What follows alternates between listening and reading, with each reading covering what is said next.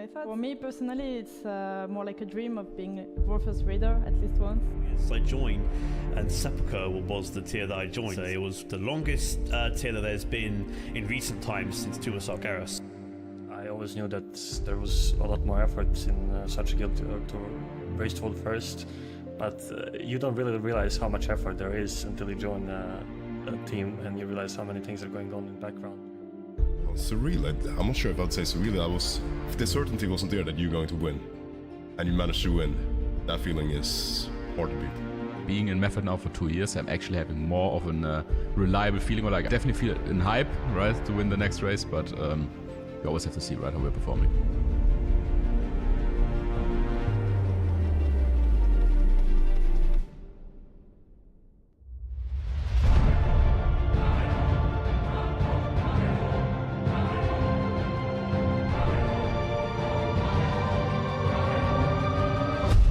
What is that? There, in the caldera. Fyr'alath.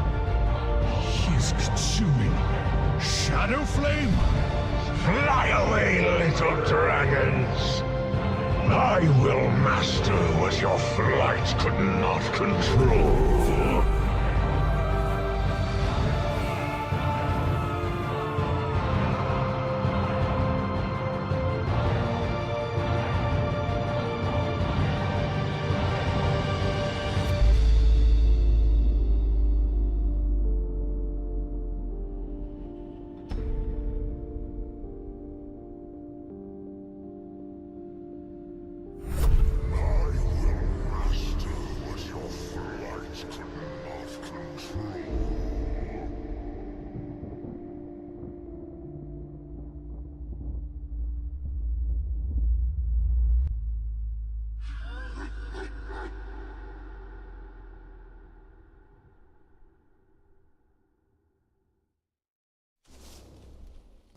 Boys, gals, and non-binary pals, welcome back to Method's coverage of the race World First Amirdrassil.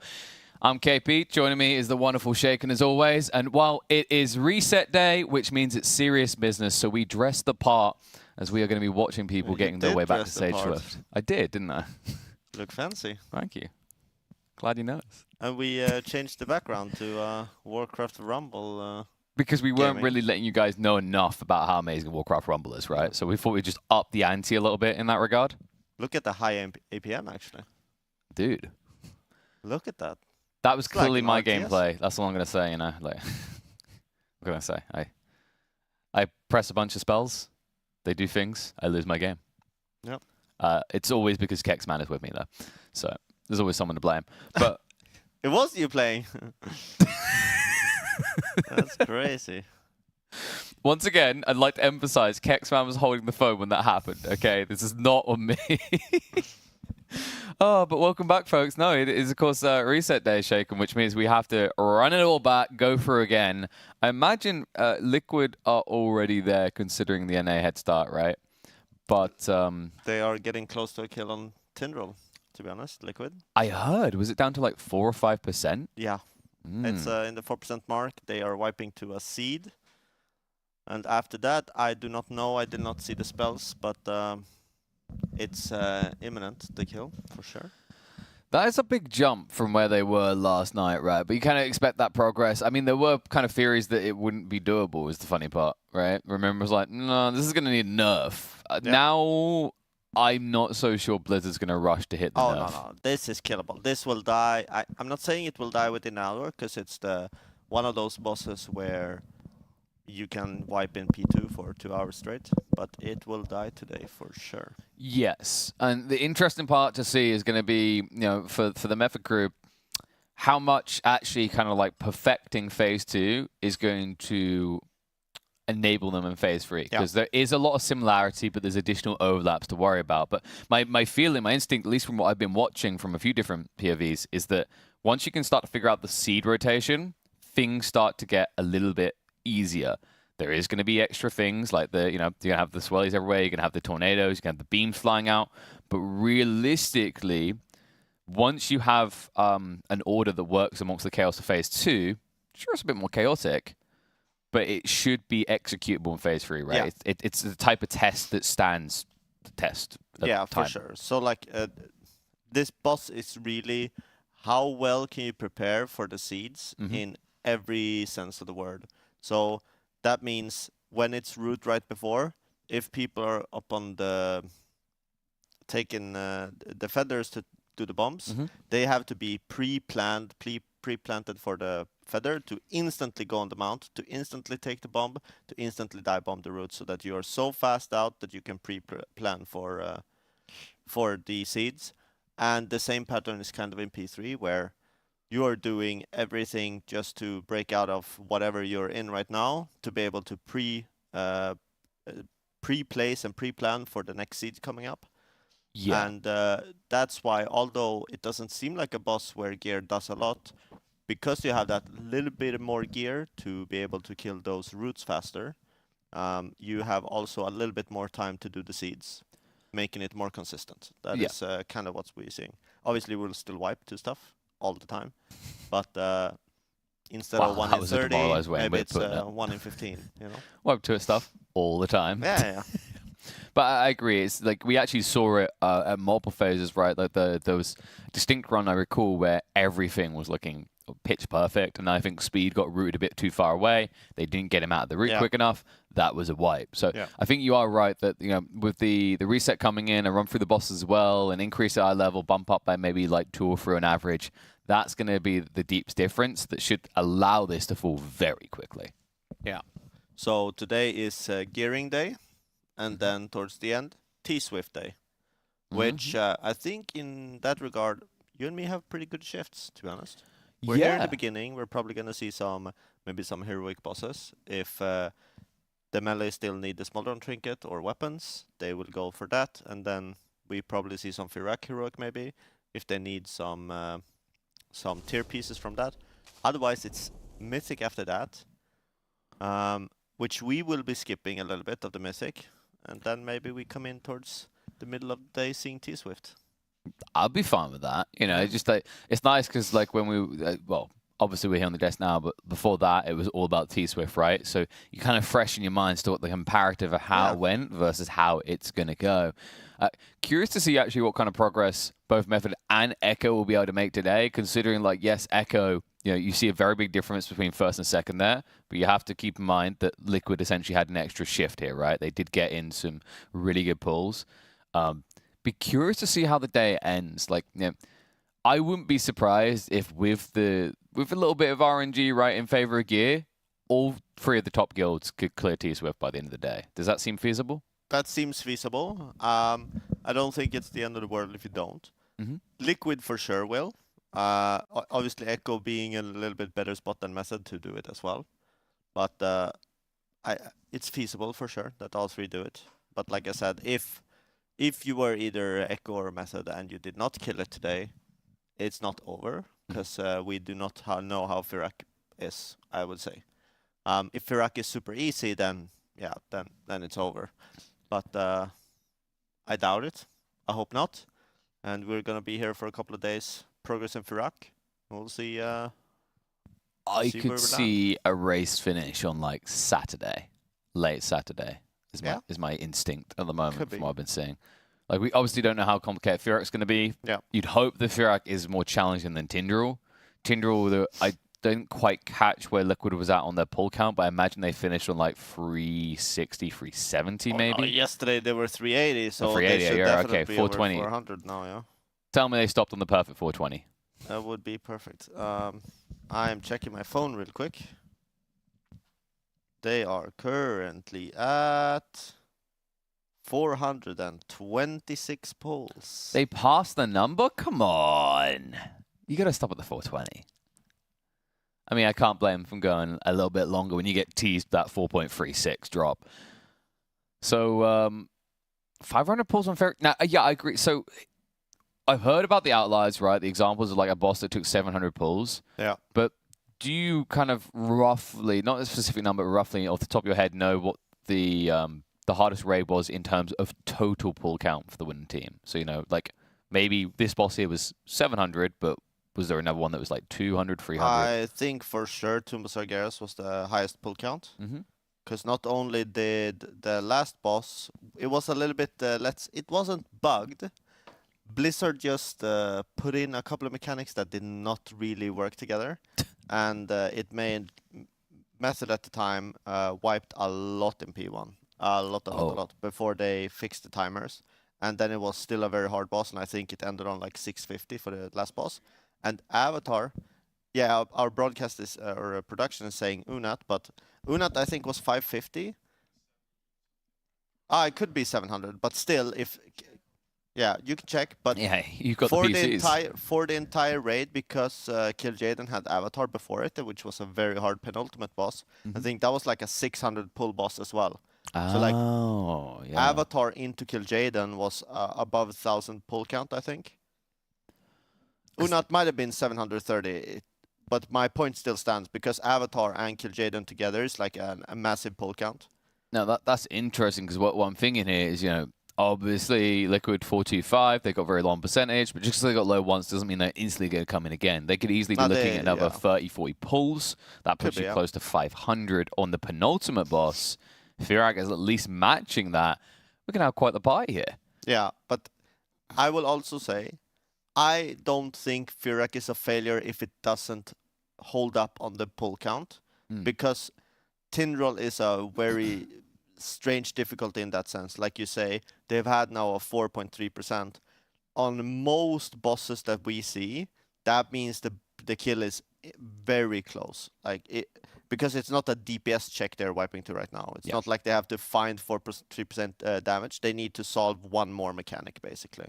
And when you're at that point, in normal terms, it should die within very close time or close proximity to now. However, because of how T-Swift works, you can easily make a wipe in P1, you could wipe in P2, and you could be here for like another hour just doing that, yeah. That's fair, especially considering the thing that I'm looking at when it comes to Fyr'alath is I think that phase 3 is a DPS check. Right, because you're clued on the clock, you only have 4 seeds maximum, so you are very limited on time. Theoretically, Tindral, you could keep cycling mechanics until you run out of mana, is the thought right there, a little bit different. Kind of, yeah, because I don't think anyone is close to execute or enrage, I mean. And then on top of that, the other thing to consider with Fyr'alath is when you look at phase 1 and phase 2, phase 1 looks like a cakewalk in Heroic. I'm hoping it is not impossible, but next impossible in Mythic rather, in that I want those seas to feel threatened, right? Yeah, it for sure. needs to feel threatened. Yeah. And if you remember in Heroic, quite often, the fire would have been half progressed by the time they triggered phase 2. Yeah. It's way too easy. Yeah, I agree with you there completely, where we want to see those P1 fire coming into play, and if it doesn't, it's sort of failure, I would say. But I think they'll manage. It should be easy enough. So back in the splits we go. Of course, opening the day on the Naru. We'll progress through pretty fast. I mean, how much? Yeah. But I was saying, because of Avatar into Kill Jaden, I don't think it comes close. Because Kill Jaden is 650, and Avatar as well, I think, was 600. So if penultimate boss and ultimate boss only together in Tombs Regares, I think it's 1200. And that was for Method, which were by far the best guild at that point. So Team Sargeras took 1,248 pulls, which is the most of any recent tier, and the last 2 bosses took 454 pulls and 655. I was off on Avatar, but yeah, it's still 1,200 number. Clearly, I didn't read that from chat. I've just been doing that much research. What can I say? Tombs Regares was an insane tier, to be honest. Well, fingers crossed, Fyr'alath will be able to get us close to those numbers. That would be impressive. Of course, these early bosses, less so, as Naru is going to flop dead. So I will say there is no HP bar because we are doing heroic splits. So who cares? Just mash your face across the keyboard and it dies. So today we will be talking about whatever we feel like. Yep. I remember when the production was like, the opening shift, this is a big deal. It's going to be a lot of action. I'm like, Wait, so Bulgar was that close? I guess it makes sense with Halondrus and Rygalon. Because Londrus was Londrus not like a 650? Nah, Halondrus was probably like a 300-ish. Really? Okay. I thought We're maybe it'd talking be, the world first. yeah, I thought maybe it'd be closer to like 500 at least there, but because like the highest one you were saying was, so there was one up that was up at like 750, wasn't there? No, I don't. I mean, for some guilds, maybe, sure. Okay. Like, I don't remember exactly. Like I said, in Tumas or Garrus, if we want to go crazy, like we've seen Skyline pull over and over again. I'm pretty sure there was a alpha at the time killed Kil'jaeden on like 1400 pulls alone on the one boss. I'm curious, considering Skyline's like approach, guys. Let me know in Sargeras what was their pull count, if someone knows. Considering the way I've heard them described is it's kind of like watching lemmings. Yeah, I mean they're in a breed of their own. I don't know. It seems like it's like a Chinese culture thing, maybe. I don't know, because a lot of the Chinese guilds do the same thing. Really? Okay. So they just don't stop to assess, like go. Yeah, go. I mean, obviously, I have no idea how they do their stuff. To me, guess... it seems crazy, but here they are, you know? Yeah, maybe it's kind of like an internal thought process. Is like in their brain, like, okay, no, we know. Like, you know, the worry of doing that is what you might know is, wasn't my fault. It's that healer's fault. It's like kind of, it doesn't become so much of a puzzle anymore. It's more like, yeah, we're going to pull it until everyone knows exactly what to do in every situation by themselves. We're not going to solve it together. So education through pain. Yep. Sort of, yeah. So, did you hear Rage having to have this boss explained to her yesterday? Her guild didn't quite get it. That in the so Gira picks up 2 of the weapons, right, when you're playing a mythic. Did Rage do mythic? I think so. I think she's doing mythic. No, it was heroic. Okay, on heroic she had this little bit of a bundle. She was like, no, so yeah, it wasn't the 2 weapon pickup. It was the fact that obviously you have to soak all 3 weapons. Yeah. 1 each phase, different weapons, different effects. Yeah. And she's like, I don't get it. We've soaked like 2 of the weapons, and then like she just gets mad and dies. And I'm like, have you soaked the 3rd one? And the look she gave me was like, this man does not know mechanics. Instantly goes and finds Corella. She's like, Corella, do you have to soak the 3rd weapon? And Corella's just like, yes. I'm just in little fist bumps. I'm like, yeah. Yeah, that's pretty good. Yeah, I think she owes me some loot for that. Yeah, they would have been stuck there the whole time. But I'm a little bit surprised that they're doing full heroic splits. I wonder if these first 2 runs are gonna be get lockouts to the bosses that they want. That could be the case. But is the benefit maybe just getting kind of a more even balance of loot, right? Because obviously it had a few outliers. We were talking before about bangers having a low eye level. I think Quep has been the same. Sure. Yeah. You could do runs like that, yeah. But yeah, like I said, it completely matters on what they need. Obviously, they know what they need eye level wise, and maybe they are doing the absolute minuscule improvements of eye level is worth to do even this week because they believe that Fyr'alath would also take a couple of days. So obviously, it comes to the point where how much time do we spend in splits even this week? Because now we see Liquid killing Tindral. Fyr'alath has to be a hard boss for us willing to spend a lot of time mattering. Do you understand what I'm trying to say? Yeah, it lights a literal and figurative fire under your ass. And okay, if they're there, we're hoping that Fyr'alath is going to be a bigger challenge. But as you already highlighted, thinking about the phases and what we've seen in Heroic, doesn't necessarily seem like this boss could be as big of a mechanical check as Tindral consistently is. So that that is in your mind at all times. But then again, no one expected Tindral to be what Tindral is. Yeah. So Fyr'alath could be even worse than you would even imagine. But then the other way around, it could also be easier than you imagine. Did people feel like Smolderon was going to be that big of a concern? Because I feel like the talk that came out was that, only with helpers. Sure, in Heroic, but I think Smolderon for Mythic, everyone was very hyped about it. There was talk about another Sludge Fist and stuff like that. And Sludge Fist was an absolute beast of a boss. Now, Liquid sort of stumped Smolderon pretty hard last week for a world first kill at like 40-something, 50-something pulls. Was impressive.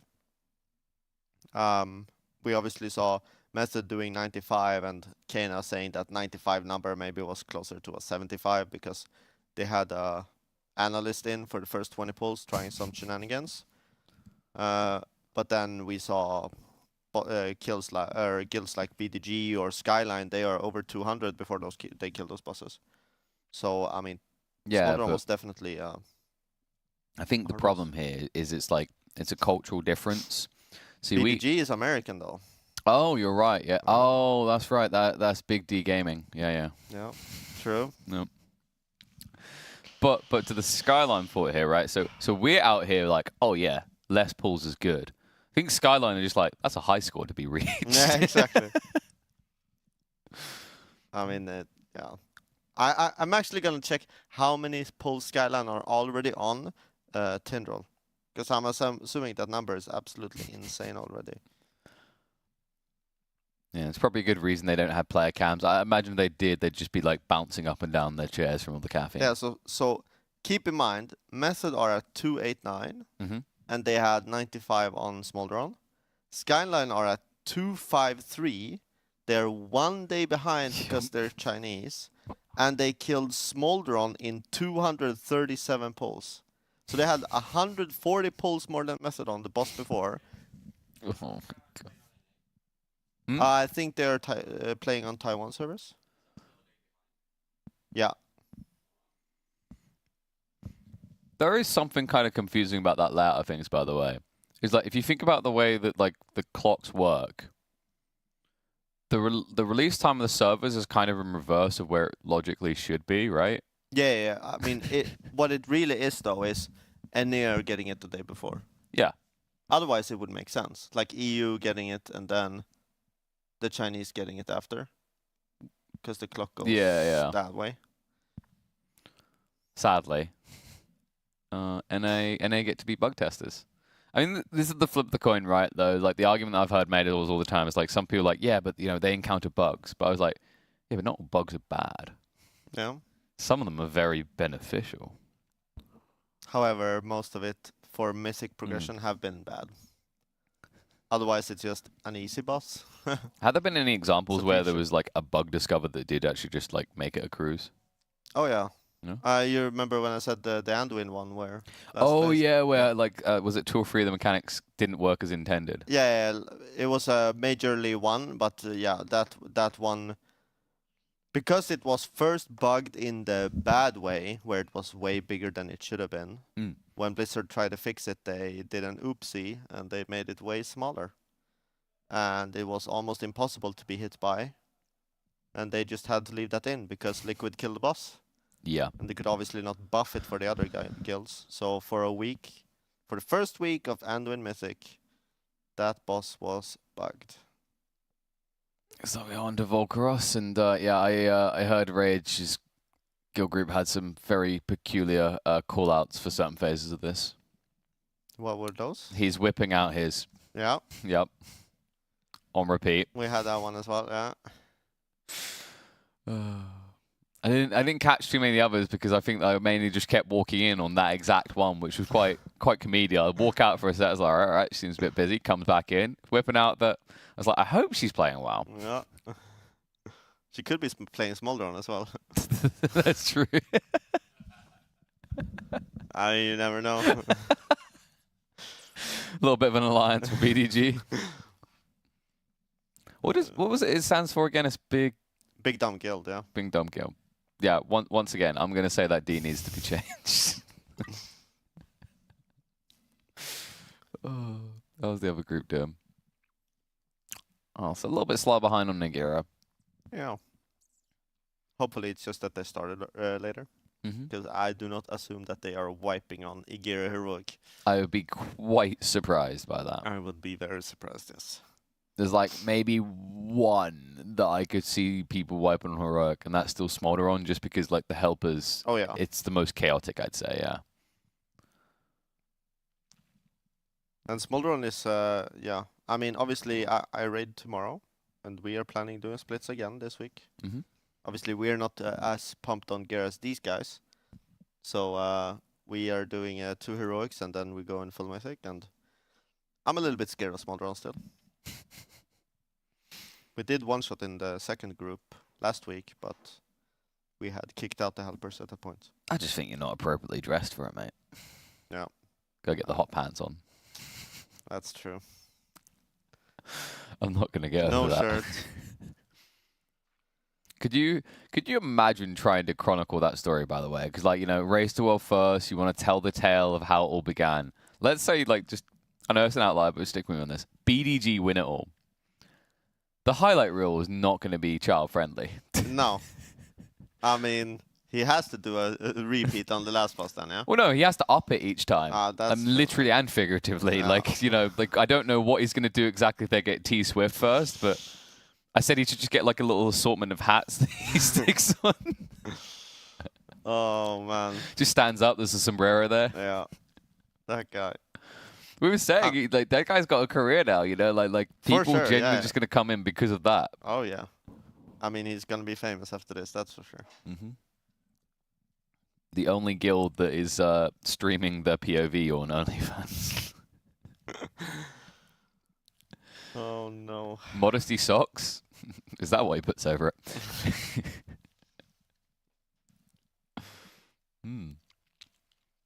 How is the chat feeling about the splits today? Because I don't know how long the gearing process these is, but trousers? if we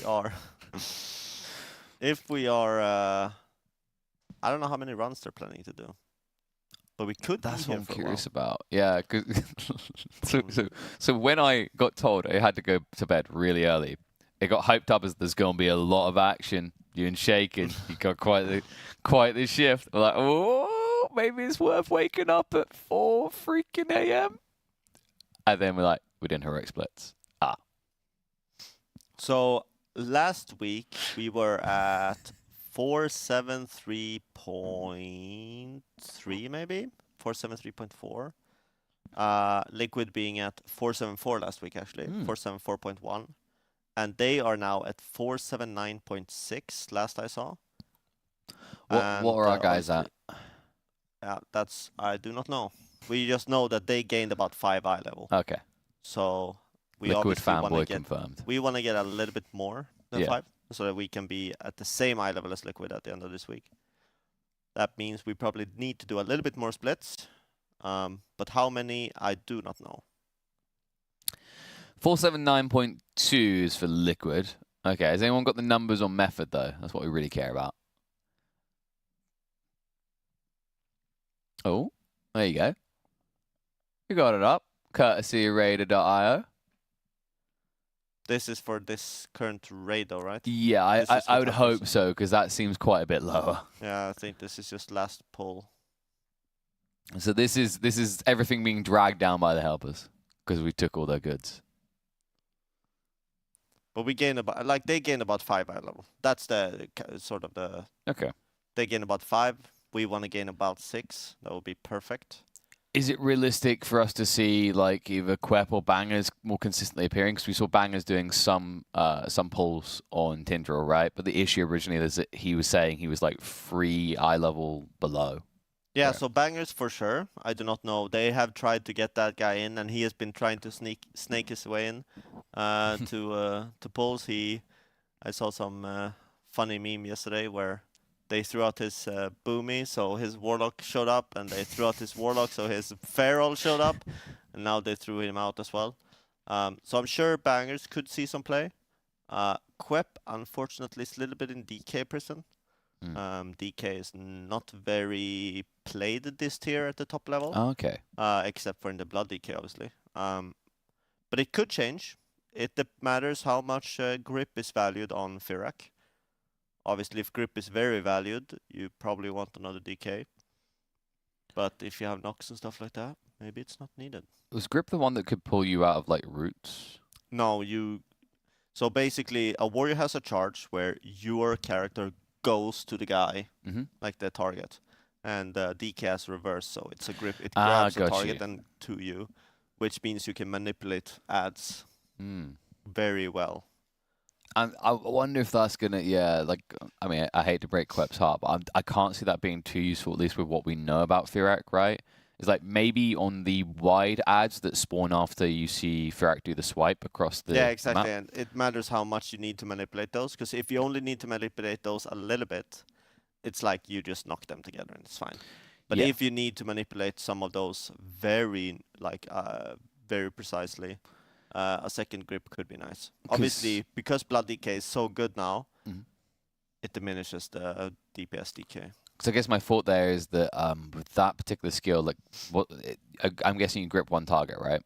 Or can you grip multiples? You can grip one only, but there's also this spell that became a big spell in Shadowlands, Abomination Limb, which does like multiple small grips to you all the got time. you, yeah. So maybe that could be useful if you need to hoover them up to the center. Because something I did notice with those particular ads on Fyr'alath is like they needed to be stunned. That they need to immediately be stunned because their damage output was so high. Yeah. So and because of you need to be stunned, it would be useless to like run out and stun each individual. But what you want to do is like you want grab... me to get subtitles up from Swedish? So what you want to do is like you want to bunch them together first, and then a very good spell from the evokers is Oppressing Roar, which increases the CC that will be landed on the target. And then you AoE stun all of them. Okay. Well, we had enough of watching someone slap it out on the table. Yeah. Let's go for some Super Mario Sunshine. I was still disappointed this boss wasn't more of a challenge. Oh, and this week you're going to be even more disappointed. This is what, like, we will see Method absolutely stomp the reclear on Mythic later on. Oh, yeah. Like, it's insane how few eye level can matter so much.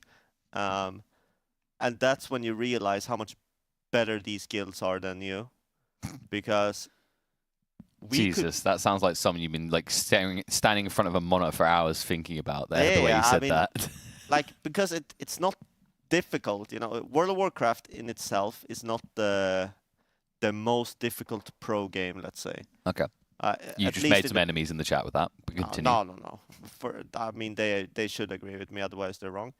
But like, if you play PvP, I would say PvP is always hard because it's based on the opponent's skill.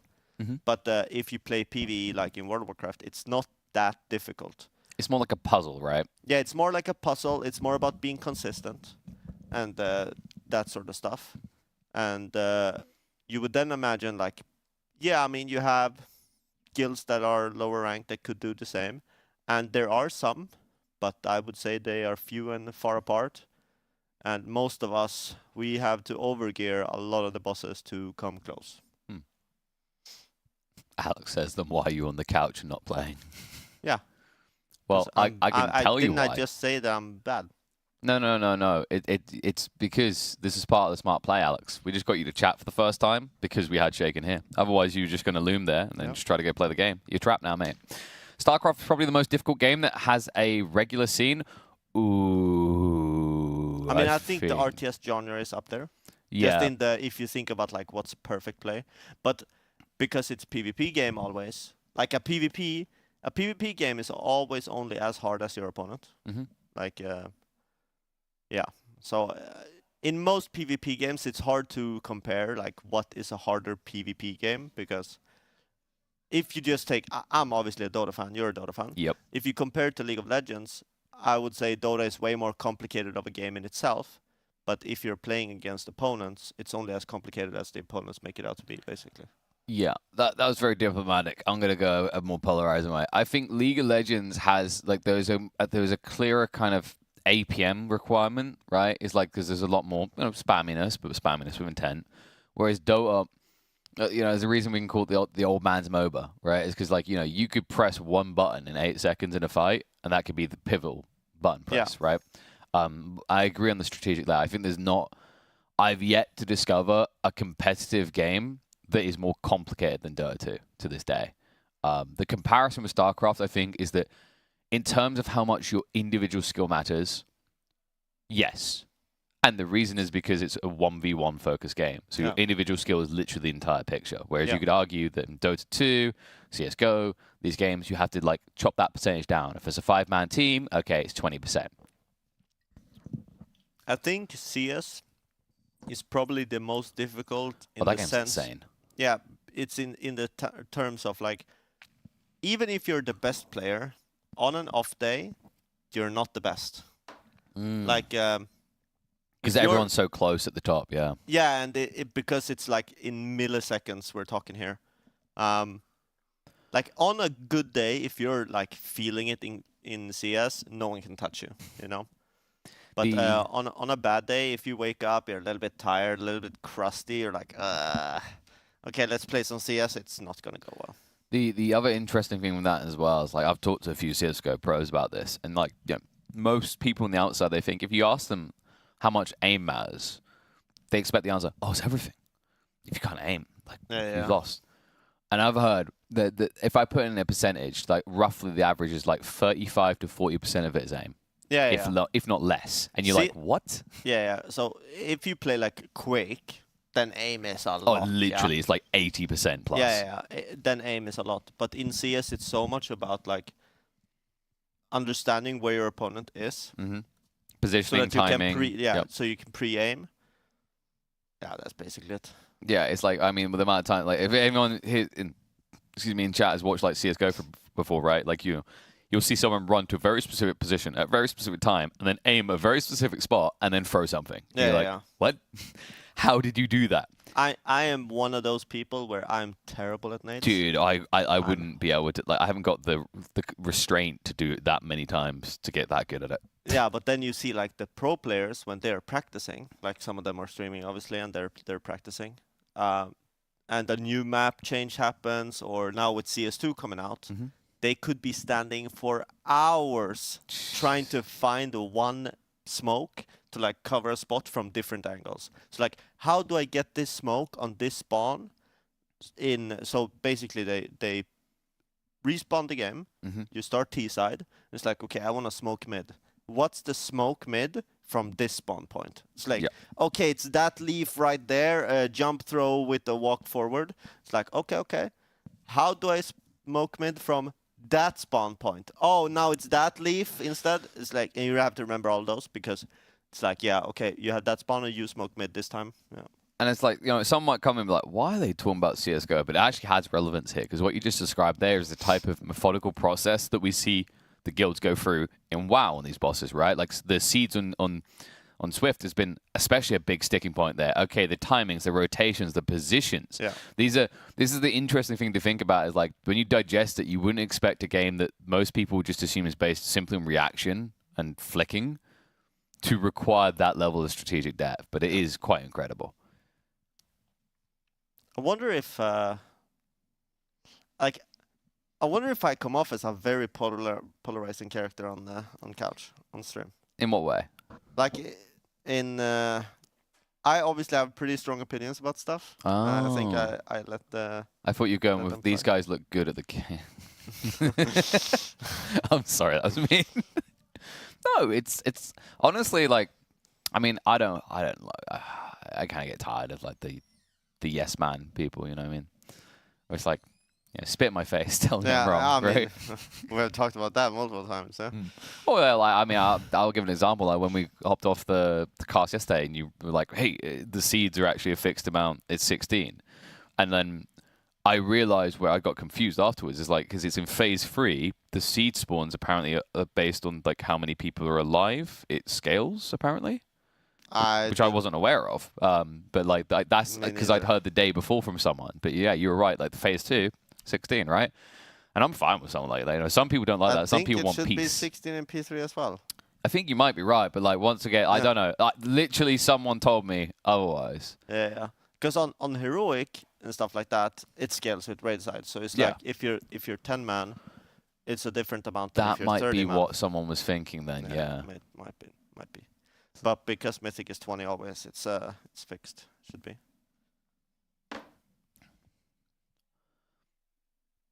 You're pretty strong in terms of information and knowledge. A bit dry. You're a bit dry.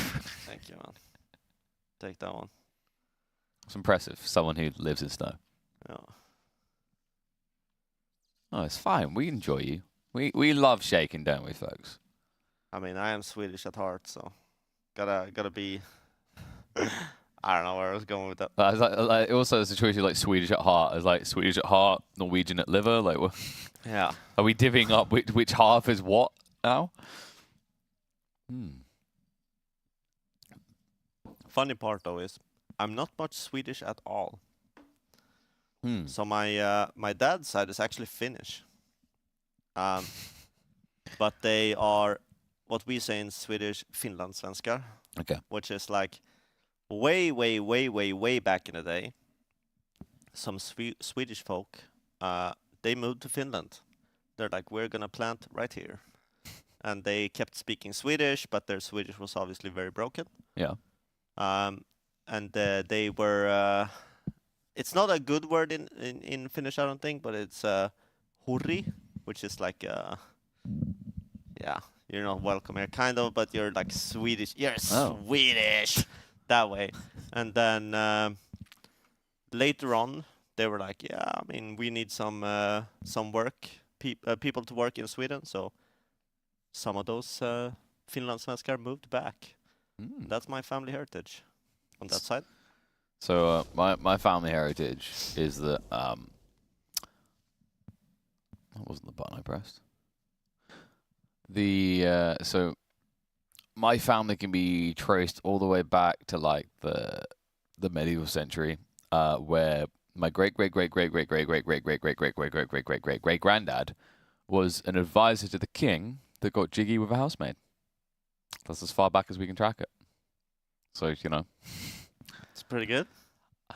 I don't know where they get these stories on those, but my grandparents, like, they done one of those, you know, like the track the family trees, and that's what they come back with. And I'm just sitting there, I'm like, I'm pretty convinced these people, like, they just have creative writers in a room that just be like, okay, today this person is the offspring of the court jester that had a weird relationship with the queen. Wink, wink. Like, just make them up, dude. We should open up our own little family tree website. We'll make up stories. We could do that. You were your great grandmother was conceived in the icy snows of the northern Norwegian hilt. Yeah. And that wasn't the only hilt involved in that experience. No, for sure not. But yeah, it's like Scandinavian history in that regard is very strange because obviously Sweden has had ownership of what we today call Finland and Norway for multiple times and multiple years. So a lot of mix and matching, I think. I mean, from various backgrounds. I think everyone there has owned. Actually, no. It's basically Sweden and Denmark that have owned everyone there at some phase. Yeah, basically. The Norwegian people just kind of chill. They're like, we want to be. Yeah, exactly. The Finnish, of course, are too young. Yeah. I mean, out of every Scandinavian country or even like Nordic country, Norway celebrates their like national day the most, 17 May or 17th of May, and it's basically when they got free from us. That's they're very happy about that one. Hey AJ, check out a timeout. Yeah, should be any second now. Oh wait, actually, I just realized this is the power I need, mate. This early in the morning, this is like the power jerk that I look for, you know? Yeah, get him. Power jerk may have been the wrong choice of word. So we got, what is that? Is that AJI, I think? Yeah. Aji the dude. Bye. Oh, that's a nice little power right there. Ah. And we see Rage Darling timed out. So which means when they're like, if this guy turns out to be like the secret CEO of Method and SCO reports to him, I'm not getting fired. Yeah, exactly. Heroic splits, huh? Do we need the pom-poms again? Yeah. It's almost time. It's almost time. You still go over another hour. You know what it's time for, though? To tell you about our sponsors. That's one of them. We'll talk about those guys later, though. For now, I need to tell you guys about our partner for the coaching side of things. You know, these Raiders, it takes a lot of mental fortitude. It's not just skill, it's mental fortitude. If you want to be able to train and understand that, though, it's important that you get advice from some of the best in the game, which is why we partner with Metafy and have all of our raiders sign up there. You can go get one-on-one sessions with the best in the game to become one of the best yourself. Exclamation mark Metafy to take advantage of that. And you also may have noticed that our raiders are looking rather comfy. Look, what, by the way, can we talk about Lorgox's form there? You're seeing that, right? Look at him. The posture on this man, you saw it from the back, right? That was actually perfect posture. That's how you should be sitting. And the cool thing is that chair helps a lot. That's a Humanscale chair that is allowing him to get his spine in good shape. Not that it really needs any help with a man this buffed up, but someone who might need that kind of assistance, I mean, I can imagine Quep wouldn't deny it. I imagine maybe Bangers has been feeling it as well, right? This is usually uncomfortable. He was saying he's never felt so cozy, though. That's all because of the Humanscale chairs. Exclamation mark Humanscale in the chat to take advantage of that. These are phenomenal chairs, and we do have a discount code available for you guys, courtesy of Method, specifically Method20, to get 20% off a chair that should last you a lifetime. While we're at it, you always need to pay for this stuff. So be sure to check out Stepstone if you're looking for a new career, especially if you're interested in moving to Germany after being here for a while. I can tell you it's actually quite a nice place to be. Yeah. My favorite part as a very unhealthy person is that there's kebab shops literally everywhere, so I'm sorted for life. Start that next career. Exclamation mark Stepstone to see if there's a job waiting for you. If you've got any software dev skills, especially, I noticed they have a lot of postings to do with that. Another place that has a lot of software development going on, a lot of other things growing actually, a bustling amount of industry happening over there right now is Malta. It's kind of interesting when you see the word industry and yet it still looks so beautiful. Malta really is the place to go right now. So many interesting things to explore there, even around this time of the year, not to mention the remarkable cuisine. I'm a very big fan of Mediterranean, but you also get that Mediterranean mixed with the Greek, still mixed with the Sicilian heritage, all in one place. Exclamation mark, visit Malta to check that out. And finally, before we get back to I say get back to, I can already hear you go, no, please, God, don't. Before we get back to heroic splits, I need you guys to split away from that painful experience and go to a rewarding one.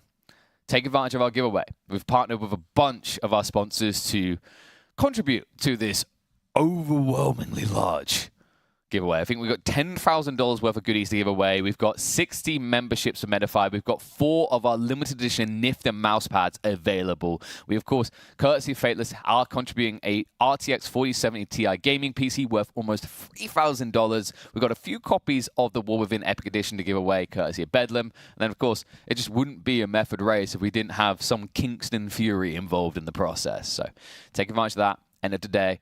And when you're done doing that, and I've actually given you an opportunity to save thousands of dollars, maybe contribute $1 or $2 to charity. Yeah. And suffering. For a good cause, obviously.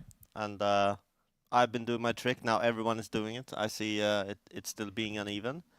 So I just want to point that out. It is. I'm on board with that. We've been keeping it going. And, every time someone like Roman's like, we need to fix this. Yeah. There's always a shaken fan in the chat. It's like, we need to break this, which I love to see. It's perfect. Just the way I like it. Without doxing yourself, Lord Ostan, where are you from in Norway? Because he said his dialect must have made some weird noises when he's speaking Norwegian.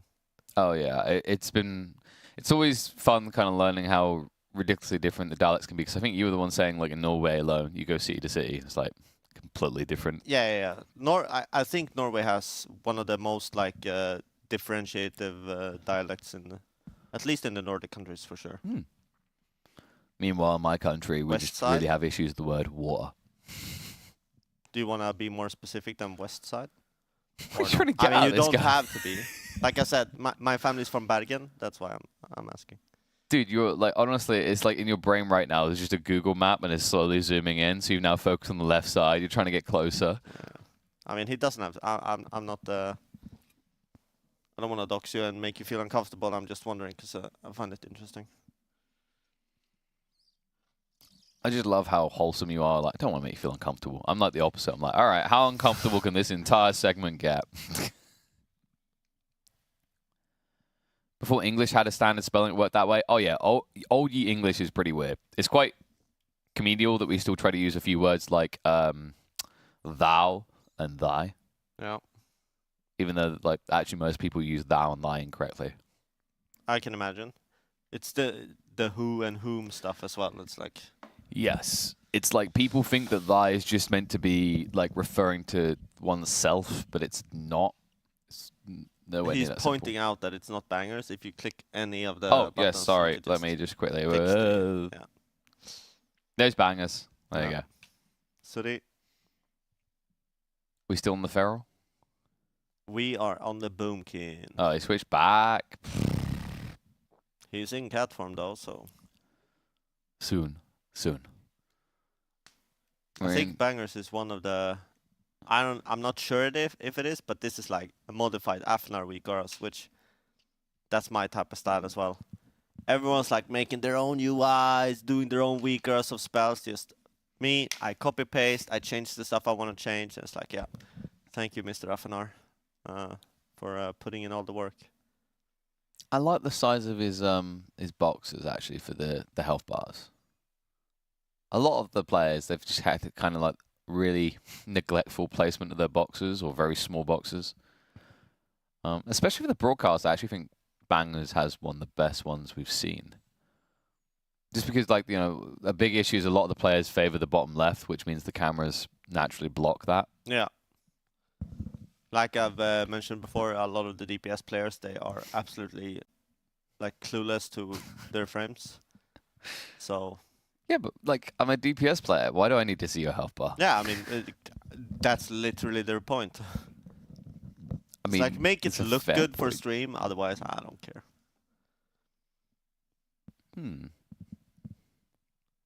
Wait, no. No, don't go there. It's bad enough that we're doing splits. Yeah, it's looking at what item do I pick, but I'm surprised. This is a like a bad character, let's say, because he just picked an item. That means this is one of his alts. They obviously did a lot of heroic last week, so he's like, yeah, I'm just gonna improve a little bit of eye level here, a little bit of eye level there. Okay. Honestly, I was worried that for a second there he was clicking on the dungeons. Oh no, it was. That was deep breaths from me. I was like, no. So please. how World of Warcraft works nowadays is if you have done content the prior week, you get to choose between items like based on how much you're doing. Oh. So since he has been doing heroic raid on all of his characters, they can like choose one item out of heroic.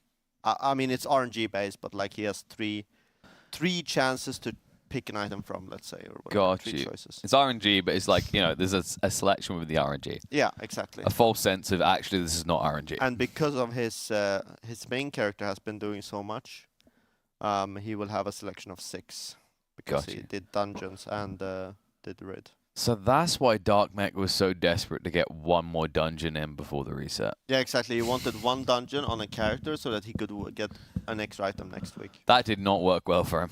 I did not see all of it, but I saw enough. I managed to see exactly. I managed to squeeze in enough. What was it? You had like, I think you had 35 minutes, and they're just like wiping about 3 minutes in. They have, I think he had. It started out great, except one hunter being a little bit low on the damage. Yeah, and also he wasn't BM, he was marksman. Yeah, Yep. which in the pugging world, you know, it happens. And then right of the next pull, the healer DCs. Yep. And I think he DC'd again after he came back, so rip to Dark Mech there. And then they ran into a room, and the Kexman is saying, oh, the room here is so brutal. And he starts the pull, it's like going fine. And then they grab a little bit more because there's patrols. It's like, okay, they wiped. We go back. A guy runs in, he grabs the patrol again. It's like, okay, they wiped again. It's like, I was saying before Dark Mech starts throwing stuff at me from backseat gaming here and being annoying, I'm going to go to the hotel. And I went and I took a nap. What you're really saying is you're like, I've seen everything I need to see here. Goes and sleeps.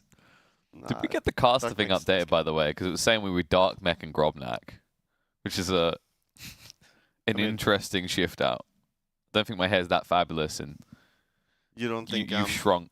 I'm not Grobnak? You shrunk quite a bit. What do you mean? You're a very petite fellow. Thank you. I hope. So always just take it as a compliment, mate. Yeah. No one can insult you if you always just see it as a compliment. Exactly. You know, it's like if someone calls me an idiot, I mean, I'll just say that just means that I can discover the world in a more beautiful way. That's true. Now, there is another word for what I'm doing there. It's called delusion. But Or you're putting up low expectation. That's also one thing, you know. that's why I've had the relationship I've had for so many years. Yeah. Set low expectations, never raise them. I mean I mean as in I set a like what the expectation. I need to really reword that so that I'm not sleeping on the porch. I was the low expectation, Yeah, right? yeah, I understand what you're Yeah, saying. yeah, I yeah. can read between the lines, you know. Please do. What a depressingly simple boss. I was heartbroken about this one. I just imagine your partner being very mad at you right now. You're kidding, right? It's literally like, I mean, it is 6 a.m. there right now. Even my daughter ain't gonna wake up this Yeah, early. that's true. I'm safe, okay? No one clip it and ship it. Thank you very much. Low expectation. Never raise them. It's like, yeah. The bar is over. it's right here, okay? That's funny. The only bar involved in this is the one I'm gonna have to drink from just to try and forget about this. Well, actually, I need her to drink from, which she forgets about it. Yeah, that's true. I still wish that this boss, though, like I was saying the other day, this could have been such a cooler boss if, like, the lines were alternating. So they just kept switching every few seconds, and there was, like, double the current lines, you know? Yeah, I understand what you're saying. That would have been pretty epic. Because then I think there's, like, maybe some whoopsies on the ads running across the lines, which, of course, forces a raid wipe. Then also the third ad, which has, like, the whole shroud, that the fog that it throws down in front of it, would be more frustrating to deal with. Yeah.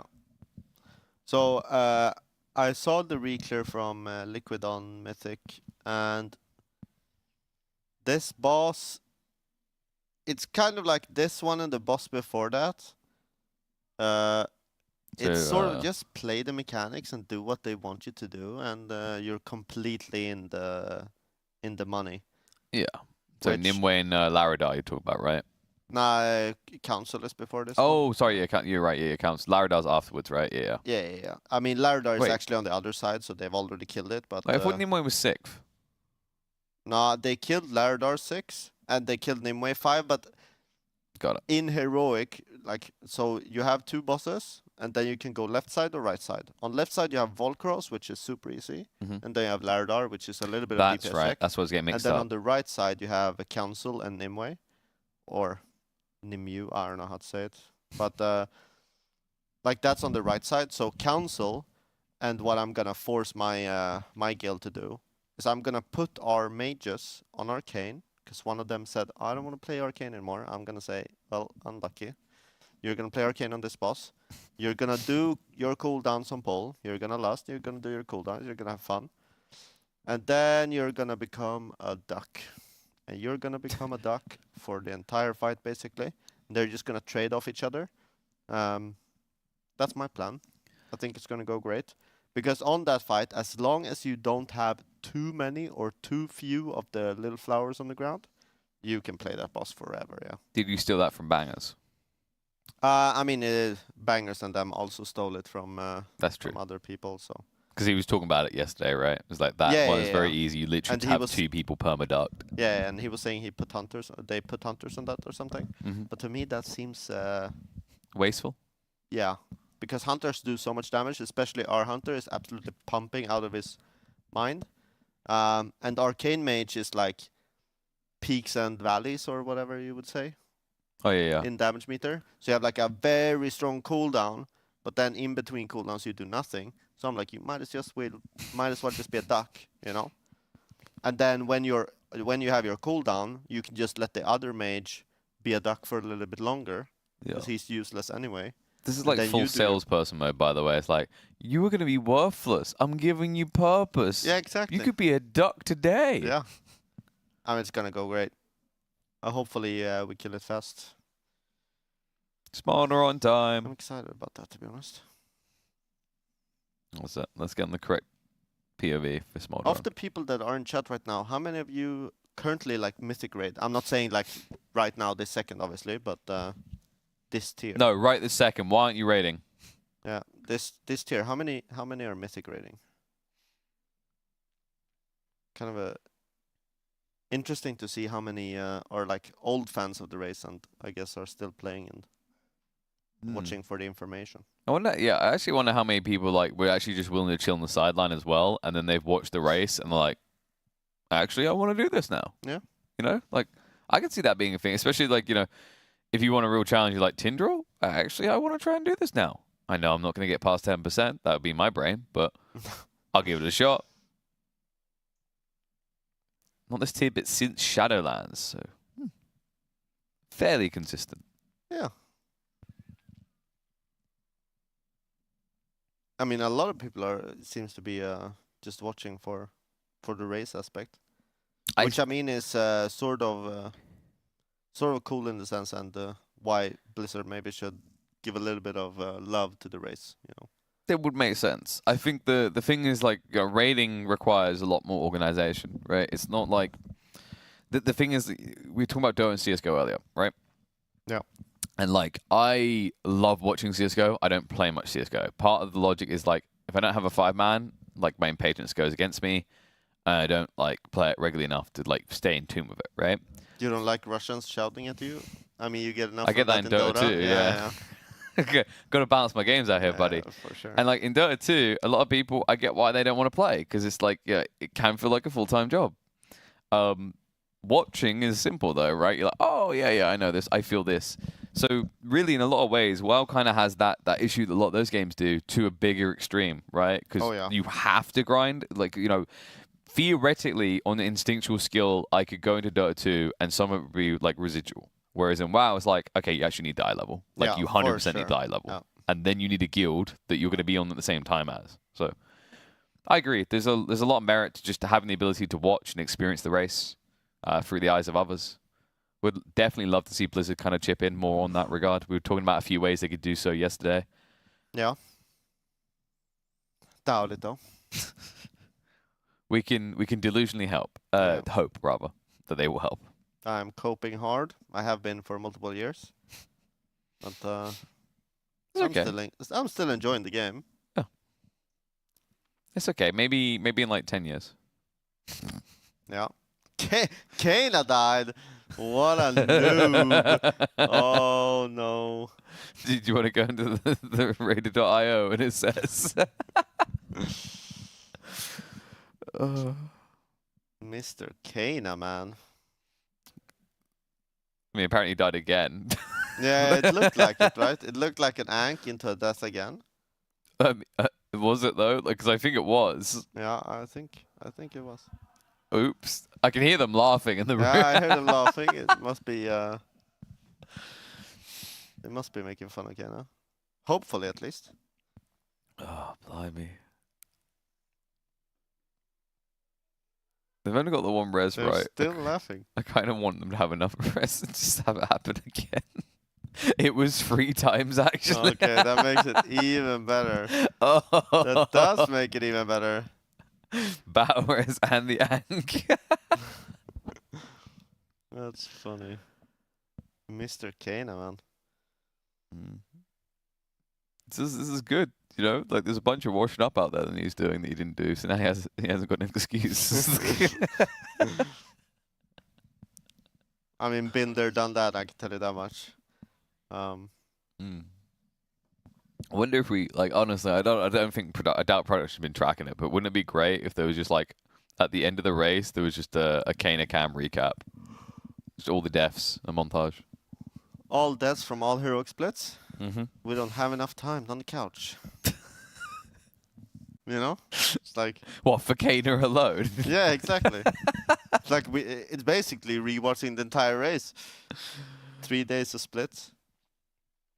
My favorite part is just like Kana is in pain because Doopsy keeps sneaking in and changing his background to it's like a picture of him that he doesn't want. I saw that tweet from Cruella. I think it was. I think it was Cruella, yeah. And she's sitting right next to him. I was like, actually, you know, this is a perfect time. I feel like my mistake. We should have done this sooner, actually. No trinkets. We should have went into the PTZ.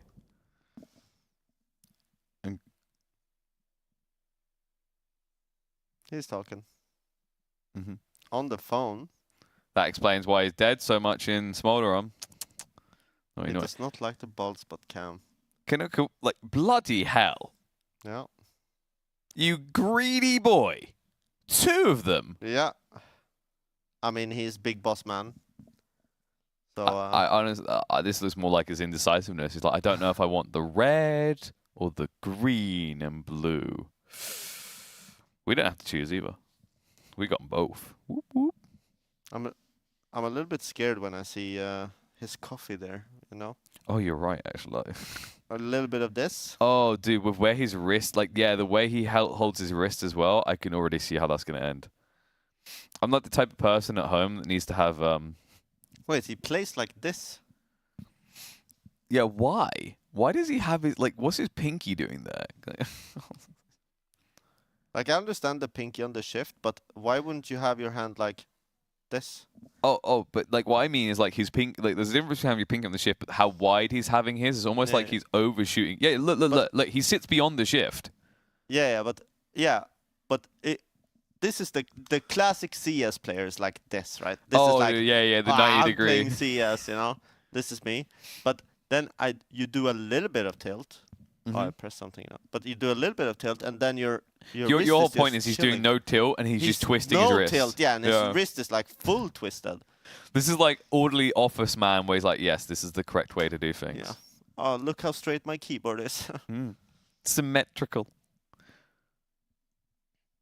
But let's not check his the phone. most demon thing I've ever seen is Viklund, an old Massive player, to be honest. He does this with his pinky, like he completely makes it like a tentacle. Oh yeah. When he plays, I don't get it. There's like it's like full twisted. One of the crazy ones is like, have you seen what Shroud does? No. It's not with his keyboard, it's with his mouse. Like because he's palm grip, right? But he positions, like he has his finger in such a position that he moves like the tiniest. You can't even see him doing it because it's that small of a movement, and it forces a click. So like if you ever watch him play so perfect example, someone looks up Shroud Hemlock in Apex Legends. It's a single, like he puts it from burst to single fire, and it's like it's full auto like an SMG. It's like right because he moves like it's literally 2 millimeters if that, and it forces a click. Really? And I can't do it because like I fingertip, right? So I'm further back like this. There's no way I can do that. Yeah.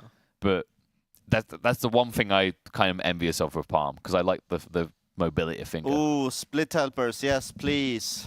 Go. Yeah, now's your time. Quick, get in. Get and paid. I'm assuming from Nuki could correct me if I'm wrong, but I'm assuming this time around you're a little bit more lenient at eye level. You just need the bodies. Because we now have the gear, so exclamation mark splits and go into the Discord. And if you Help hesitate, the boys out. If you're worried, get some gold.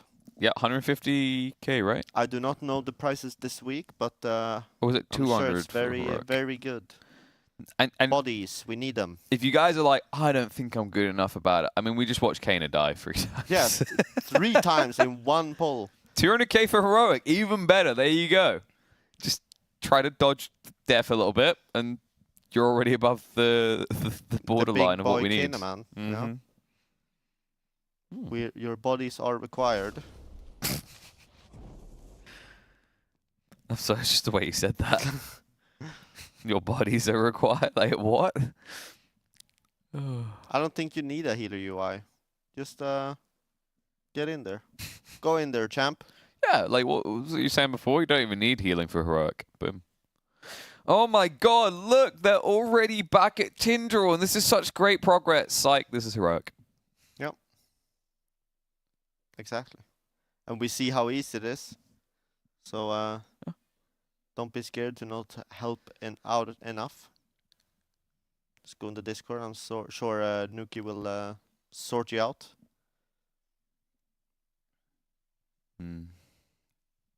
It's interesting, actually, how many of them didn't know about the vigor loss when you hit the fire orbs. Actually, the vigor. What was it? Vigor that you lose when you hit the fire orbs. That's possible. Yeah, apparently it's -3 every time you hit one of the fire orbs. Okay, yeah, that makes sense. Why I have no vigor. Mm-hmm. To be honest, I just skip everything. I just run to it. Oh yeah, you're silly. Going on the right side and be like, I got there quickest. Yeah, exactly. Like mathematically, Like, yes, yeah, of course you did. You guys go get the orbs. I'm going for the boss.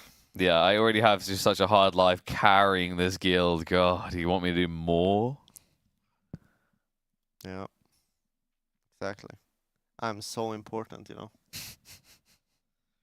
It's crazy. The thing is, you almost sounded sarcastic even when you didn't mean to. True. That's one of the very annoying things about being British. I mean, there are many things, but as Europeans will tell me. But one of the most annoying things is like the amount of times where I make a sarcastic comment and you could post it on r/whoosh is ridiculous. Like it just goes over people's heads. Yeah.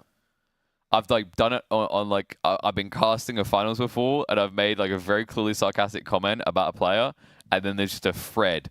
I can't believe Killer Pigeon said this about that player. I'm like, bruh.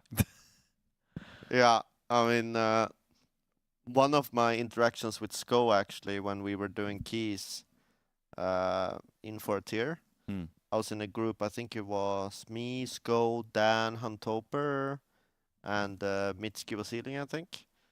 And I died to one of the M+ mechanics at the time. I think it was like he spawned like a big guy. You had to dodge like orbs or something. I died to it, and he's like, bro, you can't even dodge one mechanic. What are you doing here? You know? I was like, oh my, what am I doing? You know? And then he's like, just laughing. He's like, okay. You start crying. Like, Scott, I'm trying. Dude, that must have been rougher, actually. He can be like deadpan, and he's like full memeing. Oh yeah, that's what I was gonna say. Like with Sko, like legit, like there will be no emotion on the face as he says that. Yeah, exactly. He's like, what are you doing? Like, and then 2 seconds later, he's like just memeing. See, I'm so goofy. Like, you just take one look at my face, and you can't help but laugh. But like, yeah, no, Sko, you just start like, am I kicked? Yeah, basically, you're like, well, yeah. I mean, yeah, that's your reaction. It's like, yeah.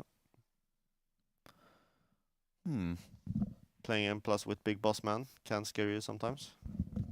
Whoop whoop. Sorry, honestly, when I was sitting here doing the Warcraft Rumble segment yesterday, I was like, please don't let him see what I done yesterday. Please don't let him see what I done yesterday. Because I decided I was going to be a PvP Chad without unlocking any talents for any of my units yet. That is unfortunate. He's actually playing that game so much. He asked me yesterday, he's like, yo, you playing? I'm like, I've tried it, you know? He's like, yeah, should be playing right now. And he was playing on the computer instead of the phone. I was saying when he was on here, I really, really hope they do like a 2v2 or 3v3 mode. Because I think from a competitive standpoint, that would be sick to watch. That'd probably be pretty funny. I was a mage player. I was a mage player, you know. I had back in the day, we didn't have that many characters. We only had 4. So I had double mage, boomy, ret paladin.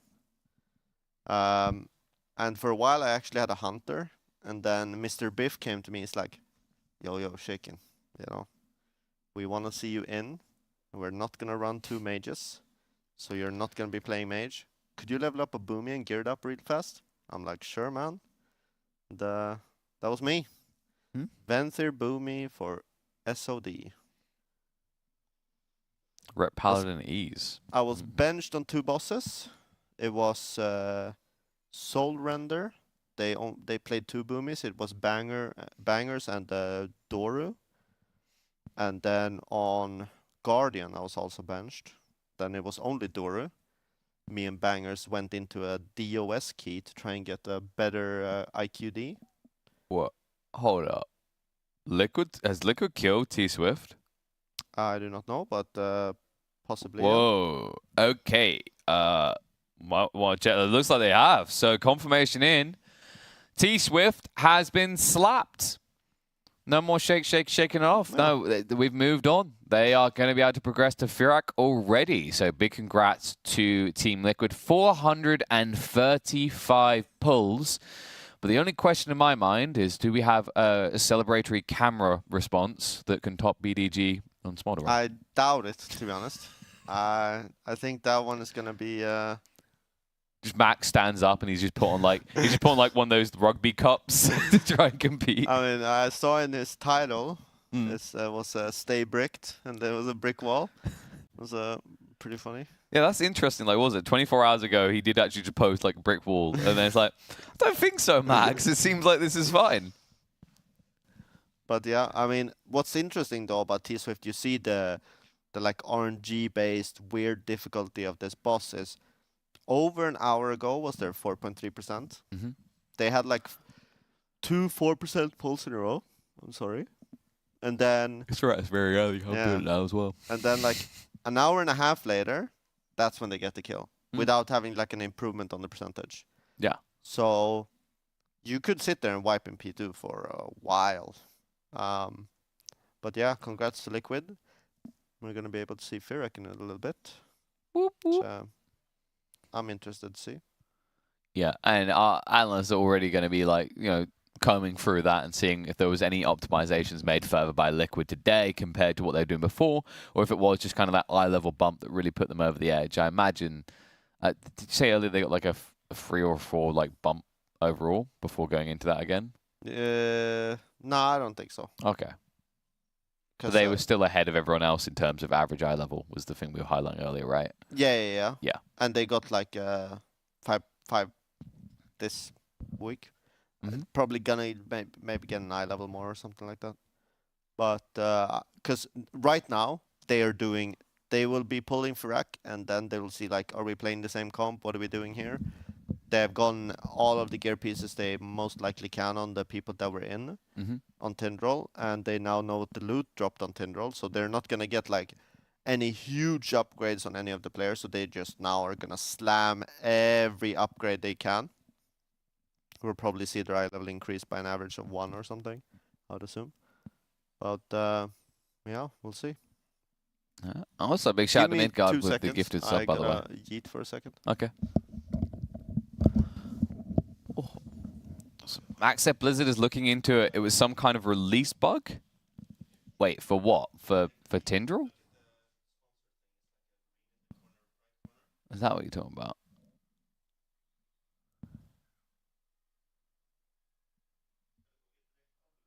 Wait, they can't res? Wait, you're talking about what we're looking at on screen here? Or are you talking about what Liquid were doing? Looks like we've got a bunch of reloads coming out. This is the other annoying thing about this boss that makes you want to get past it ASAP is those memory leaks. I mean, it's just eating into time. The longer you spend on this, I think, like compared to any boss, considering this seems to be the one with the biggest issues on performance, this is going to be the most annoying one to be stuck on for longer periods of time, because you're realistically losing out on pulls. Like when you add up the amount of time you have to keep relogging, you're missing out on several pulls across the race. Yeah. Liquid can't res. Wait, they... Oh no. Blizzard? Come on. Are they just all on the floor dead right now? I mean, I have no idea, but it seems so. I remember, what was he... Gromnak said this happened to them in Heroic, right? I think so, yeah. That's funny. So they're just role-playing floor tiles right now. Oh, man. There's loot on the boss? They haven't even seen the loot. All right. Well... Sounds to me like they forgot about Phase 4. Yeah, exactly. Dude, could you... Has Blizzard ever done that level of grief before where you're like, 1%, 0%, yes, we've done it, we've beaten it, and then all of a sudden the health bar goes back to 100% again? Sort of, yeah. So there have been a couple of bosses where when you get towards the end, something else happens, or it gains like HP or something like that. Jailer in Mythic was like that. He got a shield, and then he healed up for... It's supposed to be, I think it was supposed to be 40%, but then with the healing reduction, you made it down to like 26, 27 or something. Gotcha. So there have been a couple of those where it's like close to kill, and the boss just heals in Mythic. I remember losing my crap with like in Diablo with the final boss Lilith, where like a normal difficulty, it's like, she's dead. But then when you go through in the harder difficulty, she just resurrects in a second phase, like, what? Wait, what? Yeah. Always love those type of surprises. That is fun. God, this must be so. This is a wipe. Yeah. In heroic, guys. Ah, no, they killed it. You can apparently just. Yeah, but can you maybe loot? Exactly. We just see Method all on the floor. Can't press either. It just starts to become a pattern. You start like, wait, is something going wrong with the reset? Iron Council in Uldor. But that just healed the other bosses to full, right? Oh. That happened also in Nighthold with the council fight there. In Heroic, you could do damage to more of them at the same time. But in Mythic, in Heroic it was like it started with one and you did more damage and another one added on top. But in Mythic, all three spawned at the same time at the start of the pull. You had to kill only one specifically, and the other ones gained the abilities of the one you killed, but they fully healed to max. Gotcha. So it sounds like Blizz has rezzed a few of the Liquid members. Sounds like it anyway. Has Method had reset yet? We are in the reset right now. Yeah, we just started literally an hour and 10 minutes ago. I think they started doing their splits. Yeah, I mean, if Liquid are going offline, I would not blame them. This is in the big money, you know. Well, you don't want to give away any info. I think this is something they highlighted. Is Echo was looking and then learning, so they want to make sure that if they're going to go for Fyr'alath, it's going to be a full, fresh 16 hours. So we're towards the end of the day for Liquid, obviously. They're probably going to pull Fyr'alath until they see something they are happy with, or they get to a stage where their analysts can work away during the night. Then they will go to bed, and will wake up, turn on the streams, see where Echo and Method are at, and just blast for as long as they can tomorrow. In before the stream comes on, they're just standing over Fyr'alath's body. Wait a second. That has apparently happened before in the race, right? I don't know if it was Liquid, but there have been guilds that have done that. So back in the day, you never streamed. Yeah. So for sure. But since the race has started, I think since since Uldir, which was the first raid in BFA, was the first stream Method did. Every single world first kill has been on stream, I think. Since okay. That. But like, has there been examples where the guild comes I'm back? lying. Pieces didn't stream their world first Oh, kill okay. of Lunat. So I am lying, but every other kill than that has been streamed on the world first kill. I have heard of some shenanigans though, where like, you know, they go offline and they were 80%, and then when they come back online, they're like down to 20% or something like that. That does sometimes happen, right? Yeah. So last race, I think Liquid turned off streams. They had gotten into P3 of Sarkareth. They even turned off competition mode on Warcraft logs. Okay. So that although they are logging for themselves, other people cannot see what they're doing. And then they went to bed. They had a little quick nappy nap for 4 hours. They wake up in the morning, they turn on stream, they turn on Warcraft log competition mode, and you just see like a drop from like 40% to like 14. And they're like, we're killing it tonight. But yeah, no, we were just that good. We just improved by 26% on the first pull. You guys didn't miss much. But yeah, I mean, they did win last year, so it worked out for them for sure. So I believe the goal here is they're going to stack up to Fyr'alath again and then run all the Fyr'alaths at once, right? I do not know what they're going to do. That's the thing. But they did say Fyr'alath, yeah. But that's what they done. Yeah, they done that last time, right? So they could, because you were saying you get the curios when you do the final boss, so you can select who gets what more easily, right? Yeah, for sure. But like I said, I don't know how many splits they are going to do today. They're doing 2 at the same time, I'm pretty sure. So I do not know how many. I do not either believe that, from what I see, from what I saw yesterday, Liquid did not do full splits of Heroic. I think they only killed Smolderon and Fyr'alath in Heroic, and then... Okay. But I could also be wrong. I like how every time you just like cut yourself. Yep, this could also be wrong. Yeah, I mean, because I obviously had to sleep, so I How did dare not you. see. I did not see everything yesterday, unfortunately. All right. Oh, is it food time? Ooh. What's he got there? Looks Little like a bit of toast? sandwich. Is it a sandwich? Yeah, with ham on it. Oh yeah.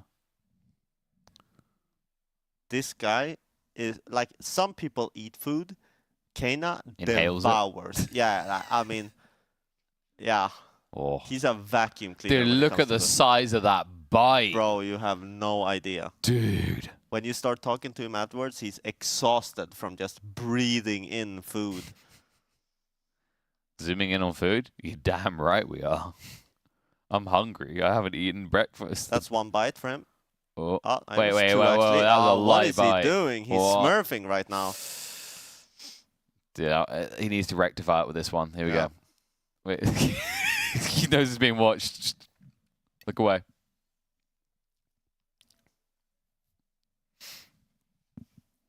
We're not that hungry watching other people eat. They're just jealous? Damn right I'm jealous, dude. All right, now that he doesn't think we're looking, we're going to go back to watching his food. Doom, doom, doom, doom. Dude, there's already like a quarter of it gone. I'll look away for a second. A little bit of a drink. It's quite early for the Red Bull. And he just That's finished the half coffee. the sandwich gone. Yep. I think he almost ate one of his fingers while he was at it there, Yeah. which, you know, would probably fix part of his like wrist placement. He's working too hard. He's not eating as fast as he normally does. Uh-huh. You need to run in there and help him. Just feed it to him. Never too early for the Red Bull. I mean, in fairness, like somewhere in the world, it's the appropriate hour for Red Bull. True. That's always my argument. I make that argument with drinking as well. Dude, look at him go now. Now, guys, what you don't realize is that was he just ate a whole loaf of bread. Yeah, exactly. That was a whole loaf of bread. He's a giant man. Mm-hmm. And I'm impressed, to be honest. No, that's just a very, very large keyboard. That is actually a double-sized plate. So Yeah. there you go. All right. Looks like Kana is ready to get crushed by Smolderon again. Ken is typing like this. I have to like punch the keys. Just jumping up and down on them. Yeah. It's like gotta play like W is like 4 4 3. Oh, blimey. Dude. I'm really trying to figure out if that is my Warcraft Rumble gameplay. I don't think it is. No, but he is APM heavy at least. I mean, I'm APM heavy, but like this is... No. There hasn't... You're not that good. No. Excuse you. I was going to say that like I'm not seeing my mage hero, so like that's how I know it's not me. But thank you for that. It's always good to know you've got my back. Yeah. You I mean, we are partners. You filthy divine level Dota player. Yeah. Get immortal. I'm also trash. It's okay, I'm dragging you down. I'm there with you, buddy. That is the most Dota thing I've heard all shift. If I'm here, you're coming with me. Yeah. For sure. The Nyfter mouse mat is huge. Oh yeah, no. He's dealing. So like obviously we have the limited edition Nyfter mouse mats, but he has the limited edition, right? That was the big print because like you know how Sko has really big arms, so he can hold really big things, and he wanted one of these mouse mats that was like 3 times the size, so he could really check the detail. So those are our prototype runs. Yeah, and that like imagine how big that coffee cup is. Yeah. Yeah. Like. That is actually that is a 5-liter cup of coffee. I have to like do some what's it called when you leeway kind of. Oh, leverage it. Yeah, I have to do this to be able to actually lift the cup. I have to press in the bottom and pull on top of the handle, of course. And of course, that is a mega-sized remote next to him as well. Yeah. That is the Samsung S42 prototype, which of course is it's a 4 42 times the inches. size. Yeah. It's a 42-inch phone. And that's Red Bull's prototype 12-liter can of liquids. Specially made custom remote as well. Mm-hmm. And the headset, bloody hell. They never thought someone would have a head that big, but... Yeah. And the plate there is like one of those where you have a big feast on top. Oh no, that's actually an alien flying saucer. True. Gotta remember to hit back to the home. Ooh. So you can even see actually, like, look how much smaller all the raiders are compared to him. Yeah. Like here, guys, if you think we're lying about the size of Kana, Like look at the wildest keyboard. That's a normal size keyboard. Now here's the So look at the size of Kana. Yeah. And we all know how big Lorgox is, right? Yeah, exactly. Look how small Lorgox is. Yeah, you have to zoom in. I have to zoom in to get the like, same size. Yeah, absolutely insane. Like, you know, if Lorgox has guns, then Kana has howitzers, I think is the way to describe that. There you go. What was was it the Gustav gun? The very old German gun? The Gustav gun. Yeah, I think it was like a... Is that World War One? No, I think it's World War II probably. It was at least a rail gun that was absolutely massive. Yes, the train gun. Yeah. Right. Yeah. So yeah, you are right. The Gustav gun. So that's one of those. There was another like shift where I was talking about dumbest weapons ever created, and that was one of them. Yeah. So those what you're talking about there is folks. There was this gun, this artillery piece that was so big. Cannon, yeah. A cannon, yes. It was mounted on a train track. Yeah. Because the recoil, when it shot, would send it several miles back. Turns out it wasn't very effective for what they were looking for. It was a little bit too big. Yeah, a little bit too big. It turns out being big isn't always a good thing. No. As you know, BDG found out. Yeah, they do know that very well. Mm-hmm. It's not about the size; it's about how confident you are. Yeah. Just take BDG as an example. I'm going to be stuck on that for the next 2 days. We're all going to be. What was the other one? So yeah, there was the idea of a nuclear howitzer. I don't know, mortar.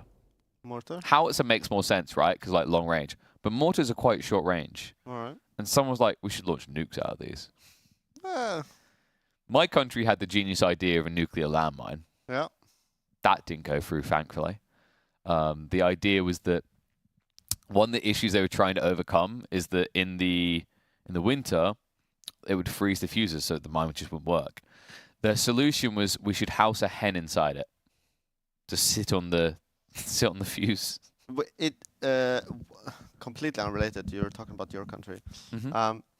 During World War II, right? They did like fake tanks and stuff at military bases to like fool. I think so. There was a better one in World War One, where like the first Russian tank, it was like it had spoke wheels.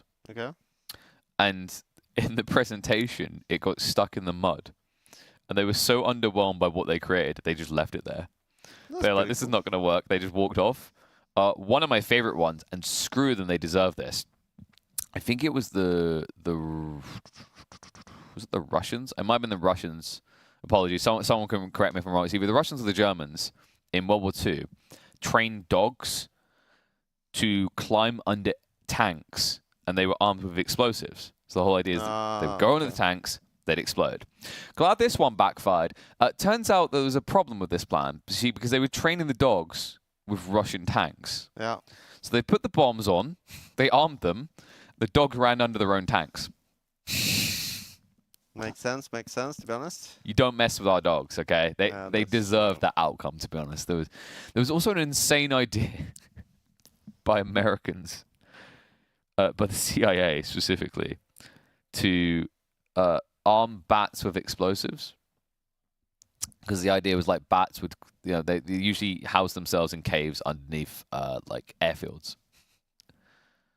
They decided it was a bad idea when the bats like housed themselves under one of their own airfields. Yeah.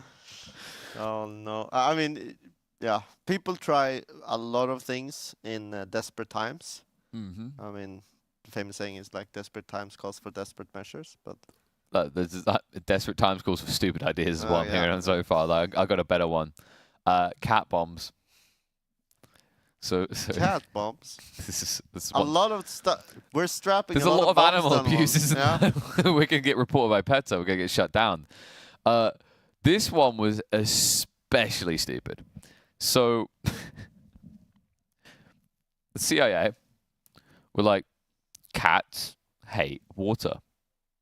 All right. So what we're going to do is we're going to arm cats with explosives, drop them in the ocean next to enemy ships. And then the cats will be like, water! They'll jump up out of the water and explode, right? Okay. Destroying the boats. Where to begin with this? Problem number one. Cats don't like water, yes, and they will try to get out of water. But, like... They can't jump out of They water. can't... They're not water kangaroos, right? They can't jump. Like... I don't know how many meters, like, depending on the hull, you're talking like 4 meters plus at least, right? They can't jump that high out of water, so that's step one of a problem. Step two is, have you ever seen what happens when you drop something from a very tall height onto water? Yeah. Water is very heavy, and Like, it so- feels rough, yeah. So this is now going to get a bit graphic. The cats didn't even get to the stage where they could try to jump out of the water. They couldn't jump into the water. Yeah. People This are is... mean to animals, man. Dude. And they wonder why those cats pluck up all your favorite clothes. I don't blame them. Sad times. There was also one of the more comedial ones. Because that one was just mean, not even comedial. Was in World War II. The Americans, they built... It was meant to help liberate France. It was a little handgun. That what it was is it could just be put together and it didn't need like ammo, because what you had is it shot like wooden dowels, like the little joint things. Yeah. That was weaponized. It was tiny, absolutely tiny. And the original idea is that it was meant to be like a spy weapon or something that could easily be like concealed. Yeah. But the results of it were so bad, and that they had built so many of them that like the only recourse was just to just scud drop across France to arm the resistance. And the guns were so bad, the only way it would result in a kill is if you injured the German long enough to take their gun and kill them. Yeah, I mean, that sounds about right. But that's, obviously, one thing that really fascinates me. I mean, in general, like war history fascinates me quite a bit. But when the US turns on their war machine, they are manufacturing out of their butts. Man. Dude. It's absolutely insane when you hear how many boats and how fast they could build boats for like the Second World War. Oh, like the number of amount. APCs or Yeah, tanks that they just have. Absolutely crazy. They just turn on the war machine and out comes everything you need in like 24 hours. Like, what? It's crazy. There was some very peculiar things that were discovered after World War II as well. Like, did you ever hear about like how Adolf sent a telegram to Mexico telling them to invade America? Well, but I can imagine it. It's really intriguing. It's like because America didn't want to be part of World War II, right? Yeah. And it's almost like between Japan and Germany, like they were just like, how do we get them involved? They were in the last one. I did hear one thing that's kind of fascinating. So the Japanese obviously attacked Pearl Harbor, and you hear a little bit when you're not too invested. Obviously, I don't know everything, but before I knew even less. And back then, it's like, why would the Japanese do that? They were absolutely dominating most of Asia at that point, and they attacked the US. That seems dumbfounded. But the thing is actually, I didn't know this before at least, but the Philippines was American sanctioned, or let's say, like the Americans kind of owned the Philippines, and they had bases in Philippines. So if the Japanese wanted to take parts of like Indonesia and stuff around there, they knew that to be able to control the waters around there, they needed the Philippines. Yes. And so instead of attacking the Philippines first, they were like, okay, let's shut down the Navy. So they attacked Pearl Harbor. They wanted to shut down the Navy so that the Americans couldn't help supply. Now, it was only not a little bit of a failure in Pearl Harbor, to be honest. They didn't destroy as many boats as they wanted to. Yeah. But they also tried a battle at Midgard, I think it's called, which was an island that was holding two of Americans' like hangar boats. I don't know how you call them, but the ones The that have aircraft carriers, yeah. aircraft carriers. Yeah. Midway But, was the one, yeah. Yeah, Midway, and it was I would say Midgard. Yeah. Yeah, I was about to say, I was like, I think It's he's because wrong. his name is Midgard, and I. No, it's because you're Scandinavian, No, mate. it's because his name is Midgard, and I completely messed him up. But yeah, Midway, and unfortunately, the carriers were just out. Yeah. Yeah. Oh no, there's like a series of those type of interesting stories, like the mistimings, like that. That was one of them. You're right. I think there was also another one where it was honestly just fortune when there was an American like bomber run on like one of the Japanese aircraft carriers. They happened to catch them when they were like in kind of refuel and like reorg mode, so they ended up getting like a 3-for-1 special. But the crazy one, by the way, is like when you look at the selection of like cities for the dropping of the nukes, and there were a lot of different choices potentially. So I think, for example, Kyoto was originally on the chopping block, but they were worried that like, I think that there was one guy, like, it's actually a very weird one. One of the guys on the committee, I think it was to do with the fact that like him and his wife had been to Kyoto many years ago, and they found it quite an enjoyable place, and that was the reason why he tried to get it off the list. I think I saw the Oppenheimer movie not too long ago. I need to watch that still. Yeah. They put that in the movie. Oh, did they? Yeah. Okay, that's a cool detail. Because then there was also, because the two places, it was Hiroshima and was it Nagasaki? I can't remember. Hiroshima and Nagasaki got dropped, yeah. And I think, if I recall correctly, Nagasaki, like Hiroshima was always on the chopping block because it was a very big industrial city. But Nagasaki, it was because one of the other targets, when they flew over, they couldn't see anything. Like the weather was too bad. Yeah. So they just like basically, like in the end, it was a coin flip type thing. They just flew on, and then it just happened that like the weather cleared up when they got to Nagasaki. That's kind of like the way that things can be decided like that is kind of crazy. You guys are so smart. Nah, we just remember weird things. Yeah, I mean, stuff fascinates me. I mean, especially when it comes to the Pacific combat. Like, obviously, us being Europeans, we don't hear about it too much in school. It's mentioned, obviously, the nukes are mentioned and all of that stuff, but we don't actually hear about the conflicts and how much Japanese actually ruled and stuff, because they were absolutely brutal, the Japanese in the Second World War. Yes, what from they've like done the mid-30s to all the way. It was kind of a give and take of what like both the Chinese and Japanese done to each other over history, right? Like there were different like power surges for each. Yeah. There were even in like attempts to fully invade Japan. But the crazy part actually around what was happening down there is that, you know, you were highlighting with the Philippines, Japan was always going to conflict with the Allied forces eventually. Yeah. It's just that in some ways they made a mistake going after America because America wasn't convinced to come in yet. Whereas they were always going to have to conflict with us. They were always going to have to conflict with the Netherlands because they have all the colonies down there, right? Yeah. That were still under the allegiance of the European flags.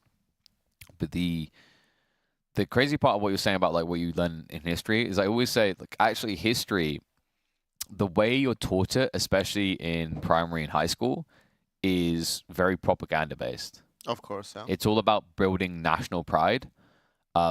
The only country that I know of and have like looked into like the way they teach history of that teaches their history with an unbiased view is Germany. Yeah, could be, yeah. But it's not too crazy to think about because of the history they had in the Second World War, right? Yeah, well, the whole idea is like, so for example, you know, what Britain done creating the empire is like treated as kind of a national pride thing. Look how great our empire was. Like what America done, where it's like manifest destiny. It's like, right, you know, it's how we create a country. Germany has to be incredibly careful because one, it's recent, and two, you can't say like there's nothing good that came out of that, right? So like they teach it from a very kind of humbled and respectful element of like, this is what happened, right? Yeah. No bells and whistles. This is the grim reality. Yeah, I mean, even in Sweden, because obviously my family is Norwegian, right? And so Sweden wasn't too nice to Norway in the Second World War. So Sweden was neutral, yes. all right? But neutral means you are bending the knee to the biggest power at the time. Yeah. And although Sweden gave like a lot of ammunition and guns and stuff to Finland to fight the Soviets, that kind of makes them on the German side at the time. Yeah. And that means they were letting trains through from Denmark into Norway, and they were selling the steel and stuff to Germany.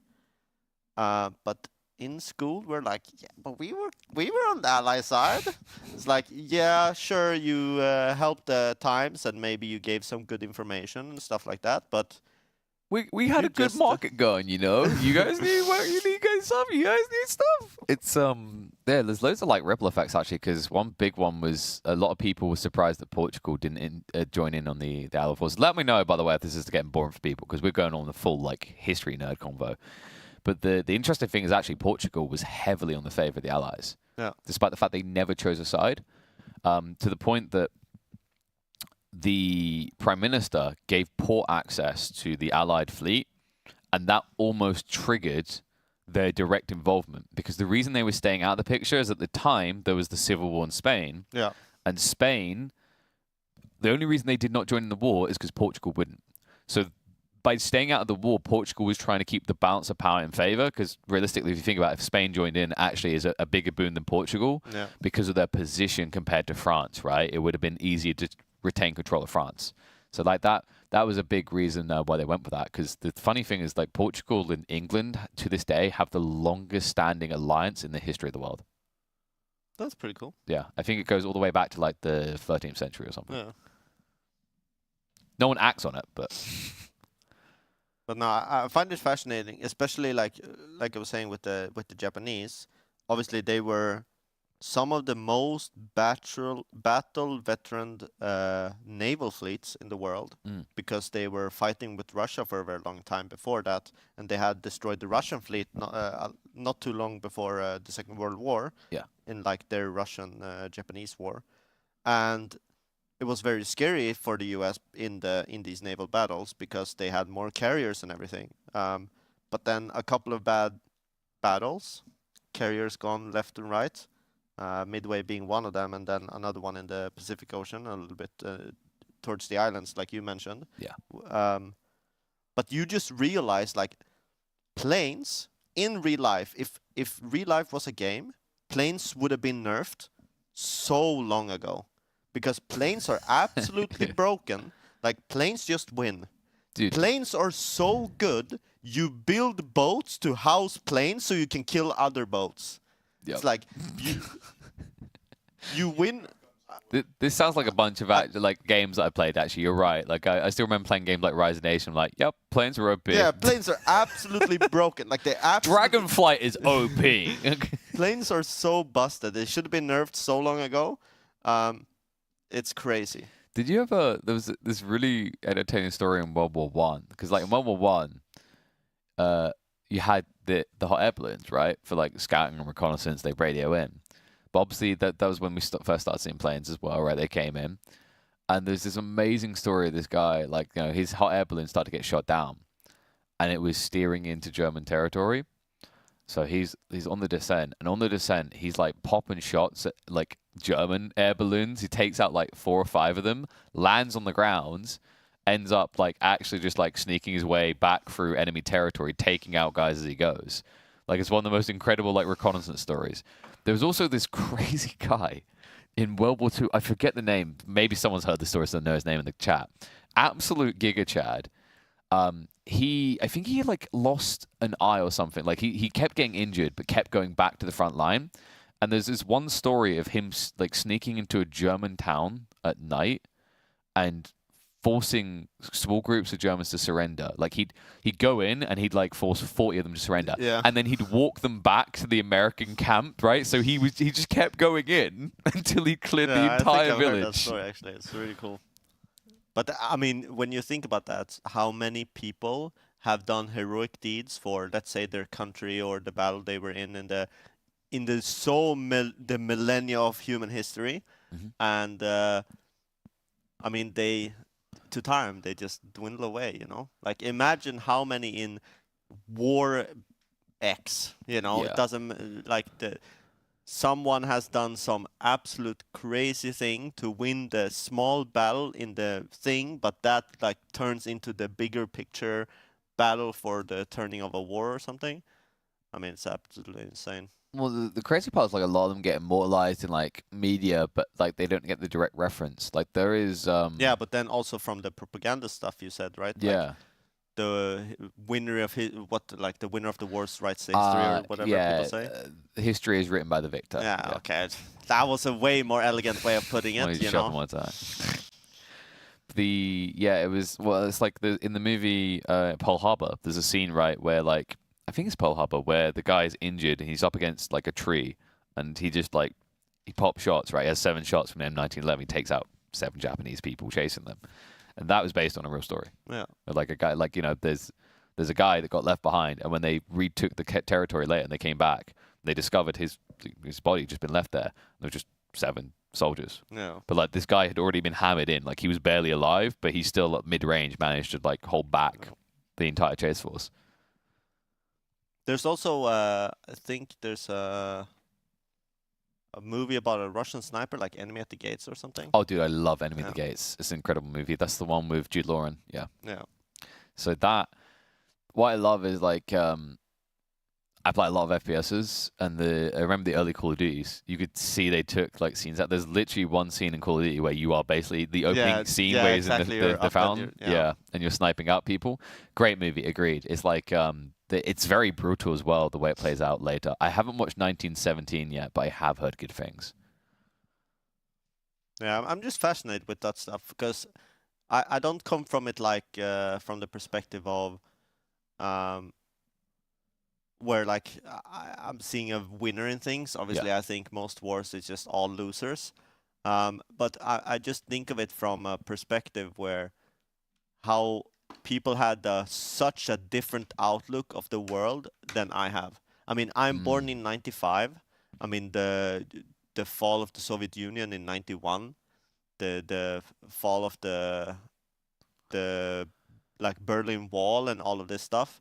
I mean, it's not too far from when I was born, and that's such a far distant thing I can't even imagine being possible in the world. And we have things that we are going through right now that in 50 years people look back like this was absolutely insane. Dude, it's crazy because like I've got a friend who's from Bosnia, and you know, he was talking to me about how like, you know, in recent years there's kind of been a fear of kind of resurgence, especially with like, you know, certain countries having allegiances that cause the question marks.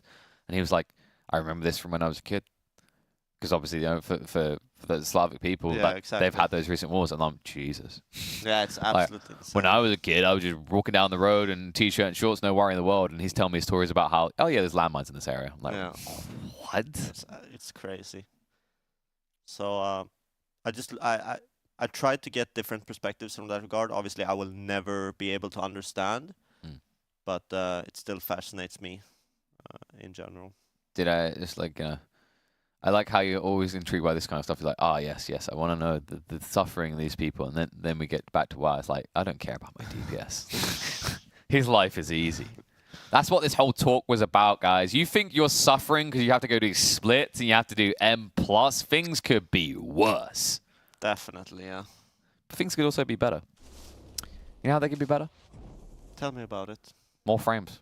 More frames. I love frames. I do also love frames. I need them. Yeah, especially with the way the boss function right now, which is why you need to get your hands on some Kingston goodies. That's right. You can hop into, shall we say, simulated wars in the Call of Duty environment, and all of a sudden with this type of RAM, this type of SSD, you might see a 20, 30 frame bump, which especially with the demanding ways that a lot of these new games function, like the newest Call of Duty, which came out like last week, you're probably going to need that upgrade. Or at least every World of Warcraft patch ever. Yes, and it just keeps going and going. But if you want a chance to maybe get some goodies for free, why don't you go ahead and post a top 6 timing? I need Toxic Cherry to be knocked off that top spot. I can't allow it, all right? They're just too bloody good. You need to show me that you are better. Download the plugin so we can track your progress through the Dragon riding. !KDGP in chat to get where you need to go and get all the info. If you do get one of those top 6 timings before the 30th, you will win yourself some Kingston goodies. So go and take advantage of that.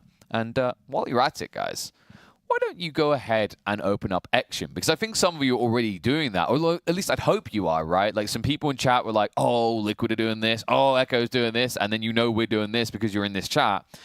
Why not combine those all together? Yeah. You can do that in one spot via Ection. It's a multi-streaming platform that allows you to track all the different perspectives at the same time. In fact, we've got a giveaway going on right now. If you complete the free quest that we've assigned on that website, you will be entered into a giveaway, a bigger one, for a chance to win an R16 Alienware gaming PC. Do not miss out on a phenomenal opportunity.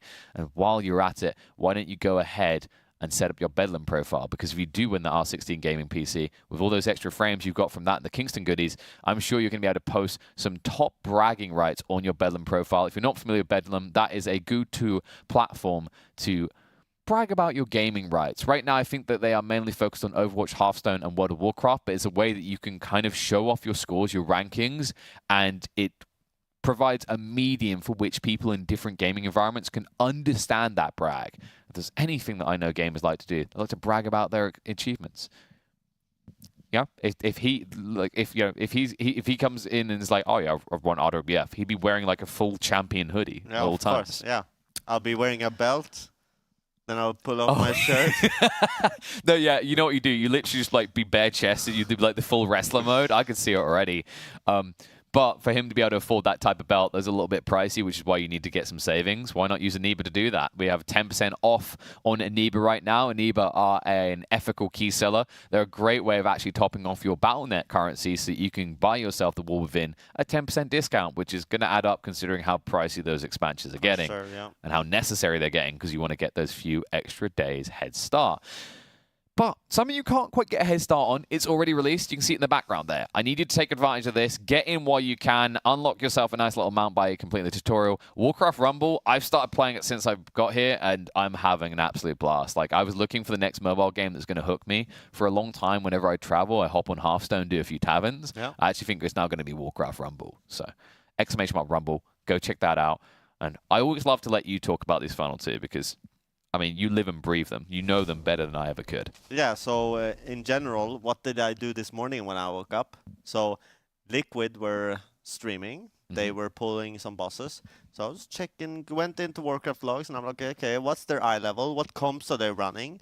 Like, what upgrades did they get this week? All of that information I can find on Warcraft logs. And I also check for the guilds that are a little bit pesky and they turn off their streams and stuff like that. Sometimes you can always track their information still on Radar.io if they have that running as well. And you can also see stuff like that where every pull to pull you can see what people are running, the talents, you can see their eye level and stuff like that. It's very, very informational. I even, for my own guild, I was comparing to some of the guilds we're not competing with, but you know, it's like a friendly guild drama. I checked how many wipes did they have on this pull, or boss, how many wipes do they have on this pull. All that progress you can check on both Radar.io and Warcraft logs, to be honest, and both great sites. I think that's the type of thing you then slap up on that Bedlam profile. You're like, yes, I may not have been first, but I done it in 5 pulls. Not bad. But no, be sure to check them out. So it should be !Rio in chat, RIO for Radar.io, or !WCL if you want to get across the Warcraft logs.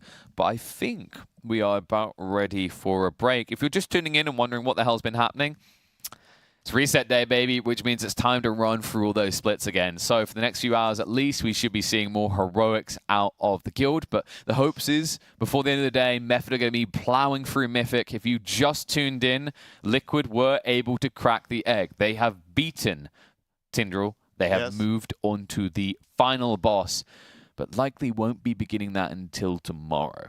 They are probably beginning that off camera, let's say. But yes, we will probably see more information about that tomorrow. Or if Method managed to kill Tindral themselves tonight, then maybe we see it firsthand. But you and me, I think we're doing it perfect. We're skipping out on a couple of hours. We will be back today, and then we'll probably be in Mythic. Hopefully. We will blast away. Maybe keep talking about wars. Who knows? Who knows? The war for Race to World First continues after a short break. Me and Shay are going to be hopping off, but we're going to have Kexman and Roybin to continue the fun. See ya. Which ad am I running? Actually, that's a good question. You are pressing one of the buttons. I should be. Is going. Why does someone have such a low DPI in this mouth? That's Oh. Number 2. Yeah. I don't know if they even know what number 2 is. Enjoy.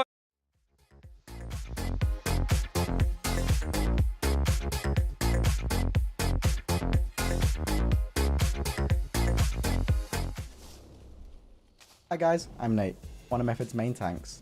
In order to be a top tier tank, you gotta be tall and strong.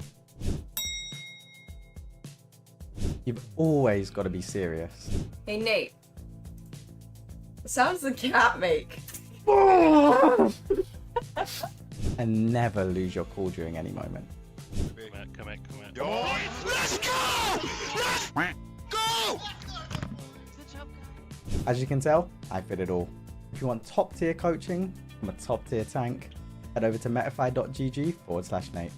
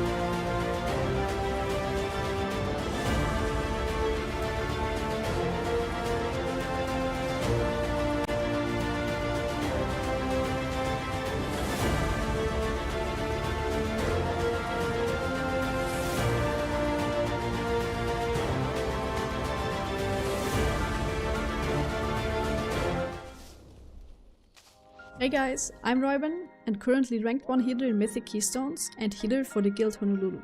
Oh, close my eyes. Oh my fuck. Am I in the pool? You need to tell me now. Am I hitting something? No. Let's go! Ooh. Okay. Almost good.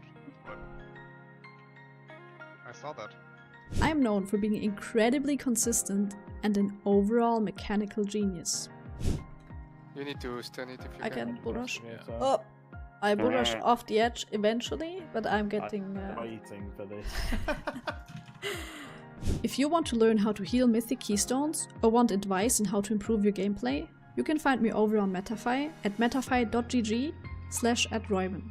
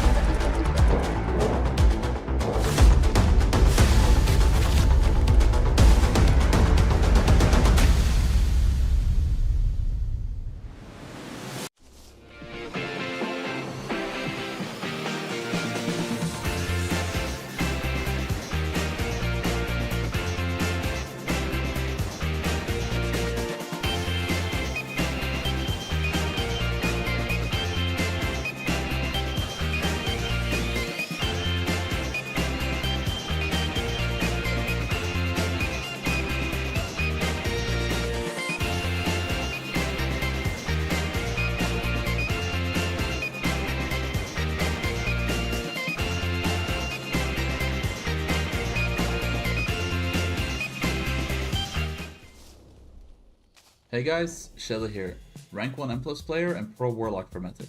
Do you want to learn from me how to really master the hardest specs in the game? Do you want to learn how to execute the most amazing M+ tips and tricks you've ever seen? Surely. Nah. Or how to keep yourself composed during high octane moments of pure stress? Does this seem like what you need? Head on over to my Metafy profile at metafy.gg/Shella.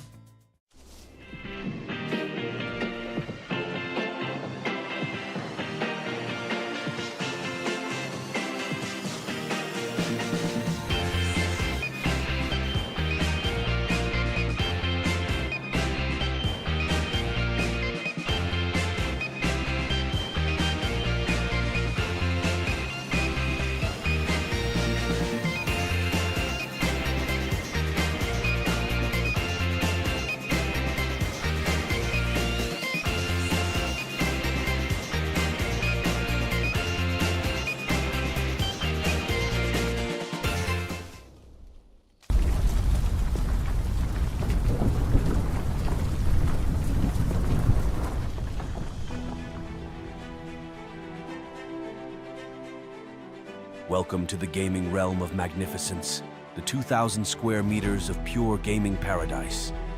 With lightning-fast 4-mass ping and an arsenal of 60 state-of-the-art gaming stations, the battlegrounds await your conquest. But wait, adventurers, that's not all. Immerse yourself in our realm of comfort with deluxe sleeping quarters and a vast cooking station designed for everyone's needs. Refresh your spirits with an endless supply of free drinks, a gym to keep your warrior physique,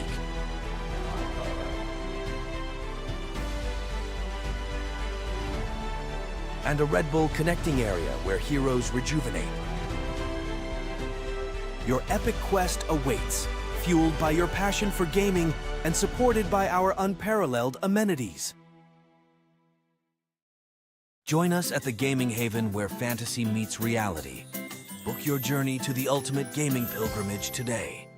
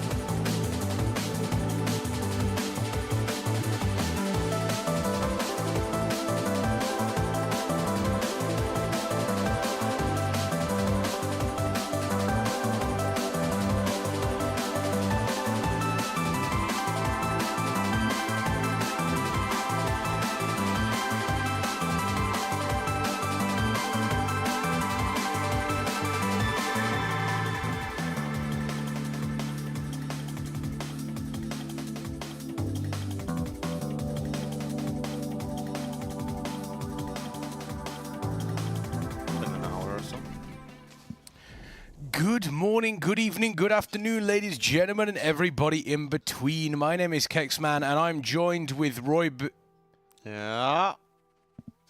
Roybin, you look different. I mean, I'm handsome now. Oh, true. Very true. So I was supposed to be joined by Roybin. I think she might still be asleep.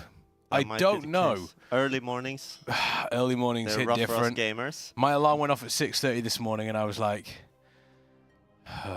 4:45. 4:45. Lovely, lovely, jubbly.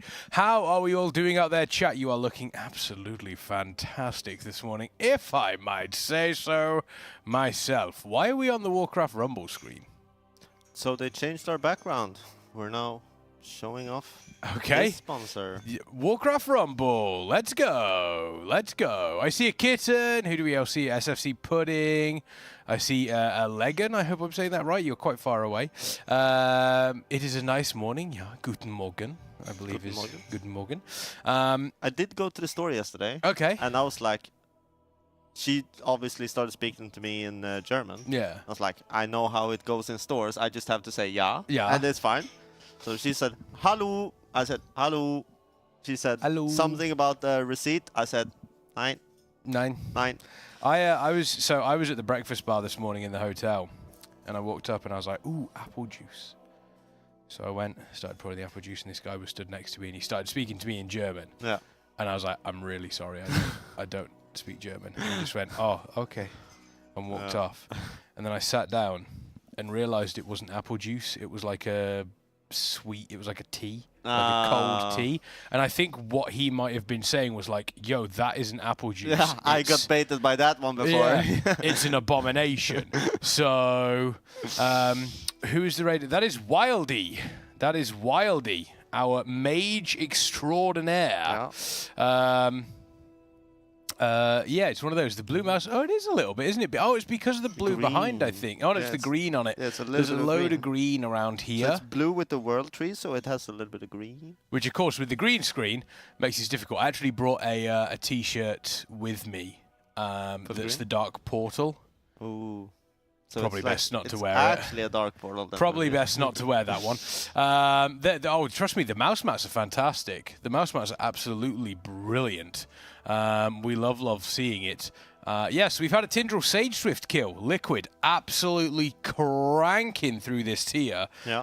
But I think we can all agree, what a boss. Yeah. What a boss that is. Liquid Max tweeted out that he said one of the best bosses ever made. And I think one of the reasons for that is because of the crossovers. Like, the abilities themselves, by themselves, not that intense. Yeah. But the actual crossovers that you have there, incredible. They really, really are. I love Big Guy. That's shaking. Yeah. That's shaking. There we go. Thank you. Mouse Mat is teleporting to the Nether. No, it's okay. It's just, have you ever seen the film Predator? That's what that is. That's what it is. It's the Predator just had a green screen suit on the entire time. That's what covered everything up. But yes, we do obviously have a Tindral Sage Swift kill. Echo and Method are now going to be effectively racing for world second. Echo have the advantage you would suggest with the lower percentage, obviously yesterday, but with the resets worth of gear, anything can realistically happen in that regard, because even after a reset worth of gear, we still saw that there was, 60, 70 pulls from Liquid, so a huge... And although it looks like Method are at 50% and Echo are all the way almost at 25, that's like, oh, you're 1/4 of the boss away from even Echo, but in reality, it's 2 overlaps of mechanics. Yeah. So we just said that the overlaps are what's the rough part. Once you break into that P3, it's 2 overlaps, and then you're at the Echo mark, kind of. Exactly. So, the question now is, for Ruck, what sort of wall is that boss going to be? But they did 1 pull with logs. 13%. Oh, 13%. I mean, 13% on a boss like that. I mean, again, I feel like that percentage could be a little bit of a debate, because you could just rip Bloodlust. Oh, yeah, they're lusting, they're blasting. Yeah, exactly. Ignoring mechanics that are going to be coming in. So we would hope, I mean, you would hope that the last boss is the same wipe amount as the previous boss. Yeah. You wouldn't want to see previous boss have more wipes than the than the last boss. So who knows? We could be here for another 4 days. Could be. It's entirely possible that we won't see a world first kill until Saturday, Sunday. Yeah. Even potentially even later, Could considering But we want it to die this week. Mid to late this week, I think it's the most fair and even between N and EU. I would agree with that. I think the moment you go into a third reset, you do start to struggle with, because you've seen mechanics, and then all of a sudden the mythic reset, or the weekly reset, adding in a bunch of extra item level. I mean, they've already spoken about how powerful these resets are for these players. Yeah. So, fingers crossed it is late this week, and fingers crossed it is Method that are claiming that one. What do you think? Do you think it's copium to suggest a secret phase in Fyr'alath? I think we talked about this a little bit earlier. I think it's a little bit of cope. Okay. But I am on the board. I'm on board. You're on board? I am coping hard. We are coping hard. Yeah. Chat, do you think there's going to be a secret phase in Fyr'alath? Obviously, we have spoken about pretty much every single end of expansion boss since Cataclysm, or since Mop technically, have had that ending phase. We'll have to wait and see. Mjolnir is in chat. Hello, Mjolnir. I love you too, buddy. Not copium. We need a secret phase. Secret phase would be interesting. Yeah. I don't think it's going to be too extreme. I think we might see somewhere in the region of a. By the way, this is not a mythic, this is heroic, so they are still doing heroic splits. Do not be alarmed, chat, we are not missing any mythic pulls. I will say, though, the gear level that they have had, their splits have been going a lot quicker than they were the other day. The gear reset is absolutely massive. I haven't even checked my vault yet. I have not logged on either. Ooh. Now I don't even have a keyboard either. Oh, yes, Speed just stole your keyboard. Nah, he didn't steal it. I saw he was a little bit worried. He accidentally spilled some monster on his keyboard. Oh, no. And I said, you could just borrow mine if you need to. And then I saw he was a little bit scared, I said, you know what? Instead of saying you can borrow mine if you need to, don't plug yours back in. Let it dry or something. And oh, that's going to be sticky. Yeah, but he was doing the stuff with the thing. Oh, stuff with the thing? Yeah. Okay, so I think he's like, he was, There we go. I just said, grab mine. There we go. I hope you're on the couch next year. That would be sick, Mjolnir. That would absolutely be sick. We're watching Tindral Stage Drift. This is on Heroic. They are pretty much in Phase 3 on Dan's point of view here. Burning through as quickly as possible. He is playing Protection, which is good fun. I mean, you could see Protection is just great fun across the board. I absolutely love Protection. It truly is it's a fun tanking spec. We see Smolderon on the side of Jimmy. Where is Jimmy? There he is. So we can see Smolderon with that terrible UI that Jimmy does have going on. Yeah. I think it's no secret that his UI is probably the worst, and it's only because of the raid frames. It is. Yeah, I mean, he has the... I don't know, he does dark theme and then out of range is like almost looks like they're dead. It's hard to identify if you're out of range or dead. I do not like his frames at all. But if you could go, you could just preview speed on one of the screens. I want to see which group he is, because I traded my keyboard for some information, obviously. It's always what I do. I heard Speed's group are doing 3. Okay. And the other group is doing 4. Right. So they are doing a lot of heroics. They were a little bit behind on gear last week from Liquid. So I'm assuming they're putting a little bit more emphasis on heroic splits even this week than Liquid did.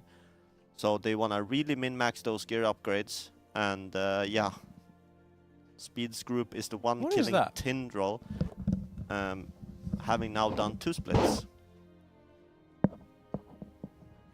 Is that not? It looks like a weapon. Yeah, 3 Eternal Kindler's Great Staff. Ah, okay. Which is not bad at all.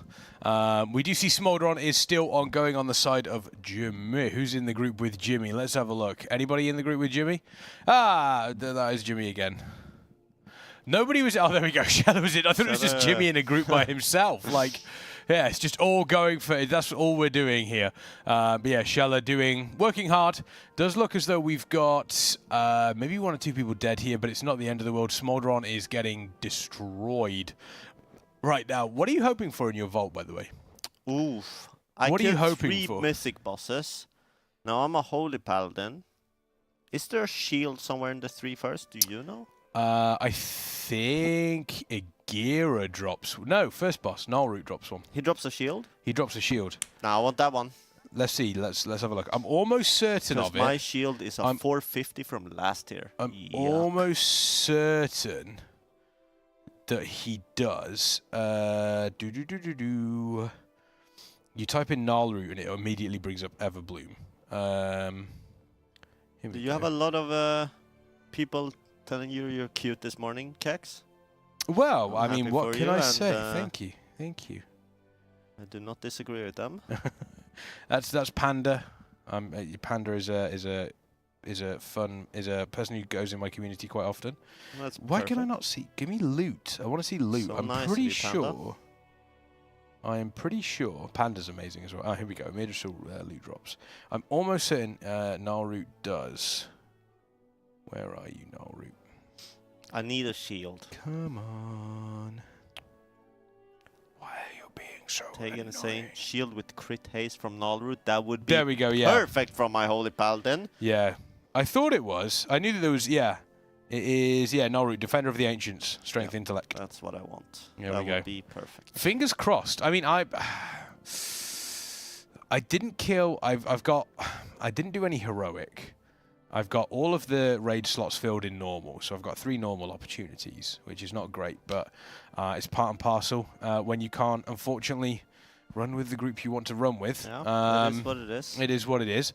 I've got like a +17, a +14, and a +10 on the Mythic Plus thing, so I haven't had any tier yet. Tier would be nice because then I could get 3 pieces and then maybe get wait until that. A weapon would be nice. Cataclysmic Signet But then brand. this week, if you play a little bit more M+, you might get the 2K score, right? You get a piece from that as well. Could do. I'd love a Razan's as well. A Razan's Gleaming Eye. Beautiful. Absolutely beautiful. Yeah, I got the shield from Nalroot in normal, actually, so currently running with that one. What time do they get started? Like 5 a.m., 5:30 a.m.? Yeah. It was pretty. What is the average eye level in Method's squad right now? I can actually show you that. I think you're going to get last pull, though. If you press Yeah, it. this could be last pull, but we'll see. This is what we were at, I believe, last Tindral Sage Swift pull, Mythic pull. No. No? Because you see it's 457.6. Oh, yeah. It's very low. So I think it's just the last pull. So that, yeah, it could be, So okay. one of the heroic splits, I'm assuming. That would be it. That would be it. You see 9 4-pieces, and that's all of the method raiders. Ignore that. Ignore that. That is not correct. But what I can say is, yesterday we were 473.4, I think. Yeah, something around that. And we are aiming for the 480 mark today. That's the hope. Oh, is Speed looking at the vault, maybe? Or is Speed just... Do you reckon any of them have taken anything from the vault yet? Only on the characters that are, let's say, scrapped.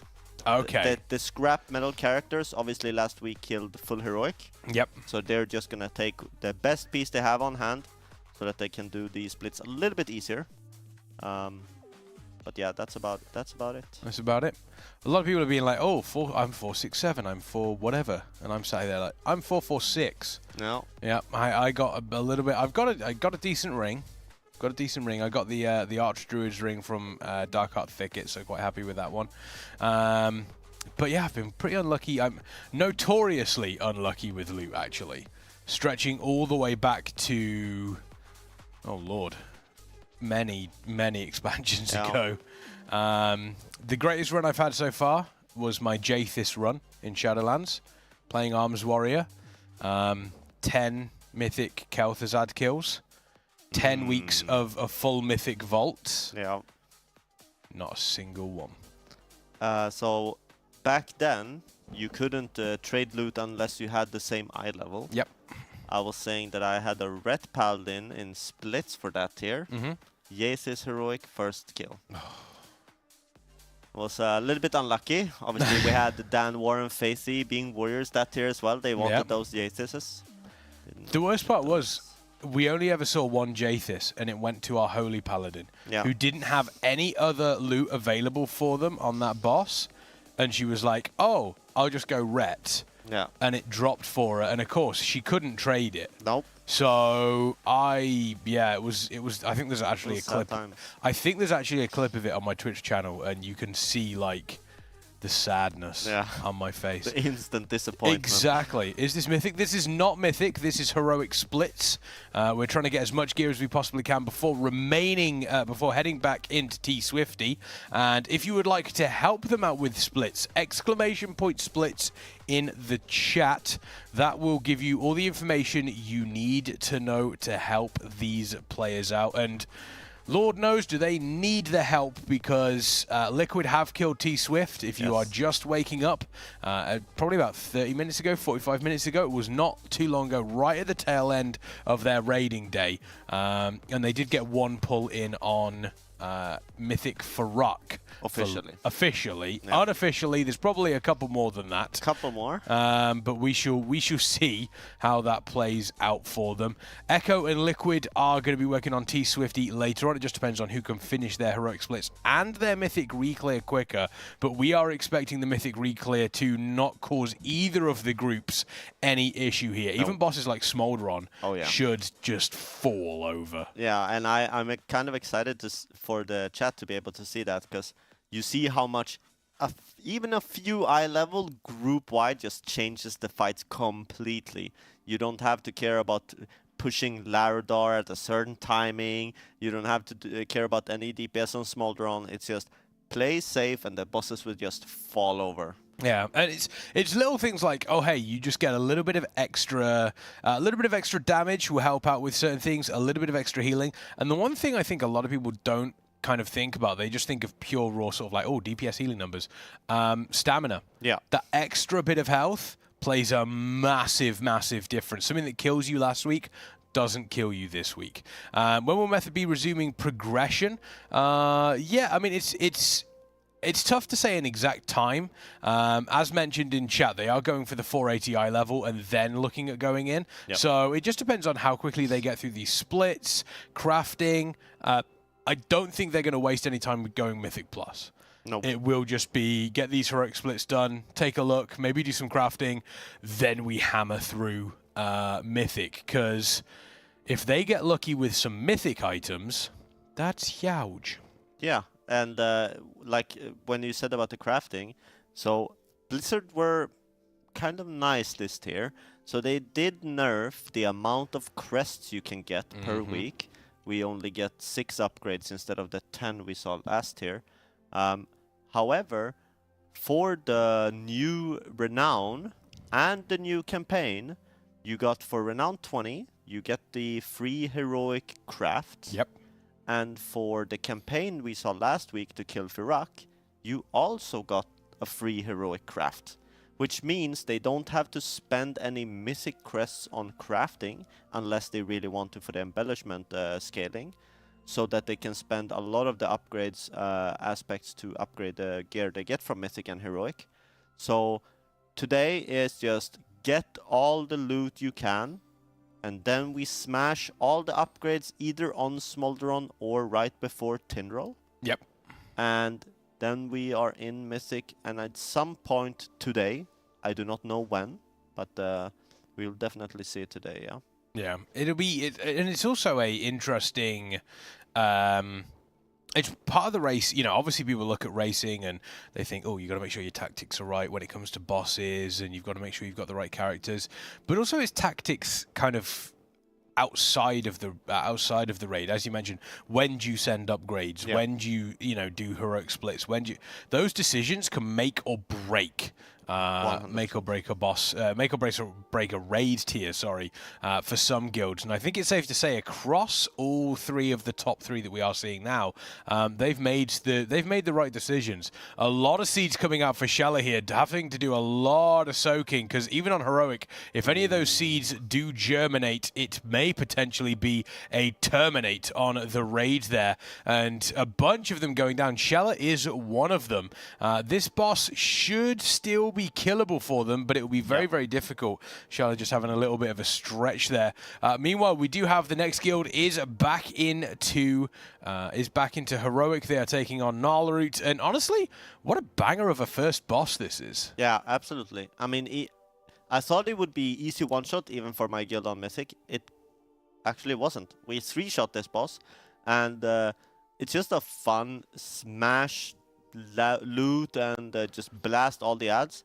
I think it's a really good first boss. Yeah, and I think the thing that I really enjoyed about this boss is the fact that you end up in a situation where during the intermission, it's not just DPS. You've got to position right. You've got to touch the roots to burn through them. And like you could have made this boss really boring by just being like, oh, kill the roots. And it would have just been like, okay, whatever. But the fact that you actively have to interact with them with the debuff that you've got going on, I think is absolutely excellent. Competitive dragon racing, please. Well, if you want competitive dragon racing, you need to look no further than the Kingston FURY Dragon Racing Grand Prix! KDGP in chat. Download the add-on there. Race against your friends, race against folks here at Method, even race against some of us casters as well to place on the leaderboard. Prizes are available, with a huge thank you to the folks at Kingston FURY for making this happen. Once again, KDGP to check that one out. And I mean, competitive dragon racing, it's not a terrible idea. It's absolutely not. That's why Kingston helped us out make it, you know. It's not only did we do it this tier, but last year we did it as well. Yeah, this is season 2. And, so if you want that, we have given you the opportunity. Yeah. And also how Fyr'alath looks. Kind of like a dragon, big wings, got little arms. And then obviously quite big legs. Head's a bit big though as well. So maybe we should put up a wanted poster, to be honest. Okay. Ooh, yeah. That's not, that's not a terrible idea. It's not a terrible idea. Yeah, he is the T-Rex of dragons. Well, a lot of the proto drakes do have small arms. Out of the incarnates, which one do you think looks the coolest? I think Razageth is really cool. I was going to say, I saw someone on Twitter say Razageth and Fyr'alath should have been switched. Yeah. Fyr'alath should have been the first boss, and then Razageth should have been this boss. Looks-wise, you mean? Well, no, as in like where they should have been in the story. Ah, okay. Which I could see both, to be honest with you. I could absolutely see both. So then tell me about that, because what was Razageth's? I thought he was just a lightning child, and we just woke him up from his slumber. No, Razageth was part of the incarnates. Yeah, I know he was part of them, but she, sorry. No, what was her intentions? So her whole thing was she was one of the first incarnates to be imprisoned and defeated. So she was kind of in a separate area. So she wanted to effectively go and wake up her brothers and sisters. So or that the one other twisted around. I thought she was in his slumber, but she was. No. She was imprisoned. She was one of the first imprisoned. So there we go. I would like to see, Razageth, we never saw Razageth's visage form. We've seen, obviously, Fyr'alath, Fyr'alath, and Iridicrons. By the way, Iridicron, did you know, if you look at Iridicron in his dragon form, he looks a little bit different than the rest of the incarnates. Like you can almost like see his ribs and all that sort of stuff. Do you know why that is? You did tell me about that. I did. It was you that I was talking to. But you can tell it again. Yeah, for the folks in chat that are wondering why Iridicron's dragon form looks different, is basically because when he fought Neltharion effectively tore him to shreds. Oh my God! Is that the Sleeping Beauty is awoken? Sleeping Beauty has awoken, team. But yeah, no, I don't think Razageth has ever had a visage form. No. I don't think we've ever seen Razageth's visage form. Maybe we might have seen. Have we? Hang on, it'd be on Google, right? Probably. Let's have a look. But for the information in chat, we saw Royben off camera, so I will soon be replaced by her, I would assume. Let's have a look. I'm only here temporarily. I do not want you guys to be too tired of me for today. I could never get tired of you shaking. I mean, from the talks this morning, I can imagine people being a little bit tired of me, and I will have 4 more hours in the evening today. Oh, so are you with me this evening? I am with KP again. Oh, what time are you on? 4 to 8. Oh, 4 to 8. Okay, I'm 8 to 12. I'm saying evening, but it's because I woke up. I'm on the late shift. Razagath. Visage form. No, I don't think we ever saw it. There's a bunch of people doing like... yeah, there's a bunch of people that have done like fan sort of versions of it. Yeah. But nobody... We haven't... There's no official thing of Visage form. No official Visage form. We're just seeing her dragon. Yeah. Which I think she had an absolutely incredible look. Are there other universes where dragons have like human forms other than World of Warcraft? Or oh yeah, it's quite a common thing, like to be honest with you. It's quite a common thing for dragons to have specific forms like that. I mean, Witcher. Oh. Witcher, if you ever watched The Witcher. Witcher, yeah, these are the splits. Yes, these are the current heroic splits. It's D&D old. Yeah. Well, I think it's a good trope. Oh, it's a love it. Stuff like that is always good. Yeah. Tropes like that are always fantastic. We're seeing them taking on Agira here, which, again, for the longest time I was calling Agara. And I think Agara is a better name. Agara looks... It sounds better. Igara the Cruel over Agira the Cruel. I think it sounds better. Yeah, Igara sounds way better. Roybin, do you want to see if you can find out where Roybin went? Because Roybin showed up. She is eating a sandwich. And? You can eat a sandwich on the desk. You want to get rid of me that bad? No, not at all. Not at all. It's all good. I didn't say that. I didn't say that at all. Oh, good. Didn't say that in any way, shape, or form. But yeah, Agira, another solid boss as well. I think this raid tier across from top to bottom slaps. There's no doubt in my mind that this raid tier has some of the... honestly, it's kind of... I don't want to say it's redeemed Dragonflight because we're still not finished yet. But kind of the... I mean, the story of Dragonflight has been a bit of a dud. Started off really cool and then just didn't end well, in my opinion, personally. But, I mean, the first raid, you think about the first raid, we had some very disappointing bosses there. Oh, yeah. Kurog Grim Totem, for one, incredibly disappointing. I would say the only non-disappointing boss in that tier was Razzie and a little bit of Dathia. Or Dathia. Yeah, Dathia. Yeah, I could understand that one. Dathia was pretty solid. But, all the other bosses, I'm not going to lie, a bit disappointing. Aberrus was... I mean, Aberrus had some okay bosses. Yeah, I mean, but then again, it's because of Rashok. Everyone's so highly expecting of Rashok being so cool. Yeah. And it was a 4th boss. Or yeah. maybe you placed 5th, I guess. But yeah, it's a little bit sad in that regard. And then we saw Neltharin and Sarkareth, not the highest of pull counts. It's a little bit of a disappointing tier in general. I think Sarkareth was an okay boss, to be honest with you. I quite enjoyed Sarkareth as an okay boss, but Sarkareth almost felt like a penultimate boss rather than the last boss. I could imagine that, yeah. So, yeah. I think if they would have extended Sarkareth 2 minutes and split P3 into 2, so that they would be in 4 phases instead, and did a really intensive P4 as well, I think it would have been a really good boss. I think P1 is absolutely great on that boss. P1 solid. Yeah, and I think P2 is all right. Like the ad needing to kill the ads for Mythic and stuff like that, it's pretty good. But P3 feels a little bit flat, in my opinion, playing it. I think the problem with P3 is not so much that it's flat, it's just that it lasts too long. Yeah, but it lasts too long without too much going on. Yeah, I know what you mean. I know what you mean. I would agree with that. Yeah. I would agree with that. It would be. I think it would have been a really good boss. Extend it 2 minutes. Split P3 into 2 phases. Yep. I think cool. I think we could have added more to the Void stuff. Here she is. Look at this. Bye bye. Love you, chat. Bye bye. Everyone say bye, shaking. Everyone say hi, Roybin, as she sits on the headset. Good morning. Good morning. You know what? Good morning, morgen. chat. Guten Morgen. That's the face of someone that didn't really oversleep, but is still late to their shift.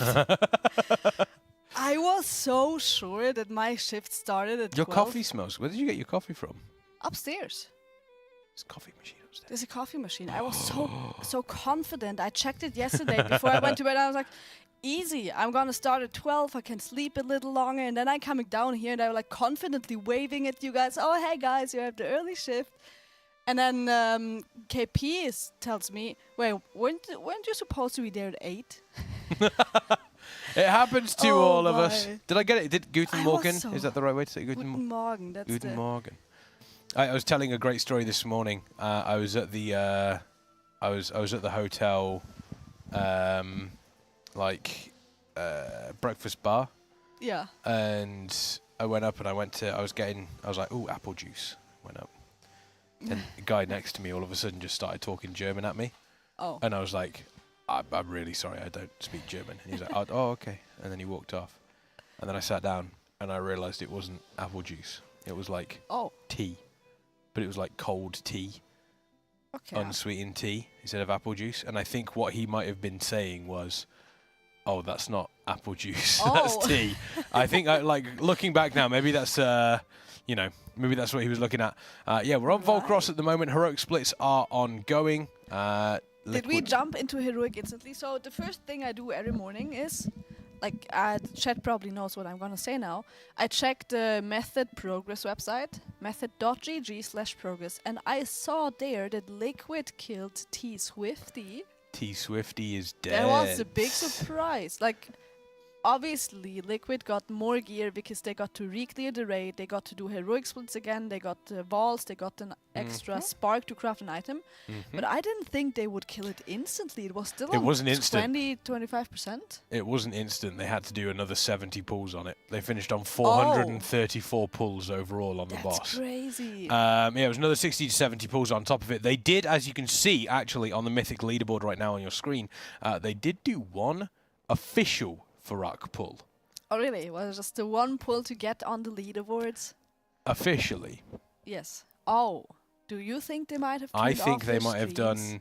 I mean, maybe... I mean, it wouldn't have been for long, but maybe for an hour? Yeah. Maybe they would have done some pulls off the stream. But it's 13% on the boss. But again, I think on a boss like that, that could be a little bit of a debate because they could have just absolutely ripped Bloodlust, ignored everything, and just burnt down as quickly as they possibly could. So we will see. Yeah, a few pulls to get timers, exactly. Any items Method is particularly missing they're looking for in the heroic splits like Bis trinkets? I don't know of any specific items. I'm trying to think what they would potentially be looking for very specifically. There's nothing that heroic? Yeah. Trinkets. I think for all the classes trinkets. I think weapons as well. We did just have a kill on Tindral Swift Sage where we did see 3 of the staffs dropping. Ooh. We did see 3 staffs drop on 1 kill, which is always quite nice to see. Obviously, stuff like Cataclysmic Signet Brand, which is a very, very popular trinket from LA DPS. They're probably looking for a couple of those. Outside of that, again, I think it's just seeing what they can get on these. They haven't yet ripped vaults.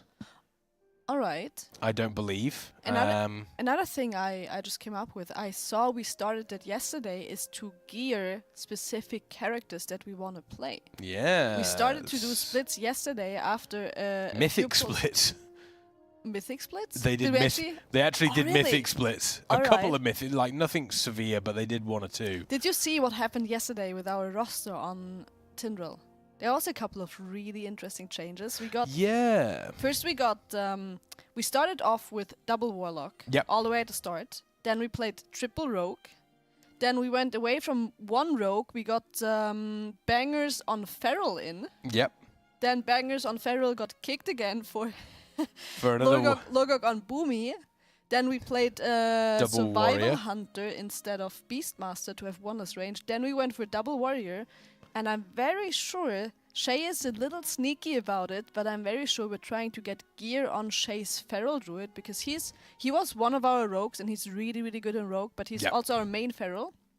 So I strongly believe that we're currently trying to get gear on his feral so we can play a feral, which is you need one druid in your raid. You need the Mark of the Wild buff. Healer and tank are just out, so you need either a Boomy or a feral. Boomy is just the range spot that we don't really want. We want to be shorter on ranges, so maybe soon we see feral, Shay on feral. Maybe soon, maybe soon. Double Serpent, exactly.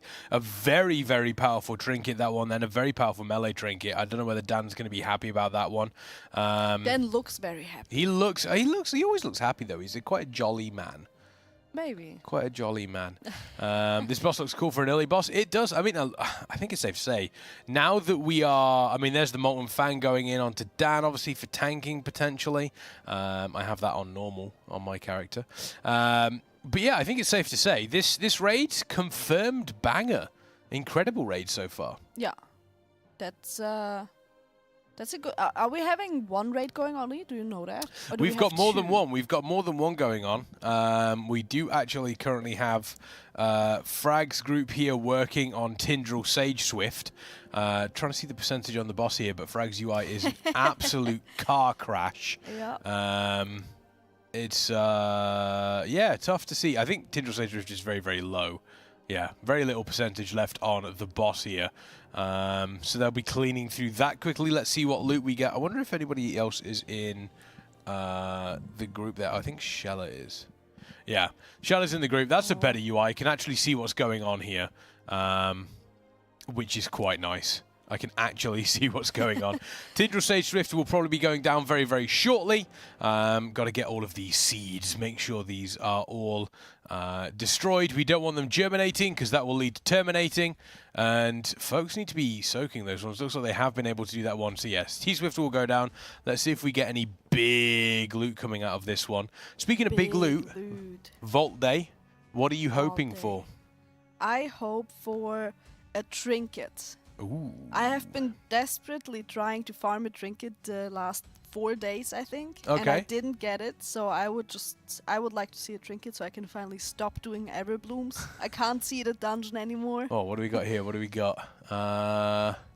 Looks like a good spread of loot there. I don't think there's anything that's majorly exciting. I think that's 2 trinkets, if I see that right. Hang on. Ugh. Let me get close. Trinkets and weapons are always good. Can't do anything wrong with that.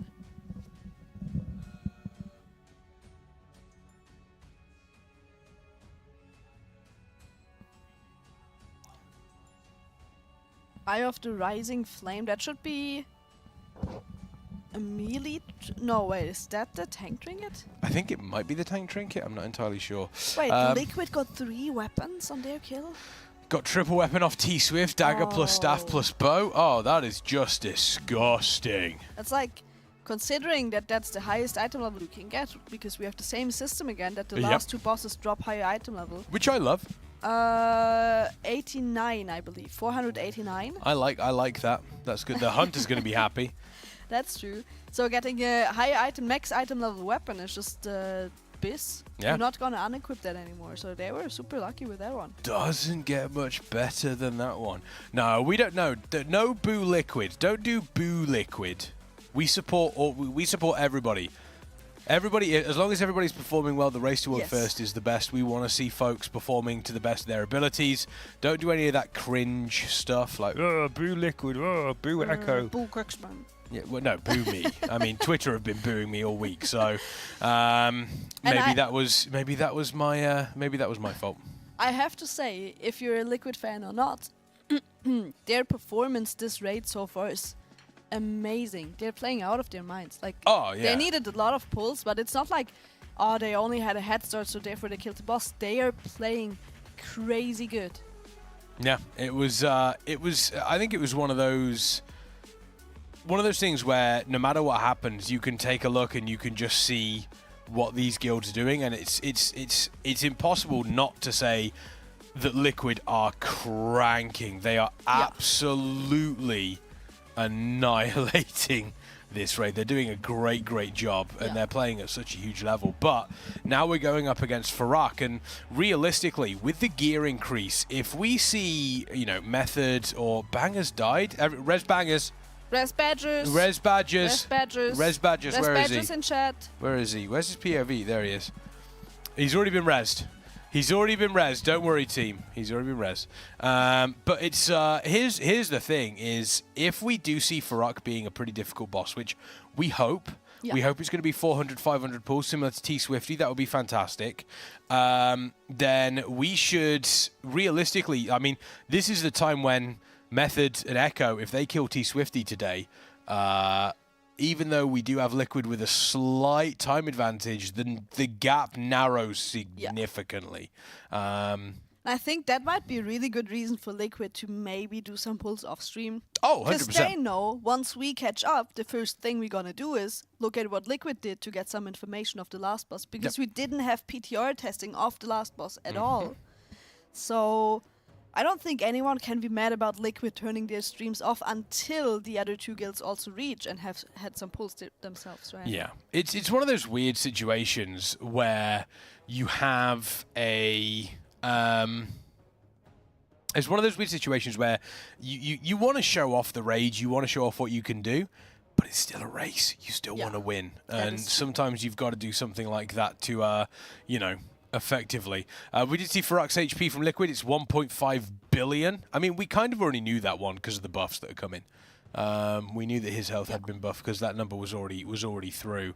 So yeah, Liquid just turned off to do some last pulls and then go to sleep, or no? I mean, we don't know.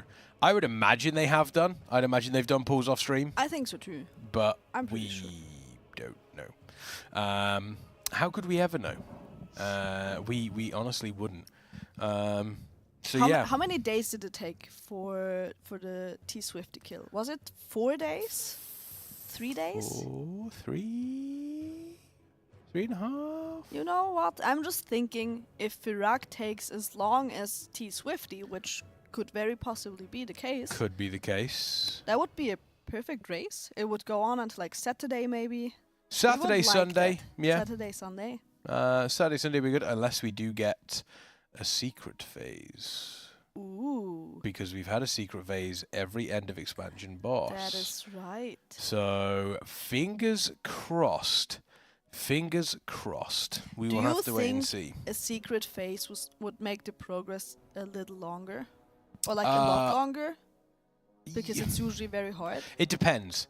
If the secret phase, so it depends. If the secret phase comes after P3, then yes, I think it will, because I believe the boss as a whole will be difficult enough that you won't regularly be able to get into the secret phase. If the secret phase replaces P3, which we, you know, could also be a potential thing, then it depends. I think then it would stay the same. Yeah. It all depends on P1, P2, and then how it's integrated, if it is integrated. Yeah. We'll have to wait and see and figure out how that one plays out. But if you folks there want to make sure that your raiding experience is playing out better than ever, you need to check out Metafy, the coaching website. Method players are on there, and as soon as this Race to World First ends, the very second they kill Fyr'alath, they will be available for coaching for you folks. Not only can you talk to them, you can also do offline log reviews as well, which is incredibly helpful if you just want a little bit of a look at your log, see where you can be going, see what you can be doing better. Yes. So yeah, once again, exclamation point Metafy in the chat. And whilst you're there, check out Humanscale, our fantastic chair sponsors. My word, these chairs are so incredibly, incredibly comfy. They are next level. 20% off as well. I believe you use the code Method20 to get 20% off these chairs. All of us have been sitting in them at some point throughout this weekend, and I think we can all agree, Roybin, they are next level. They are very much next level. All our raiders are using these chairs at the moment. And my favorite story is Wiley didn't want the chair when they got delivered. He said, nah, I have my gaming chair. I'm super happy with this one. I don't want the new chair. Now he's using it. No, he's using it, and he hasn't. It's difficult to get him out of the chair, to be honest with you. It is very, very difficult to get him out of that one. And it'll probably be difficult to get folks out of their chairs once Fateless do release the new game. Fateless, a game studio developing a new mobile game for the MMORPG crowd. They're all WoW players as well. They want to bring the MMORPG community to the mobile gaming scene. ! Fateless. I'm just saying they should do a method caster voice pack for that game, where all of us casters record voice lines for the game. I think that'd be very, very cool. That would be really cool. Fateless. We should suggest Hit us up. that. Hit us up. And obviously the fantastic Nyfter mouse mats. You've been seeing them all weekend. They are truly beautiful things. I want to go for the fire red one. Production, can we hit me up for one of the fire red Nyfter mats? Cheers, guys. Fantastic. Same, thank you. These are absolutely brilliant. Yeah, all the casters, we are going to steal them if not, because they're just that good. The Raiders have been using them as well. Yes. The Raiders, they have different ones as well. These two here that we see are specifically made for the Race to World First. Yes. Together with Method, we also have the Method logo on it. Yep. There's a couple of others as well that look really, really cool that are not specifically made for the race. But not only we have mouse pads, Nyfter also has a couple of other things to offer. For example, mice. And Rage and me have, that's Rage's and me, mine work. We have had like a bunch of different colors that we could swap out on that mouse. And I think that's really cool. That you have a couple of customization options. I'm just looking off screen, and all I can see is production bookmark. Munching. Yeah, production bookmark after a very early nap, because the man was up at 4:30 this morning, sleepily eating Pringles. And drinking an energy drink. That's a gamer breakfast. Yeah, you know it's a gamer chips and energy drink. Yep, you know it's a gamer breakfast. Pringles and energy drink. Let's go. And we also do have the fantastic guides available over on the Method website. ! Guides. Not only class guides, not only Mythic Plus guides, heroic Amirdrassil guides as well. So if you're looking at stepping into the raid in 10.2, that's your one-stop shop for everything you could ever need. And actually, we just learned yesterday from SCO that we also have Warcraft Rumble talents guides. Yes. There. And of course, very important for Tindral, dragon riding glyph guides. Yes, Tindral. Again, a lot of us concerned when they said dragon riding is going to be in a boss. And they've absolutely managed to nail it. Yes, it's the perfect amount of dragon riding in a boss fight. I really love it. I'm not a big fan of having these elements in boss fights or dungeons. Yep. But this is perfect. Absolutely amazing. Sorry, just got here. Is this live or rebroadcast? Chat is live. We are a rebroadcast. We're a rebroadcast. Yes, we are. So there we go. But yes, we do, obviously. And also the raid progress. You mentioned it earlier. The first thing you check when you wake up. Every morning, and I have it constantly open on my phone, method.gg/progress. You can find everything race related there. It's very simple and easy accessible. You can see pull counts, compositions. You can see what the average item level was. You can see what guild is on what boss. And we have a small little life ticker. I still don't know who is running that. But whenever something happens, a guild kills a boss or something, you should know about around the race, you will know it. Because there's a person that's writing all the life ticker messages. Yes. They're amazing. Every single morning, I check that first. And I would recommend you guys to check it out as well. / progress in chat. Now I have a question, because you're an English-speaking man. Why is it sometimes ! And sometimes ! What's the difference? There's not really a difference, to be honest with you. It's interchangeable. It's like question mark, question point. But you don't really say question point, you use exclamation point. Right? Yeah. I think it's I always try. Do I say, hang on. You say it differently. I started saying like sometimes ! And sometimes point as well. But just because I heard you guys saying it differently, I thought, well, maybe the cool kids just, I mean, I'm definitely not cool. I'm absolutely definitely not cool. Quack. Nuki, how's it going? Good morning, or good evening for Nuki. I need someone to open my drink bottle for me. I sealed it too tight. Sag. Oh, no. Oh, no. Oh, no. No. Exclamation thing. Exactly. I saw Rage trying to open her bottle. Did you see that? That was hilarious. That was very, very funny. Did you see Nate last night? Yes. Yep. Oh, that was Nate in shambles. Would you like to reactivate your subscription? Luckily, it wasn't actually on a boss pull. Luckily, it wasn't on a boss pull. Oh, that's lucky. Also, Good I do timing. want our charity, $3,300. $700 away from that 4K mark. Wow. We are on reset day. It's all going towards November. Sorry, not November. November's Movember, a charity focusing on men's mental and physical health, which is something that we still need to be a lot more open on these days, and I think everybody can agree on that one. So yeah, once again, Movember, fantastic charity! Exclamation point charity in the chat. Are they re-clearing now on Mythic, or is this is heroic splits? Currently, heroic splits for these players here, trying to get as much gear as they possibly can. The punctuation combination is called an interrobang. Oh, there we go, interrobang. I have never heard this one before. I've heard it, but I've never really. Yeah, I've never really heard it, but I've heard it, but I never really thought about what it was. Never really thought about what it was. Right. So yeah, a very good cause. Movember once again. How do splits work? Aren't you saved after a kill? Be kind, please. This is all new to me. Of course, we will be kind to you. So heroic splits, specifically, they will have... Method will have...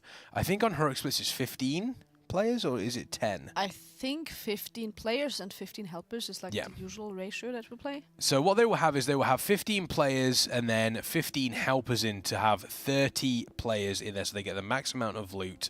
And so generally 6 items per boss will be dropping, and those will then be funneled into specific players. So you will have a bunch of players that will need specific items, and the goal of this is to effectively get as many of those items onto as many of those players as possible. And The way it works with the loot in heroic is once you have killed the heroic boss, you're locked out for loot afterwards, but you can go in again and kill the boss technically, which is different from Mythic, right? In Mythic, once you have killed the boss is just not there anymore because it's like a lockout for the whole raid. So we're taking advantage of, it's not personal loot anymore, but it's master loot. So whatever you loot, and I believe if you have 30 people in the raid, you get 6 items. These 6 items can be given to anyone in the raid. So just having 15 helpers in the raid and 15 raiders make sure that we're getting more items, because the item count depends on how many people you have in the raid. And the helpers are obviously there to pass on the loot, which means all these 6 items are gonna go to our raiders, and specifically to the ones that need the loot. I think I said that before, and I'm pretty sure, I don't know if he's in this raid. We're currently trying to equip Shay's Feral Druid, because it's a very high chance that we're gonna end up we're playing Feral Druid on Tindral and maybe even Fyr'alath. We don't know that. So it's very powerful. Everything that's good for Feral will go into that Feral player, so that character is very likely full geared after one full heroic run. Yes. Do they try to stack similar classes to the person they are trying to get gear for? There's no real need to be honest with you. No real need to. They used to do that. I mean, do you remember the days of plate splits? Yes. Specifically plate splits. But that was because of personal loot, right? Yes. Yeah, exactly. So personal loot is no longer a thing.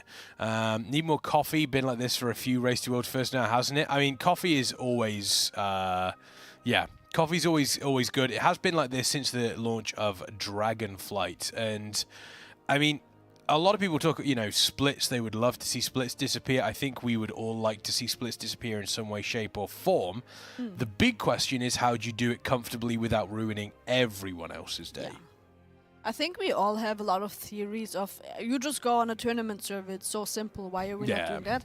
But there's many, many things coming with that we normies are just not thinking about. And for us, it's like, it's so easy. Why are we not just doing that? But I'm so sure there's like 100 things that are making it not as easy as we think it is. Yes. So I'm very sure that Blizzard has thought about global release and all that. I cannot believe that we players have like complained about it for years now, and no one has ever spent a thought at Blizzard about it. I pray for global release. Yeah. I genuinely pray for global release. It's really hard, I think, to make it fair for everyone. Like, just simply because the different time schedules we're on. Like, do you want to have Liquid start at like 3 a.m. in the morning, or do you want to have us start at like 11 p.m. in the, you know? I don't think players would care. If I'm perfectly honest with you, I don't. If you turn around and you said to any race, if you said to any guild, probably in that top 10, if you turn around to them and you said, we're going to do a global release, but it'll mean your sleep schedule might be slightly different. Yeah, I guess you're right. Every single one of them would go, absolutely yes. Absolutely yes. They straight up would. There is no doubt in my mind. And I don't see any reason why they can't do global release for a raid. Yeah, exactly. If Nuki could do all-nighters to help Method, they could do all-nighters to race. Exactly. But Nuki is amazing. Exactly. Like, Nuki is very, like, passionate about the things she's doing. I've met her at BlizzCon. We've talked a bit. I didn't know that Nuki's speaking German as well. Oh, yeah. Oh, yes. So, but I guess everyone that's in the race is, like, very passionate about what they're doing. Yeah. You're right. You're so right. I take it back. Everyone would be in for that. People wouldn't care what their sleeping schedule looks like. Yeah, it's one of those situations. I mean, you know, so for viewers it is bad. To whoever region has to watch at 3 a.m. I mean, yes, I would agree. I would agree with that in regards to viewers. But in a world where everything is so accessible, specifically through our fantastic sponsors, Ection, where you can curate your own playlist of your Twitch streams, I don't see any reason why we can't. VODs are available as well, and I think there is a world where we could see. I could understand why people would be against it for the viewers. Yeah. But then, I don't know.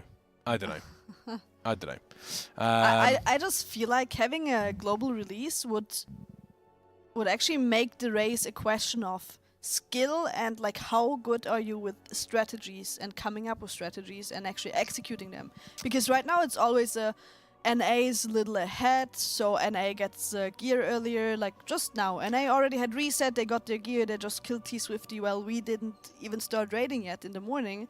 And then also we can steal strats from NA because they start before us, and obviously everyone's looking at what they're doing to like save ourselves some pulls, right? There's positives and negatives for both. Exactly. Both sides. It is, but I think if we all would start at the same time, it's really all about who can adapt the quickest while in a boss fight without having anyone to look at, without having anyone to take strats from, without having advantages or disadvantages in getting like gear earlier or later or whatever. Yeah. So I think that would also be interesting. But on the other side, I think this whole, like, if you would go on a tournament server, you surely wouldn't have to split, like run splits and all that. I think it's just part of the race, and this also shows how good guilds are in planning everything. No, yeah, right? The level of planning. I was talking to Shaken about this specifically. In what we see going on the screen, we see heroic splits. Yeah. We see mythic. We see the tactics that they've got going on during these bosses, but we don't see the tactics that go on behind the scenes. Exactly. We don't see the decisions that are made. Okay, when do we craft? Which classes are we bringing? Right, you need to gear this. You need to gear that. The work before the race, the stuff that the incredible analysts like Tom, Nuki, all of those players do, it's it's absolutely mind-blowing the amount of effort that is put into it. And I think two things. Global release would be amazing because, like you said, you'd be able to see which guilds could adapt on the fly and kind of the work they're putting in. And please, please, please bring back Heroic Week. Yes. Please. Yes. I think I didn't like it when we had it because it puts raiders into another week of full pressure. Even though for us it might sound like a full week of heroic, you just have it relaxed, you just do your splits, you equip your characters. But we know our raiders, even if they have a full week for stuff, they're gonna sit there 24 hours a day to do the splits and then after theory craft and do M plus and do whatever they can. They're not gonna go to bed earlier just because they have a full week. But now that we stopped having the heroic week, I really want it back. I'm on your side. I think it just gives us a better chance to to balance everything and maybe avoid that we have 6 bosses that are being one shot and then the first boss, the 7th boss in the raid that takes like 100 tries. Yeah, exactly. I think that's really sad. Yeah, I'd agree with that. I would agree with that. I don't like Heroic Week because having all released together, it adds strategy and how long to do them and other decisions. Not really. Not really. I'd kind of disagree with that because realistically, when you think about it, and this is, I mean, maybe this is an NA EU thing, but you take a look at, I mean, NA, which guild effectively has monopoly on splits over in NA? Liquid. They can just get as many splits done as quickly as they possibly can. Whereas over here in the EU, it's between Echo and Method. Yeah. And it might not be as clean to get those splits done. So personally, I'd like to see Heroic Week come back for, you know, it would help guilds being able to do splits themselves. On top of that, it would also give Blizzard a lot more information on not only class balance, raid balance as well. Yeah. They can see on Heroic, oh, this boss is taking X amount of time, this ability is not kind of where we want it to be, so we might need to buff this for Mythic, and, you know, they can do a lot of good things alongside that. So, yeah, it would be fantastic to see that. Global release, but also a huge Race to World First event with top 5 guilds all in one place. I think everybody would love that. Yeah. Everybody would love that. I mean, the difficulty of getting that many people in one place is huge, but it could be possible. It could be possible. What do you think about... I just thought alternatively you could just have longer PTR testing, because at the moment what you do is we have PTR testing for every boss except the last boss, the last 2 or 3 tiers. Mm-hmm. And PTR testing works in a way that the boss spawns for exactly 1 hour. And you can test usually Heroic and Mythic, which means every boss except Fyr'alath we have seen on PTR already. How about extending the PTR testing? I think the other way around. Have it shorter? Get rid of it. Get rid of it? Get rid of PTR testing. You mean get rid of it, but therefore bring back Heroic Week. So maybe Heroic Week might be a little bit of a, you know, some things go wrong and it might be a fiesta, but therefore it's a surprise. I like that idea. Yeah, I think that would, you know, I think that could be good fun. Someone's saying sadly Blizzard don't really want to support financially on Race to World First. It's a difficult thing because the problem that you have is the Race to World First is, and I've said this before, outside of BlizzCon, the Race to World First is probably the biggest, the biggest. What's the word I'm looking for? Advertisement of WoW. Yeah. Outside of BlizzCon, and it's a completely community-driven event, 100% community-driven. There's a couple of organizations that put on events, but yeah, it's completely community-driven. The moment that Blizzard enter into it, that can change things. The way that I would like to see Blizzard enter it in my eyes. I'd like them to stay hands-off with any of the productions. Stay hands-off with any of the productions. Stay hands-off with any of the guilds. But they offer prize money. So it's very, very, you know, it's literally a case of we're not touching any of the productions, but if you win or if you finish second and third, you get X amount of money. Yeah. Second thing, a trophy. Each raid should have a specific trophy made that has a design that coincides with the raid. So, for example, the trophy of this raid could have been Amirdrassil. Yeah, so that means that organizations that take part, hey, you've managed to get the Race to World First, you've got this trophy, you've got this cool thing that you can show off, you've got some prize money. And then, on top of that, what I would love Blizzard to do is twice a day, maybe on their official Twitter, maybe on their official YouTube, something along those lines, they have a recap show. Doesn't have to be super long, 10 minutes at best. And you have a recap show that happens at the end of the EU day. You have a recap show that happens at the end of the NA day. And each one of those shows goes, right, here's what happened over the last 12 hours. Here's what's happened. Yeah. Here's what's, you get permission to get clips from various different things, clips from various different Twitch channels, all that sort of stuff, as long as nobody's stood up and bricked up in the clip like we saw with BDG. As long as you're not having anything like that, that's how Blizzard are able to promote the race without interfering in the race. Yeah, I like that idea. Are you looking for a job? Call me. That's all I'm going to say. So yeah, that would be my. That would how it would work. That's how I would see. You know, what happened with BDG? Oh, nothing happened with BDG. They did manage to kill Smolderon, but if you haven't seen the kill clip, I recommend you see the kill clip because it's interesting. It's very, very interesting. They were super happy about their kill, I would say. Yeah. They took a lot of pulls, so they took. I don't remember. Let me check. Now I started this topic, guys. Method.gg/progress. This is the place to go. Anything you need there related to our raid. They had 226 pulls. That's big. That's a lot of pulls, so I can imagine how good it felt to finally kill the boss after so many pulls. Okay, let's see what we have here. Someone bringing in an interesting point here. Go back to old school raiding, no guidelines / PTR testing, etc. for Race to World First. After Race to World First, they should be put into the more casual gamers, and 100% agree with global release. That would 1, make the race way, way more fun to watch, and it would 2, give away better picture for other players on how many guilds they actually do to down how many pulls they actually do to down the bosses, because so much of the progress also put in PTR. Yeah, I mean, PTR is an interesting one. They've shown that they can, like, here's the thing, they've shown that they can develop great bosses without PTR. Yes. Rygalon, for example. Rygalon, I think, is an excellent boss. Not very complicated, but an insane damage check. I think Jailer, a lot of people don't like Jailer as a boss, and a lot of people don't like Jailer as a character, and I don't think I disagree with that. But when you consider that boss wasn't tested on PTR, actually a really solid fight. Yeah. Lords of Dread, solid fight. Razageth. That one was amazing. Sarkareth, I think, was pretty solid as well. Yes. So there's absolutely a bunch of cool stuff.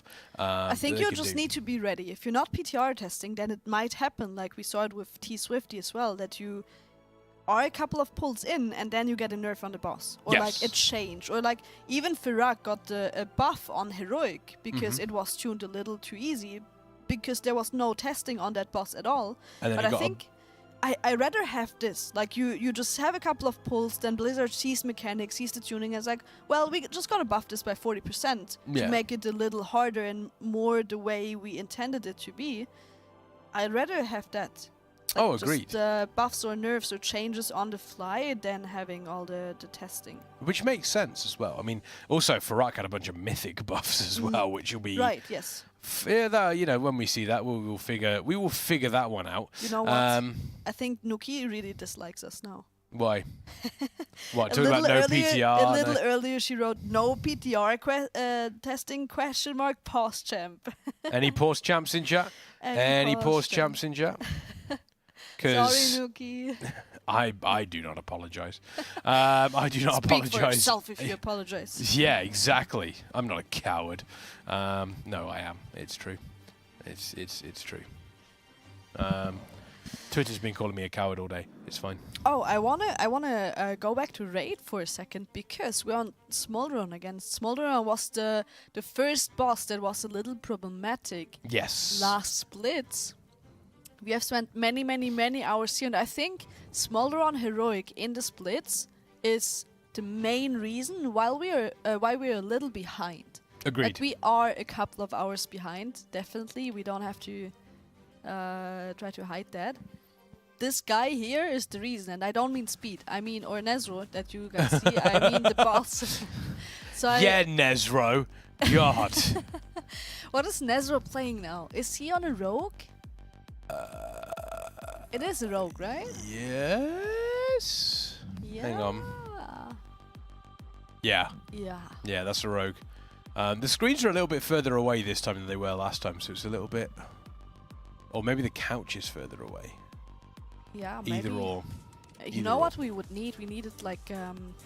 what is it called? Like the thing you have in the cinema, the huge screen. Oh, yeah, Race to World First in IMAX. Yeah. That's what we need. 3D glasses, IMAX. Yeah, either way, let's blame production. Exactly. My eyes are also a little bit older as well. That's very true. I'm very old. That's true. I am very, very old. I just keep saying that I forgot my glasses, but in fact I don't have glasses. Do you want to borrow mine? Yes. I'm very blind, I do warn you.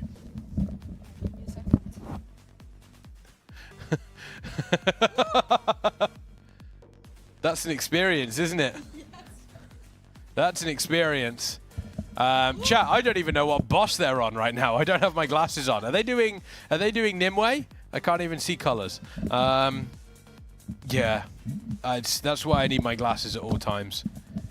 Chat could be saying anything about me right now, and I wouldn't actually know. Oh, quick. Chat, quick.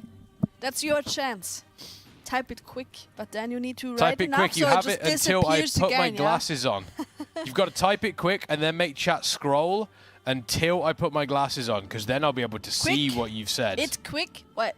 That's not what we meant. You're not supposed to write it quick in chat. Kex, you look cute. Ooh, Kex is adorable. Kex is. What is going on with chat? There we go. They had their chance and they just complimented you. Wow. Cats. I mean, look at me. Look at me. Kex is handsome and smart. He's got it all. Chat is also handsome. Chat's very handsome today. Lazy go for me. Actually, do you know what? Yeah, I'm used to abuse. It's true. Someone actually, but I'm tolerable. I'm tolerable. Yeah, it's. I've thought about having laser eye surgery. Yeah. But what do they think? Like, that's very scary. Well, it's not so much scary. Scary doesn't bother me because it's win-win. Either the laser fixes my eyes or the laser shoots through my eyes and burns my brain out. So it's a win-win. I don't think that's how it works, Kex. What do you mean? I don't think the laser's gonna burn your brain. I want to learn keys in a 15. Angry activated. Yeah, did you see that on Twitter? No. I got in a lot of trouble for that. Oh, I saw it actually. Yeah. Because apparently I said that a +15 is not the place to learn a key. Yeah. In week 1. I saw that. Which I think is correct. I think so too. Do you agree? Yeah. Yeah. Kind of. Now I'm in trouble as well. Yeah. Now someone's going, oh God. Exactly. No, but I mean, now we're both elitist gatekeeping POS. I think it is the same for Raid. In Raid, we just have difficulties, right? We have LFR, normal, heroic, and then mythic. You wouldn't go into a mythic raid if you don't know what the bosses do. You would first go into like a normal raid, maybe learn the bosses, and then be like, hey guys, I know what the bosses do. I'm ready for mythic now, right? That's in right. Mythic Plus, you don't have different difficulties as in heroic, normal mythic. The difficulties are the key levels, right?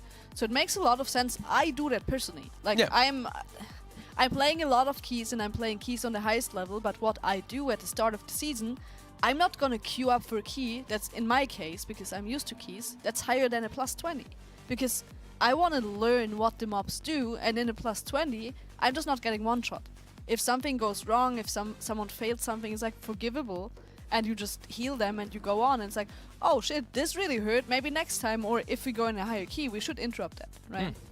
Yeah. And so I think, I know, I like it's a big topic, and it's obviously allowed to have different opinions, but for me personally, I think it makes a lot of sense to just learn things in an environment that's a little easier and more forgiving. So when you go into the key levels where it's actually punishing, then you just know what's happening. I think if you're going into a key week 1, and it's a +15 and you're using that to learn, and you're in a complete pug key. Yeah. I mean, obviously, if you're with a group, if you have a regular Mythic Plus group that you run with, that's not an issue. You can do that. If you're in a pug group, I feel like you should, if you're not familiar with something, go into and it's what I do, go into a lower key, kind of check out, see what's going on, and figure out from there. Yeah. Or I really like personally as well, and I have had that happen. When people say at the start of the dungeon, hey, I've never done this dungeon, it's like, I don't know what's going on. It's like, well, do you want a couple of tips? Like, I can tell you the most important things, or do you just want to run in and try? But I have the chance before the key starts to say, well, I don't have time for this, or I don't want to learn the dungeon with you, so I'm just going to look for another group. Yeah, exactly. That's totally fair, right? If you exactly. Have these magic but yeah, it does look as though we have had Smolderon go down, and then immediately this group looks as though they're heading back into another heroic dungeon. That was so quick. We just killed Smolderon. Smolderon, yeah. That was the wall for us last reset. That's how quick it goes. Pew, pew, pew. That is how quick it goes. I wish there was a no timer Mythic Plus mode. Do you know what? I'd kind of agree with that.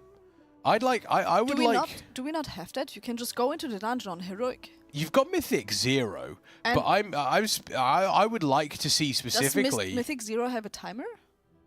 I don't. No, it doesn't. No, Mythic 0 doesn't have a timer. Yeah. But what I'm specifically saying is, I would like there to be an option to go into a Mythic dungeon. So you could go into a Mythic Plus dungeon that doesn't have a timer, that doesn't give you score, but you can practice affixes. Yeah, that's true. You know, going in beforehand, that would be fantastic. But I mean, the more important thing is to practice the dungeon and know what mobs do or what the boss mechanics are. But like I think a boss that I've seen go wrong very often is like in Ataldazor, the totem boss. I forgot what the name is. Yeah, I know the boss you're on about. Yeah, but there's like 3 totems that have to die at the same time. If you don't kill them at the same time, then you have like 3 seconds or something to kill the other ones off, or 5 seconds. Yep. If you don't make it, then they just all heal to full again. Volcal. And it would be like Volcal, exactly. Like very crucial as a DPS player to not know that you need to kill them at the same time, and then one of your DPSs just smashes one totem over and over and over again. It's like, well, why can we not attack the boss, right? Yeah. So you would be able to learn that in M0, and I don't think affixes are affecting this. Oh, like no, affix is not affecting that specifically. I just mean, for example, so someone that comes into this season, for example, the first time, they get the opportunity to see what Incorporeal does, Afflicted, I guess, stuff like that. So, I mean, it's not massive. It's not massive. I wish they didn't deplete. I would agree with that as well. I would agree. I don't like the idea of like keys depleting. I feel like they should stay at a certain level. I'm also a big believer in that you shouldn't be able to. I don't think you should be able to set your key level. I think that is something that you should actively build.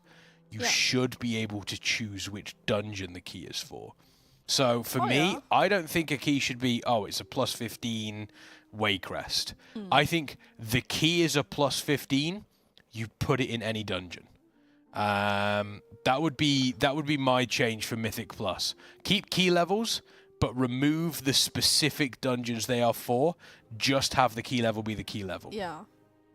So now, for me as a high key pusher, I think that would ruin the high key pushing a little. You think so? Because part of the high key pushing at the moment is that you need to fish for the correct key. It's a little annoying, but it is just like if you could decide what key you're getting, then you can just progress the key like you would progress a raid boss, and then timing a 35 Waycrest manner is not as special anymore because you can just endlessly practice it. And of course, at some point, kill a boss if you just pull it over and over. At some point, you will time the key. So you would take out a big part of the competition because you can just endlessly practice the same key since you decide what the key is. I don't know. I think that's a very, very minimal thing. I think for the pluses that you would get from being able to do that.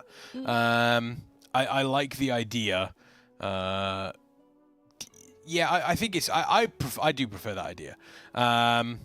You know, I do prefer the idea of being able to just say, right, okay, I need. I specifically need this dungeon for an item, so I've got this key. I can keep running that dungeon, and once that's done, I can then move on. It also means that you can. I mean, the downside is you could potentially cherry pick dungeons on specific weeks. Because nobody wants to do, I mean, obviously since the changes, but nobody would have wanted to do another fortified throne of tides. Let's be honest now. Or a Waycrest of Sanguine. Yeah, exactly. Nobody wants any of that. So I like the fact that you could turn around and you could choose. You just have the key level and then you choose which dungeon you go into. That'd be my big change. This is not the reclear at the moment. They are doing, I think this is the last... I think this is the last heroic split. Mythic with 30 people. Not the last heroic split. They are doing one more. They're at least got one other group going right now. They have at least one other group going right now, who are currently on. It does appear as though they are currently on council here. They're any quackers in chat? Quack, Can I quack, get some quack, quack, quack, quack, quack, quack, quack, quack, quack, quack? You choose from 3 to 5 dungeons for the key. No, I disagree with that, Sponge. I feel like it should just be key level, and then you choose which dungeon. I feel like keep sort of like the little podium that you put your key in. That's just present, and then you just step it. Like I have a plus 15 key, I can put that key into Wakecrest. I can put it into Dawn of the Infinites. I can put it into any of the other dungeons. Yeah. That'd be my big Mythic Plus change there. So Duckers, yeah, exactly. But yeah, that would be my choice personally. I'm so hyped. I'm just changing the topic because I just saw that. I'm like a kid sometimes. It's like I have a conversation about something, then I see something else. Like, oh, that's also interesting. I believe they call that ADHD. So I'm really hyped to see the Mythic Reclear. Obviously, we're just gonna one-shot bosses. It's not gonna be super hard. Smolderon is gonna be an interesting one. I believe Liquid did not one-shot Smolderon. They took a couple of pulls. That's to be expected. Yeah, I think so too. So I'm just hyped to see the Reclear and see the loot that we're getting and just step back into Mythic because we're surely gonna pull Tindral today again. Oh, 100%. Tindral dies today, I think. Tindral dies today. That's an official Kexman promise. Tindral Sage Swift dies today. Hashtag Tindral dies today. Yeah, exactly. That's the that's my hope anyway. That is my absolute hope. I mentioned Throne of Tides. Did you do Throne of Tides last week? I haven't done a dungeon a single time. You haven't? What? You didn't do a Throne of Tides last week? I didn't do a Throne of Tides, and I did not do a single Dark Heart Thicket. I haven't. Throne of Tides. It was hard, right? I have heard horror stories about that dungeon. It is, yeah. It was, I mean, obviously, the big one, it's been changed from Time Walking. The last boss is completely different. Like, completely different. Yeah. Trash also does have some pretty major differences. You actually have to do the third boss now. You didn't have to do that in Time Walking. So, a lot of changes for Throne of the Tides. And on a fortified week... Oh, it was painful. It was painful. I mean, I didn't do any high keys on it. I think the highest key I did, I managed to, I was, okay, chat. So I was able to do, I was doing a 15 Throne of Tides. Okay. I was tanking it. We had a priest healer. Previous season, 3k, okay? Mm. They didn't understand that you could mind control the incorporeal. Oh. And when I said, hey, can you can mind control them, it debuffs the enemies. It'd be really, really good if you could, like, throw out a mind control or dominate mind on one of those incorporeals. They replied with, I'm too busy healing. We managed to get to the last trash pack. We cleared all the bosses. We'd been in there for about 34 minutes. So we were going to be over the timer, but we were at least going to get the 15 Throne of Tides completed if we'd have carried on. And someone left. The priest left. Oh, no. After dying so many times to mechanics, they had to repair their gear. And we said, we turned around and we said, hey, Hearthstone out. We'll summon you back in. You can repair your gear. Everything will be great. And they left before the final boss. Oh, no. Okay, there was, I think it was last race, there was a story that has been going on, like someone posted that on Twitter. They joined a key, or no, they queued up their key, and there was like, I think it was a Paladin duo, like a Prot Paladin and a Red Paladin joining. And before the last boss, they said, you have to pay us gold. If you don't pay us gold, we're gonna leave the key and you can't finish the dungeon. I heard stuff like that, yeah. So I personally really, really, really think we should have a system, if you just leave a key, you get the debuff, like you do in PvP. It's like the Deserter or whatever it's called in English. Get a debuff that doesn't allow you to join the tool again until the debuff is over. If you leave a key multiple times, the debuff just gets longer and longer, right? Yep. But also to avoid, like sometimes you just have a group decision. It's like we really can't finish this dungeon, we can't kill the boss, we can't get past this trash pack. Also have an option to, as a group, decide to abandon the key. Yeah, agreed. So if you decide as a group we just can't finish this, you abandon the key and you don't get a debuff. Something like that. That would be amazing. I'd agree with that 100%. Because people leaving keys like that, or like you say, having people just like you cannot finish the dungeon without a healer, and that is so frustrating, and that's just ruining the experience. It was painful. It was very, very painful. It was one of those situations. It happened to Dark Mech as well. Yeah. I think on was it a Dark Heart Thicket? I think it was a Dark Heart Thicket 21, and I watched someone leave. Oh, no. A perfectly timeable key as well. Yeah. Yeah, it's painful. He was bragging about two-chesting a +21 yesterday.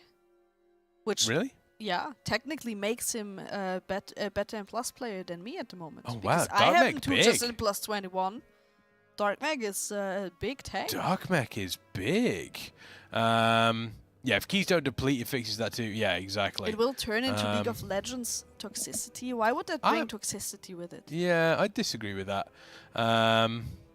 Oh, someone asked me, it's not in chat anymore, what do I think are the chances for Method or Echo to like beat Liquid or catch Liquid?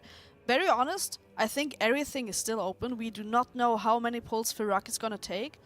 I think we should definitely get the T-Swifty kill today. Yep. Because right now Liquid might be sleeping, but they will not sleep forever, right? So as long as we get a kill today, or at least close to a kill, so we can get it tomorrow in the morning, everything is still open. Anyone can win, especially if Fyr'alath is a hard boss that takes another 300 pulls, right? Yes, agreed. Wow, 300, 400 pulls would be good. Hopefully, just as many as T-Swifty. That's the hope. Yeah. That is the hope. But yeah, so a quick TLDR for you folks joining in. Myself and Roybin have been able to fix Mythic Plus. And the three things are keys don't deplete, they are deserter debuff, and vote to abandon. Yeah. Those three things. We fixed it. We fixed it. We have fixed Mythic Plus.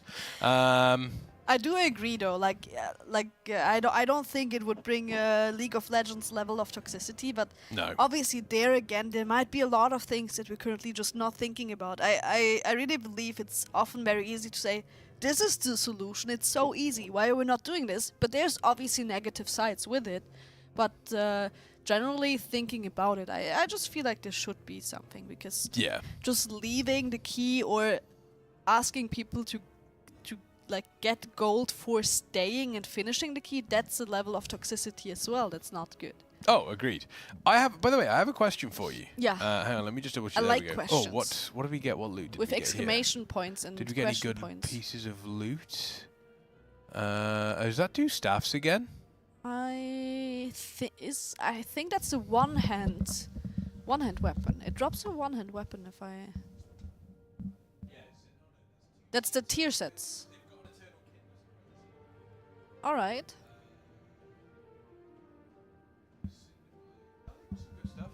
All right.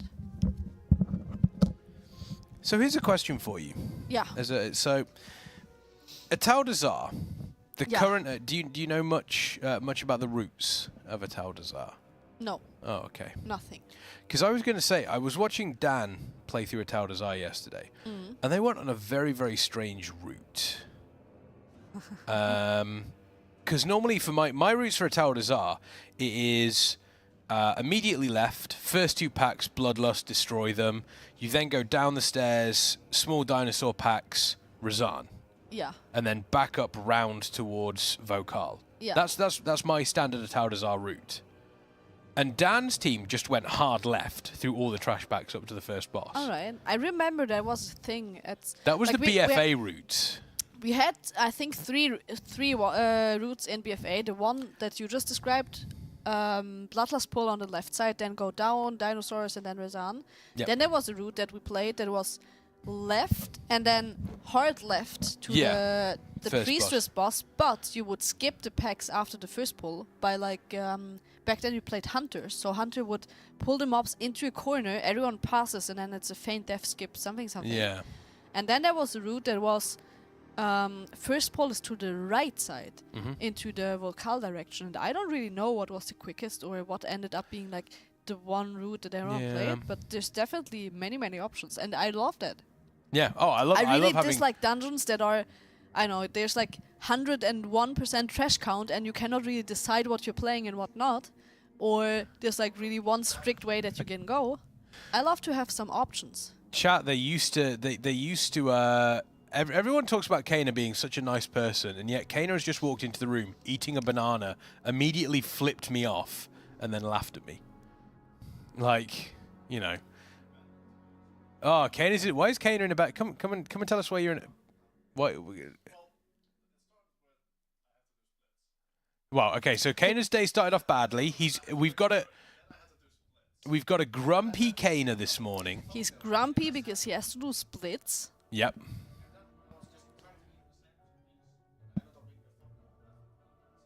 Then he wanted to eat the sandwich, and he ended up being a thumbnail on a method channel while eating a sandwich, which I don't see why you would be grumpy about that. Yeah. Was it a good sandwich? It was okay. There we go. So, did you see that someone kept changing his background on his PC? Yeah. That was hilarious. That was good I think fun. it was Cruella. Was it Cruella, the person that changed the background of? It was Liam 24/7. Oh, There we go. 24/7 Liam. Imagine, chat. You come back to your PC, there's like a huge picture of your face on your background. Do you know what the background should be next time? What? What they should do is they should change the background for the casters. So one day it's your face, next day it's my face, then it's Rage. No, Kana's PC. Oh, I thought this year. Oh, that'd be good. Imagine you come in here in the morning and there's like a giant Rage face. Yeah, or your face in our background. Oh, that'd be terrifying. Nobody needs my face. That would be funny. Mythic Reclear has not already been done. This is heroic. They have just killed Smolderon. I think this group here have finished their heroic runs now. Yeah. The only group is Fragrance' group here, who are currently on Nimue. Nimue. I have a trick how to figure out if it's mythic or not. How many players there are in the group. Exactly. Like, it sounds stupid, but Mythic is kept on 20 players. You can be 20 players only. For Mythic, you can be up to 30 for Heroic and Normal. So you can definitely see it's not Mythic by seeing 30 people in the group. It doesn't help us to identify if it's Normal or Heroic, but at least it's not Mythic. Yeah. I was like, immediately we switched to Fragnus' POV, and then chat is just, oh my god, this UI. Oh my god. Can I count to 20? I can only count to 4. Do you know that song? It's like a parody of Slipknot, I think is the song. It's I can only count to 4. I can only count to 4. That's not Slipknot. What song is it? That's Drowning Pool, like the Bodies. Right, Bodies, right. That song is so good. If you guys don't know that, go check out YouTube. Type in I can only count to 4. It's a really good song. I can only count to 4. I can only count to 4. I can only count to 4. Yeah, exactly. Did they nerf T-Swift? They nerfed T-Swift last week. We did have a hotfix come out, 20% health reduction, and then in P3, the seeds themselves take 5 seconds instead of 3 seconds to soak. So there we go. What do you think of hero talents, especially sub-specs? I was at least expecting one ability that makes it unique rather than just passives. What's your opinion? I actually don't... Like, the sub-specs idea is not terrible. Passive abilities also make sense. Is it the thing that lets Warlocks be tank Warlocks? No, that's Season of Discovery. I think they're specifically talking about the War Within, where you have like the secondary in between the class and the spec trees, which is War Within. Yeah. So I don't mind it, actually. I think passives, I think it just adds flavor to your class, gives you a little bit of extra choice on what your class wants to do. I think if they were to add actual abilities on there, you would never be able to balance that ever. That would be far too tough. But yeah, I quite like it. I quite like it.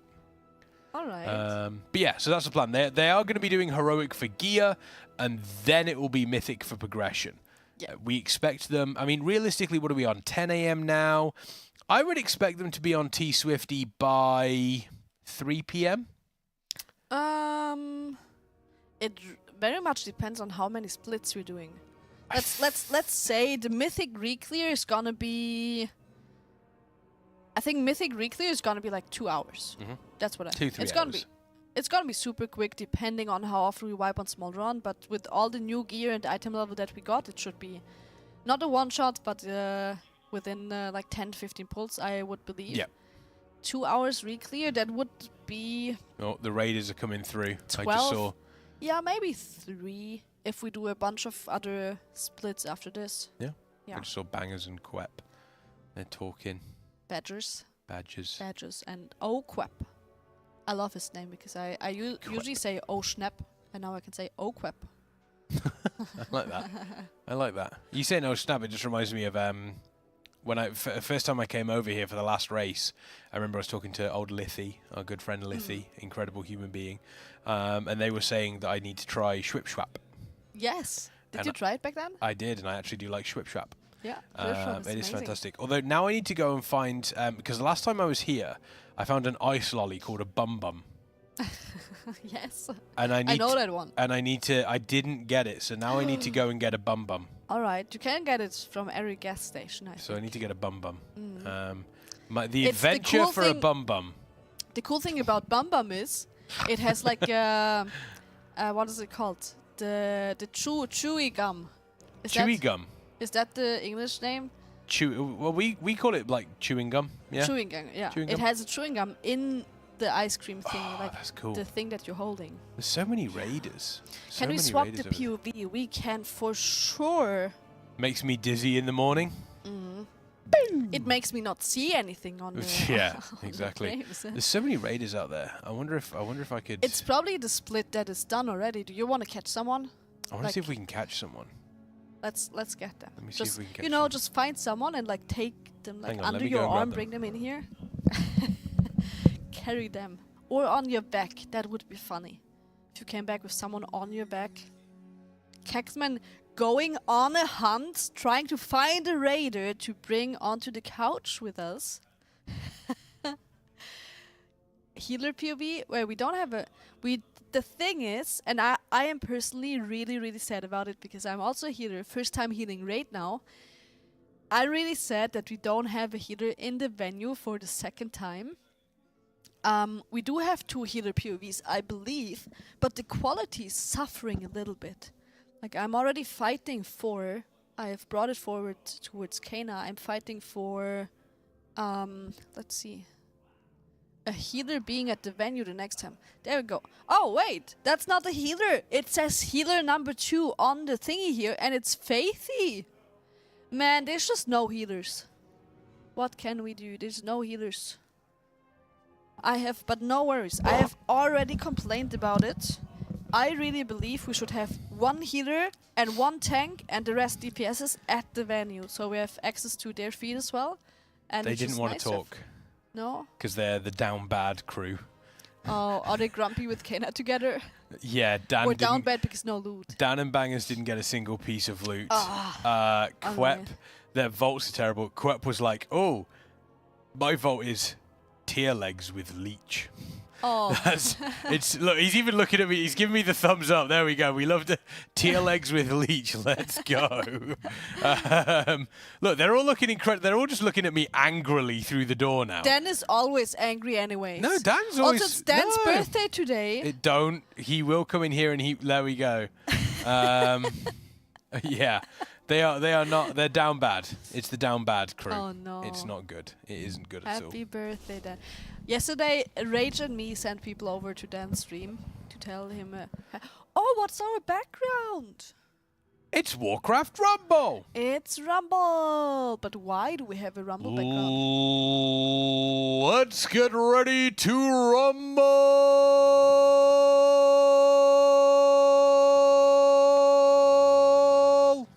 That was a good one. I like that. I could have gone longer as well, but I decided not to. Can I have the old background back? Yeah, can we have... I'll go and wait production up at some point.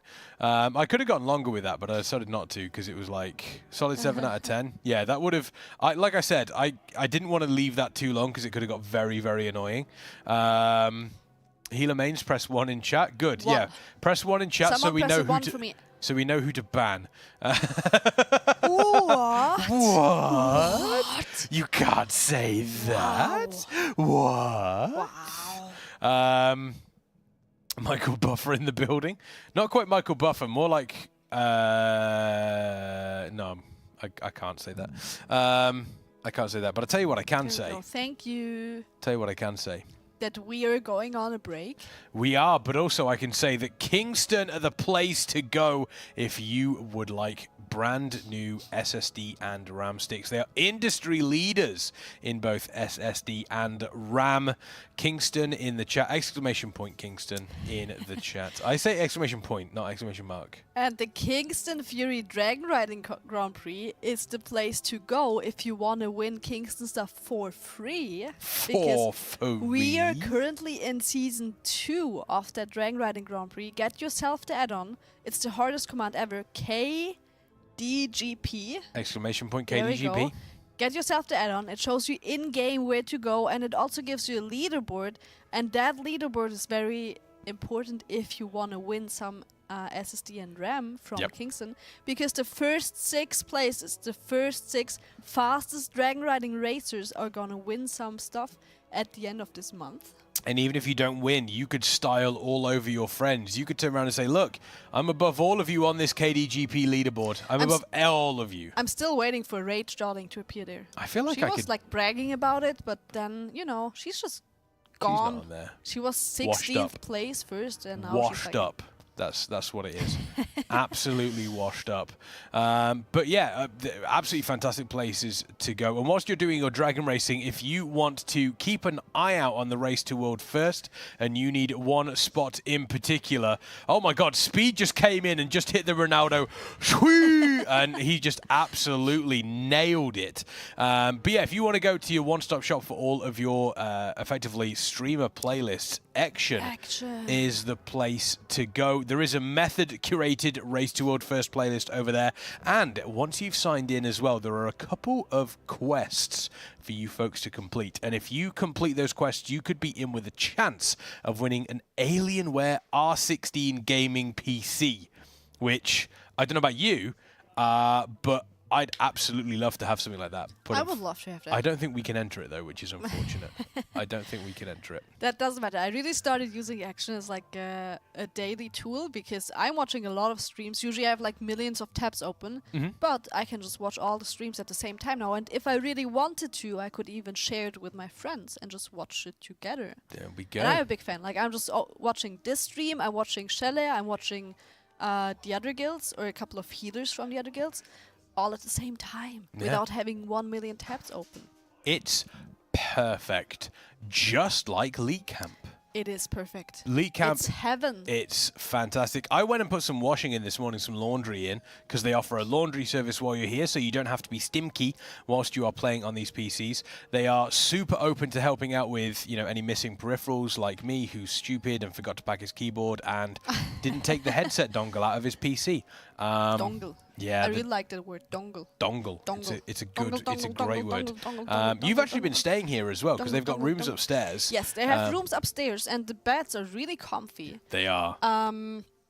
It's Marius said that there's like a bunch of people that are just complimenting the rooms, because it's just not like we just have some rooms for worst case and it's super uncomfy and you're happy to leave it again. No, the beds are really comfy. It's like small rooms with a bathroom in it, so you don't The showers are fantastic. Showers are fantastic. So yeah, the Elite Camp in general, not only for elite gamers or organizations or guilds. If you are just a bunch of friends that want to have a LAN together, come visit the Elite Camp. It's for everyone, and everyone in here is just fantastic and a nice person. I have talked to a couple of people that I don't even know who they are or what they're playing. It's just like you meet someone that's like, hey, I don't know you. Are you playing World of Warcraft as well? And then you just get into a conversation. It's like everyone in here just loves gaming, and that's what brings you together. That's what absolutely drives everybody here at Elite Camp. And I mean, you said that it's not for organizations, but if you want to look the part when you're at Elite Camp, you should check out the new Method jersey that is available. Robin is wearing it right now. It's incredible. You can even customize it, personalize it. I just tried to flex, but then I noticed there's nothing. Look at that. That's a healer arm. That's a healer arm. That is so strong. Yeah, well. But yes, as mentioned, you can personalize it up to 14 characters on the back of it, they are super comfortable. I absolutely love wearing mine. I really, really do. It's actually in the laundry right now. I put it in the laundry because I was like, I need to wear it again before I leave. I think you'll get it tomorrow then, right? Laundry's Probably. like a day. Yeah, laundry super quick here at Elite Camp. Super quick. And not only that, but also at the Method store, there is a bunch of other products as well. So again, check all that out, ! store in the chat.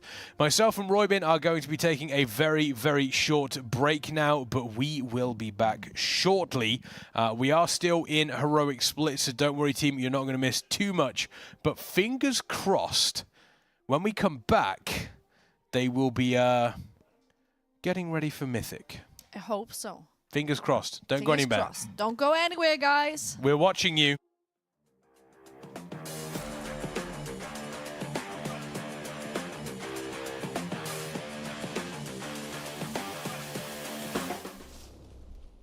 Hello, I'm Speed.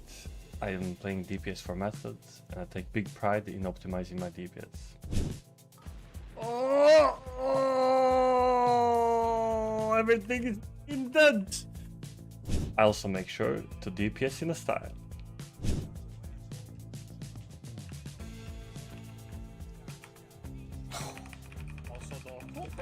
Did you see that?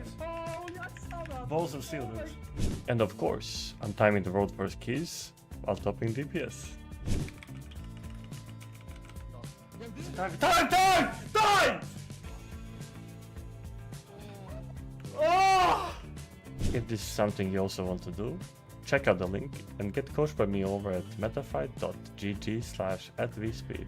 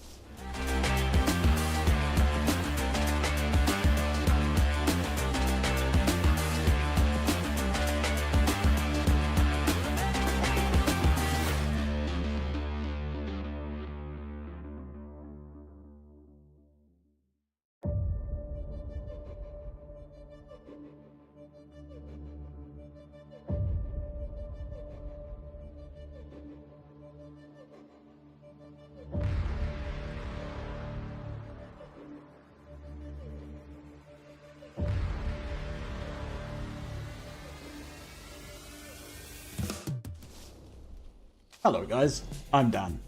I've been playing WoW for the last 15 years and have been part of Method for the last 3 of those years.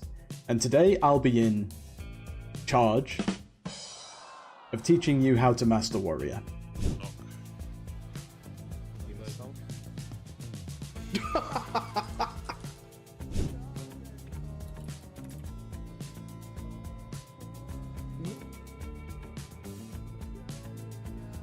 You won't find coaching like this anywhere else.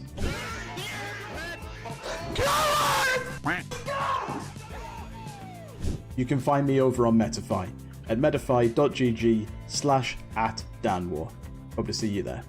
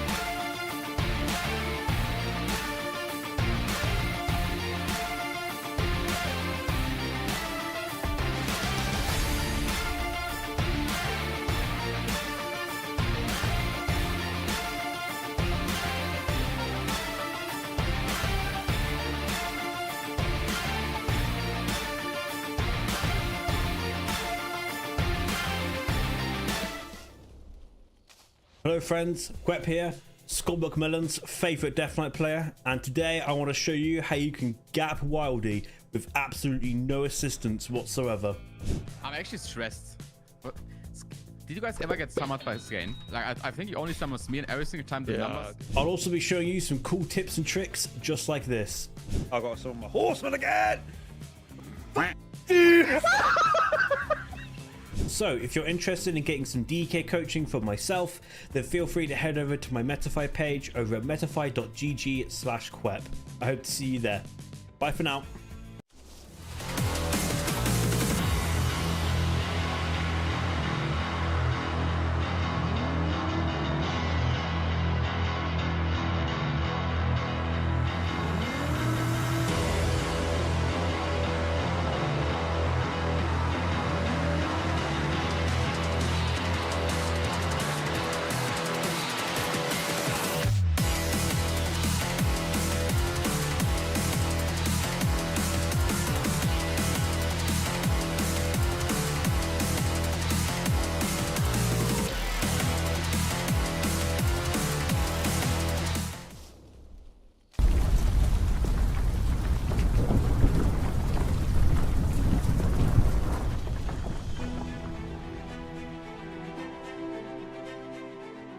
Welcome to the gaming realm of magnificence, the 2,000 square meters of pure gaming paradise.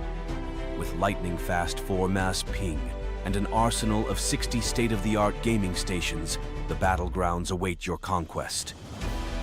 But wait, adventurers, that's not all. Immerse yourself in our realm of comfort with deluxe sleeping quarters and a vast cooking station designed for everyone's needs. Refresh your spirits with an endless supply of free drinks, a gym to keep your warrior physique,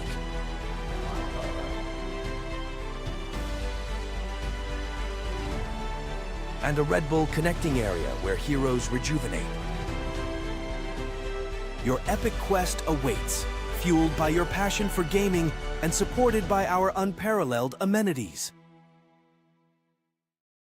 Join us at the gaming haven where fantasy meets reality.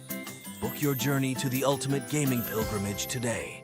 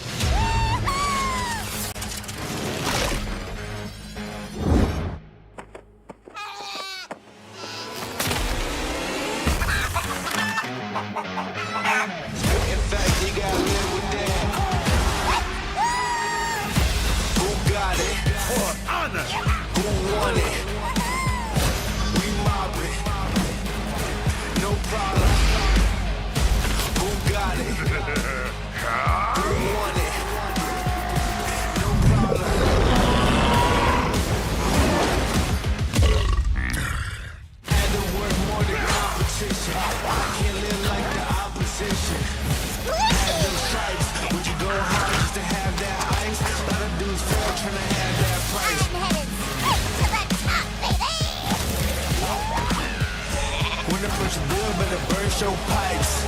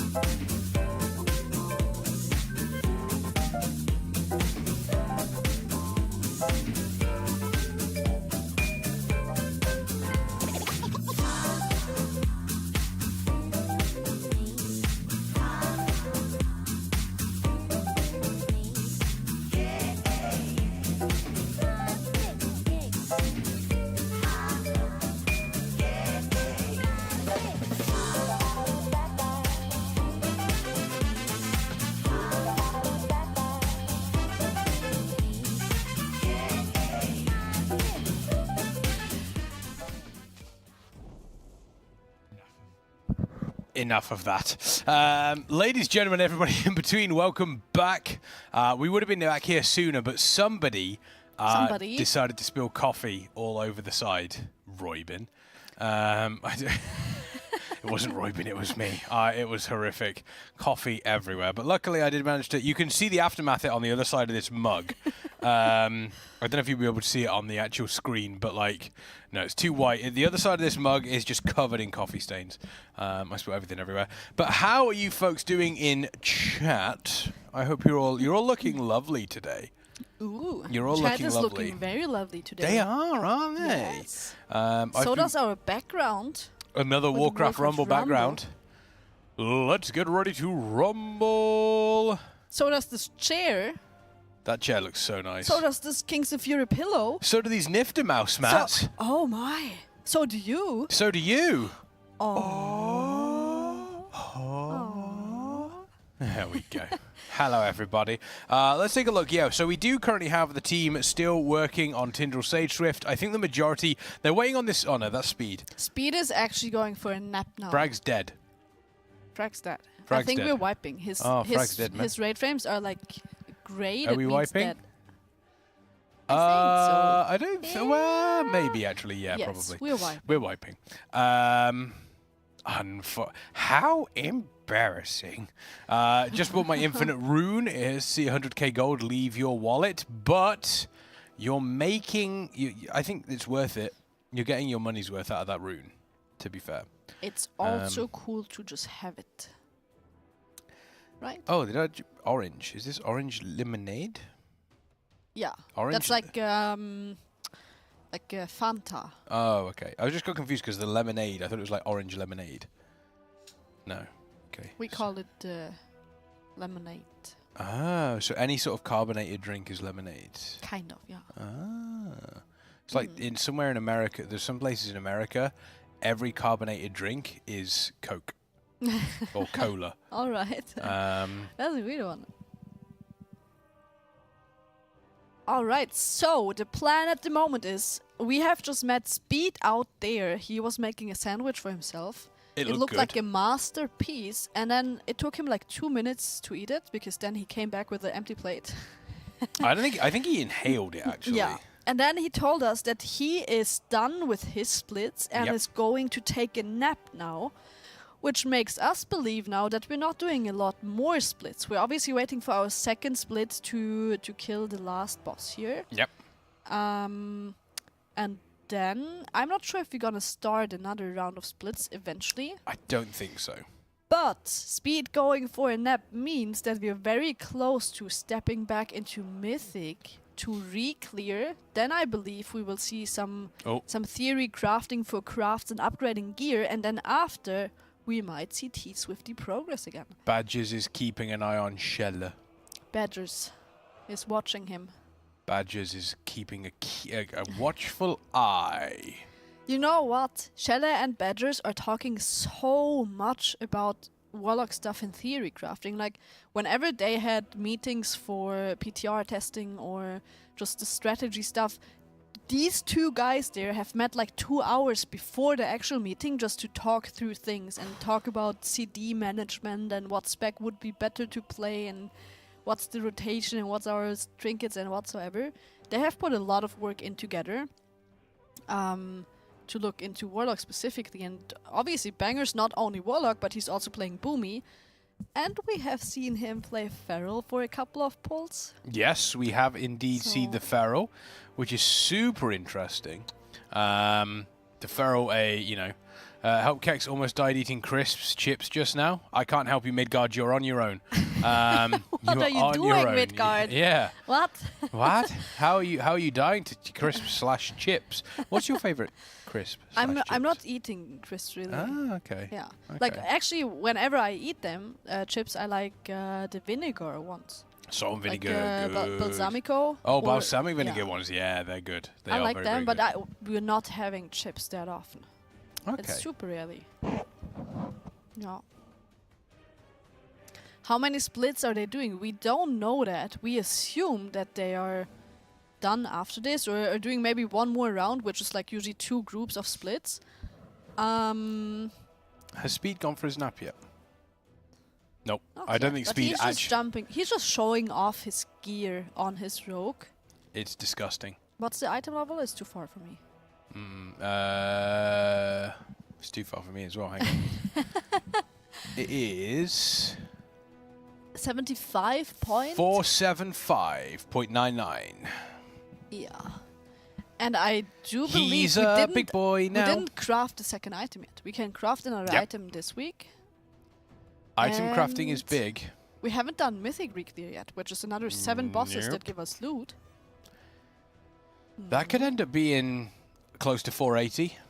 Yeah. If we see some big upgrades for these players here. I mean, obviously this is the RNG side of the race to World First.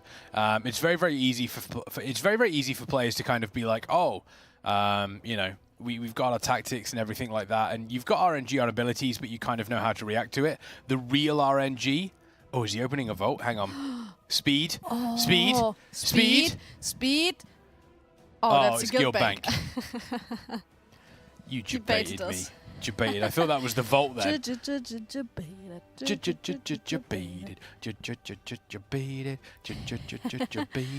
I'm pretty sure they have looked into their vaults yet, but it might be that they haven't picked their item yet. Because it makes sense to wait for a Mythic Reclear before you pick your item, right? Yes. I think you wait until Mythic Reclear is done. Yeah. And as you said, then you go and get your item. And then you also go and craft whatever you want to craft. Yes, exactly.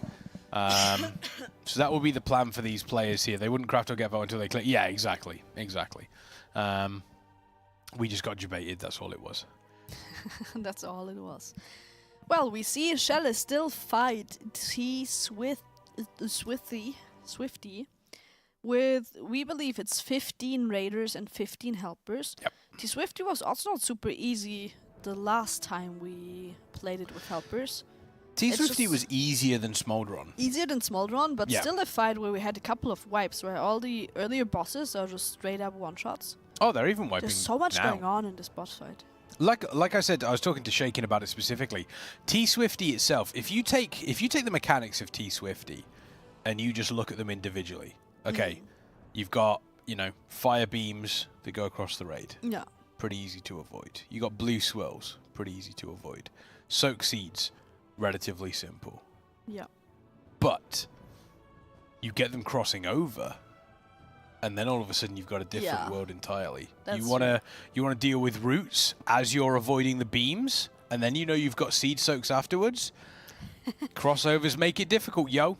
And Blizzard have nailed it on this boss. The hope is they've also nailed the final boss. You okay? I am looking for my phone. Not that I need it, but I just feel like I might have lost it somewhere. Oh, I lost it. I found it. There we go. It was lost and then it was found. All right. There we go. But yeah, Ooh, it definitely steady. makes sense. Like putting a couple of easy mechanics on top of each other, then it's all of a sudden not that easy anymore.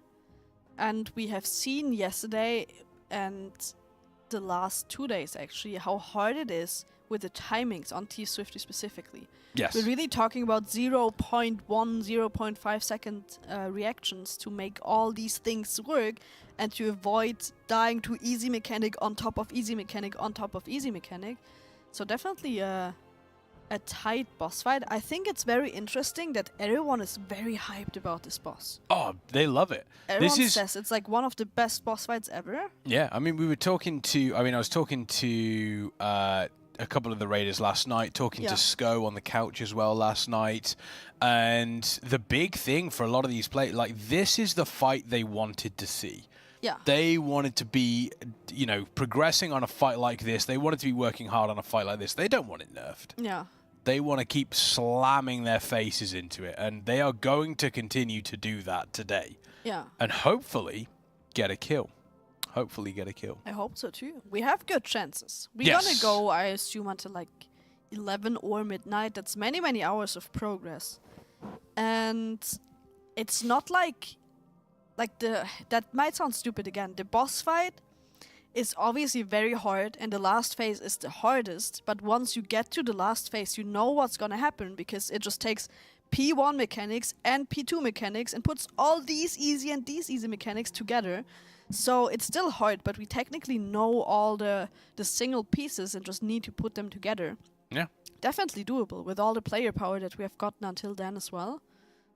Yo, dog, I heard you like P1 and P2 abilities, so we put P1 abilities in your P2 abilities so you can P1 while you P2. This should, in theory, be a kill here on this heroic split, and we believe this is the final heroic split left. That's the final split. It's the final. It's the final raid split. Diddle-da-da. Diddle-da-da. We could be getting DMCA'd for that. That was so close.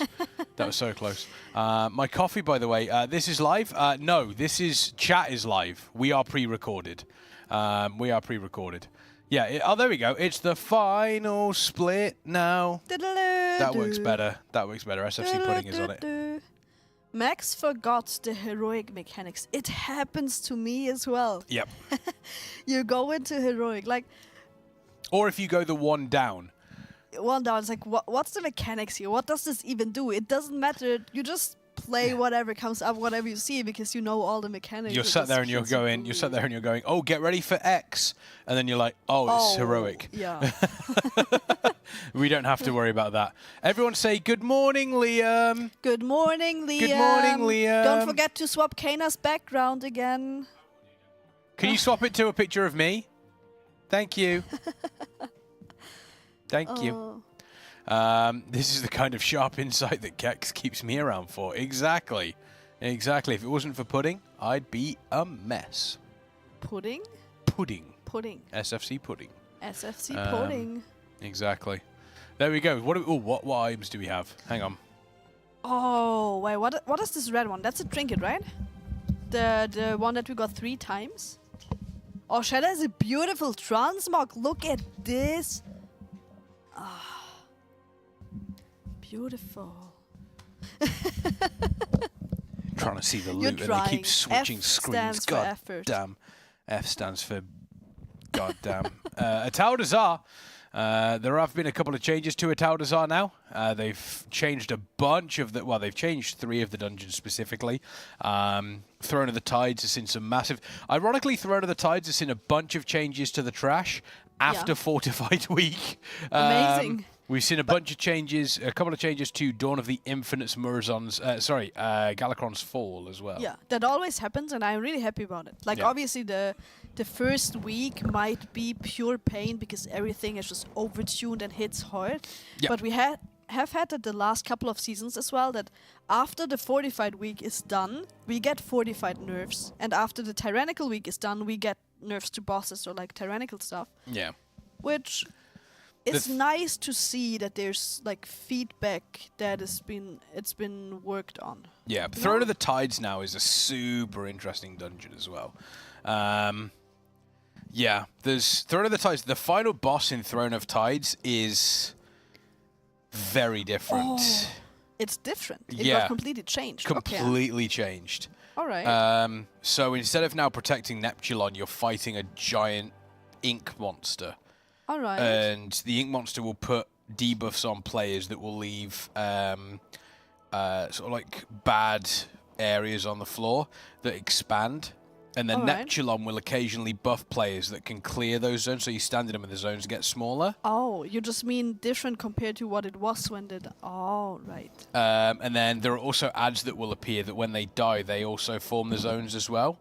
Yeah. So you have to be very, very good at cleaning up the areas and making sure they're kind of all in the same space, because if you don't, you run out of room so quickly. Yeah, that boss hurts quite a lot. It does. I'm really afraid of a couple of tyrannical bosses in the dungeons. I'm afraid of the second boss. Second boss, Throne of Tides. That's the one it's that... It's a crab, or whatever it is? It's the old god creature, or the void creature. Oh. And it has... So the void zones now spawn enemies that follow you. Oh, right, yes. So you have to keep knocking, and whenever you hit them, you knock them back. Yeah. But yeah, that's going to be a That's going to be a rough one on Tyrannical as well. Okay. What else is going to be rough on Tyrannical? Not in Throne of Tide specifically, but I'm thinking boss-wise that we've got. I think...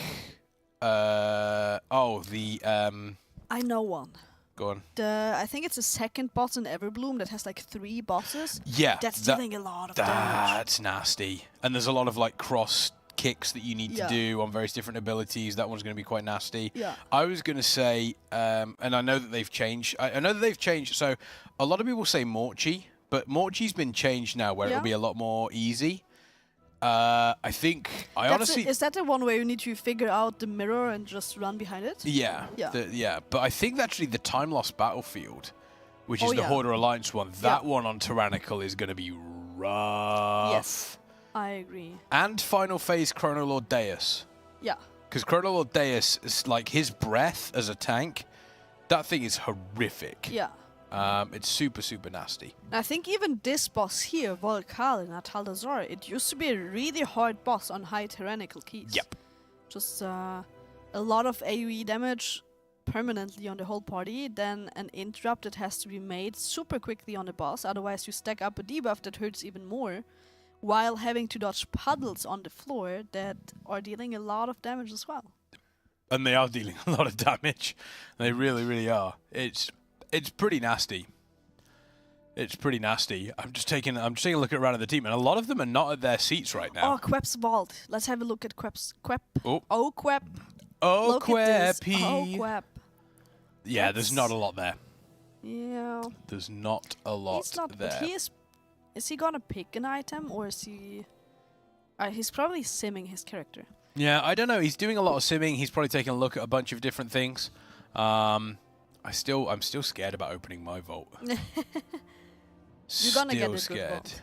I'm hoping my high mythic plus, because I think the highest vault key I've got is a 17. Okay, but that's no, that's not max item level. It's not max item level, but it's close. I'm hoping for Razan's Gleaming Eye. That's a tank trinket? DPS trinket. DPS trinket, alright. Hoping for that one. Know what? You were unlucky with your coffee. You're gonna be lucky with your vault. That's how it works.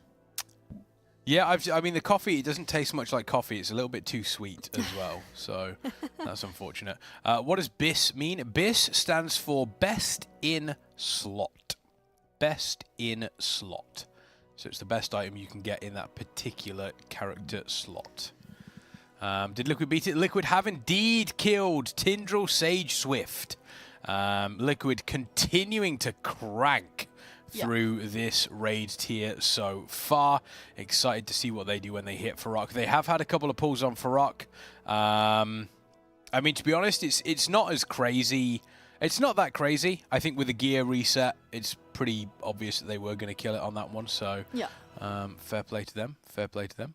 I tanked +4 Dawn of the Infinites on my 44 Blood DK, and that breath Deus trucked my HP. Yeah, it's nasty. It's nasty. Yep. I wish it was spell reflectable.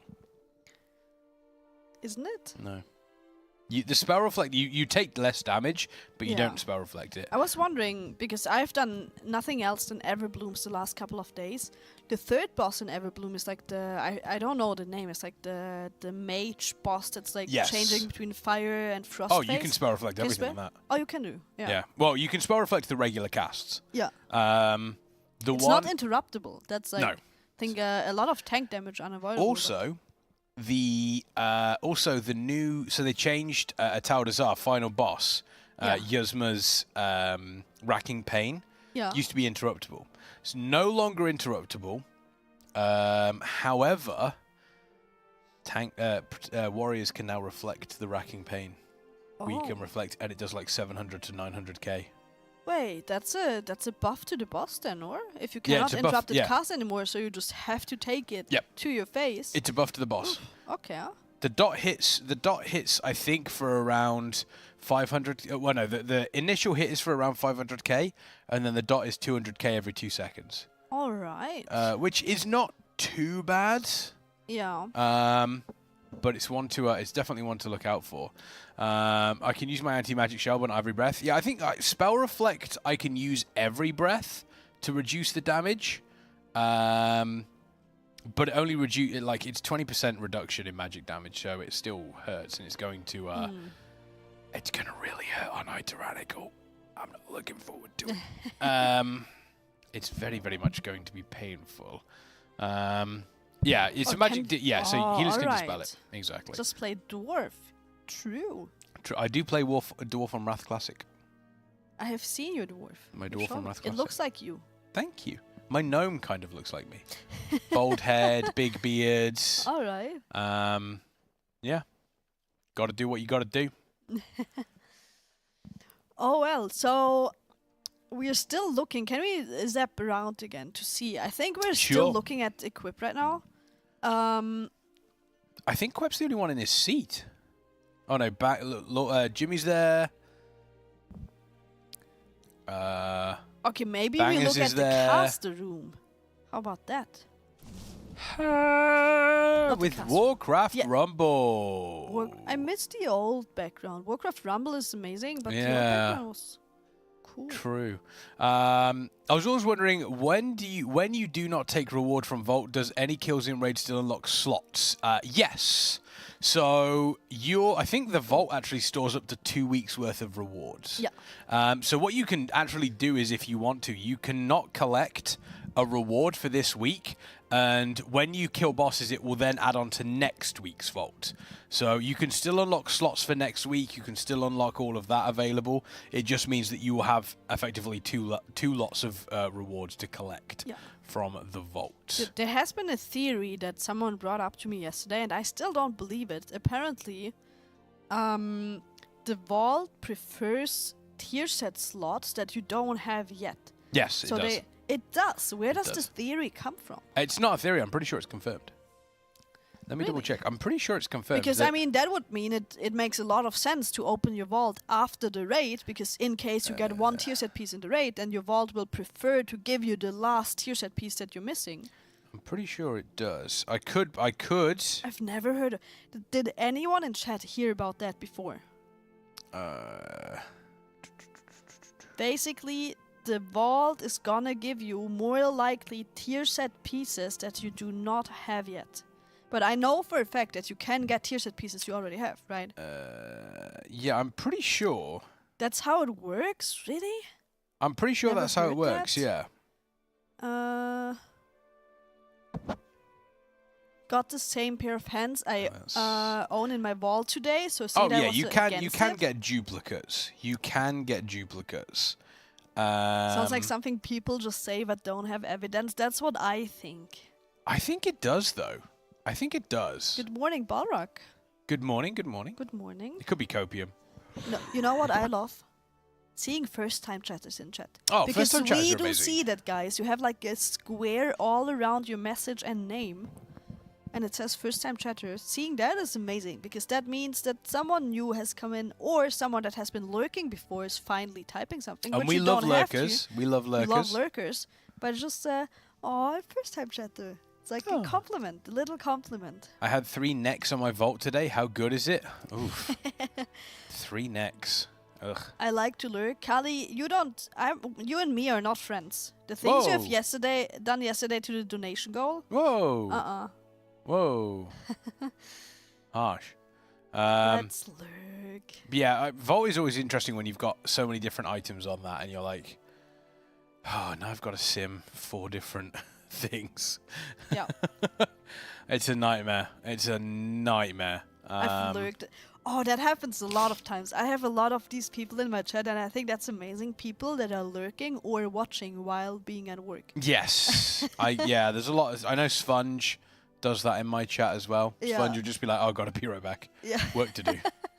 There we go. I booked 2 weeks off work for Race Toward First. That's amazing. It's the way to do. If you have the option to do that, definitely a cool I thing. have no idea what vaults are. Going to get back into vaults. I'm sorry. So basically, vaults are kind of almost they reward you for completing various different things. So, for example, if you kill 2 bosses in the latest raid, your vault will have 1 slot unlocked that will have loot coming from bosses at a normal level. If you kill Yes, there's a small thing with that. You can only get loot from bosses that you have killed at least once, which also means you can make that your advantage. If there's a boss in the raid that doesn't give you any good loot, and there's surely bosses for many specs, there's like, I don't need anything from this specific boss. You just don't kill this boss, so you never get loot from this boss in your vault. Yeah, exactly. Easy. And then if you do Mythic Plus, it will do the same thing. So when you do X amount of Mythic Plus, you get slots unlocked for that as well. And the level you are doing, the level you're doing of those will correlate to the gear that you get. So it's almost it's almost like bad luck protection in a way. That loot will appear on that one. First time chat coming in from Whiskey Actual. Oh, first time chatter. Y'all are crushing it. Good stream. Thank you so much for that. Entertaining, even though nothing is going on. Who do I talk to about getting you a raise? You tag Darren and Bookmark. Tag Darren and Bookmark. That's what, Darren and Bookmark. Darren They're the and same Bookmark, person. that's the same person. You tag Dupes and Bookmark. That's who you tag. Dupes and Bookmark. Dupes and Those are the Bookmark. people. See, that's what I'm saying. Not only this square that says first time chat, but also such a nice message. That's just Exactly. heartwarming. Thank you, Whiskey. I love that. Thank you, Whiskey. Thank you. See, now my day is just a positive day now. Oh, I don't know. My vault could very quickly ruin my day. Well, maybe same, but I'm trying to think what's the worst combination of stuff I could get in my vault. just necks. Especially if you're using Lariat, the embellishment, you will not use anything else than that neck, right? And You then don't if you use get Lariat. Oh, you don't? I use it. For arms warrior. You don't. I don't think you use it for any warrior.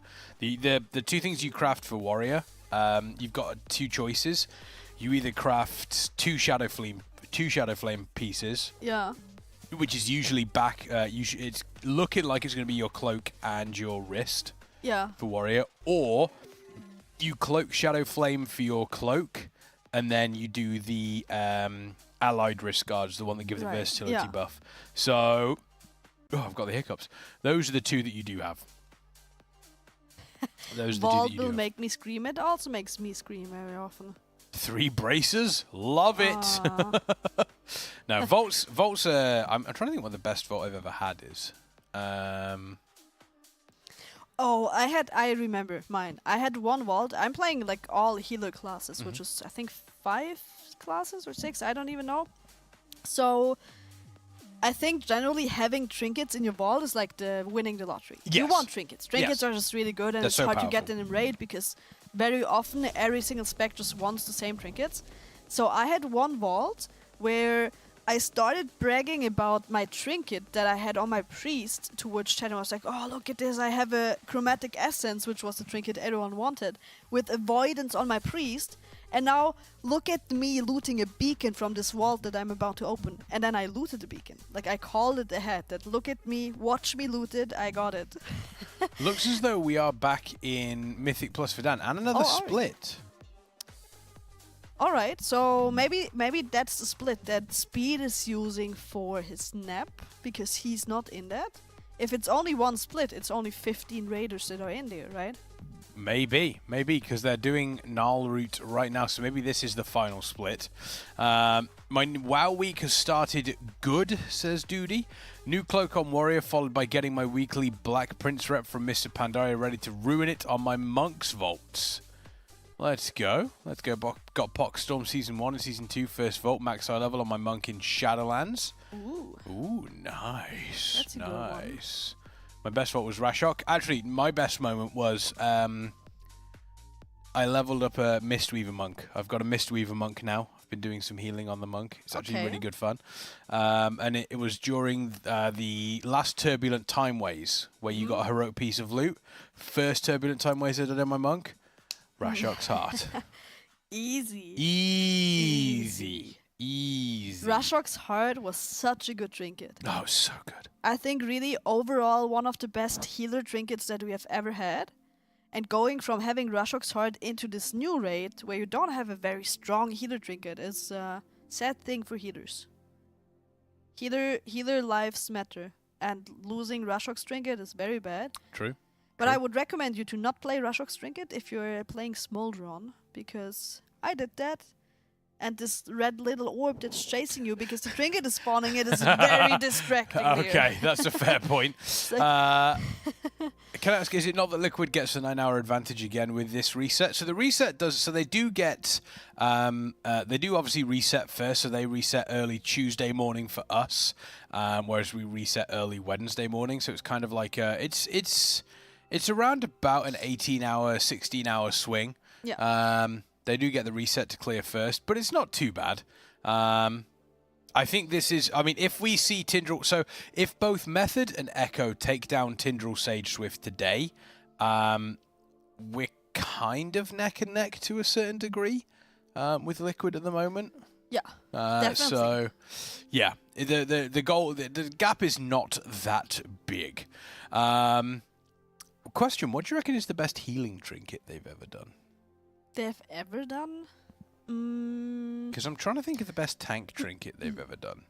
I mean, honestly, I think I go with Rashok's Molten Heart. I think it's actually one of the best ones. Because not only it gives you mana back in a season where mana didn't matter for every spec except Holy Paladin, it was also healing at the same time, and it buffed your party with versatility. So kind of all the things you want as a healer. Healing, mana, and buffing versatility. Pretty big. Thinking if there's any other trinket. Trying to think. I think the best DPS trinket for my money personally was Draft of Souls from Nighthold. It was the trinket that effectively got that Draft of Souls as a trinket is the trinket that changed the interaction between cooldowns and trinkets. Because originally trinkets used to actually, DPS trinkets used to actually, you could snapshot them on cooldowns. Yeah. They would interact with cooldowns. So what you would do with Draft of Souls is you would, specifically as a warrior, the trinket itself, it kept you in place, and you did like every 0.5 seconds you did a bunch of damage. Yeah. But what you did as Fury Warrior is you popped your recklessness so that you would effectively guaranteed crits, and then you ripped the trinket off, and the trinket was just doing unimaginable amounts of damage. All right. And then they nerfed the trinket, and then afterwards, that was when they changed the interactions between class cooldowns and trinkets, and they completely stopped that happening. Okay. Because Draft of Souls was destroying stuff. The healer trinket from Vortex Pinnacle was Rain Song, which is like an intellect trinket with haste proc, and it also buffs haste to your party members whenever it procs. Also not bad. But I actually thought about one more trinket. It was from Castle Nathria, Sun King. That was the boss. Oh, yes. It was unused cheat death trinket, basically. It was the Plumage or something. I forgot the name of it. But I think that was obviously a pure healer trinket that wouldn't find use on every single boss. But on a boss where you had one-shot mechanics, or even in M+, where you were scared of bosses or mechanics would just one-shot me, you played that. I believe it was a 2-minute cooldown on-use trinket, and literally the effect was, if you took lethal damage, it would just full heal you again and proc the trinket, like any other cheat death effect. I think that was really interesting as well, and I kind of like if we healers play actual healing trinkets and not just damage stuff or like boring stat sticks. I'm trying to think of what the best tank trinket was. We heard there was one suggested in chat. I forgot it again. It was from Ice Crown, I think. Deathbringer's Will. Exactly. Someone mentioned. Yeah, that Deathbringer's was Will was very good. Right? Was very, very good. Man, Healer talking. Arcana Crystal was very paladin good. Talking. Oh, that's absolutely a red paladin, isn't it? Arcana Crystal was good. Like, I don't think there's any tank trinkets that have made me go, because tank trinkets tend to be really boring. Yeah, it's usually a cheat death effect or unuse absorb or DR. Which is, I don't think it's bad though. Like the trinket we have right now, I think, from Dawn of the Infinite is a very good cheat death trinket. It's okay, but cheat death trinkets are not. I mean, a lot of players have been using that cheat death trinket, as mentioned, to see more action on bosses. But cheat death trinkets doesn't really Doesn't really work well. Eye level of the guilds. So at the moment, it's difficult to show that because what the actual graphs that we have for that takes it from the last kill that guild did. Unfortunately, it does mean that kills for Echo and Method are split runs. So it does have a pretty rough situation of like the eye level is not accurate at all. Not accurate at all. I think that also the most recent one from Fyr'alath's Tainted Heart, that is a beautiful tank trinket. That is. What does it do? Fyr'alath's Tainted Heart. Let me actually find the item here for you. Fyr'alath's Tainted Heart is probably one of the best tank trinkets they've done in a while. And it's also not specifically a tank trinket per se. While you're looking it up, I just found the item level of Liquid when they pulled Fyr'alath. Okay. The pull they did on Fyr'alath, they had 478.4 equipped. Yep. Just to put it in perspective, the last time we pulled T-Swifty, which was before the reset, we had 4.3 item level less. Actually, 4.7 item level less. We had 473.7, which is like just because of the reset and the option to re-clear Mythic again, do another set of heroic splits and craft a new item, easily 5 item level in average, which is a lot. Easy. So we're not at that point yet because we're still in the splits and still haven't crafted and all that, but once we get through that, it's going to be huge. We will probably also look at like 478. Yeah. It's going to be close too. It'll be close too. Fyr'alath's Tainted Rage Heart here. By the way, Fyr'alath's Tainted Rage Heart, not just Fyr'alath's Taint. Fyr'alath's Tainted Rage Heart. It's a versatility trinket, flat versatility, which is nice. When you equip it, you deal Shadow Flame damage to yourself and nearby enemies every 3 seconds while in combat. Okay. So that's good because you're generally going to be surrounded. Good. And then its on use is a 1:30 cooldown, and you effectively absorb a bunch of damage, but suffer also a bunch of damage. And then so it says here specifically, this is the 441 item level trinket here. It says, give into the Rage Heart for 10 seconds, absorbing 370,000 damage, but suffering 53,000 Shadow Flame damage, and lashing out at a nearby enemy every 2 seconds to deal 52k Shadow Flame damage, split between nearby enemies. And the damage is increased. So you're saying this is all-in-one trinket. It's a defensive value because you have an on-use defensive effect, but also a damaging trinket at the same time? Yep. That's a good one. It's like a great tanking trinket. That could end up. I mean, I'd have to take a look. And again, there are no tanking trinkets that are immediately speaking out to me. But that could end up being one of the best ones we've had in a long time. Yeah. A long, long time. I've actually played that trinket now that you read the effect out on PTR testing when I was doing M+. It did a lot of damage as a healer as well. So I think at some point we're gonna see healers going for that trinket as well. They better not be. Hey! Blood Spattered Scale was also an exceptional trinket as well. That's a good one, Sword. Well, what was that one? Blood Spattered Scale. Was that from the other side? It was from the other side. Oh, I remembered something all by myself. Let's go. But I don't remember what it did. Neither do I. Just remember it being very good, but I don't actually remember what it was. Oh, wait, was it Big Absorb, right? Was it actually from the other side? Yeah, it was from the other side. Inflicts shadow damage between all nearby enemies, form a blood barrier on yourself.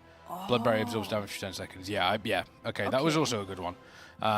We had another one last season that many people used. I think it was from Brackenhide. Also an on-use damage and absorb trinket. I mean, that seems that to was be like Festerhide's Splinter. Exactly, yeah. That one. Yeah, that was a good one. That was a good one. I mean, tanking trinkets are not fantastic. I miss the old days of some of the brilliant tanking tier sets. Yeah. Some of the tier sets were fantastic. They really, I loved I absolutely love some of those. And speaking of tanking, if you folks want to get some fantastic tanking tips and tricks, you need to check out Metafy. The Method Raiders themselves are on there. They can offer you coaching through the website, not only in-person coaching, but also offline log reviews as well. I know Nate and Teef are on there, two of the two tanks that we do have. That is if Nate has his sub ready to go. We're not entirely sure. We'll double check for you, buddy. It's not for free, but it could be for free if you won a membership for Metafy in one of our giveaways. Yes, we do have a bunch of giveaways going on. 60 Metafy memberships 60? with $120 worth of credit as well. So there we go. That's absolutely fantastic. Exclamation point Metafy for that one. And we've also spoken about the Humanscale chair. If you'd like to swing the Humanscale chair into camera view, they can't quite see it at the moment, but there it is. Look at that. This logo here is just the coolest thing ever. The embroidered Method logo, super comfortable to sit in, conforms to your body as you lean back. You will have no more bad aching pains once you're sat in this Humanscale chair. It also looks really cool with like the purple coloring going really cool. on. And at the moment, this model is called Humanscale Freedom. We do have a discount, 20% off. So if you're looking to buy yourself a new chair, not only this is a really good option, but also you can get it cheaper at the moment. Yeah, exactly. Right now is the time to get it. Right now is the time to get it. Do it. Get yourself a chair. Stepstone as well, the fantastic job searching website. It is mostly German, so actually, do you want to take this one in German? do you want to go full German on this one? Honestly, I don't know how to speak German anymore. Oh. I'm having such a hard time speaking German. Oh no. That's not good. But the Stepstone, obviously mainly for Germans, is the site to go if you're looking for a job in Germany, especially if it has to be in the IT section. It's a very easy to handle website. You just put in what you want, what you need, what your times are. Like, you just filter stuff out, and it's gonna give you a couple of suggestions in cooperation with Rossmann, Thalia, and Phoenix. Rossmann, you have been at Rossmann a couple of times. Yeah, right? I've been to Rossmann. Yeah. Rossmann's fantastic. Went to Rossmann, got a couple of things. Really handy. Just down from the hotel. Stepstone. Oh, is it? Right. They are truly incredible. And speaking of incredible, you want to make sure you're heading to the incredible place that is Malta. Not only is it fantastic for those of you that are adrenaline seekers, there's also a bunch of stuff there for you folks that are history buffs. If you enjoy your history, if you enjoy exploring, Malta is absolutely the place to be. And they've also got a very quickly growing esports scene out there as well. Exclamation point Malta in the chat. And finally, you mentioned the giveaway earlier, so exclamation point giveaway in the chat to learn more about that one, because look at all this fantastic. Look at all these. Kex, come on. Don't make it awkward. It's Press not me. the button. It's We've not me. announced it. Let me press it. I okay, we do pressed it again. Look at all these amazing prizes you can win. Kex. Marius is going to yell at you Marius again. is going to yell at me again for breaking. Does this all work? right, we don't show you the picture, but we're going to... Oh, God, it actually isn't working. We're going to tell you what you can win. You can win a PC sponsored by Fateless. I believe it's a 4070 Ti gaming PC. I do not know what these numbers mean, but people that know what they mean told me that it's a really good and high-end gaming PC. You can win World of Warcraft, The War Within, an Epic Edition, which is also including the 3-day early access. You can win a bunch of Kingston FURY products, SSD and RAM. Yep. The Metafy membership, Metafy 60 membership. of these, $120 worth of credits. And Nyfter mouse pads. These nifty Nyfter mats. Nifty. Nifty Nyfter. Did we forget anything? I think that's it all for the giveaway. I don't know why it's not working. Marius is going to shout at me again. Marius specifically hates me. You and Marius are like the dream team. Because Kex, I've spent the whole morning shift to fix what you have done yesterday, and now you have ruined something else. He specifically said to me, I think it was after the Arla shift, he specifically said to me, you have broken something that you should not have been able to break. Like, he specifically told me, he was like, you have broken something you should not have been able to break. Oh, no. So, I just have a talent. It just happens. And I think it's hilarious. It's probably not hilarious to be you and to be yelled at, but for me, from an outside perspective, you two together, amazing. And another thing that's amazing is our charity. Yes, Movember.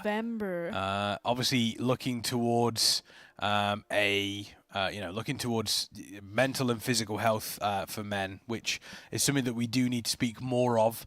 There is still a bit of a taboo, specifically not only around sort of the mental health discussions, but also the physical health side of things as well. I think it's very, very important. Men, make sure you're checking yourselves for any unwanted lumps. There's obviously a. We tried again. Oh. Wait. I'm gonna say something, and then you press the button. No, the buttons aren't working at all. So, not only are you donating for charity if you donate for a good cause, but also you're donating for making us casters do stupid things, because we have a couple of charity goals. Kex, please, Kex. What do you want me? What more do you want me to do? What more do you want me to do? Working. I don't know. I don't know. We have 2 more goals to reach, and I think we have a couple of challenges that we have not done yet or not executed yet. But the 2 challenges to reach is at $4,000, which we are $700 away. We get visited by the one, the only Princess Uwu. Princess Uwu is going to be joining us, and then at $5,000, myself and Sko. Are you actually gonna do it? But just the eyebrow, right? Yeah. Yeah, it's man versus beard, Skull versus Kexman. You're gonna play the crocodile game. Yes. Where you press like the crocodile teeth, and the person that presses and the crocodile closes its mouth is the loser and has to shave off their beard. Or if you're the beard man, aka Kexman, then it's an eyebrow instead. But it's a 50-50 chance that we get to see Sko shaving off his beard, and I kind of want to see that. I kind of want to see. We need a couple of more donations. He hasn't been clean shaven for a while. Yes. I haven't been clean shaven for probably close to 14 years now. Probably close to 14 years. So it's been a while. It's been a while. It's been a while. It's been a while. Is that a new donation, by the way? $6.30 from AP30. AP30 saying I think it is, but it didn't update the goal on the screen, right? We'll see if we can figure that one out. Plot twist, Kex is 20 years old. I'm absolutely not 20 years old. Absolutely not 20 years old. Absolutely not. How old are you? I'm not going to answer that. How old do you think I am? 29. Oh, I must be having a good day. I'm 34. 34. Yeah, I'm 34. 35 in April. Ooh. Too old. Too old for this, chat. I'm too old for heroic splits. You don't ask a lady how old she is. Sorry that I asked you. It's okay. I forgive you. 34 is young. I have said that before. I think it's amazing to see. World of Warcraft generally is a game that is, if you take the average age of players or the community, it's like a little higher than in other games. But I think generally it's really, really cool and amazing to see that there's like really old people in the community, like WoW Grandma. Sorry that I called you really old, but you are really old, and I think that's amazing. And but also like super young. I just like it that there's like all ages are coming together, just having that one thing they like, that game and gaming, and just, you know, I kind of like that. I like diversity and all these things. I just think it's amazing to see that. Yeah, it is amazing. 42. I'm 25. I take that. Thank you. One of the raiders on my raid team is 76. He's a legend and keeps falling asleep during boss balls. But see, that's exactly what I mean. Like, even though it's a funny story, someone falling asleep during bosses, it's just like making others have a little laugh and make them be like positive about it and happy. A great story. I know. That's a great story. I wonder what would happen. Like, that. what would happen if you were? Because you know, obviously, there's the condition narcolepsy where people will just like fall asleep. Yeah. I would be interested to see like, how would you raid with that? Because you wouldn't be able to. You wouldn't. You wouldn't be able to play a tank or a healer, I don't think. Yeah. You could play a DPS though. Yeah. Easily. Are you saying DPS are not so important in raids? I like that. I'm saying DPS have the easier job. Yeah. Did he fall asleep on my fair share of bosses too? I've never fallen asleep on any bosses. Same. I don't think I have. Would you be able to raid Amirdrassil because it's in a dream? Ooh, Probably. That's a good question. Yeah. One of the bosses involves you falling asleep IRL. Trying to think what boss. I'd probably do that on an all route, to be honest. There we go. There we go. Oh. He plays Hunter. Hunter happens. Another first-time chatter. We'd love to see that. Love it, love it, love it. Heal / DPS that just fell asleep randomly. He messed up 3 kills for us. We had a laugh about it. I actually had someone who overslept there. So we had it when we were doing Wrath Classic. We actually had a healer who it got to raids time, and we were sat there like, where are they? Where are they? Yeah, they just had gone for a nap and decided not. They just hadn't woken up. We had a tank falling asleep during a break. I mean, to be honest, if you had a Humanscale chair, you'd fall asleep during a break. Exactly. Because that thing is comfy. We also had it happen, actually. Our Warlock. Like, when we started Mythic, we obviously came from doing splits as well, normal and heroic. Our Warlock just disappeared and said he's just, I don't know, quick AFK, and he never came back that day. Because he fell asleep. Imagine hitting the quick AFK and then immediately going to sleep. Like, that's impressive. It is, right? That's very impressive. It was pretty funny. It was pretty funny, and it's also very impressive that we're at Larador again. Yeah, the first 2 bosses are just so quick, and even Smolderon hasn't been a problem today. We do believe that this might be the last split that we're seeing, because we currently only have 1 group going instead of 2 as we had before. Yep. So it's a high chance that once we are done with this here, we're gonna see a Mythic reclear or Fyr'alath reclears. We haven't done that, I think, in none of the splits. Right? We've only done Tindral. As far as I've seen. Yeah, we've done Tindral. We haven't done any Fyr'alath yet. I don't even think they do Fyr'alath. Maybe. If they do, maybe it won't be a split. Maybe it'll be a guild group just to make it nice and quick. Yeah, that's what Potentially. I can fall asleep in less than 20 seconds. I wish I could. I can't even do that. It takes me like I can't even do that for 20 hours. Like, it's I'm not tough. good at falling asleep. Whenever I want to sleep, it takes me like, I don't know, half an hour. While Shadow, for example, he lays down, he sleeps within 2 minutes. I know people like that. I can't do it. I absolutely cannot do that. The other tough one for me is if I say, for example, I go to sleep, even if I go to sleep early enough and I know I have an early wake up call for something, I sleep terribly.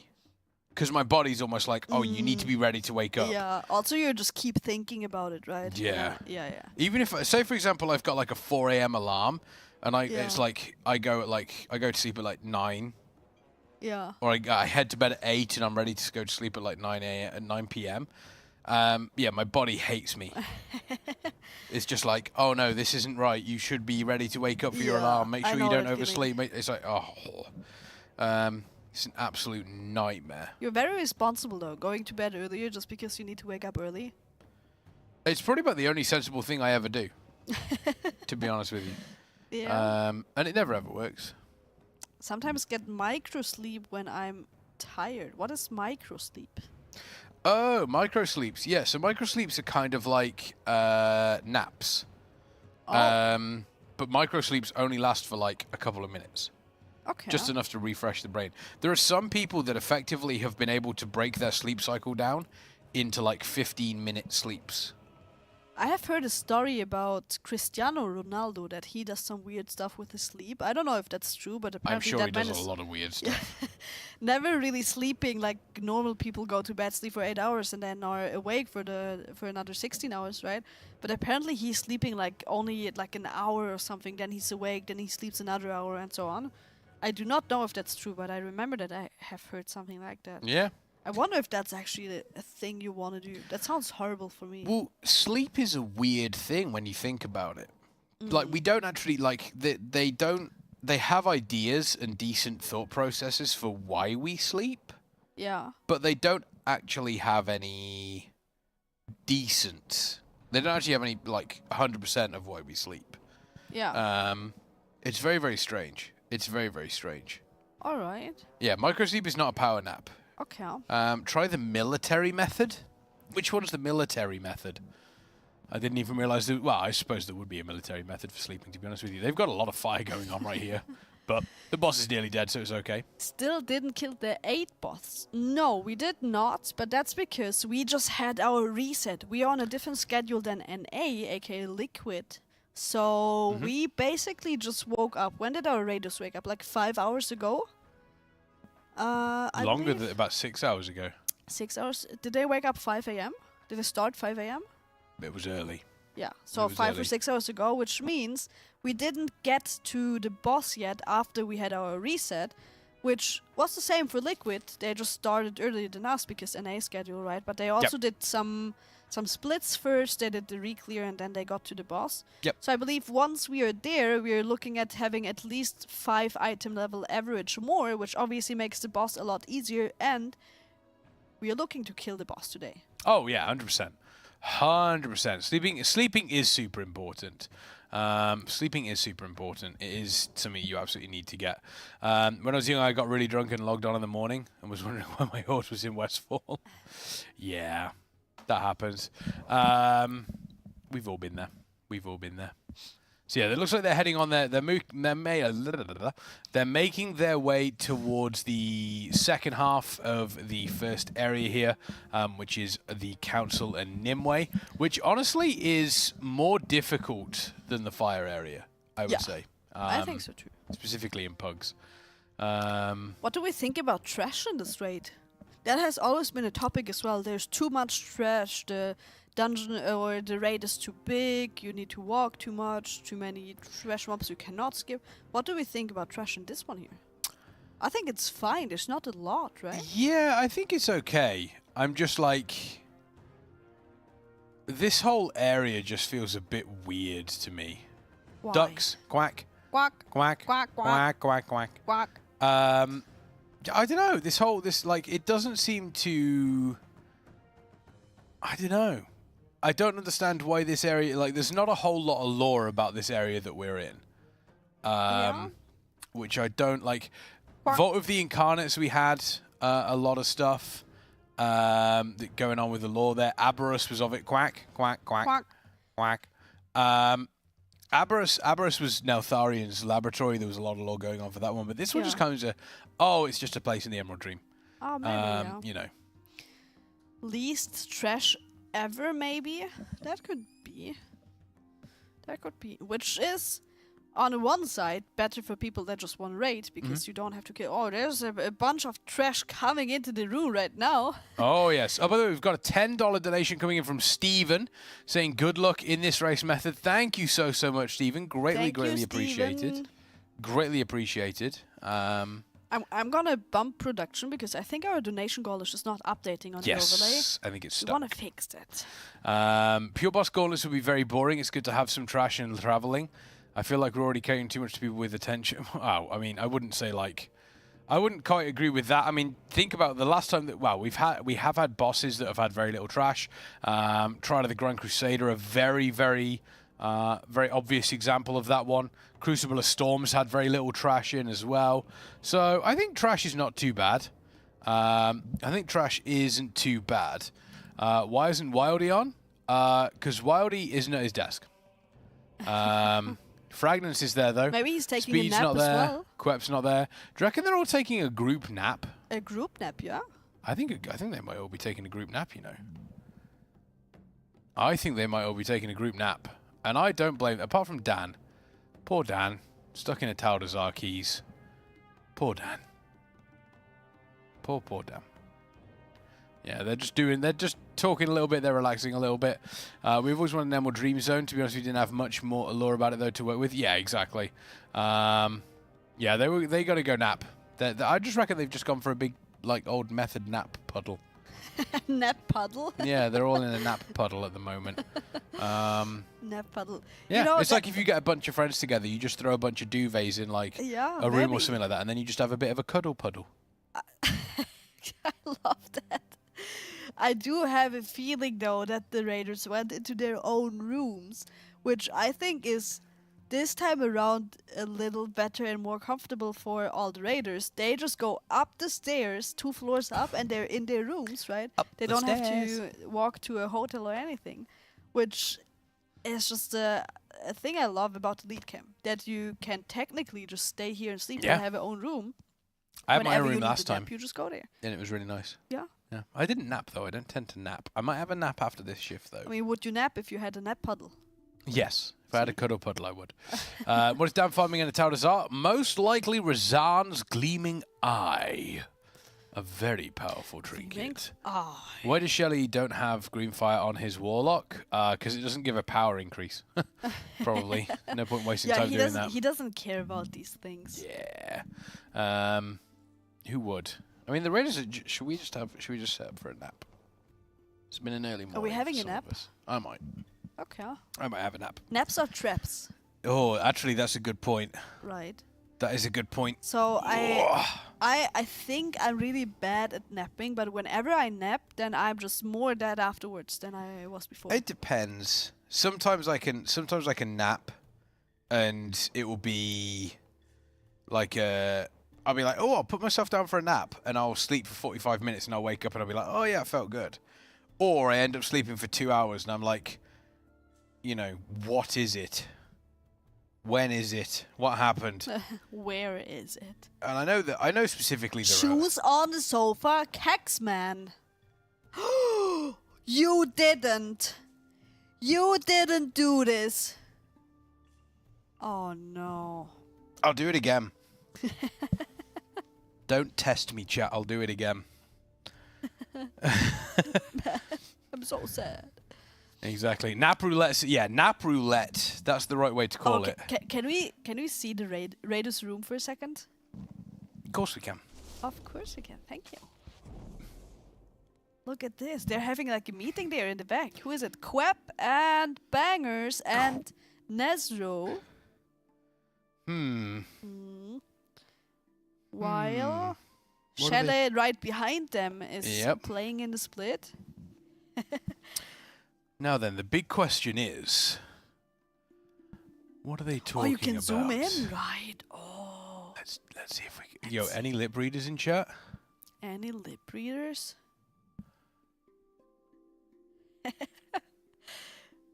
Oh, wait, is it Quap? Yeah, it is Quap. Any lip readers in chat? What are they talking about? What are they talking about right now? Me? Alright. I don't think it's Nezro. Is that Nezro? I thought it was, but I don't think so anymore. I'm not sure. Who is it? It's definitely not Dan. Oh, there we go. Lip reading. Kex is such a great guy. I want to talk more with him. Yeah, I agree. Yeah. There we go. Talking about doing the things Kex broke. Okay, you know what? I'm gonna be Bangers and you're gonna be Quep, and we're just gonna imitate what you're saying. Okay. Well, so I was just watching Shadow play Warlock, and I think he's really good, but I think I'm better. I definitely agree with that one. I think as though you should replace him. Shella out, Badgers in. Maybe we should also get you in as a DK. You have only seen one boss so far, you know? Warlocks, no one likes them anyway. I'm gonna leave now. I don't want to be part of this conversation anymore. Man, I thought we were friends. They're talking to Liam. Oh. Oh, he stood. Oh, there you go. What could they possibly be talking about? But then. Oh, we are going to lock Kex in the box again. Shella's just there. Just talking. I don't read British lips. Yeah, they're going to lock me in the box again. That's what it is. We're not allowed to use the box anymore. So. Where are the Crocs? Where are the Crocs? The Crocs. Oh, we can't see the bangers. Where are the Crocs? Can you spot the Crocs? Where are the Crocs? His table, under his table. I can't see them because the chair's in the way. Oh no.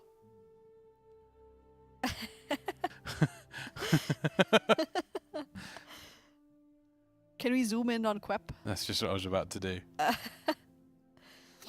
Nope. Look at him, he's so handsome. He's Look so at the happy. smile. Look at the cheeky Aw. smile on Quep's face. We love Quep. We love Quep. He's fantastic. He is. And then across here, where is he? Oh. Oh. Oh. Bongi. Poggies. Oh, it's really dark in that corner. It is really dark. He's where hiding he in the is. shadows. Oh. Oh, a focused warlock over there. Focused warlock. Focused warlock. Where's Jimmy? You can press the name on the thing. It's gonna zoom on Jimmy. Oh yeah, good point.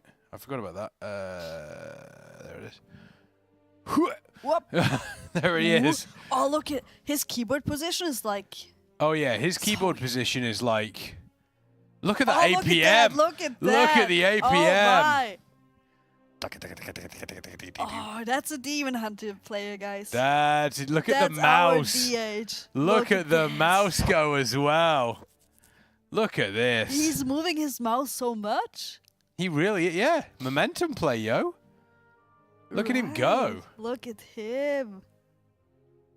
That's really Oh. interesting. I think they killed the boss. It's okay. No, they're still in combat, I think. He's still pressing buttons. He's still with pressing his keyboard buttons. Hand. No, they're not in combat anymore, I don't think. Really? I don't think so. Let's go home. That's very interesting to see, though. Do you reckon Kane is at his desk? Can we zoom down? Or, like, move the camera down? Then we should... Oh, he's not there. No Kana cam, unfortunately. Kana's not there. But we can see the human scale freedom in all its beauty. Oh, look at how amazing that chair looks. Oh, with the Method logo on it. I love that one. We love, love, love. You love to see it. You love to see it. It's fantastic. That's the Raider room at the moment. Let's see if Jimmy is still in... let's see if Jimmy is still inside... The raid. They are. Did they just kill Nimue? I think. Oh, no, they're on did. their way to Nimue. Oh. Wait, oh, so they killed Council. Yes, they killed Council. They're on their way to Nimue, or Nimue, however you want to say it. I say Nimue. Nimue. I say Nimue because that's how the Blizzard people said it.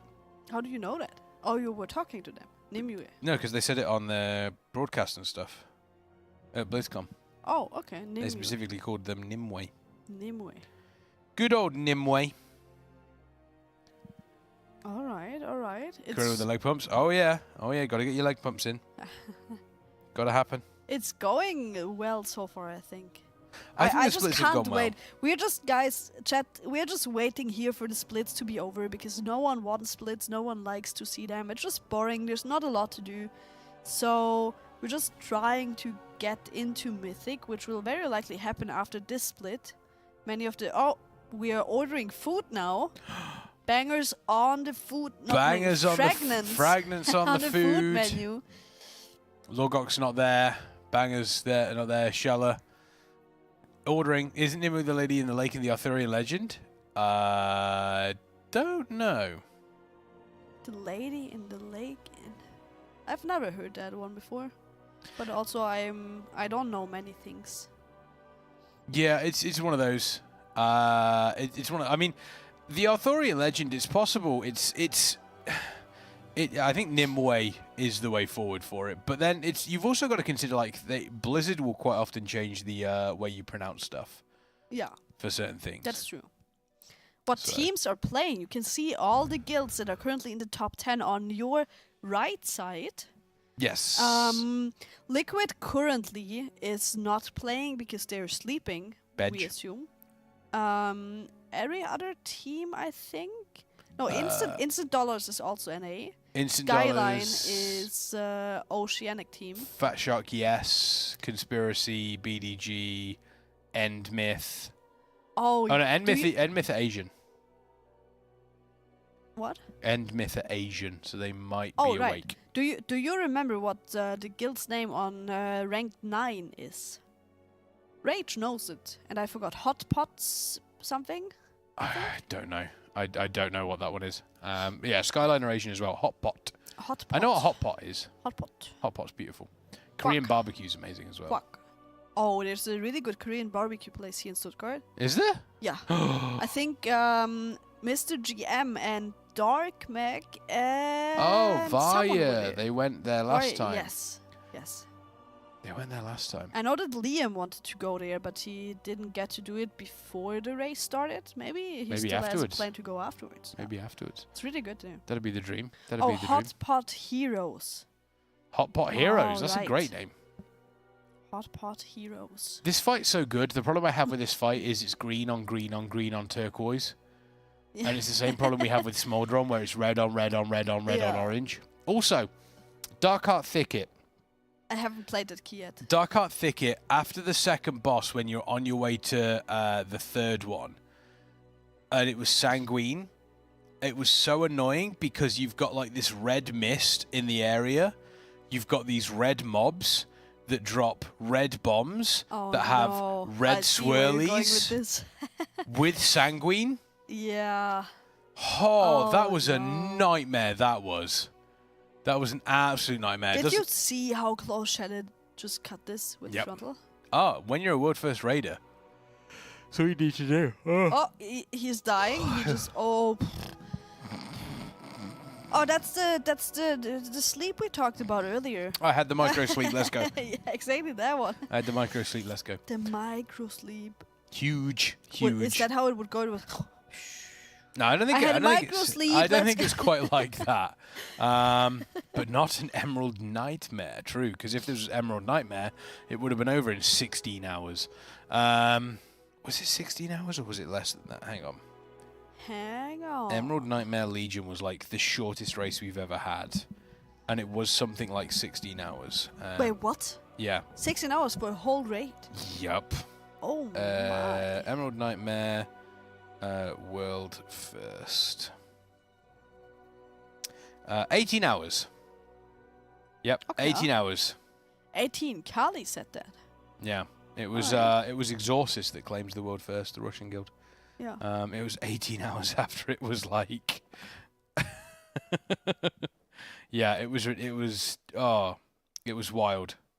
That is the most annoying thing about WoW now. So much difficulty because of spell colors and terrain colors. Terrain colors. I mean, yes and no. I think someone made a good point. Well, someone made a point on Twitter where they turned around and they said, because we're seeing a lot of raiders using the Inky Black potion. Yeah. On Tindral Sage Swift. And someone, oh god, it started. Oh. Sorry, chap.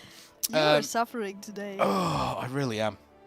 It's because I had the three late shifts back to back. Yeah. And then, or back to back to back, and then had to switch from 12 to midnight, which meant that I wasn't leaving the studio until about 1 a.m. Yeah. To then suddenly being up at 6:30 a.m.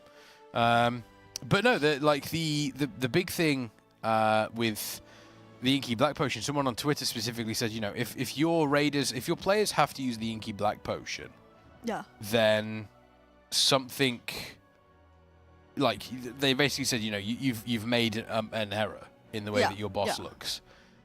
Someone also said that you could turn on the colorblind mode.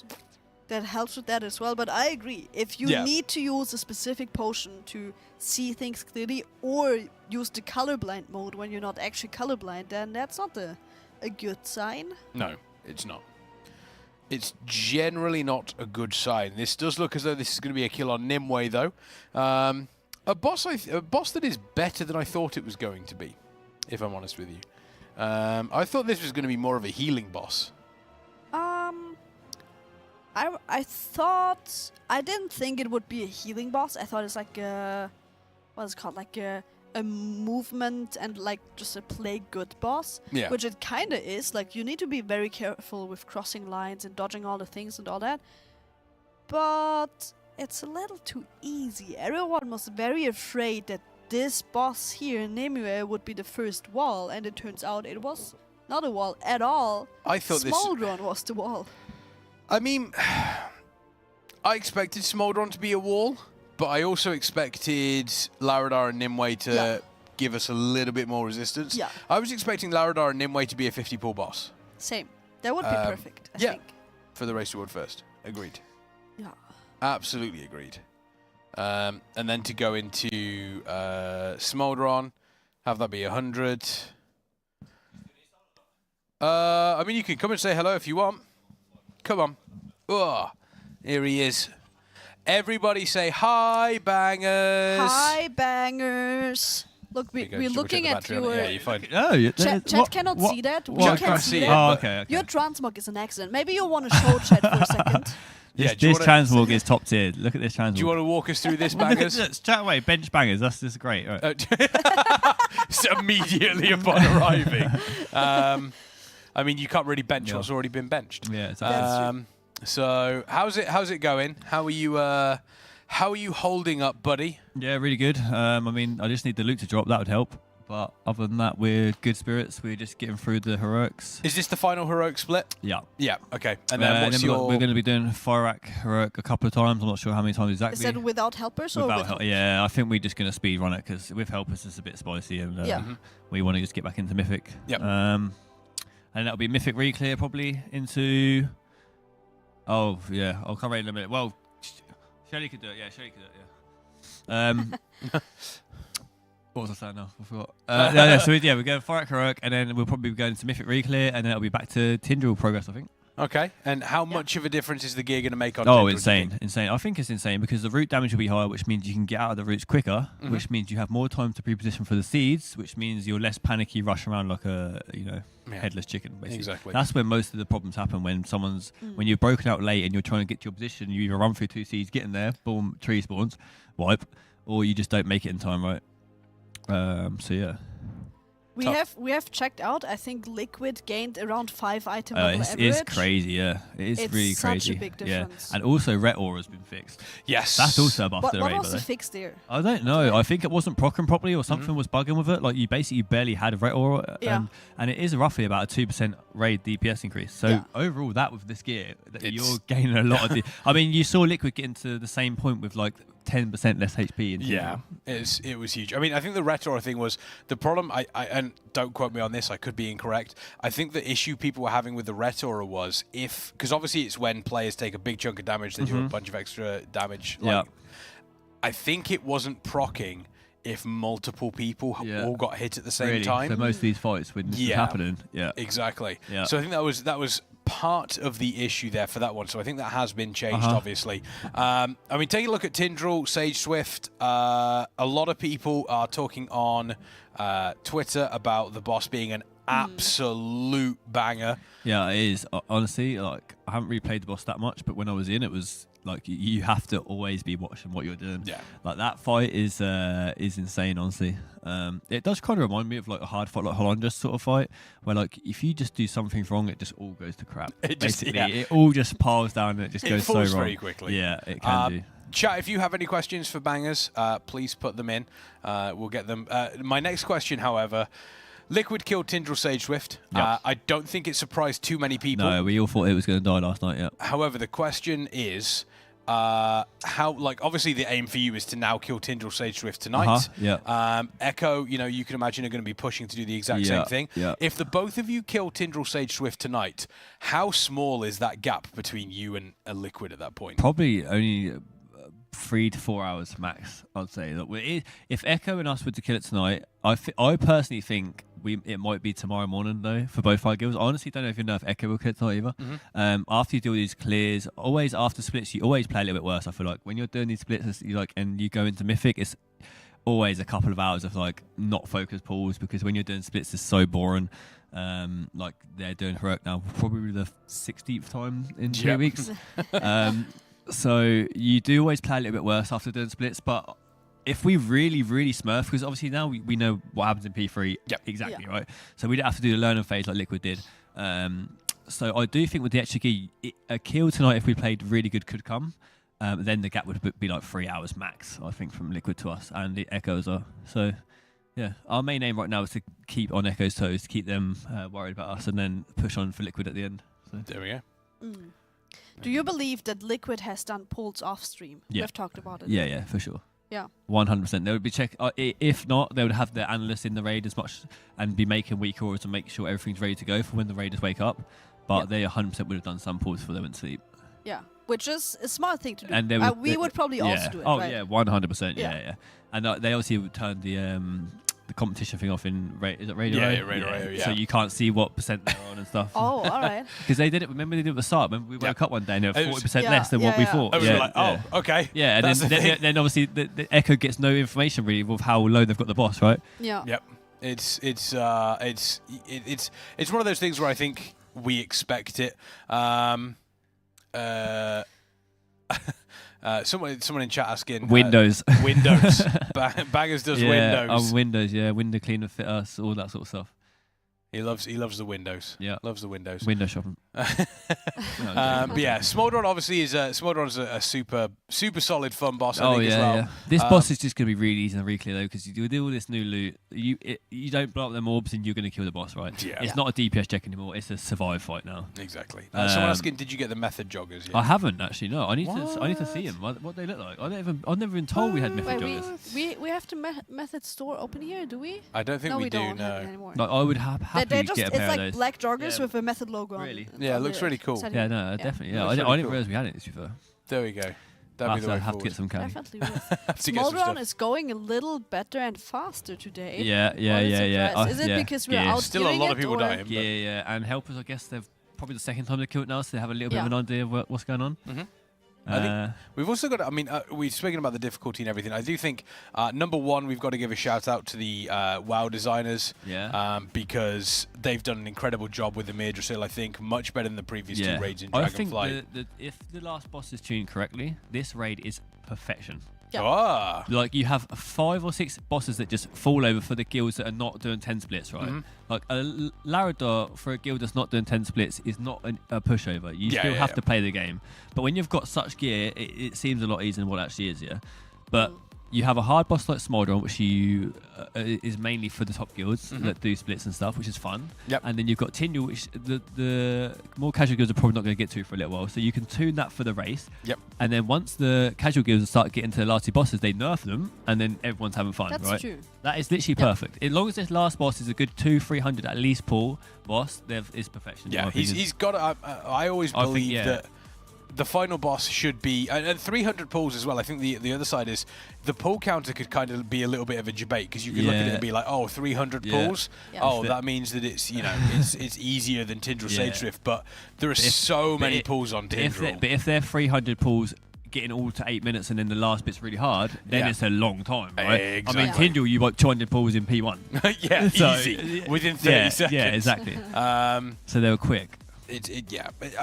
We've also got to give a shout out to the WoW developers for getting Amirdrassil, but also a huge shout out to all the teams on the Mythic leaderboard because teams have been cranking. $, insane guild. Skyline, they're another good. Do you think Skyline started on Thursday? Yeah, I know. Obviously, the folks like BDG, Fat Shark, yes, but also the folks that are just above you as well, Echo and Liquid, doing. They're always crazy. Just doing incredible. And does that make it more fun and give you sort of like more? Drive to continue to for sure. to push as hard as you possibly can. Yeah, it is really good. It's just it would be nice if the top guilds wouldn't stop yoinking our players, so we could actually really start getting. Because I feel like it's like it's like saying to someone else. It's like the football teams. Like your Man U's and your Liverpools, they just yoink the good players from the 5th and 6th and 7th team, and then they never be able to make that to be pushed. Are they going to get it? I hope so, because they'll be so tilted if they don't. I really hope they kill this boss right now. Here's the hope. But that's just a natural thing to happen, right? That is every sport. Like you every can't single really sport, do anything every against single it. sport in the world, it happens, and it's just something you have to deal with, unfortunately. It is yet annoying and depressing. Like I talk with Shelley about it sometimes, and he says it's just very frustrating. Yeah. And like sometimes he's sad about it because you obviously play because you want to win. Yeah. And you only win if you like get a stronger and stronger roster. But if people leave after a tier because they turned out to be really good, then it's like a. I like that Biff is memeing about it a lot. Like whenever the tier's over, he's like posting something on Twitter. It's like other guilds shopping in the method store.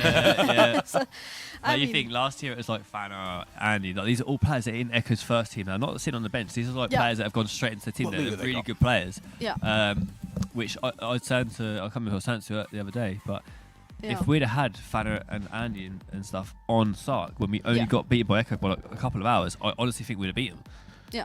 But because we had less pulls Menu? on Sark than Echo, even. What we having for lunch? But yeah, I'm having chicken with mushroom sauce, what I have every day, pretty much. It's good. It is good. I will give him that. They had two-handers. Oh, really? I don't think there was anybody in there that wanted two-handers. Is there anything you still really need? Like, is one person that's missing an important item? Maybe Nezro Dagger. I mean, Speed looted the dagger out of his vault. Of course he did. Yeah. Of course he did. He's the loot master, that guy. But yeah, there's some of us that are like down bad with gear. It's actually kind of crazy. Like Dan. Yeah, me, Dan. Quep. Quep's class is just bad. That's the main reason he's not in.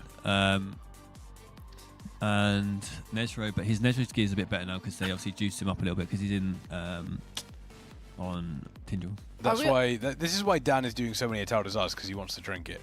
Yeah. I'm assuming that's his reasoning. It's either that or they're helping Hannah get something, I think. Is there anything healer-wise from Atal Desire? She wants a trinket or something from there. But the trinket isn't really good. It's I like don't an know. unused. She's saying it's insane. I don't know if she's rolling. Maybe it's good for Missy. I don't know. I'm not sure. I mean, it's a main stat trinket with Yeah. the unused healing Or maybe effect. she's just got a really bad trinket. I don't know. Oh, maybe. Yeah. Maybe. Are we on a secret mission with Shay on Feral Druid? Maybe. Oh.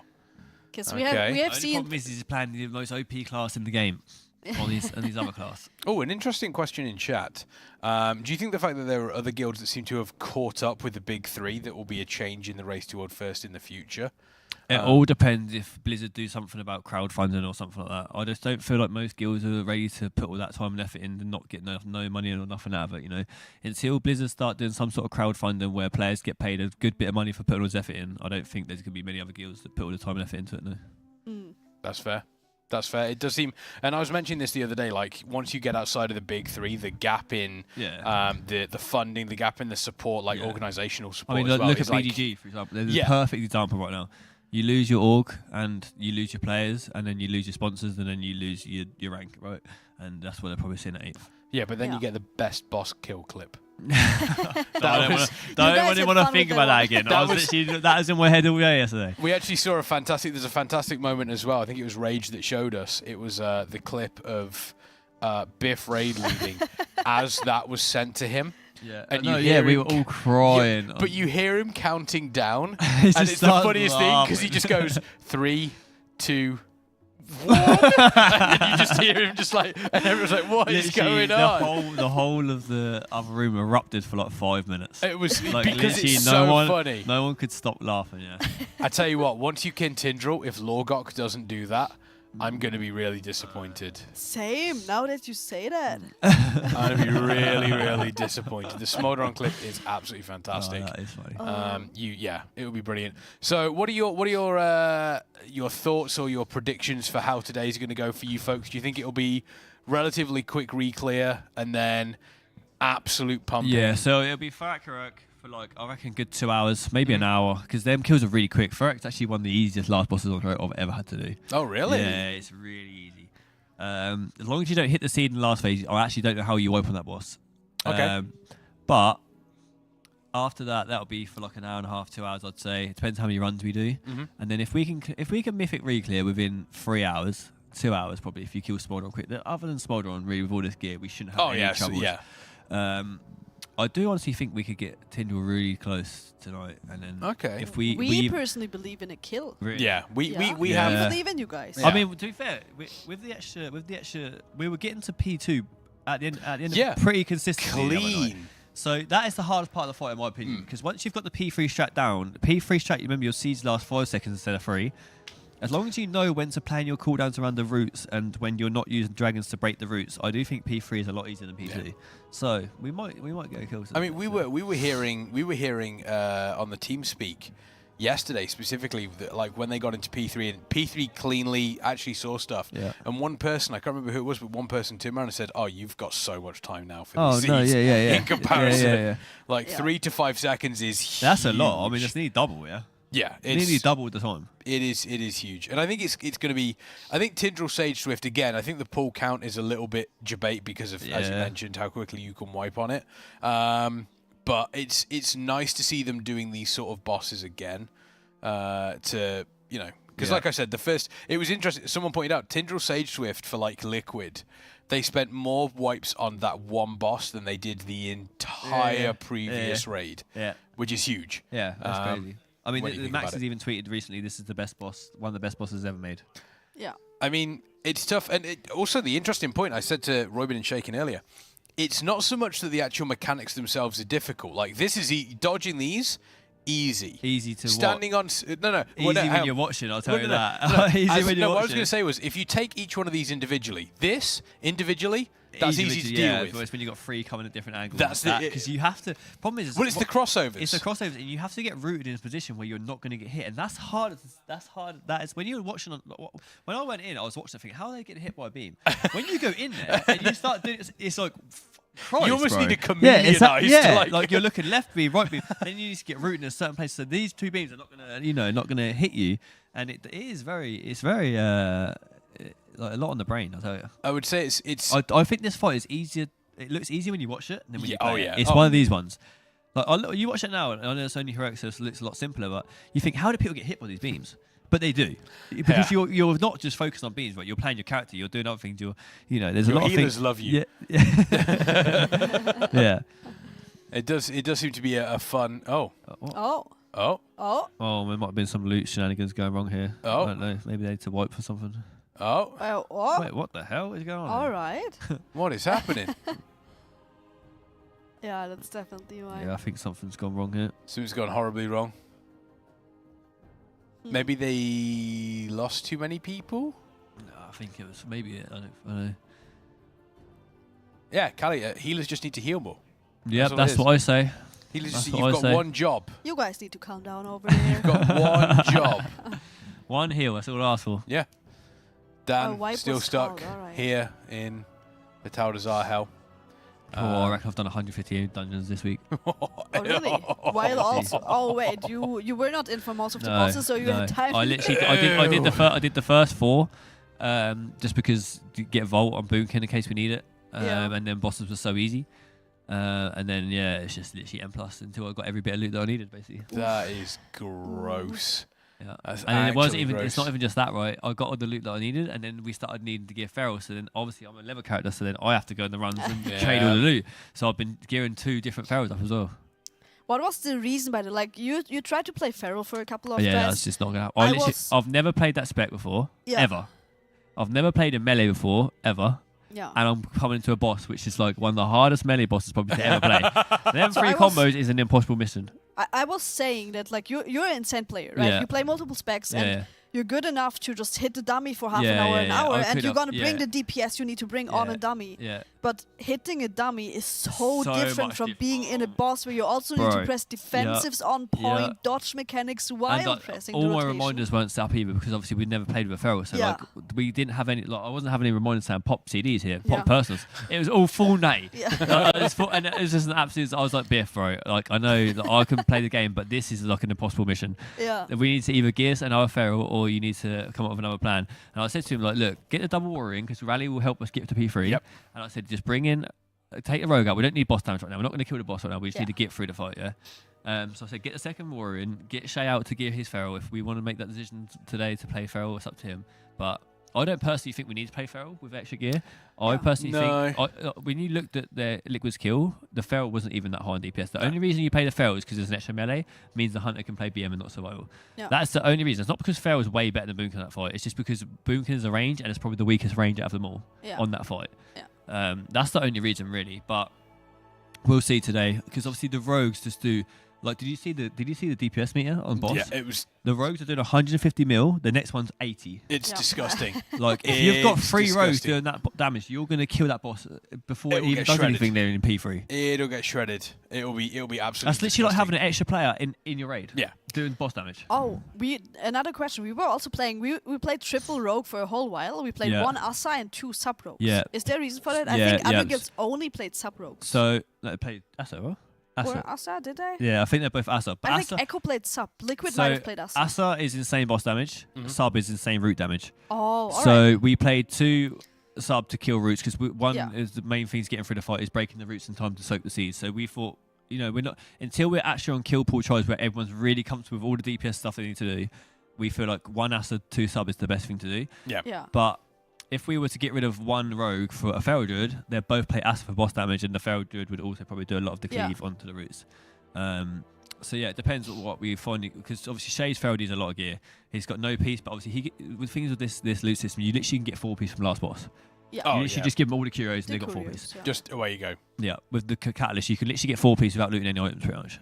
There we go. I mean, pretty sure if you funnel gear into one specific character with you one can. heroic split, maybe can. the normal and re-clear, it's full geared, right? Yeah, I mean, Jerv Hunter, do you know how many items he got today? How many? 17. Just started hammering gear towards them. Yeah. Oh, I would wow. love to see Jerv play. Jerv is an amazing player, and I think he has been proven that he's really good on Hunter as well. Yeah, he is actually really good on Hunter. Yeah, he is, and he's just such a clever guy. Like I've never met someone that can do so many like cool things outside the raid. Yeah. Like a guild needs like really insane players and really insane like people that just do like sims and all the what we'd say boring stuff, but stuff you absolutely need to have in a top guild.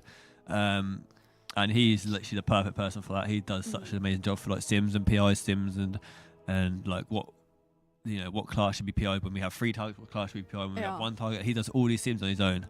And yeah, he does a great job for that. I love this fight on Mythic as well because the amount of fun that you have watching people just turn up and spin and dive down on the dragon riding. It looks absolutely incredible. We're going to let you head off now because see that stream. Before you go, can we have a full screen quickly? Yeah, sure. Look, because we're the Croc crew. Gang. Croc Look at crew. This, Look at that. Croc gang. Croc mine gang. are green. That's why we cannot see properly. Green. Yeah. Oh yeah. I love that. Yeah. We were zooming in the camera into the Raiders room earlier, trying to find your Crocs, but you didn't we've have got a one. picture as well. Right, thank you so much. I'll see you later. Pleasure. Everyone say bye, baggers. There we go. All right. See, look, you can tell vibes are good. What? We're gonna say goodbye very soon as well. Yes. Oh no. Because our shift has come to an end. But don't worry, team. Yes. You do have another incredible duo coming up after this one. It's one that you are not absolutely going to want to miss. But before we do leave you fine folks, we want to talk about our fantastic sponsors, Kingston, industry leaders in SSD and RAM. They are your place to go if you want to upgrade your gaming experience. !Kingston in the chat. And if you want to maybe test your dragon riding experience, they also have the Kingston Fury Grand Prix as well. !KDGP in chat. Download the add-on, race against your friends, race against the Method casters, even race against some of the Method players potentially. Prizes available for the top 6 too. Don't miss out on that one.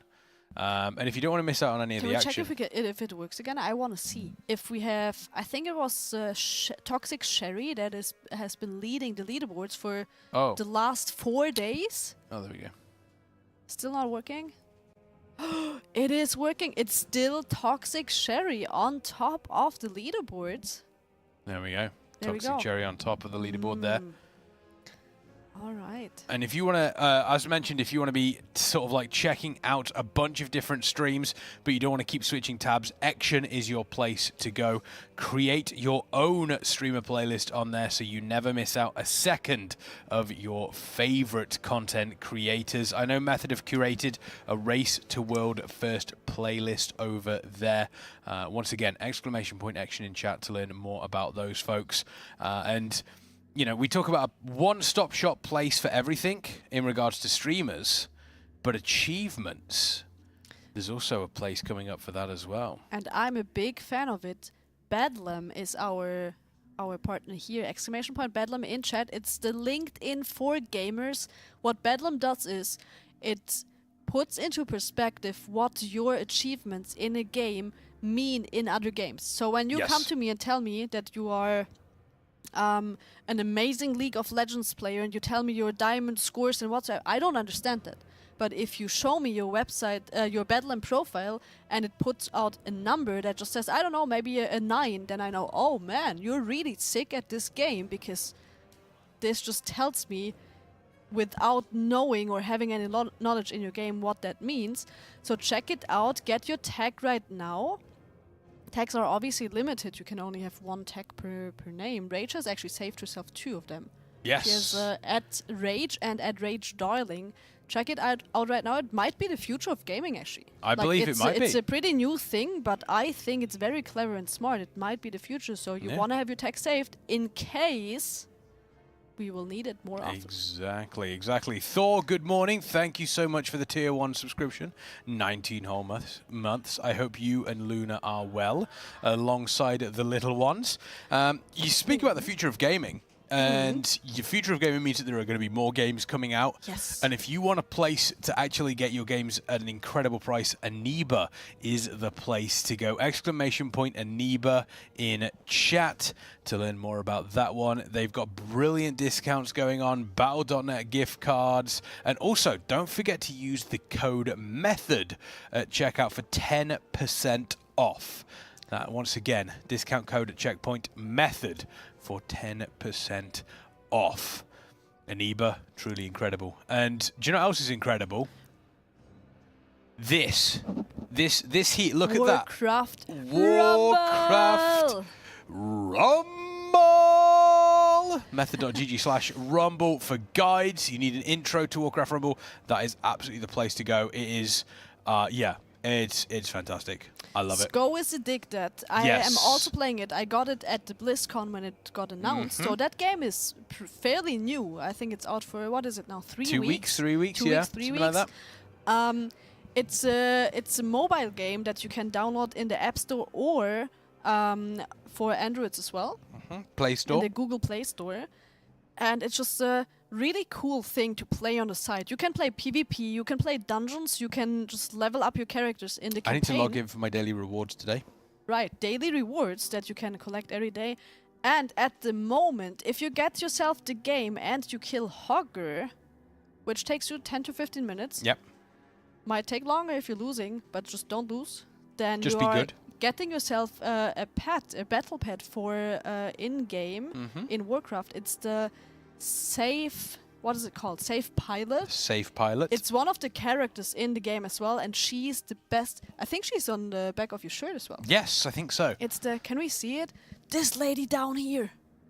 It's a little hard to see, but she is the cutest. It's a pink-haired gnome, and she is just amazing. She's flying around in a plane and just hitting straight into the enemy lines. Make sure to get yourself that pet. Yeah, absolutely. Make sure you get yourself that pet. Yeah, she will fly on the mount with you as well, which is fantastic. And we also want to give a huge shout out to Raider.io and Warcraft Logs throughout this race to World First. Their coverage has been incredible. Keeping up to date with Warcraft Logs as well, seeing what players are doing. Fantastic for both of those. However, for myself and Roybin, that is it for this morning. I'm back later on. I'm back in 8 hours. Oh no! So that's why I might need a nap. I'm not back later on. I'm back tomorrow. That's why I might need a nap. But yeah, I'll be back. I'll be back on in 8 hours. However, from myself and Roybin, it's goodbye chat. You've all been wonderful. However, stick around because coming up next, the incredible duo of Dark Mech and Rage Darling. Ooh. You are not going to want to miss out on any of that. Let me just quickly double check something as well here, because for some reason that is... There we go. There we go. There we go. We'll be back after this chat. Make sure you don't go anywhere. More coverage of the Method Race to World First live after this.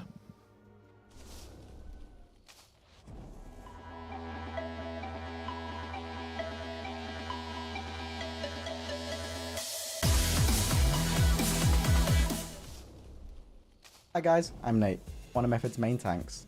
In order to be a top tier tank, you gotta be tall and strong. You've always gotta be serious. Hey Nate. The sounds the cat make. And never lose your cool during any moment. Come in. Let's go! Let's go! As you can tell, I fit it all. If you want top tier coaching from a top tier tank, head over to metafy.gg/Nate.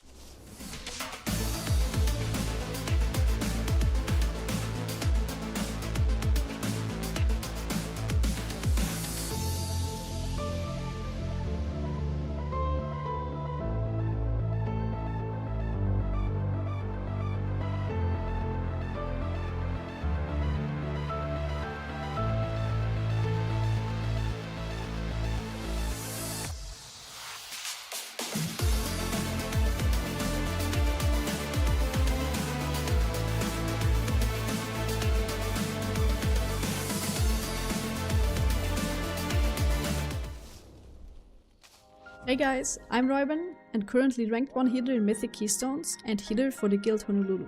Oh, close my eyes? Oh my fuck. Am I in the pool? You need to tell me no. Am I hitting something? No. Let's go! Ooh. Okay. Almost good. I saw that. I'm known for being incredibly consistent and an overall mechanical genius. You need to stun it if you I can bull rush. Yeah. Oh, I bull rush off the edge eventually, but I'm getting... waiting for this. If you want to learn how to heal Mythic Keystones, or want advice on how to improve your gameplay, you can find me over on Metafy at metafy.gg/@Royben.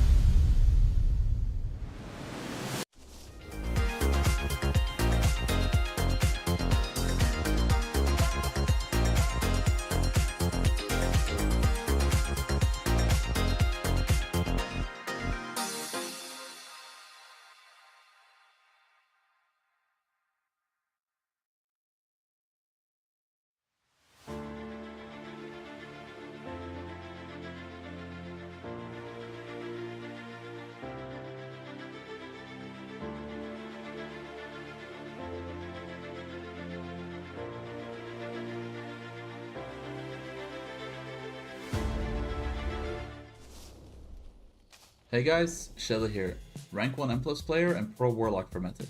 Do you want to learn from me how to really master the hardest specs in the game? Do you want to learn how to execute the most amazing M+ tips and tricks you've ever seen? Surely. Nah. Or how to keep yourself composed during high-octane moments of pure stress? Does this seem like what you need? Head on over to my Metafy profile at metafy.gg/Shella.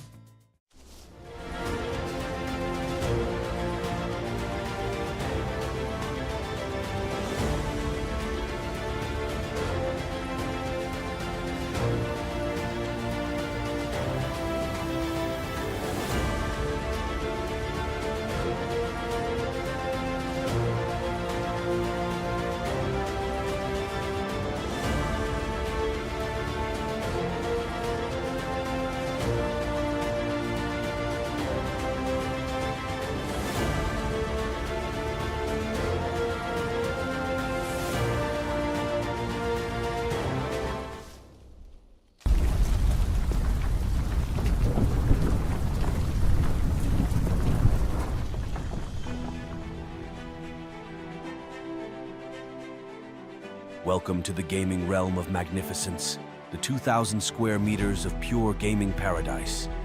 With lightning-fast 4-mass ping and an arsenal of 60 state-of-the-art gaming stations, the battlegrounds await your conquest. But wait, adventurers, that's not all. Immerse yourself in our realm of comfort with deluxe sleeping quarters and a vast cooking station designed for everyone's needs.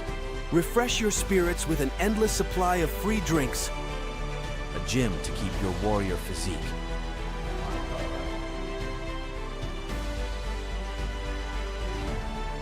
And a Red Bull connecting area where heroes rejuvenate. Your epic quest awaits, fueled by your passion for gaming and supported by our unparalleled amenities. Join us at the gaming haven where fantasy meets reality. Book your journey to the ultimate gaming pilgrimage today.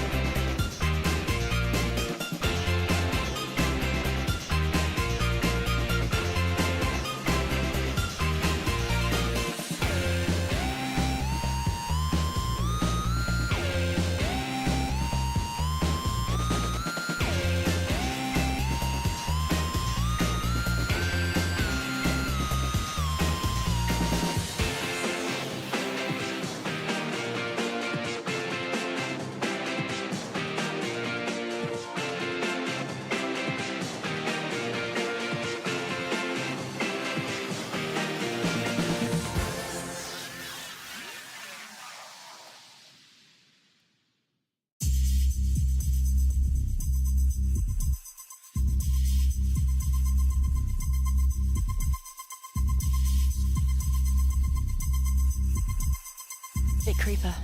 What up, chat? How are y'all doing? Hello, good morning, chat. What's going on? Well, what a morning, Rage, darling. What a morning. I feel like your name is Rage, and I'm like, what a morning, Rage, darling. Do you know what I mean? Oh, it's cute. Liquid killed Taylor Swift. They did. Said it'd happen. Was that early Called hours it. this morning? It or was. it It last was a couple night? of hours before. It was like 6:30 a.m. our time, I think. Oh.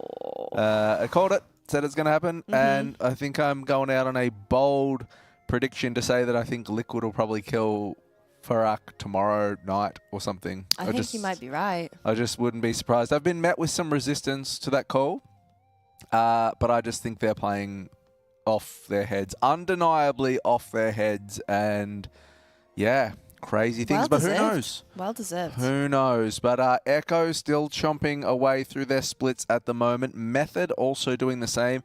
We are done with majority of the helper splits now, and we Grill. are moving to Fyr'alath splits. Mm-hmm. And then we'll be back into the Mythic Reclear. Yes. Very excited That's where about I want to that. be. That is where I want to be. Do you know how many heroic Fyr'alaths we're doing?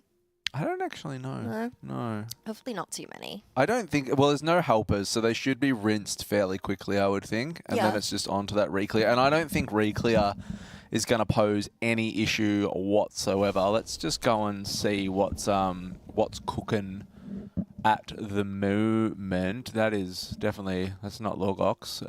What's Speed that's doing? Shella. Speed is doing the Super Blossom event. Ah. But there is... No, he's in a raid group for the Super Blossom. That's not the Method raid group. What is... Quep's in M+. Speed's doing Super Blossom. Jimmy is on the platform. Of Tindral? Yeah, of Taylor Swift. No, he's out now. So... Okay, he's porting out. Wildy. What's Wildy doing? AFK? Wildy is in a raid group, though. Oh. Okay. Oh, so yeah. This is good. This is good news. This is good news. This is what we want. What are those shorts? And why a black sweater on top? Yeah, talk us through your outfit today. What's wrong with a black sweater? And it's called a jumper. It's a sweater. It's a jumper. A jumper In is... Australia, we wear jumpers. Yeah, okay. Jumpers. It's a jumper. And then a hoodie is with a hood. That's right. Yeah, okay, I'm with you on that. Well, what's wrong with a black sweater? Scroll down. Moohoo. Moohoo. Yeah, Moohoo said it. Moohoo. There. Moohoo. Full commitment. Yeah, I don't understand with the... I don't get it. I don't like it's... I mean, it's just a black jumper. I think it's just the contrast between... That's what makes it pop. Yeah. You know what I mean? Yeah. Yeah. But if it was white, It'd get dirty. it would get dirty. If it was white, it'd get dirty. Yeah, probably. I have kids, bro. Do you know how much snot would be on my shoulder? Ew, I don't want to know. That's how it works. Disgusting. That's how it works. Ah, do Yeah. I know what budgie smugglers are? What's a budgie smuggler? Speedos.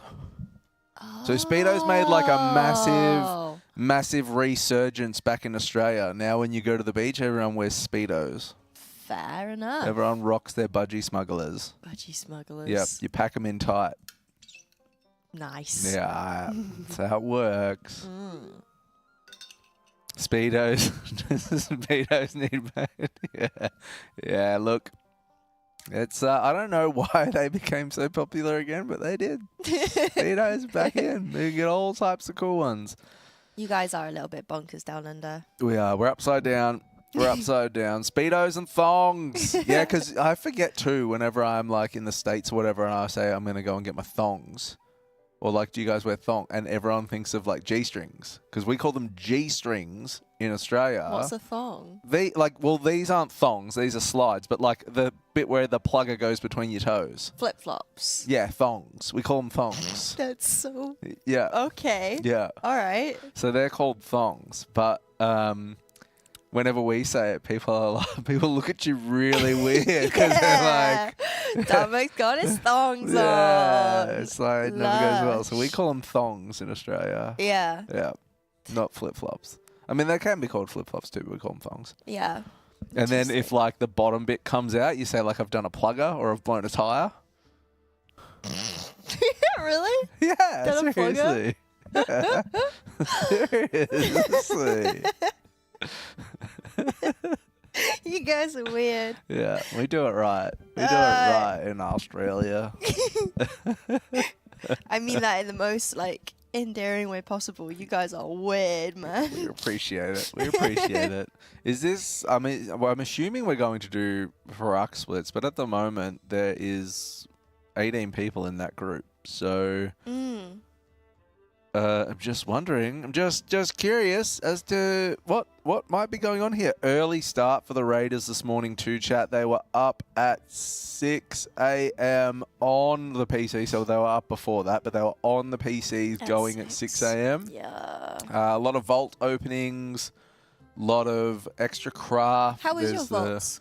My vault was good. I had the choice between a weapon and a helm, and I went with the helm because fully upgrading it was my tier helm slot, done, and that slot was locked away. It was a big choice not to take the weapon, but I felt like getting, in terms of long-term longevity, having my fully upgraded tier helm slot locked away and done was like a good tick off. So makes most sense. that's what I did. Have you opened your vault yet? How'd you go? I've done one character. I've not done the other character yet. But Did you go all right? No. Nope. I got a trinket that was from Agira. Mhm. That was a DPS trinket, but it meant that I'd have to replace my beacon. And beacon is not as good as it was, but it's still pretty It's still a good trinket, yeah. So I couldn't do that. Then I had a waist, which was 6 level eye level upgrade, so meh. But my legs were 13 eye level upgrade. And you can take them and shove them in the caddy too. Yeah, so I went for them. So And then I did my LFR this morning. Nice one. With a tank that didn't taunt. Yeah, Ever? nothing. I could hear the DBM going off. So I had 27 stacks on Agira in the end. Full screen on the casters, please. Oh. I can help you out there. Oh, on us. Hello. Hello.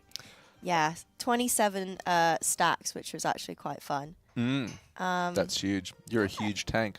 Inspired by Nate. Inspired by Nate. Inspired by Nate. Taught by Nate. Oh, wait. Oh, no. So now we are into a split group because... are people... Hello. Oh, are they making helpers Vantis on Fyr'alath, maybe? There's a whole bunch of people that are Vantis ruining on Fyr'alath right now. All right, we're going back to the Raiders. What? You good? Yeah, I was using the camera to adjust my If you smooth hair. it over, you wouldn't even be able to see any regrowth. Regrowth. Regrowth. I really hate that about dyeing my hair colours. Yeah, because you're a fellow dyer too, aren't I you? am, and it really annoys the bejeebies out of me that regrowth is a thing. Yeah.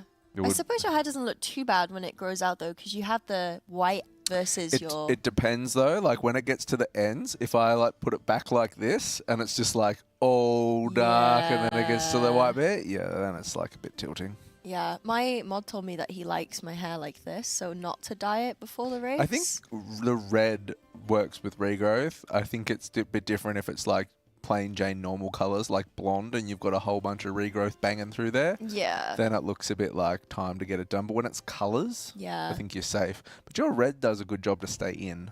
Yeah, it does. It really does. Like, I mean, our contrast is bumped up to max on our camera, but like, it's not too like No, it hasn't washed out to like a dull pink or anything like that. It's I stayed had red. it dyed maybe 2 months ago. Wow, that's crazy. Go you. Yeah. Good job, Pretty hair. good hair dye. Good job, hair. Good job. Well done, hair. Well done. All right, so the first of the Fyr'alath splits are taking place, and then we're going to be back into Mythic Reclear. So whilst Rage and I are here, we will get Mythic Reclear, so that is at least a bonus. Yes. Only a few more splits. I know everybody loves splits. Rage and I were talking earlier on, chat too. Any objections to if LFR just opened all of the wings at once with like when normal and heroic and mythic release? Would there be any... What's the downside if all of the wings opened up in LFR? I can't think of a downside. And Rage was kind of saying to me, like, before when we were just chatting in the room, you know, like the normies, the casuals, like, they kind of have to wait and miss out on the story. Mhm. And I can't think of a reason, like, why. Yeah. So I'm think it's when Mythic Fyr'alath goes and dies for the first time, we'll have some environmental changes in the Emerald Dream that reflects Fyr'alath going down. But the LFR wing for Fyr'alath won't even be out yet. So people that are doing LFR, which includes me, well, luckily I've got a group to do Fyr'alath for normal, and heroic. But like, if you didn't have a group and you were just solely doing LFR, you'd miss out on the story. Mass anxiety of playing in large groups of people in your Yeah. role and stuff like that. That's what it's so good for. But Yeah. yeah, I just when you said that this morning, I'd never given it any thought. But I was kind of like, yeah, I wonder why that isn't a thing. Yeah, I don't know. I mean, what's opening all 4 wings of LFR actually going to do? Or 3 wings? Is it 3 wings or 4 wings this time? I have 6, no 9. idea. I haven't done LFR in a very long time. I think it's 3. I think the last LFR that I did was Siege of Orgrimmar. Yeah. Yeah, that was it. Because that was the big thing last year, was that we had 4 LFR wings. All the tier before that, we had 4 LFR wings. Yeah. And so LFR players would have to subscribe twice in order to actually kill the end boss. So it's like a subscription tear out thing. I Could guess be. so. I mean, if it's not their sole intention, it's definitely a knock-on effect of that. Yeah, for that's sure, which interesting. is really naughty. I think is not really fair for. No, I don't think it is LFR either. players. I tell you what is interesting though is I know Kex did LFR when I think it was Wing 1 or whatever was released last week, and apparently it goes. Is this right? Does it go Nalroot, Igira, and then Smolderon or Yeah. something? Yeah. Huh? Yeah. What? I don't know. What direction is that? I don't know.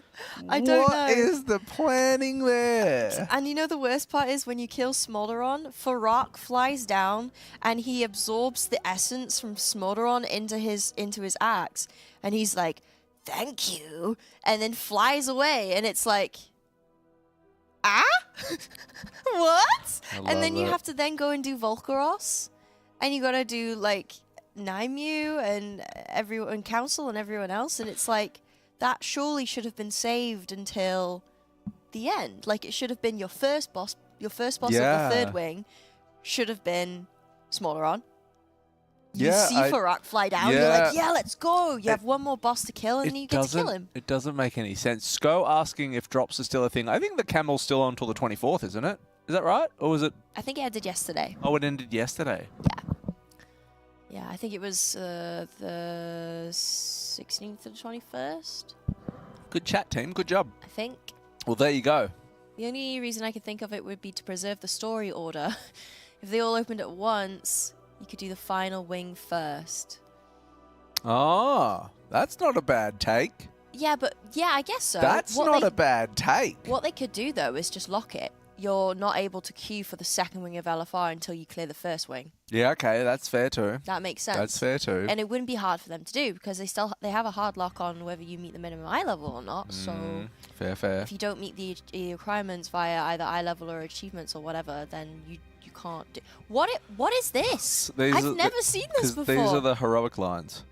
So in heroic Fyr'alath, you get the little red laser beam lines that you have to move out of. Whoa. In Mythic, every single person gets those lines. Really? Yeah, and they can't run into the ads or anything like that. So Mythic Fyr'alath is going to be like something built very, very different.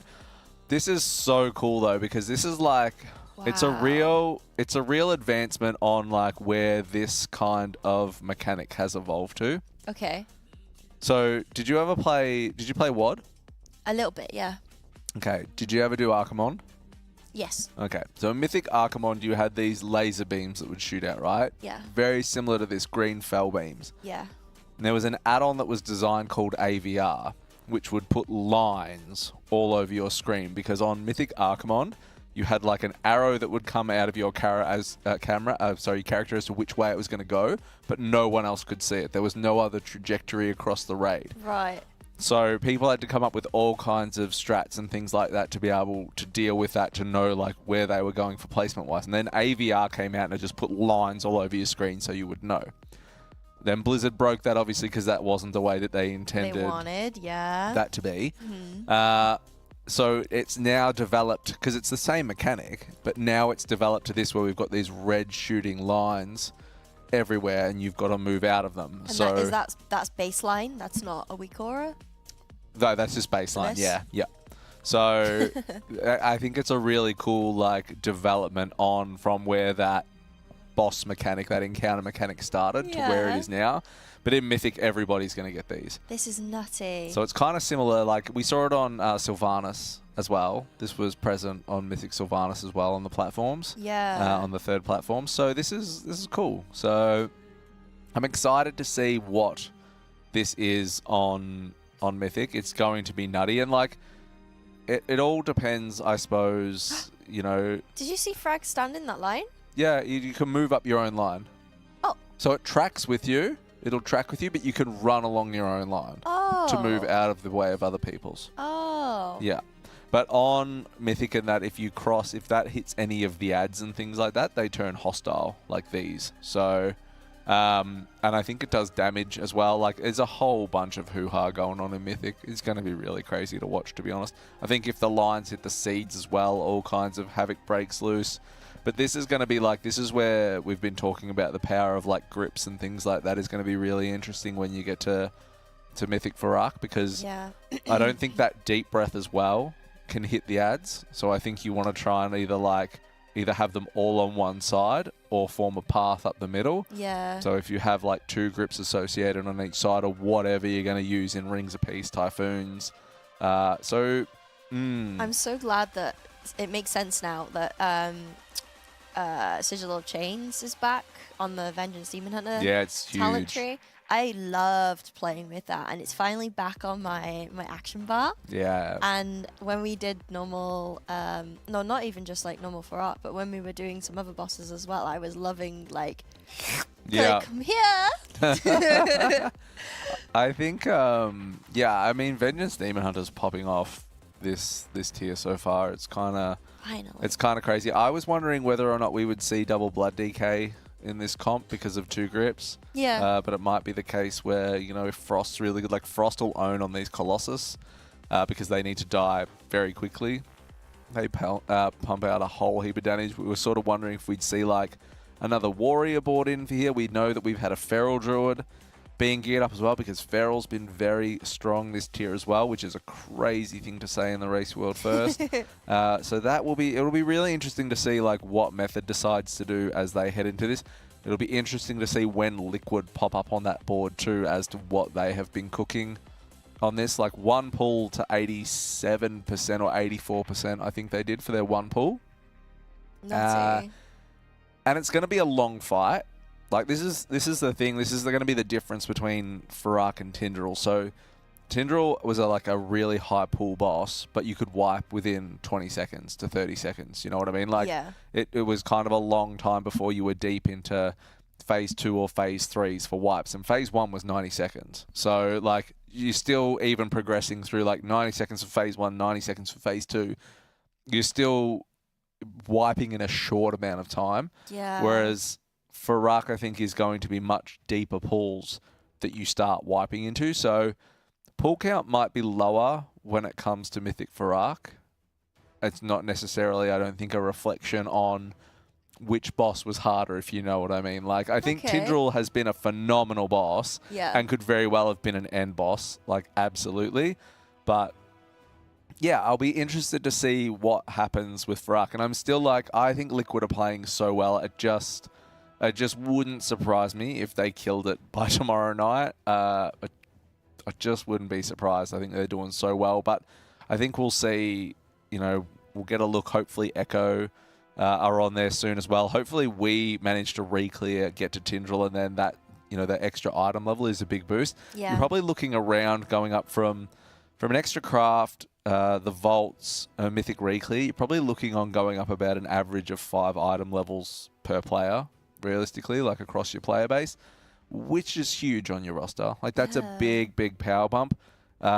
which is going to help with breaking out of roots quickly, which means that hopefully, like, if our dispels are on time, people can break out of roots quickly, people can catch their seeds. Yeah. You know, and hopefully, you know, that kind of goes to plan and we can progress through this, because we really do, you know, I think Method really did come here. We spoke about it a lot with an expectation on themselves for how they wanted to perform. Yeah. You know, I think we really want to finish out strong. So we'll see. Yeah, we'll see how it goes. For sure. Yeah, the timings yesterday with Tindral was looking really, really nasty. It was like, what? Who was it? Someone said that from the dispel to the roots to the seeds, it's like they have like the healers have like 0.1 second to dispel. I think they have to be right on it, and if anyone's delayed in any part, it puts the whole chain off, which means that a seed explodes and you die. Nutty. So it's really, really crazy like that. Well, there's one Fyr'alath split done. Jimmy going to the next character now, or he's just going to chill out on Battle.net. Maybe he'll start like Overwatch or something. Maybe he's just had enough. Looking at the lovely banner that we've got. He's had Do you enough. have the epic edition of War Within? No, yet? but I gave one away. Oh. I gave one away. I paid it did. forward. I gave one away to my community. Yeah. So I haven't bought it for myself yet. Look at you. But I will.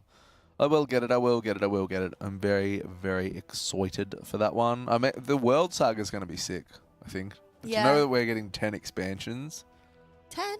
Yeah, so the World Saga is going to be like 10 expansions. So he said that they're going to tell a story over 10 expansions, and they announced the 3 at BlizzCon. Oh. But there's going to be 10. Cool. Yeah, it's crazy. Do you know what the time is going to be between the expansions? Did we find that out? I'm taking a punt at 18 months. Okay. A punt. That would be nice. That's a punt. Yeah. Yeah. Yeah. I feel like it'll be. I feel like that's a pretty good pace to release an expansion each time. Like I feel like that's pretty good. Yeah. Should we switch we'll to see. main cam while Fragnance is just Simming it up? Yeah, I don't want to we pull can chill. anything up that he didn't want us to They said see. about every year. I mean, that would be interesting too. You would print, like, in terms of a monetary value, Yeah. if you released a new expansion once a year, Yeah. compared to patches, you would make bank. Yeah. Because I am clown that will buy your expansion every time it drops. Yeah. 100%. Same. 100%. I am buying like. And I got to get the physical edition as well. Oh, he said War Within is the 10th expansion? Did I get it wrong? No, did you bait me? I don't know. I baited myself, I think. Oh. I think it's the. Is it the. Are we in the 10th though? I don't even know. So, we have Burning Crusade. Yep. This is going to be a test for me. Wrath. Burning Crusade, Wrath of Lich King, Cataclysm, Mists. Ward, Ward. Legion, BFA. Shadowlands, Dragonflight, War Within. Wow. So, what he said was that the 10th World of Warcraft expansion is War Within. And we are getting a look at 3 expansions in this day. I don't know who said that there would be 10. That guy's a clown. That guy's a clown. So there you go. So we got the 3 announced. I don't know where I got that from. I was there too. Like, I was there. I think maybe I was so excited. I was just like, oh my God, we're getting 10. You said the number 10 and you were like, yeah, yep, we're getting 10 expansions. Yeah, I think that is obviously what happened to me. I am very stupid. He But that's did okay. say something that was slightly concerning that I don't think anyone else has spoke about yet. And he kind of hinted to the end of World of Warcraft. Oh, I didn't take that, but I was excited we were getting 10 expansions, so... So I think when he was talking about the World Saga, he was like, yeah, we're getting like 3 expansions to the World Saga to God, I'd be abbreviating the word wrong, but the way I interpreted it was the World Saga with the 3 expansions is going to tie off the story of World of Warcraft. Nah, no way, bro. That's how I No interpreted it way. anyway. I'm probably wrong, but... Do you guys think World of Warcraft will end? Ever? Like, will it Like, what will happen? What will happen to all of us if it ends? I know, right? Like, what would happen to all of us if they were just like, you know what? This is the last expansion, and then you guys are on your own. Like, what would happen to us all? This is Dark Mech, by the way. I can see people like, is this Kexman? No. And I'm not Royburn. This is Dark Mech. Oh my god, is that the real Royburn? I fucking love Manu. I'm sick of playing healer, in case you didn't know. Mythic healer. Yeah, #1 Holy Paladin. Oh, yeah. Sick of being so good at this game.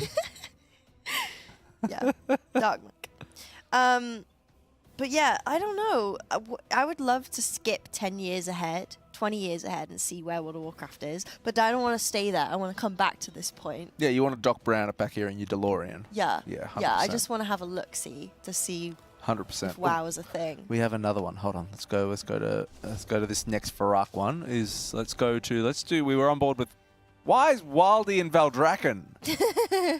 Bro, the raid's about to go. He's waiting for a summon. He is. That's what Tom's doing. He's waiting just for a too summon. cool. Have we had our caster node updated, or it hasn't been? I don't know. I'm not too sure. We're still Royben and the Kex Man. But There's set his up summon. The next 10 to 20 years of stories. Basically, they're sick of repeating and one-upping everything over and over. I need to go in a new direction, so the World Tour Saga rounds off current WoW. That's what it was. The World Saga so rounds off the current WoW story. Oh, and then we can go into a new one. Yeah, that's how that's the only thing I picked up. It was like, yeah, it's the end. I was like, no! What do you mean? I'm very, very excited to see like what they do for new. Does this mean does it mean new heroes? I hope not. Does it mean new villains? Does it mean do we go to another world? Is it like a to cataclysm? make Warcraft? And then we gotta rebuild? Do we? I don't know. Or can you just hit reset? No, seriously. Can you just everyone look at the pen, please? Can you go back through the portal or something, and then it's just orcs and humans, and we just I don't know. But no, what Does about Chromie do something dumb? my Demon Hunter? I have memories with I don't her. know. I don't know what they'll end up doing. They did do it with Final Fantasy, to be fair. Everything they? Yeah, so Final Fantasy, when it started, it was absolutely awful and a massive train wreck. And I can't remember the guy's name for Final Fantasy, the one who runs it, and he absolutely loves it. Yeah. But he was like, you know what? Nah. So he basically sent this giant cataclysmic event, and for all the year or so that all the players have been gathering all their mounts, It's and their Yoshi. mogs. Yoshi. Yeah, I P. saw it in chat, but then I just remembered it because of Yoshi. Yoshi P. So he was like, right, we're going to restart it. I'm not sure if it was him who said it, but he was definitely an advocate for it. Yeah. So yeah, players in game were counting down the minutes until this cataclysmic event, and they were saying their goodbyes to everyone because their character, it was going to go bye-bye. Yeah. And it was really emotional, and there's videos on YouTube of this happening, and then all of a sudden, the actual cataclysmic event happens, and it's just a total world reset. And then all these players, I'm not sure if they get reincarnated or if they wake up, but yeah, they're just brand new. Everything's brand new. All their achievements have gone. All their mounts have gone. No way. I'm not down for that. I would flip a table. Yeah. I would absolutely flip a table. Not a chance. No. Do not touch my mounts. What if achievements? What if no. we wake up, right, and we're sitting inside that encampment in the DK starting zone? You know, when you're the DK, you go up to your person that you know, and they're like, the oh, person you know, your person. You. Yeah. Your and they're person. like, oh, you, I remember you, and now this time you're that person. No, I don't want to. I don't want to reset that takes away my mounts or my achievements. No way. No way. No mounts, no achievements, no, nothing. Not a chance. It'll be very interesting to see what they do, and I think it would be really cool to get into fresh territory where perhaps we didn't recycle old gods and different things. Hey, you know. You're finally awake. Hey? The Skyrim reference. Oh, I haven't played Skyrim.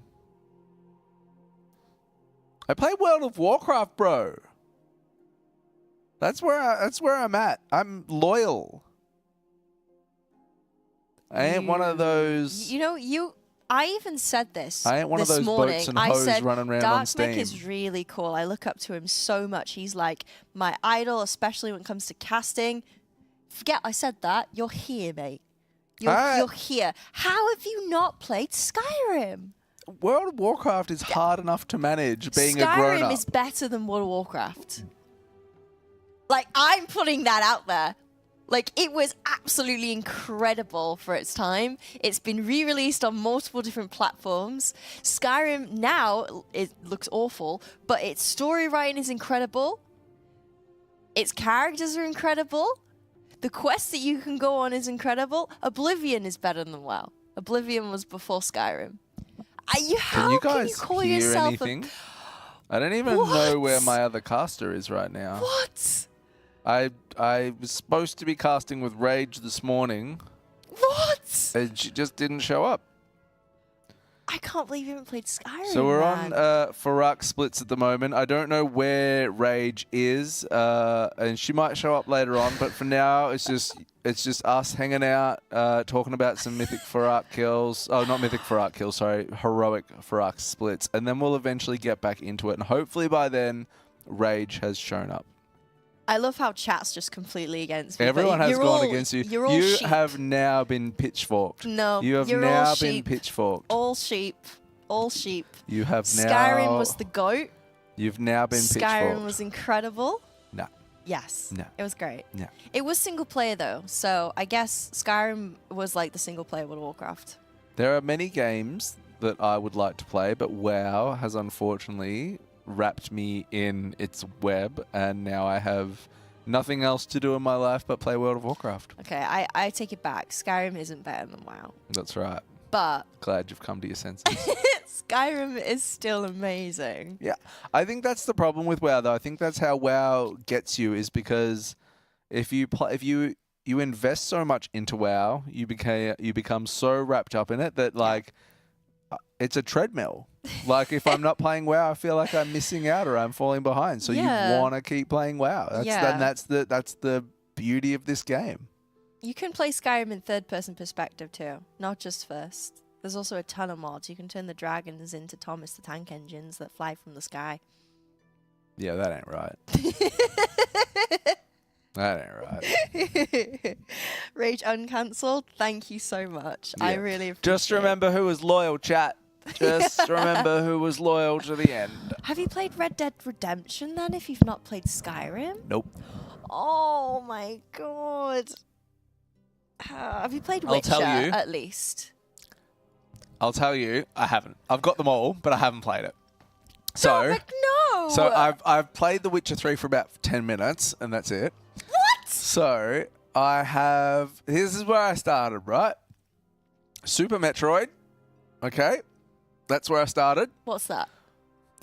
Amazing game. Okay. Absolutely amazing game. Super Metroid, Samus, amazing. Ridley, absolutely amazing. So. Cancelled again. So Super Metroid, amazing. Then Is it an old game or a new game? Yeah, it's NES, like Super Nintendo, SNES. Right. Sorry, Super SNES, Nintendo. SNES. Then I was a Mario 64. Wow. Mm-hmm. Then after that, I was Metal Gear Solid. Okay. Then I went to Final Fantasy X. Mm-hmm. And then World of Warcraft entered my life. Ah. That early? Yeah. 2004. Like the end of 2004. Worth. So, and then that was it. That was my life. Oh, and Resident Evil. Sorry, Resident Evil 1 and 2. So you've never properly played Witcher. You've Nope. never played Skyrim. Nope, haven't played Oblivion. Oh, I played Dragon Age too. Forgot Dragon Age. Dragon Age was a good one. You have played Oblivion? Nope. Oh. Oh, and Need for Speed Underground. Yeah? Yeah, All right, word okay. up. I played Need for Speed Underground 2. Word. Oh, this is number 2, sorry. Yeah. Word up. On PlayStation 2. I played that so much. Have you played The Sims? Yeah, I played The Sims. I played The Sims a little bit too. Played The Sims. Oh, and Doom. Like Doom. Played Doom, Duke Nukem. But yeah, I kind of went through that stage and then I stopped playing games essentially. And then Never left. And then World of Warcraft came along, ensnared me in its vines, Mm. and She wants your history. Have There you I've played been. old school RuneScape or RuneScape back in the day? nope. I have some nerdy friends that play old school RuneScape like now. Elder Scrolls Online? Nope, I'm sad. Guild Wars 2? nope. Street Fighter, Mortal Kombat, played those ones. Streets of Rage? Killer Instincts, no. Double Dragon, I've only played that because it has my name on it. Double Dragon. Teenage Mutant Ninja Turtles, the arcade version was rad. The Conan MMO? Like, I'm old. I'm old, you have to understand. Like, Midgard's like Double Dragon, sheesh. Like, I'm old. Ridge Racer. He's old enough to be my dad. What else was there? I don't actually know if he is. I probably am, to be fair. I've still got, you know what I've still got in the plastic at home? What? Shadows of Mordor. Really? Yeah. I don't even have a CD drive to put it in anymore. Have you ever had a PlayStation 3? Yeah. I used to use it as a Blu-ray player. Oh, Uncharted as well. Uncharted 3, that game was off its head. Okay, good. At least you've played that. At least you played that. Have you ever played Dying Light? Nope.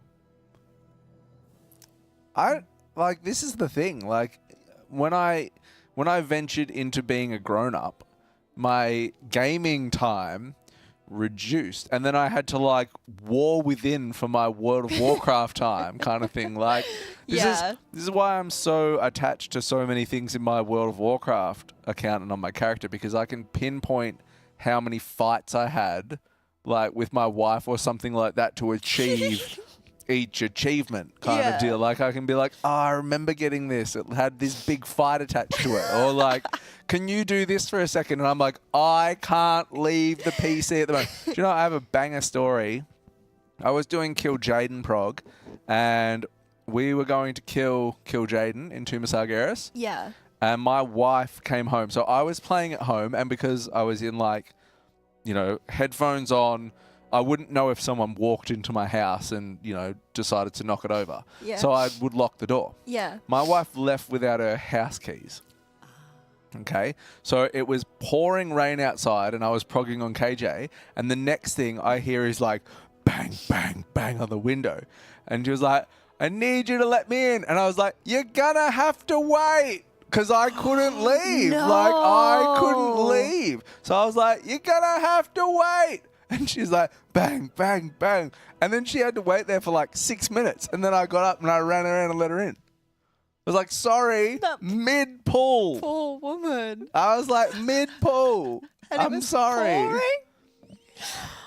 Sometimes it just do be like that. Well, I guess she never forgot to bring her key. And that's what I said. I was like, how is this my fault? You did not say. How is this my fault? You forgot your house keys. You did not say that.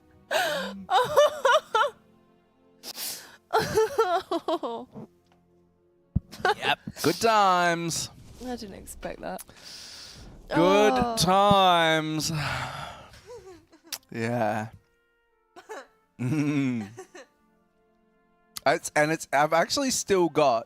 I've still got the Kill Jaden kill, and you can literally hear in the background the boom, boom, boom, and then just me going, "You're gonna have to wait." I love it. I love it. But yeah, I mean, and that's what this game's done. So That's why you're so attached. Yeah. Makes sense. Yeah. Makes sense. I grew up as a COD kid. A cod kid? Yeah. I thought you were going to say a codfish. No. Well, that's an interesting evolution. Do you know what a COD kid is?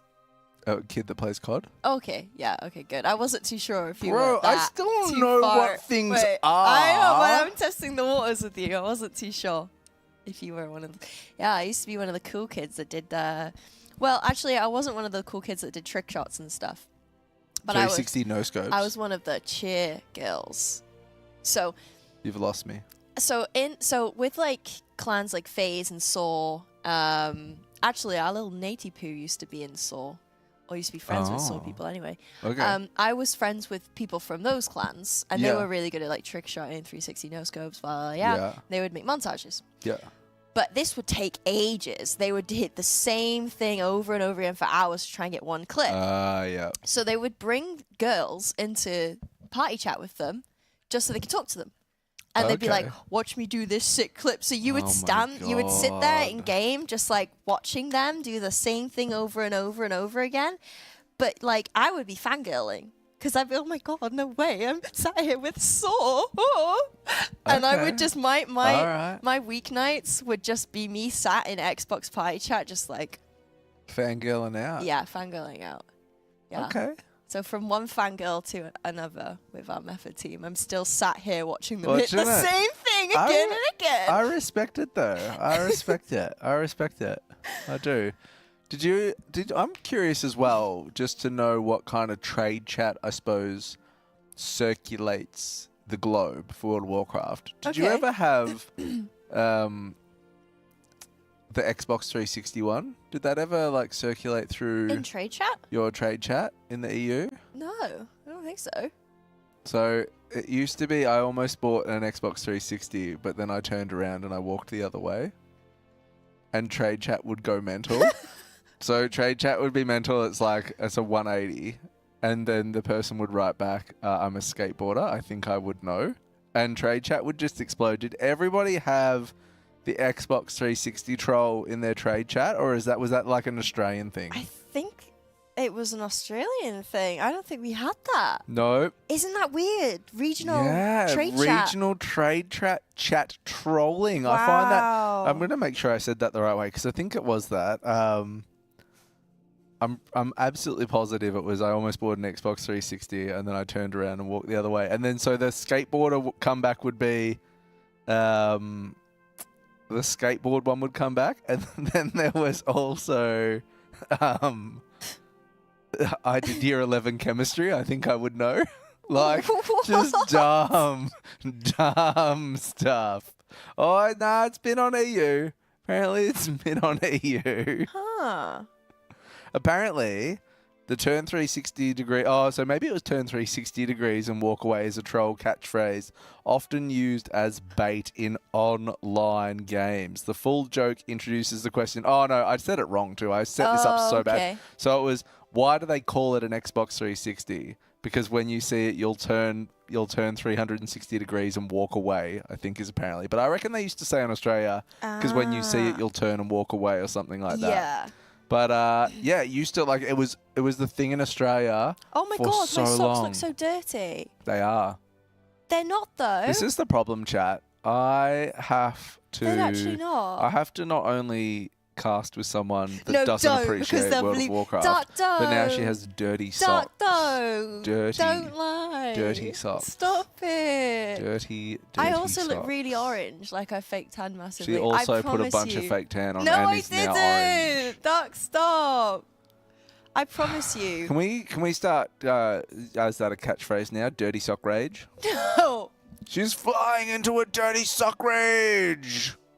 They're not dirty. That's They're right. not. Pristine shorts, white slippies, and dirty socks McGee to my left. I'll keep my stinky fishies down here. Unbelievable. We're just chilling at the moment, chat, because I think it's it is lunch break. I just watched Wild Eats take a bite Big of that chomp. pizza. Callie Bungle chomp. asked me when I started playing World of Warcraft. When did you start playing? I started playing when I was 11. 10 or 11 years old. And I actually have a picture. I'm so old. I can show chat. I have a picture of what I looked like when I played. Bro, I was driving an automobile when you started playing WoW.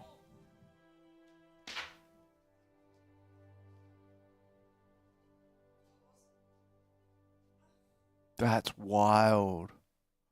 That's so wild. Here's Rage's photo. Because it matches your fake tan. When's the album drop? Everyone had an emo MySpace picture. Ugh. I don't turn my swag on. I turn my life on. What does that even mean? It means I don't have swag. It's just me. Oh, bro. Yeah, so I used to play World of Warcraft in that bedroom and in that living room. And I'm 25 now, so what would that have been? I just find it wild that you were 16 years ago? 11 years 15. old when you started playing WoW, and I was driving a car. Yeah, I wasn't even in high school yet. Like, you have, like, baby school and then second school. Yeah. Any other old people in the chat?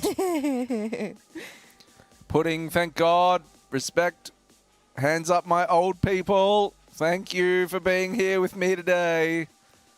Oh my God.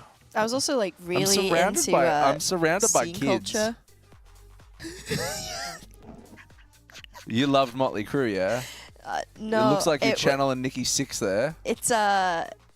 It's another band that's fairly similar. Oh God. They're not around anymore, but I wonder why. hey, I look great. What a mystery. I got my white, my purple tie with my little chains on it. Do you know what? Do you know what, thigh-high though? socks. Do you know what? I respect that you were you. Thank you. I think that's important. Thank you. I don't care if people are cringe, as long as if they're true to themselves and they go after it. I think that's all that matters. So that's good. Yeah. I did go outside of the house looking like that most of the Midgard, time. get in the bin, bro. Look at that one. Started playing. Wait, I was 3 when you started playing the game? Oh, I've had the wind knocked out of me. Surely not. 3. That's gross. That's crazy, bro. How? It's boomer chat. It's the boomer chat. Hands up if you are 25 or younger. No, you say ones in the chat. They can't see your hand. You can't see their hand. Yeah, they can put the we know how to put hands up. Yeah, but they can't. They can. What do you mean they there can? you go. That's how you put your hand up. Oh, 1? Yeah. Oh. It's like it's a circle, and then you put your little hand up. Oh, it's like your little head in your hand going like this. Isn't Yeah. that just... Okay, all right, cool. It's hand up. Sick. There we go, like this. They know how to do it. They know how to do it. They know what they're doing. They know what's going Us on. Gen Zers know what it means. What's below Gen Z? Like, if you're younger than a Gen Z, what are you? Is that the millennials? No, No? that's above older people than me. I know are the baby. I'm millennials. not a baby boomer. I know that much. Younger than Gen Z. Oh, Gen A. Am I Gen A? No. So you've got Am I in old Gen A? people are boomers. Then you have the other ones. Then you have millennials. Oh, apparently and I then am a Gen millennial. Millennials born from 1980 to 1994. I don't want to be a millennial. They're whingy. Z. Go figure. Oh, man. Yeah, what an oxymoron that was, hey? God damn it. Whinges about being a millennial whilst whinging about millennials being whingy. Got myself there. I thought I was a millennial, but no, I'm a Gen Zer. I think. Yeah. What are millennials again? 1997? No, this said 1980 to 1994. 1994. Okay. This is why generations today span 15 years with Generation Y. So Generation Y are millennials, apparently, according to this Google search. Yeah. Gen Z's 95 to 209, and Generation Alpha is 2010 to 22. I want to be Generation Alpha, bro. That sounds sick. Generation Alpha. That sounds like the sickest wrestling gang ever. God damn. Who's in Generation Alpha in here? You want to swap? I highly doubt there's any Gen A's in the chat. I would be very surprised. Damn it. Because it would make them at most 14. I mean, that's Generation X, but yeah. Oh, dear. Anyway. We're just chilling. The Raiders are on food break at the moment. We've done 2 heroic Fyr'alath splits. I don't know how many more there are to do, Rage.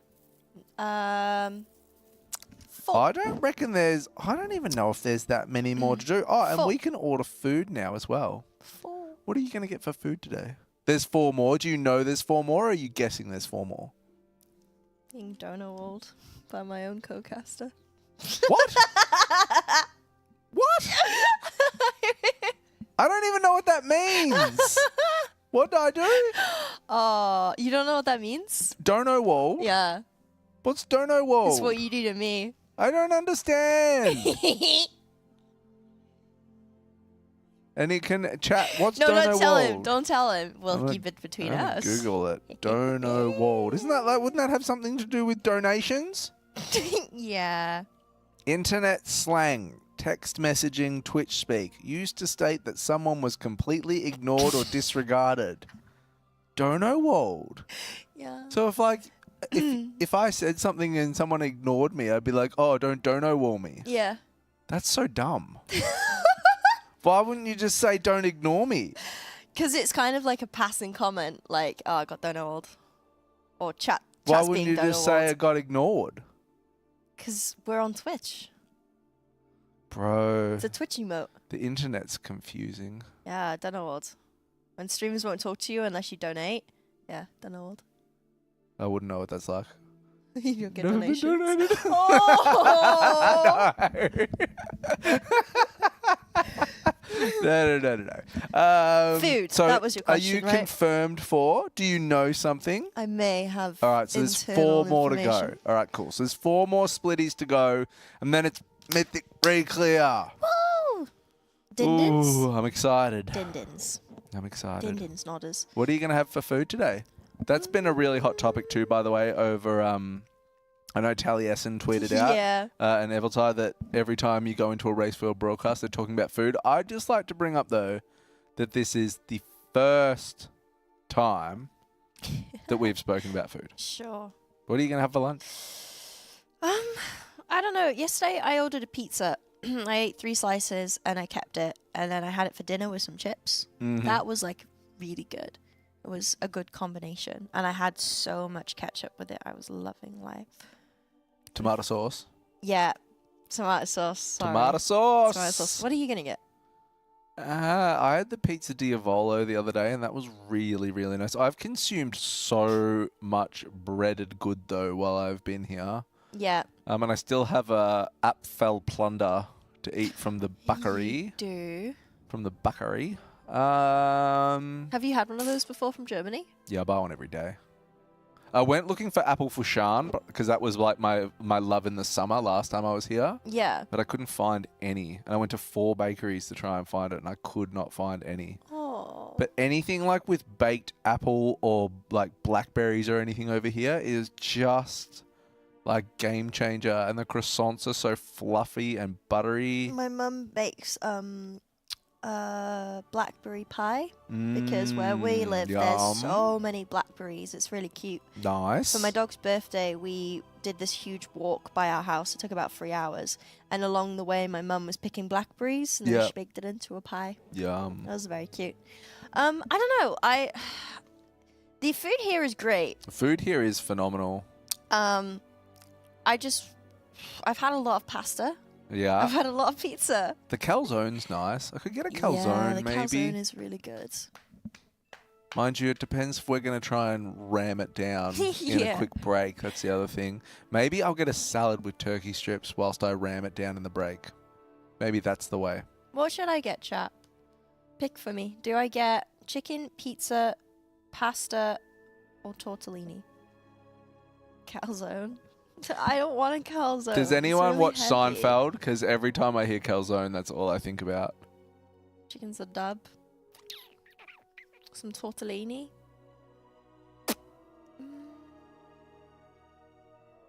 Not a salad. I should be good and have a salad, but I'm not going to be good at I'm going to get salad and chips.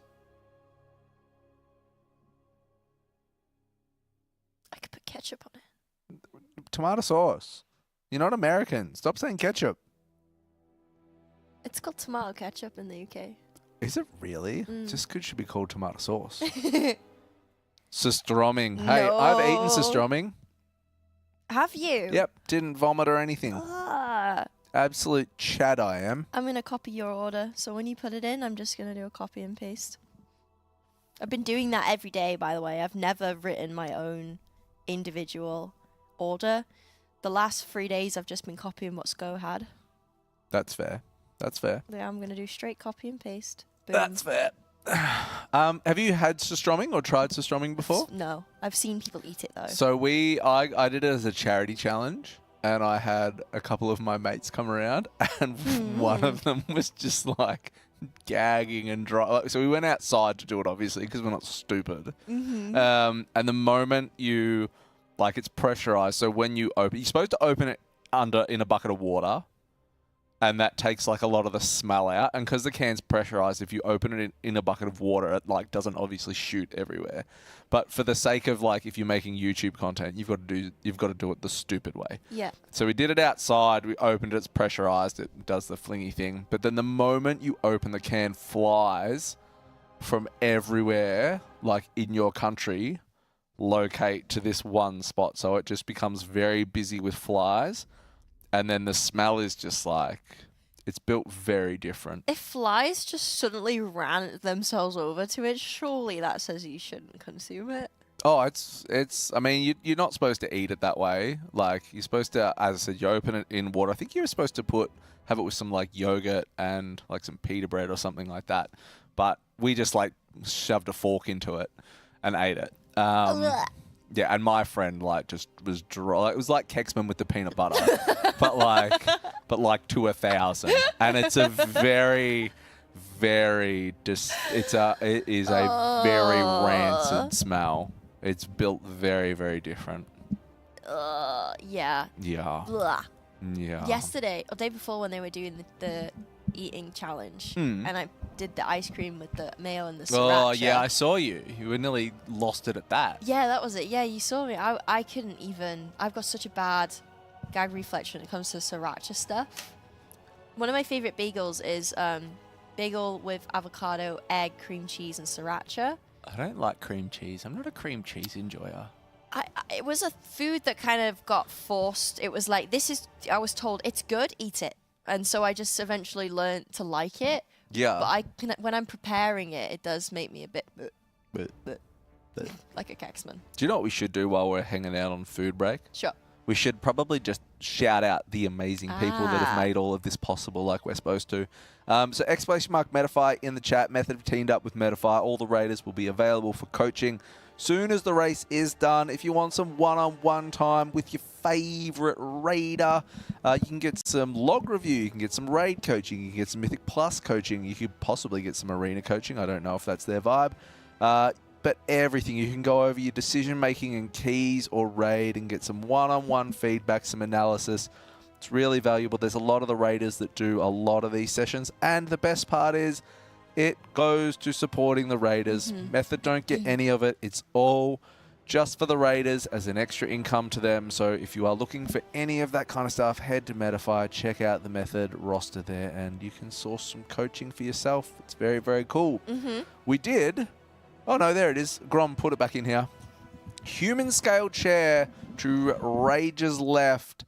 All the raiders are playing on these. We have been trade bum swapping them here to stream on.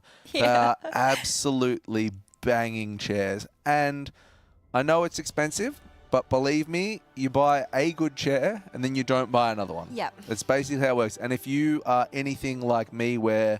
You know, if you have to occasionally work from home or you play a lot of World of Warcraft and you're sitting down, honestly think it's one of the best investments you can buy is a good chair. Yeah. But I know you have, like, no, it is a big expense as well.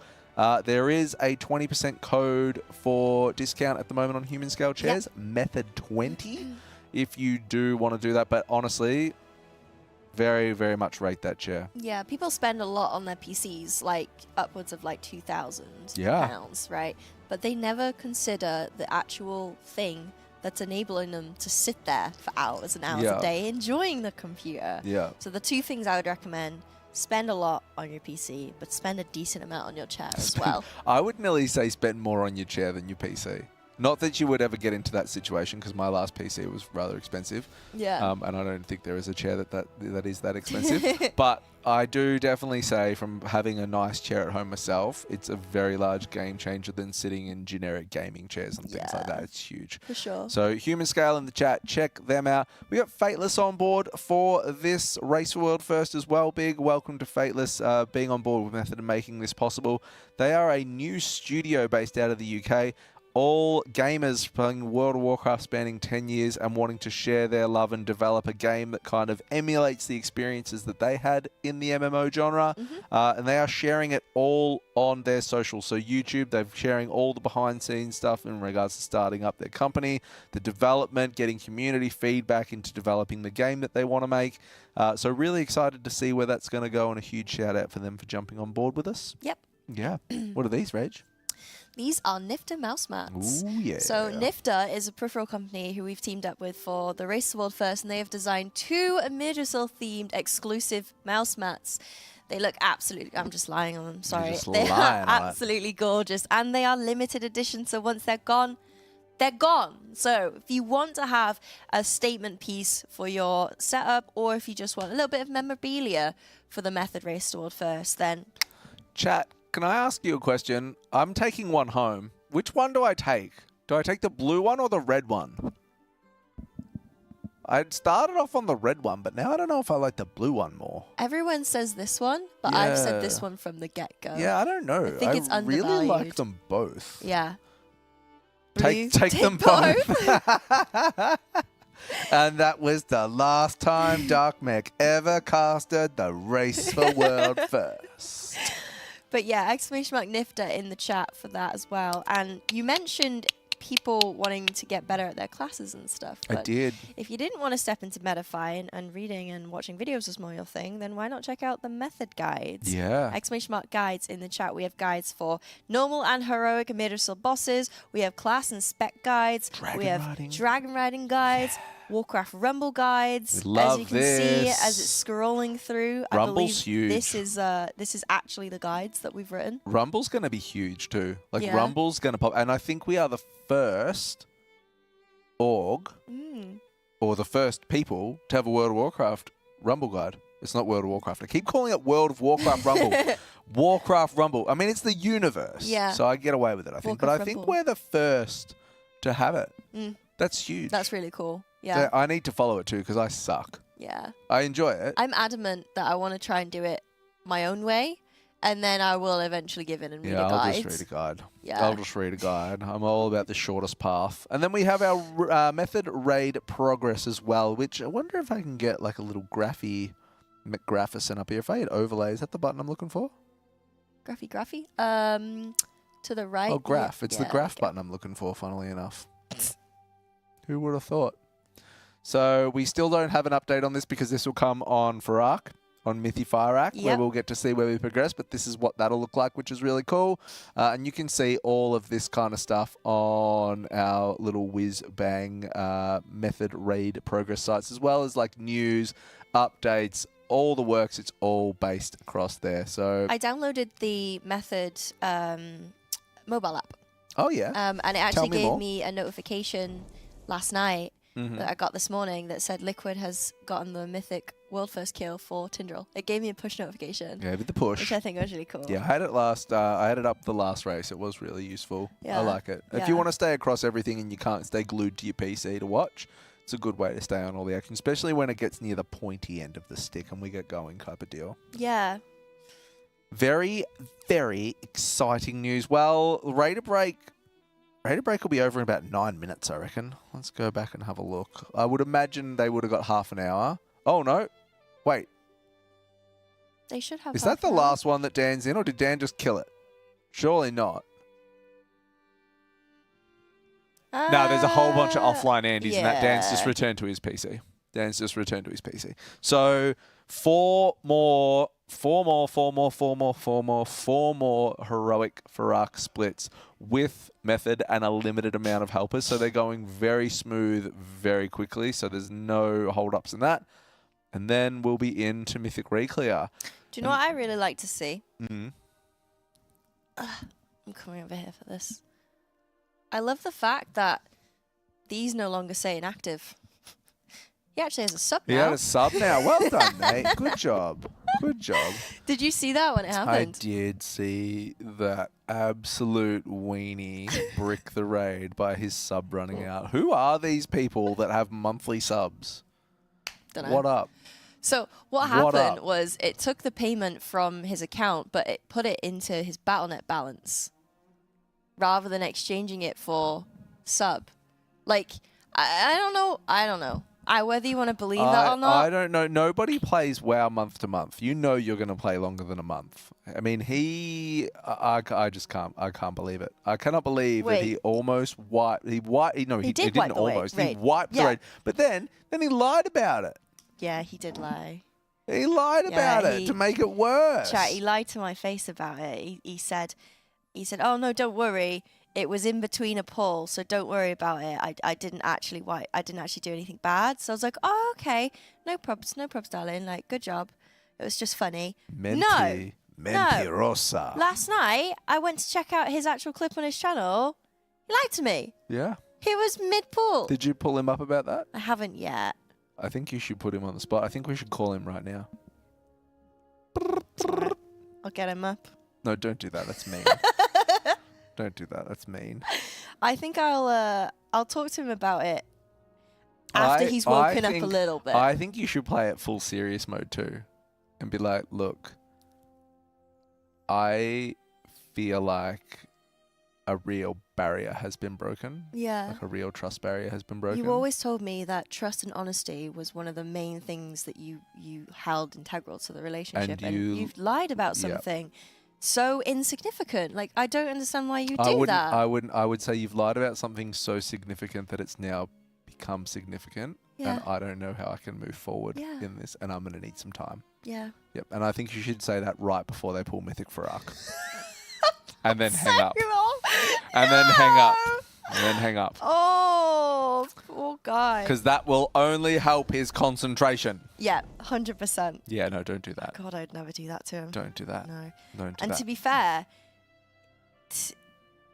it would be the worst thing like you could ever do. I just find it so funny that he's like, like every movement you make during the race world first is live. Yeah. Like. Yeah.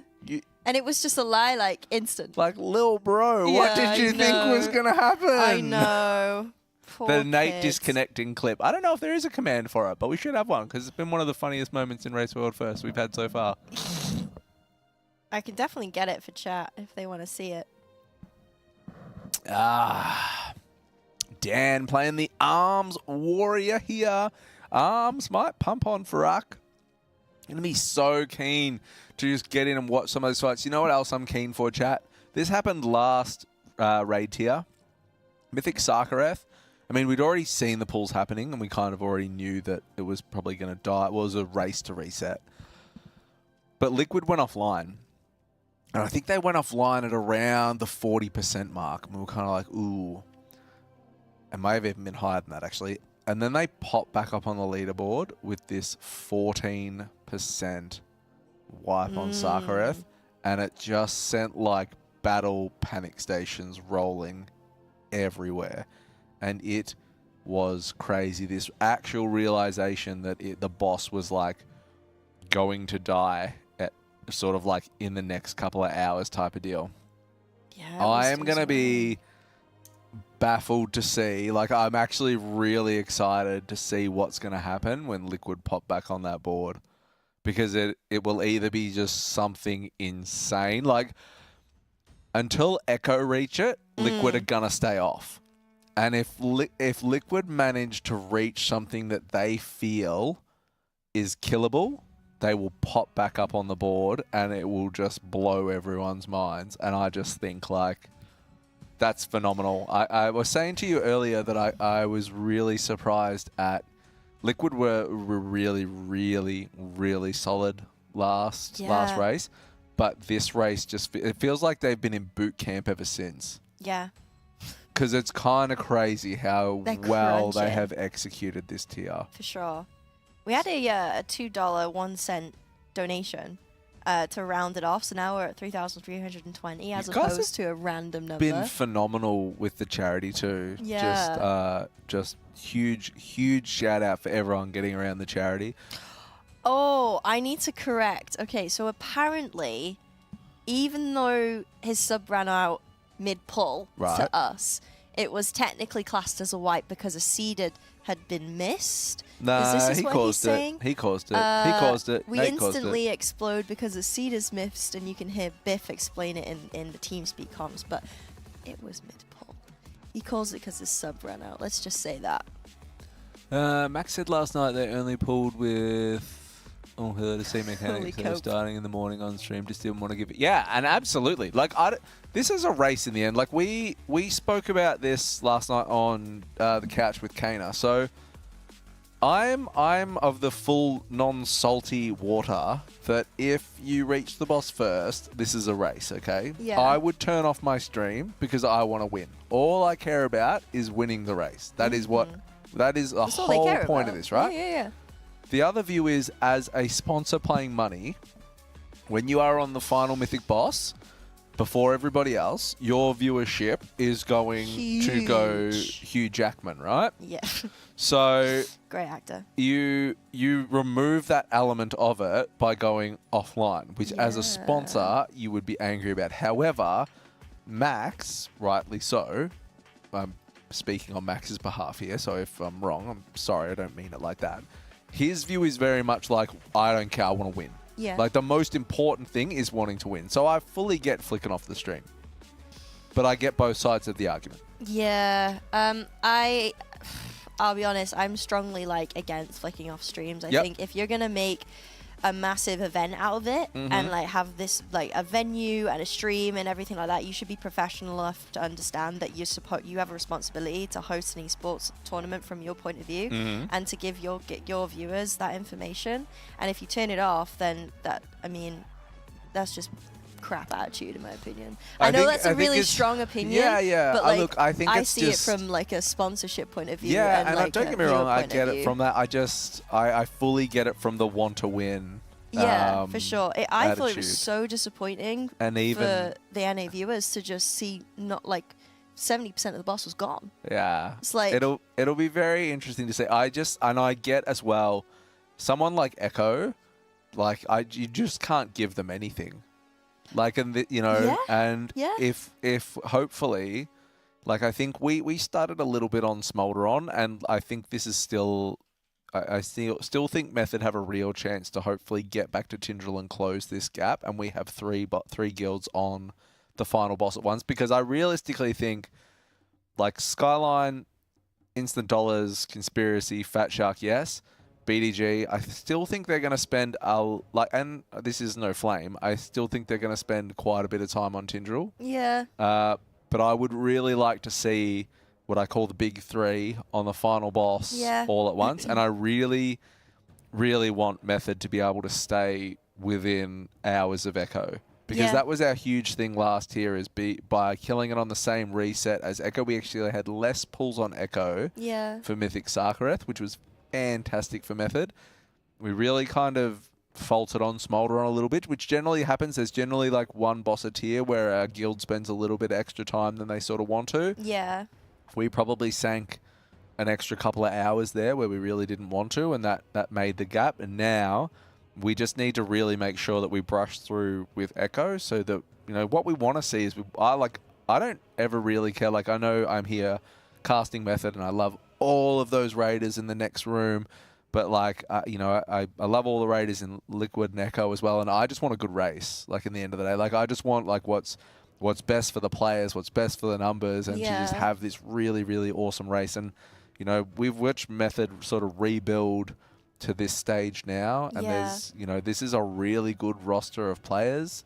I just want a banger of a race. Yeah, same. And it has been so far. It's been, we did start, at the start, it was a little bit, because of the Mickey Mouse tuning, but Tindral's kind of knocked it out of the park and It is interesting too with the tuning, because I've been thinking a lot about this, because at the start of the race I was very like, oh my god, like 1, 1, 1, 4, 7, 50, and then it was like 56 pulls to Smolder on type of deal, and I was like, and you know, we'd spoken a lot about the curvature of, you know, the difficulty degree and stuff like that, but then I was kind of like, it's only gone that way. I mean, obviously, best players in the world. Yeah. Cool. But they've also geared. They've done splits to a level where they've already over-geared the easy fights for them in Mythic. So when you put it down to like normal guilds in Mythic, they are going to have a lot more pulls on things like Nimue and Laradar, and so I kind of actually, I don't think this raid is as poorly balanced as perhaps the perception went out there of it. Like, I still think Smolderon tuning to kill it in Enrage was phenomenal. Like, you can't, I don't think you can balance a boss better than when only the tank is left alive at the end. Like, that's primo tuning. Even though it was a low pull count, tuning wise it was kind of phenomenal. And I think this raid has been bang on, to be fair. I definitely agree. Do you not think that you said like the lower the regular like mythic guilds and stuff, when they start progressing through the raid, they're gonna actually see pull counts on Laradar and that. But do you not think it will be relative when they get to Tindral? Like, it will be very hard, or do you think they're gonna nerf? I think this boss, I think Tindral, I think the Blizzard devs will run up to Tindral while he's talking on stage and just pants him. Like 100%. That boss, I'm really glad they left it like this for the Race World First guilds. There is no way any normal guild is reaching Tindral in its current state. Not gonna happen. No. Like, they will throw a brick at Tindral, basically. Like absolutely, it'll get bricked harder than the BDG, dude. Like 100%. Like, yeah. So, and I think that's fair. But I'm really glad they made a fight like this, because what a banger of a fight. Yeah. And if sure. Fyr'alath is anything like that, it is just going to be an insane fight to watch. And that's what I'm here for. That's what I can't wait to see. So we're just in all forms of anticipation right now, waiting for Liquid when they're going to pop back up on that board with what they've done. We're waiting for Method to get their re-clear on to see if they could really chew through Tindral today. Like, it would be the best story in the world if, you know, Method could re-clear to Tindral and just make some huge gains tonight. Like, if we were having dinner tonight, or after dinner, and Method were like, you know, 15-20% on Tindral, like, that's juice. I really want to be here. I'm here for that squeeze. Yeah, I really want to be here when they kill it, because I'm coming in like late morning and I'm leaving like I wouldn't say like early evening, but like I'm leaving around 8, so I'm missing like half of the Raiders' day. I'm missing half of the progress. Yeah, I really want to be here when they kill it, because the roar of celebration that comes out of that room. I'm not going to be here, I think, when it dies. I'm very sad. I leave on the 24th to travel back to Australia. So are you doing a cast day on the 24th or not? Yeah, the morning, the 8 a.m. morning. Oh. So I don't know. You never know. You just don't know what's going to happen in regards to if, you know, Blizzy G comes out with a nerf bat to. You don't know. You don't know. We wait and we see. But, you know, obviously our huge thing is that we want to see, you know, Method get through Tindral Sage Swift, and then we can sort of start getting a gauge as to what Fyr'alath is going to be like and what's going to happen. And then we see, I am just outside of Melbourne in Victoria. From Australia is where I am from. If there is any Aussies in the chat or people that have been to Australia, it's all the way down there. So we have so we've done 2 Fyr'alaths. Yeah, 4. So this is the 3rd Fyr'alath, and then we'll do 3 more Fyr'alaths after this. And then we pump. Mythic! And then it's time to blast. It's what we want. Getting a world second would be absolutely huge. I just think as long as we can continue to stay with Echo at the moment. I think that's the best aim that we can have. For sure. And then we just continue to build off this. Like, this is where, you know, the method rebuild has really been coming into its own in regards to recruiting more and more players to make a really strong, cohesive roster. And I think this is probably the best roster we've had since rebuild, which has been really fantastic. And then I think you're starting to get a bit of like buy-in from player agency now in returns to people want to stay to push this higher. And that's what you really need to get. You really need to get this like fantastic core of players that are like, I believe in this and I want to stay here and push this forward, rather than like that NA EU slipstream you generally see where people gravitate to Liquid Echo and they go there in source of it. Now we want like people to stay here in search of it. So that's what we're chasing. I think methods come leaps and bounds as well in this expansion, because if I think like Vault of Incarnates, it was very much a 2-horse race. Yeah. We were against BDG. It was so close. It was nuts. And then literally the next tier, it's now like we caught up with Echo so quickly. Like I think we all finished our splits and we were waiting for Liquid and Echo to step into Mythic, because we'd never been at, well, it's been a long time since we were at that point, right? Yeah. We caught up so quickly that we kept up as well. We caught up. That was so good for the players' morale, because they all of a sudden they were like, hey, we can be up there with the other two. We'll no longer be a 2-horse race. Yeah. So I agree. Like it's super important that we keep pace with Echo, but I got to talk about Skyline. Yeah. Do you know how many polls they've had? I haven't checked Warcraft logs. It would be 400, I reckon. More than Echo. Yeah. Yeah, they have been slamming. Skyline, I have the hugest respect for Skyline. So Skyline, and it's a big CN guild mentality. They're just like lemmings. Like, did you ever play Lemmings? No. You just like, it's like Lemmings. You send them off like into battle kind of thing. Like, they just keep pull.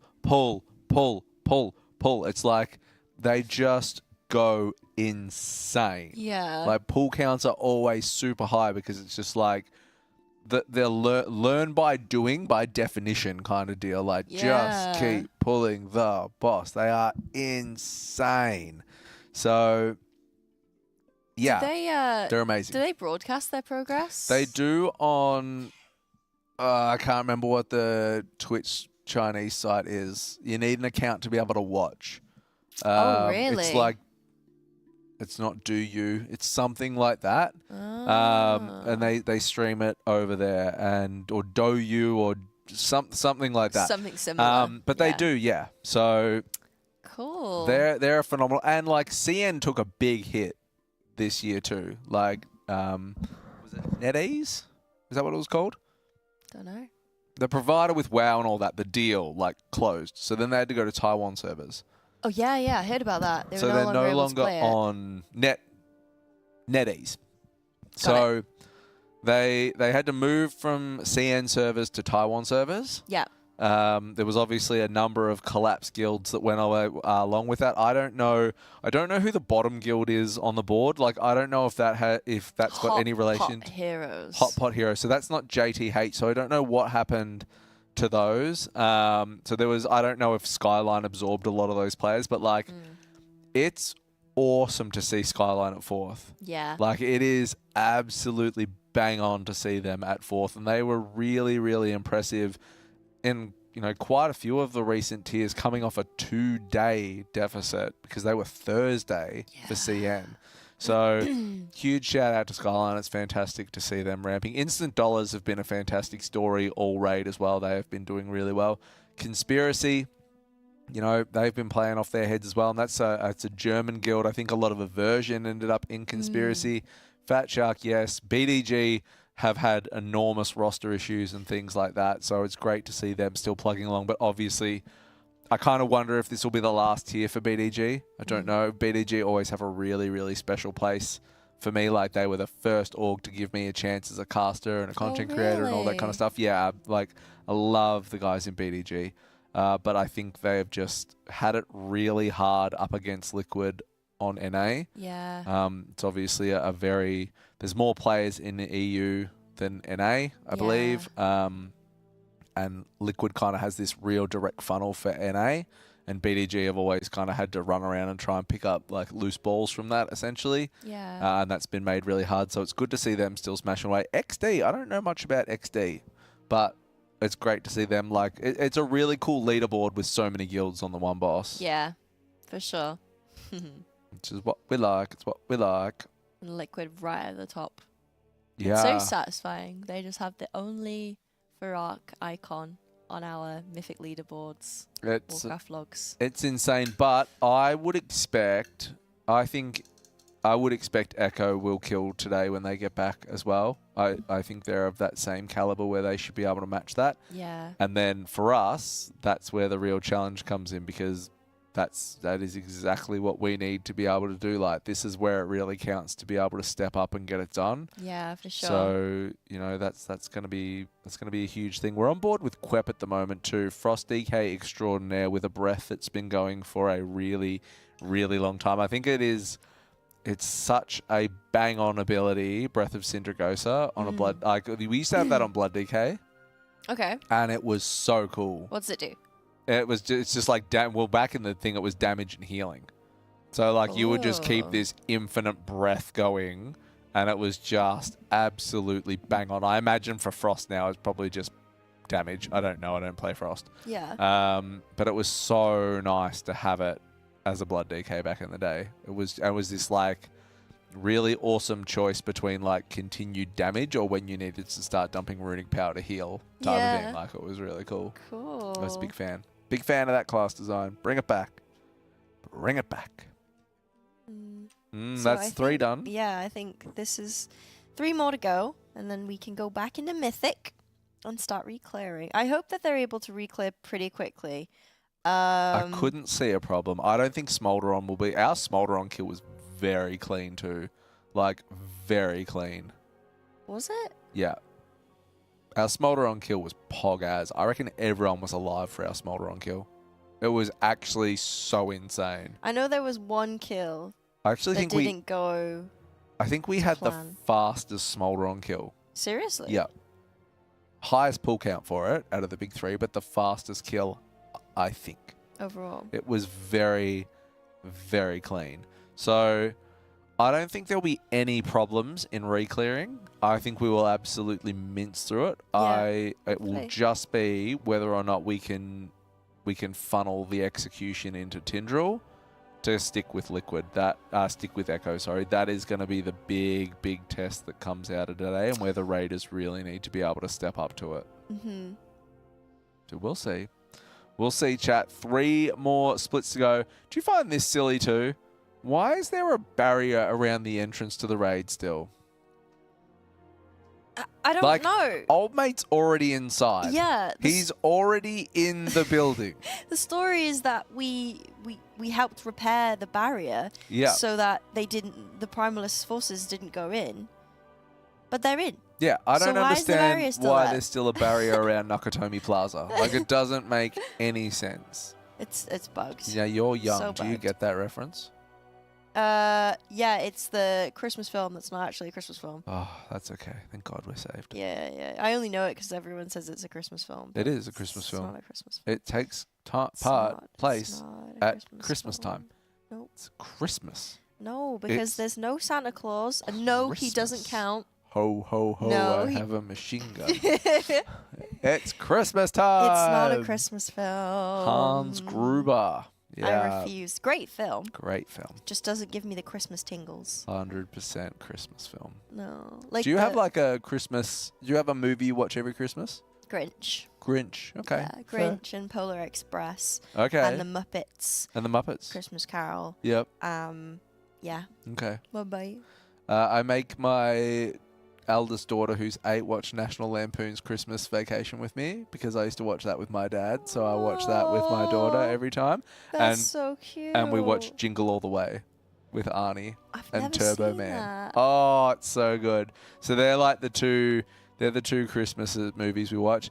We do watch Home Alone generally as well, and sometimes Love Actually gets to throw in there as well with the wife. I see that. Yeah. Muppets Christmas Carol is my sister and my mum's favourite, and I hate it I Okay. don't like the Muppets, but I, like your daughter, get forced to watch it, and I just. think that's sit good. I there. think that's a part of it all. Yeah, it's family tradition, isn't Yeah. it? You know, you may not like it. Put but that everyone cookie else- down. Oh, it's so good. Jingle All the Way is such a banger.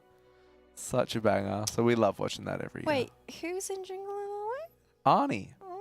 It's turbo time. Maybe I have seen it then. And Anakin Skywalker as a kid. Is he tries to get that toy? Yeah, the toy. I've seen And it. I've got the It's toy at great. home. Have I've got it. So they released last Christmas. There's a store in Australia, and don't hear me wrong, it was like the store in Australia got the toys in. Yeah. But they got limited edition Turbo Men dolls in. So I was just like, I didn't even care how much it was. I was just like, I'm getting a Turbo Man. I have Oh, a photo of it. that's so cute. It's Turbo time. Why do I not like Muppets? When I was a kid, I had nightmares about The Muppets? Yeah. Really? Yeah. You're cooked. And also, yeah, I'm a bit messed up. You're a fraud. And also, the singing really does my head in. I love musicals, but I hate the musical when it comes to Christmas Carol. Like, I skip a lot of it if I could, because it's just the same. I don't know. It grinds on me a little bit. Here it is. Everyone Look. else loves it. There's my Turbo Man. No way! That's my Turbo Man. Oh, you know what? Good on you. Good on you for buying that and just full on committing it. I did that with Heelys. Bit of a The shoes with the little shoes. wheels in them where you go. Yeah, I got one when I was like 20, I think. I was like, you know what? Heelys were great when I was a kid. I'm going to get some Yep. as an adult. Not so much. Didn't live up to the hype. They didn't, no, but I still did it. Unluck. But I think that's good. Yeah. Money comes and goes, but Heelys are forever. Damn straight. Exactly. Do you mind if I just take a quick 2-minute break? Yeah, are we due for a break at all? We pretty much are. Oh, yeah, I mean, we could. While we wait for them. It's up to you. You Sure. could go now, or do you want me to press the button? Or do you want to wait till the food's ready to press the button? You go now. I'll hold down the fort. Are you sure? I'll hold the fort. Okay. All by myself. Don't want to be... yeah. So, Fyr'alath, number 4. Here we go. I'm excited for Mythic Reclear. Chat, do you think... What hopes do you have that we managed to get, like... I feel that we need to get, like... We either need to be able to kill Tindral tonight, or we need to be, like, at the 15% area. What are we vibing? Do we have that? Because I feel like that's where we need to be. Like, I feel like we have to be able... Like, yeah, we realistically need to kill Tindral tonight. And if not, we need to be insanely close to doing so. So, stick around, because we really, really need to get it done. We need, like, people hyping up the Raiders to keep that energy going. Oh, exclamation mark team in the chat too. I haven't banged on about this today yet. Exclamation mark team in the chat. Obviously, when you are playing Race World First, it's like 16 to 18 hours a day. It is a huge commitment of your time. There's not a lot of money that goes into this side of things. So when the Raiders are not Race World Firsting and all that kind of stuff, it really becomes like, what am I going to do to be able to stay at this level? How am I going to continue to stay in this bubble where I can play this many hours? Because some of them have full-time jobs. Others are really trying to build their stream profiles and things like that. If you can go and follow exclamation mark team, I'm pretty sure it's exclamation mark team, there it is. Go and follow the Method Raiders. Like, you don't have to spend a whole bunch of time in their chat. You can come back here and things like that. But even if you just say, like, going for you guys, all the best, that makes a huge difference to their mental. But following them, having their numbers go up throughout this Race World First in regards to their follows, it gives the Raiders more stream-sponsored opportunities, like inside and outside of Warcraft. It gives Method a bigger chance to be able to attract more sponsors to the Race World First next time, because the social, reach is bigger, which means the Raiders can hopefully get some more money and things like that, because they're like the pros at this game that we all come to watch. and I'd do anything to try and beef up their social profile. So please go and give the Raiders a follow on that team's link there. Welcome back, friend. Thank you. Yeah. Bumped into Sko in the toilet. It was quite funny.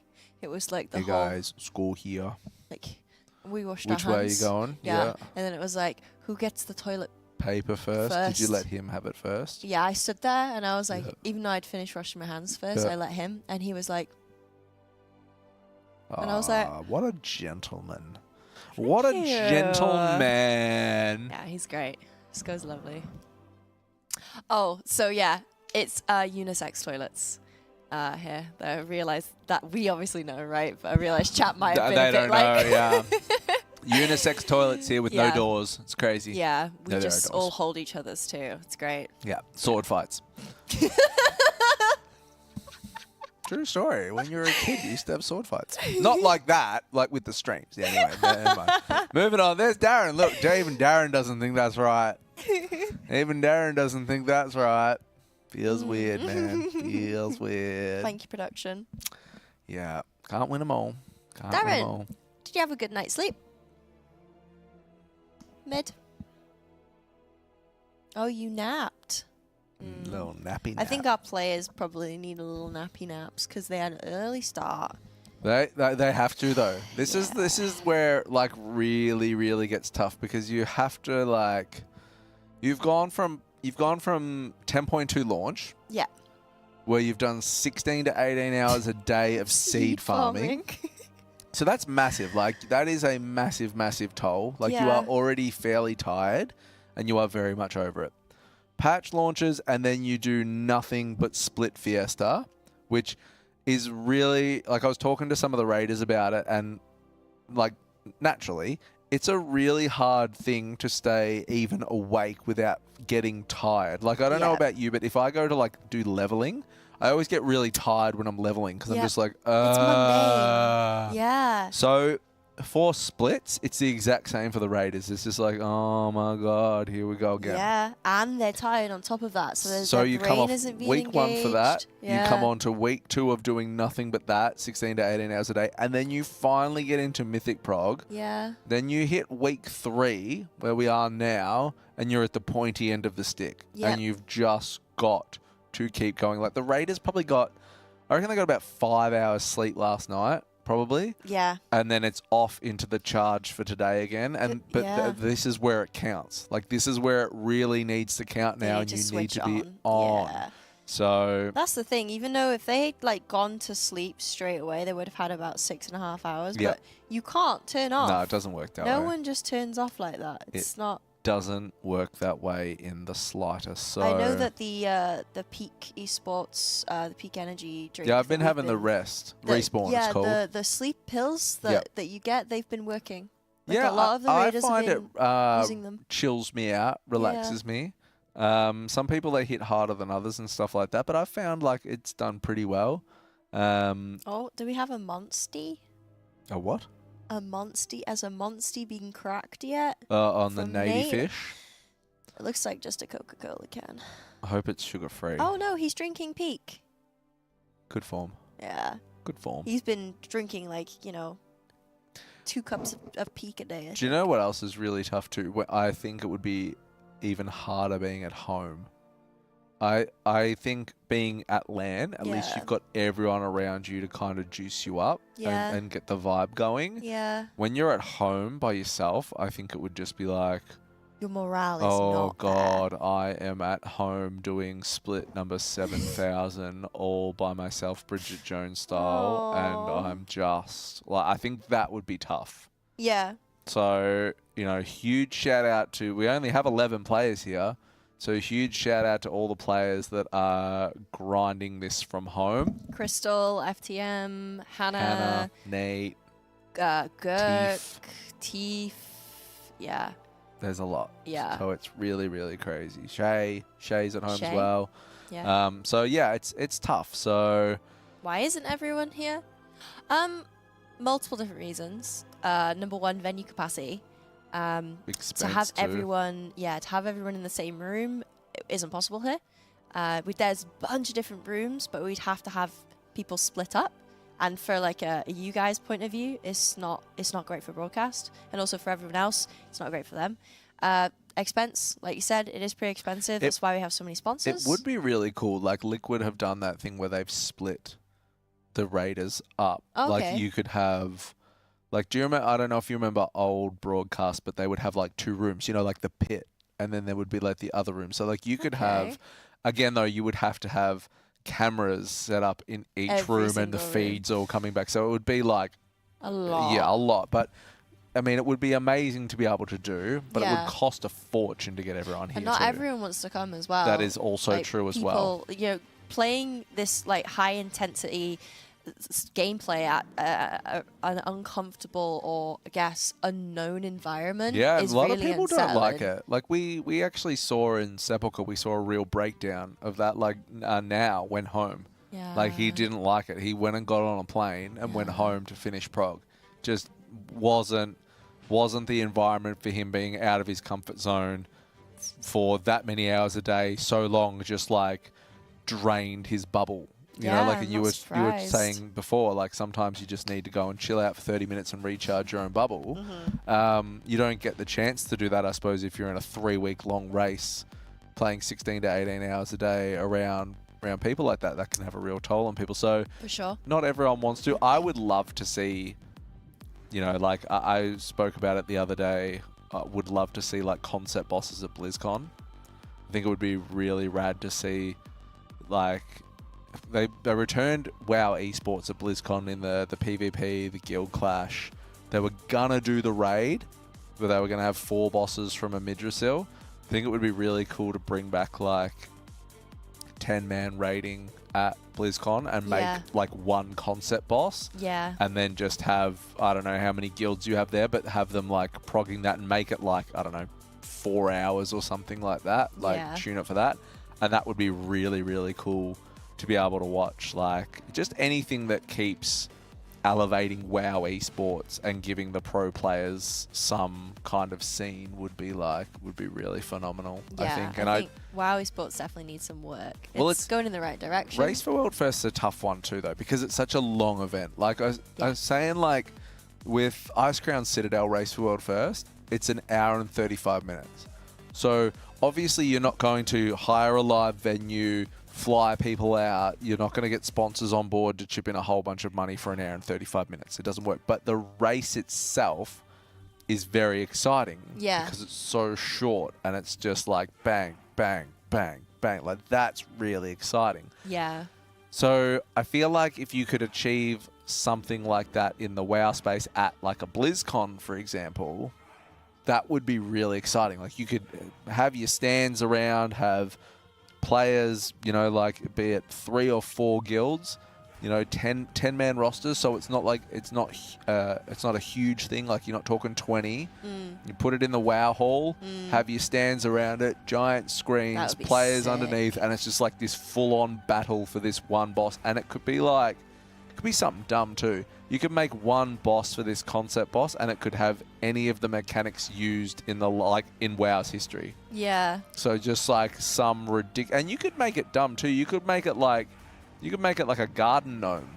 You know what I mean? Like you could make it this little gnome in the middle, but it has like every ability that's ever been in the game. Like just do something bonkers with it. Yeah. And I think that would be such a cool thing to watch as a spectator. That would be so fun, for sure. Yeah, don't worry, you haven't missed the kill. We Not are yet. re-clearing on Heroic Fyr'alath. I think there's, after this, 2 more.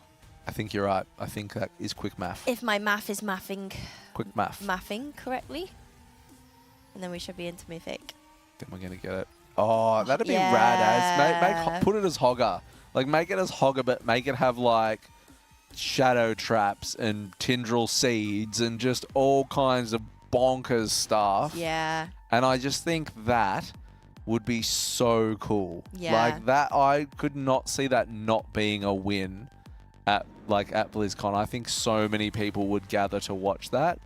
And, you know, you could crowdfund a prize for it because it's done at BlizzCon. So, like, there's no global reset disadvantage or anything like that. Like, everybody is at the same place. Yep. Raiders all log in, go at the same time. Gives people, like, You know, you could have your devs there as well, so people get like a behind-the-scenes thing of what they're monitoring as the boss is working or what they're looking at. Like, that stuff just blows all the walls down. And you crowdfund that, like, for a BlizzCon, WoW, esports, tabard, toy, flag, pet, mount, whatever you want to do. And it would raise so much money. And then if you have 4 guilds there, let's say, you do prize for 1, 2, 3, 4. Yeah. That would be really good. Ba-boom. What's your favorite like gimmick mechanic?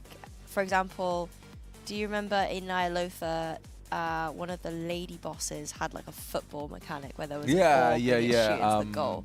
It started with X. I can't remember what it was. Xanthia or something like that. My favorite, I mean, it's not a mechanic. Oh, it is something that happened in a raid. Mine goes all the way, and this is pure nostalgia. Okay. It's Nefarian in Blackwing Lair turning, like, when the mage call came and it turned people into giraffes. What? Yeah. So Nefarian used to have class call abilities, and this was like the final boss in Blackwing Lair when it was like, you know, the it thing. And you would get mage, it would do a mage call, and then it would polymorph people into giraffes.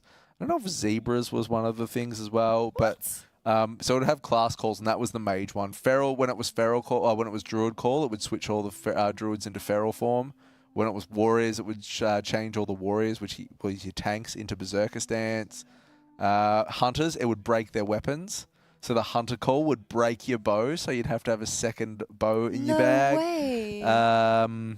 What else was there? I don't remember what the other ones did, but that was my favorite. That's that so just cool. because at the time too, it was just like, if you're a hunter, I was like, that is so toxic. That is so toxic. Hunter call. Wow. But yeah, that's my favorite. What about you? Let me think. So, probably the dance macabre. Oh yeah, the dance Because macabre.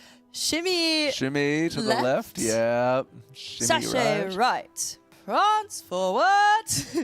Boogie down. I think that, was I mean, I always like it when they push the envelope and they do different things. I think that's really, really cool for the Warcraft devs. Like, not everything's going to hit the mark, and not everything is going to be Captain Fantastic, but it's about being creative and seeing if what they you can try do. something, then I'm absolutely there for it, and I think it's really cool. I think I like that. Like, it was a good intermission where you had some breathing room, and it wasn't super hard, but it was just fun, and it was so on theme with Castle Nathria. It was.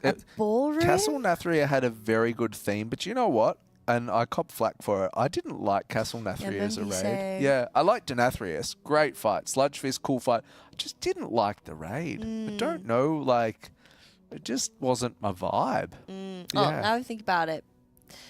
The Denathrius mechanic, where you had to drop your stacks and then walk forward to the middle, and then he would literally say, crawl to me on your knees. Yeah. That was probably another one of my favorites as well. It was just, Castle Nathria just had different things that were different, I guess, and it was the first time I properly did a proper raid. Yeah. So, but yeah, each their own, man. If you don't like it, you don't like it. I saw chat was giving you some I mean, flack and for that. that's the thing, though. Everyone's got different things that they love and enjoy, and that's the beauty of Warcraft. It's kind of got something for everybody. And I remember, like, Karazhan, Kara was phenomenal. Like, even in terms of the lore behind it, like, one of the books that I have read, because I've got all the Warcraft books. Of course you do. I've got them all. I haven't read them all, but I've got them all. And like the War Within, the War Within, the War of the Ancients trilogy, they don't make it anymore. You can buy the single books, but they had a trilogy book.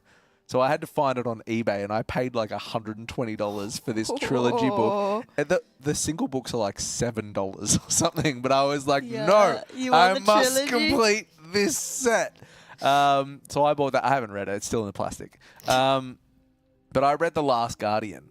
And that was when Khadgar goes to learn from Medivh at Karazhan and stuff. So when, like, Karazhan as a raid, like, it's really, really cool when you get those, like, direct links to lore throughout. And it's just, it's one of the things I love about WoW too. It's so good. I read The Rise of the Horde by Christy Golden. Great, that's awesome. And then I'm an Alliance player through and through, but it was the first time ever that I leveled an orc because of that book. It's awesome. Lord of the Clans is really good too. That's brilliant. Yeah, I had no idea that Thrall went through so much. Same. Stuff. Had no idea. Had no idea about that. Poor guy. I loved the Arthas book too. I've read the start of that. So I felt like it started really slow because that was like the book that I was I was really excited to get to this book, and I was like, sick. I cannot wait. And then I started reading it. I was kind of like, like it was a bit of a slog. Then once it got going, I couldn't put it down after that. I was just like, this is so sick. And there's so many cool bits, which is why I'm really happy to have like the Nerubians come back into it and things like that, because they're like really massive in that book in regards to getting Arthas to Ice Crown Citadel and things like that. And it's a really, really good book. I got gifted that book for my birthday from one of my viewers. Long time, lovely community members. It was a hardback copy that has its own case, and it's signed by Christy Golden, and it's like one of a number. Do you know he's gone now, the artist for one of the artists for Blizzard. I don't want to say like side. It's not Sidewinder. That's not right. Help me, chat. Samwise, that one. So I got a huge shout out to the folks at Upper Deck. He did a DK poster, and it's like there was only 250, and cool. Because I'm such a DK fanatic, I got one of the posters, and it is like it's like a foil DK poster. Nah, it's like in the posty thing at home. But it is so cool. Actually, I reckon I'll be able to find one on Google, though. But it is so awesome. I was so chuffed to get one. Sam. Oh, I thought I saw bangers in the park today. Turns out it was just a bench. Oh, that's cool. That's mean. Bangers has been raid leading. Very Splits early, funny. actually. Very, very funny, too. Well done. Good Speaking call. of raid leading splits, Where's I this heard Nate raid leading splits earlier as well for Council, and it was hilarious. It was charging coming, don't be in front, soak this if you don't have debuff. Yeah, he's not quite Kane raid leader, is he? Pip. Like, he was so dead this morning. I was like, can you raid lead mine? Because it was so clear and concise. There was no panic. No inflection in his voice. It was just... Okay, I can't find a drawing. Pip. Pip. And it was dead. Oh, who just waved to us then? Oh, I didn't see. I don't know. Somebody that waved to us, but I didn't wave back, and I feel rude. How many times have we killed? 2 more to go, I think. 2 more to go. 4 in total. 2 more to go. 2 more to go. 2 more to go. 2 more to go. 2 more to go. We're just couldn't waiting. find it? Hey? You couldn't find it? I couldn't find it. Oh. I'm sure, it would have to have been posted somewhere too, But it's so cool. It's just like this giant foil Lich King poster, and I just frothed so hard for it. I had a watercolor painting that I bought from Etsy of Loki Nahak, and I had it the for pet. so I love long. that pet. Yeah. Bad story with that pet. Yeah. I didn't know that to tame spirit beasts that you had to be a beast mastery hunter. So what I did was I flew around for about 12 hours. Whoa. I found the poster. So that's it there, and someone sold theirs on eBay. But that's it there. Wow. That was number 1 of 250. But yeah, it's really cool. So I'm hyped as. Can I see the other picture? I'm hyped as hell to have that. Word. So I didn't know that you had to be a beast mastery hunter to tame Loch Nahak. So I flew around for hours and hours and hours. Like, I think I had Scrubs season 1 on, and I was probably on like Scrubs season 3 by the time I found it. My favorite show. That's so cool. And I found Loch Nahak. Rare spawn indicator goes off like boom, boom, and panic. Boom, boom, boom, boom, boom. I'm like, oh my god, flew down like 100 miles an hour.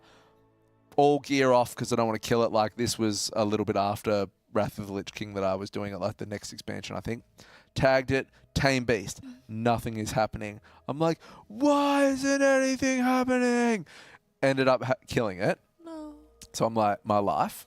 Logged a ticket. GM writes back and it's like, yeah, you got to be Beastmaster to tame Spirit Beasts, bro. Like, you dumb. So, because I was marksman, I think, at the time. So, I killed Loki in a heart. So I killed him. So then I spent the next 12 hours flying around till I found it again and I tamed it. No, really? Yep. True story. Oh, God. True. I'm not a quitter. I missed out on the Time Lost Proto Drake in a similar fashion too. I camped the Time Lost Proto Drake for hours. I went to fly through it. I was on my laptop on the couch because it was like I was watching movies while I was farming it. And I went to DC. I went to dismount in the air, tag it, and glider down. I dismounted, lagged, went through the Time Lost Proto Drake and cratered into the ground and died.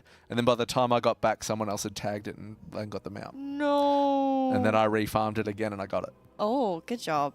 Yep. Good job. We got food ready yet? We're just kind of chilling for that. Oh, we do. Oh, cool. All right, sick as. Chat, we're going to go and have some food. And we're going to be back real soon. All right? Don't you go changing.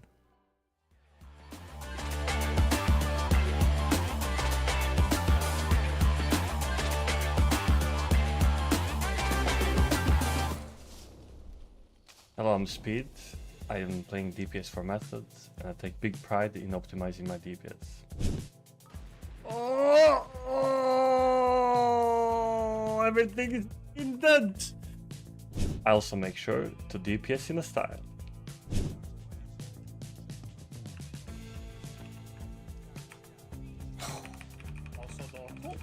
Did you see that? Balls of steel, dude. And of course, I'm timing the road first keys while topping DPS. Time! Oh! If this is something you also want to do, check out the link and get coached by me over at metafy.gg/@vspeed.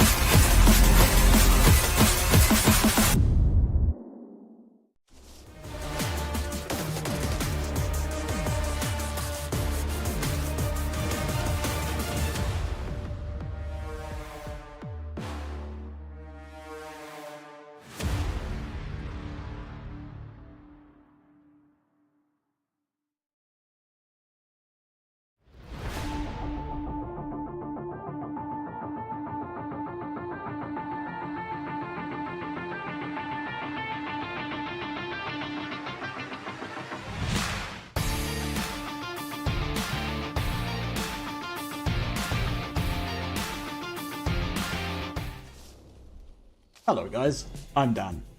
I've been playing WoW for the last 15 years and have been part of Method for the last 3 of those years. And today I'll be in charge of teaching you how to master warrior.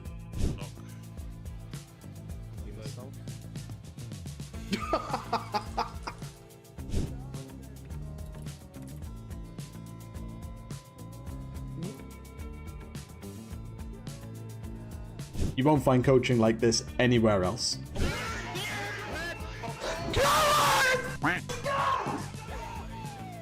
you can find me over on Metafy at metafy.gg/@danwar. Hope to see you there.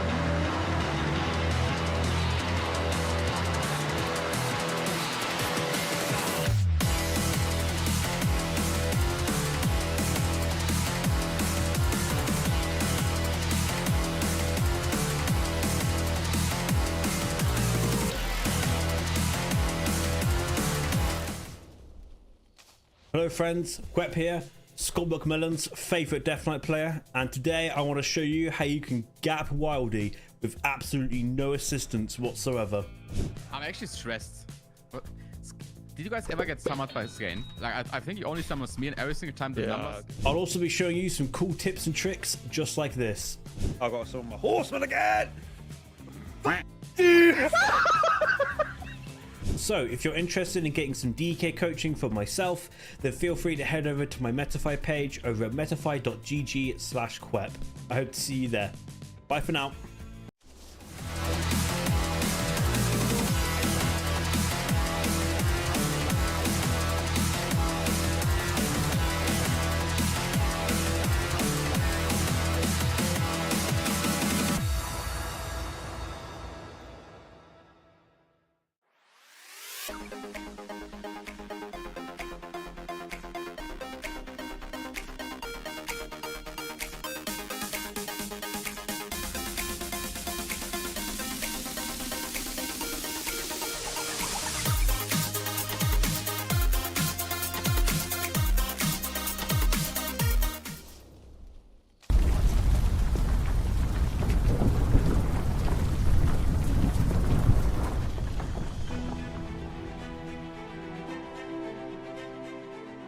Welcome to the gaming realm of magnificence, the 2,000 square meters of pure gaming paradise. With lightning-fast 4-mass ping and an arsenal of 60 state-of-the-art gaming stations, the battlegrounds await your conquest. But wait, adventurers, that's not all. Immerse yourself in our realm of comfort with deluxe sleeping quarters and a vast cooking station designed for everyone's needs. Refresh your spirits with an endless supply of free drinks, a gym to keep your warrior physique,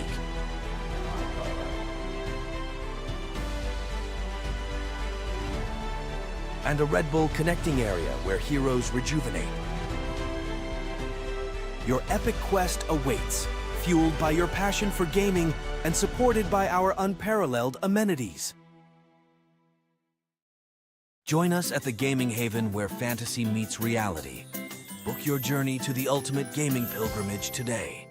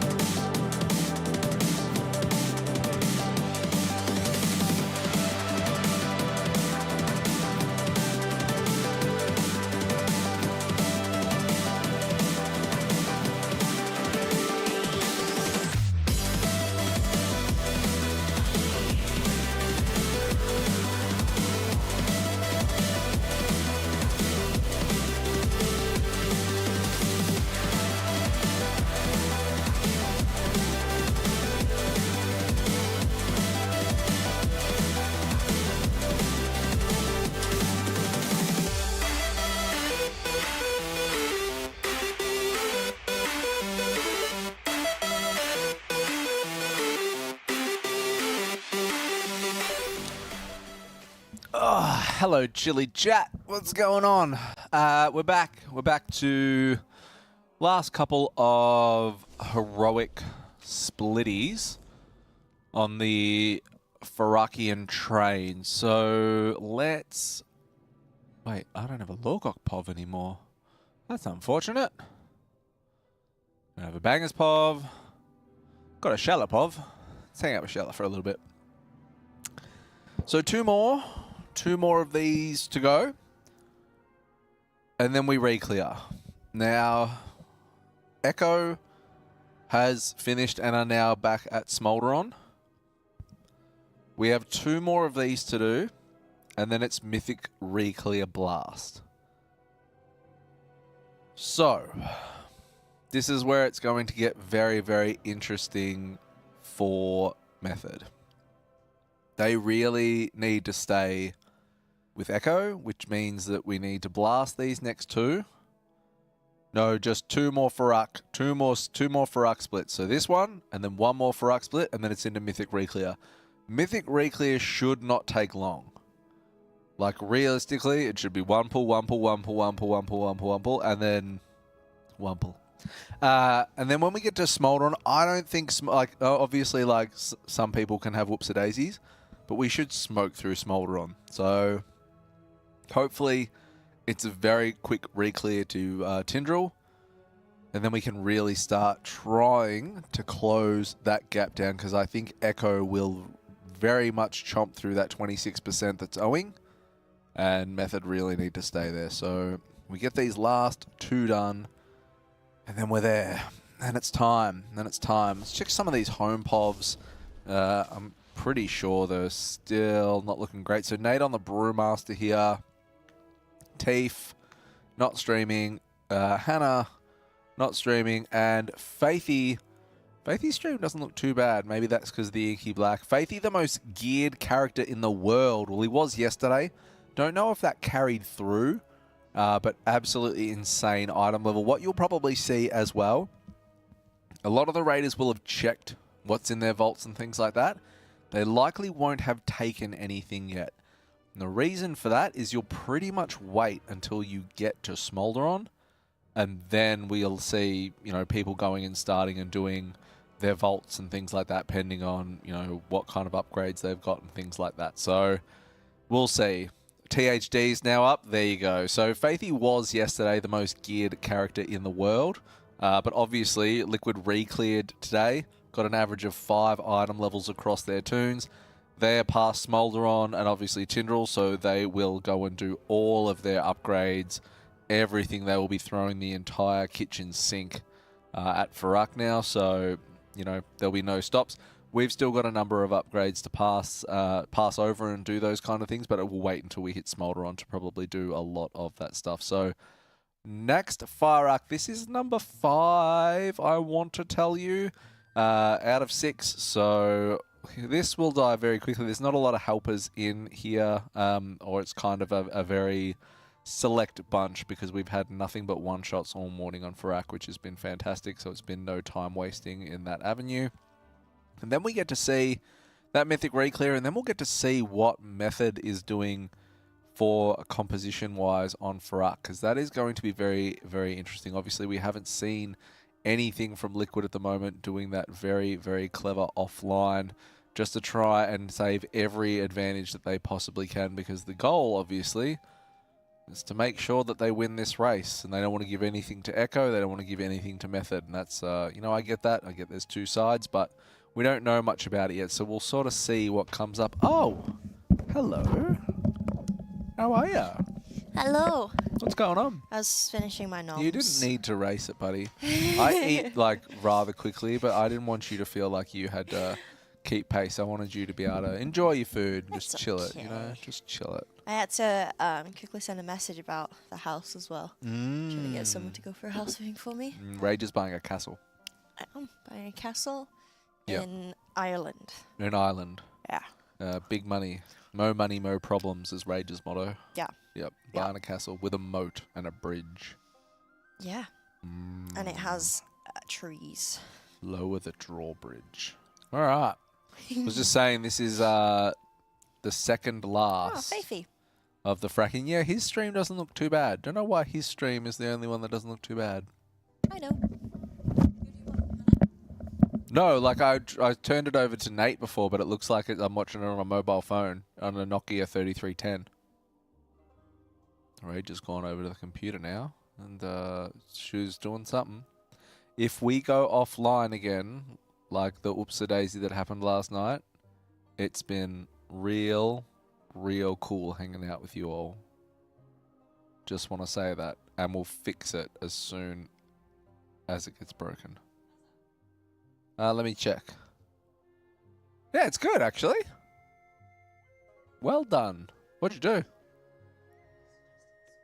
Ah, nice one. Rage fixed my OBS for me the other night. Yeah, and then someone in your community tagged you on my tweet where I was trying to take the bottle cap and said this is because you were stupid. It wasn't stupid. I just didn't see that there was no bottle cap. Yeah, you were stupid. Just own it. It's okay to be stupid sometimes. We'll all that be and stupid. then woke up to like 200 people liking it, and I'm like, oh no. Bang on. Oh no. Bang on. It was very funny. It was very, very good. I messed very up, funny. dudes. I messed up. It's because taking the bottle cap off at first was really tough. Yeah. So in my head, I was like, oh, it's just got the bottle cap back on it. And then when I looked and saw there was no bottle cap. I hate it when there's a bottle cap. Bottle cap. Bottle cap. Bottle cap. Rage on my and bottle. I, any chatters as well, German Christmas markets. Rage and I are contemplating whether we go to a German Christmas market tonight. I have heard they're all the rage. Any chatters with some All the rage. viewpoints? Any chatters with some views around German Christmas markets? Is it a good thing to go to? Is it worth driving in an hour Is it and worth? a half? Yeah, and if we can't, I'm going to catch a train for an hour. You're welcome to come, but I understand if you don't want to come on the train. Is it worth going to? Because everyone says it is, and like I feel like I've come a long way. I should venture to Christmas market. Yeah, do it. Yeah, lots of people are saying we should go to the Christmas market. I wouldn't mind doing the train. It's just my issue is I get car sick. Do you? Yeah, really bad. If I'm driving, fine. Yeah. If I'm sat in passenger seat, They've I got have little to- vom bags here. do they? Yeah, I'll film it if you spew too. Don't worry. No. Yeah. It's like proper queasy and nauseous. It's horrible. Really? I envy people who can use their phones not while they're driving, but don't do that. While they're in the passenger seat, they can look down, and yeah, no, I can't.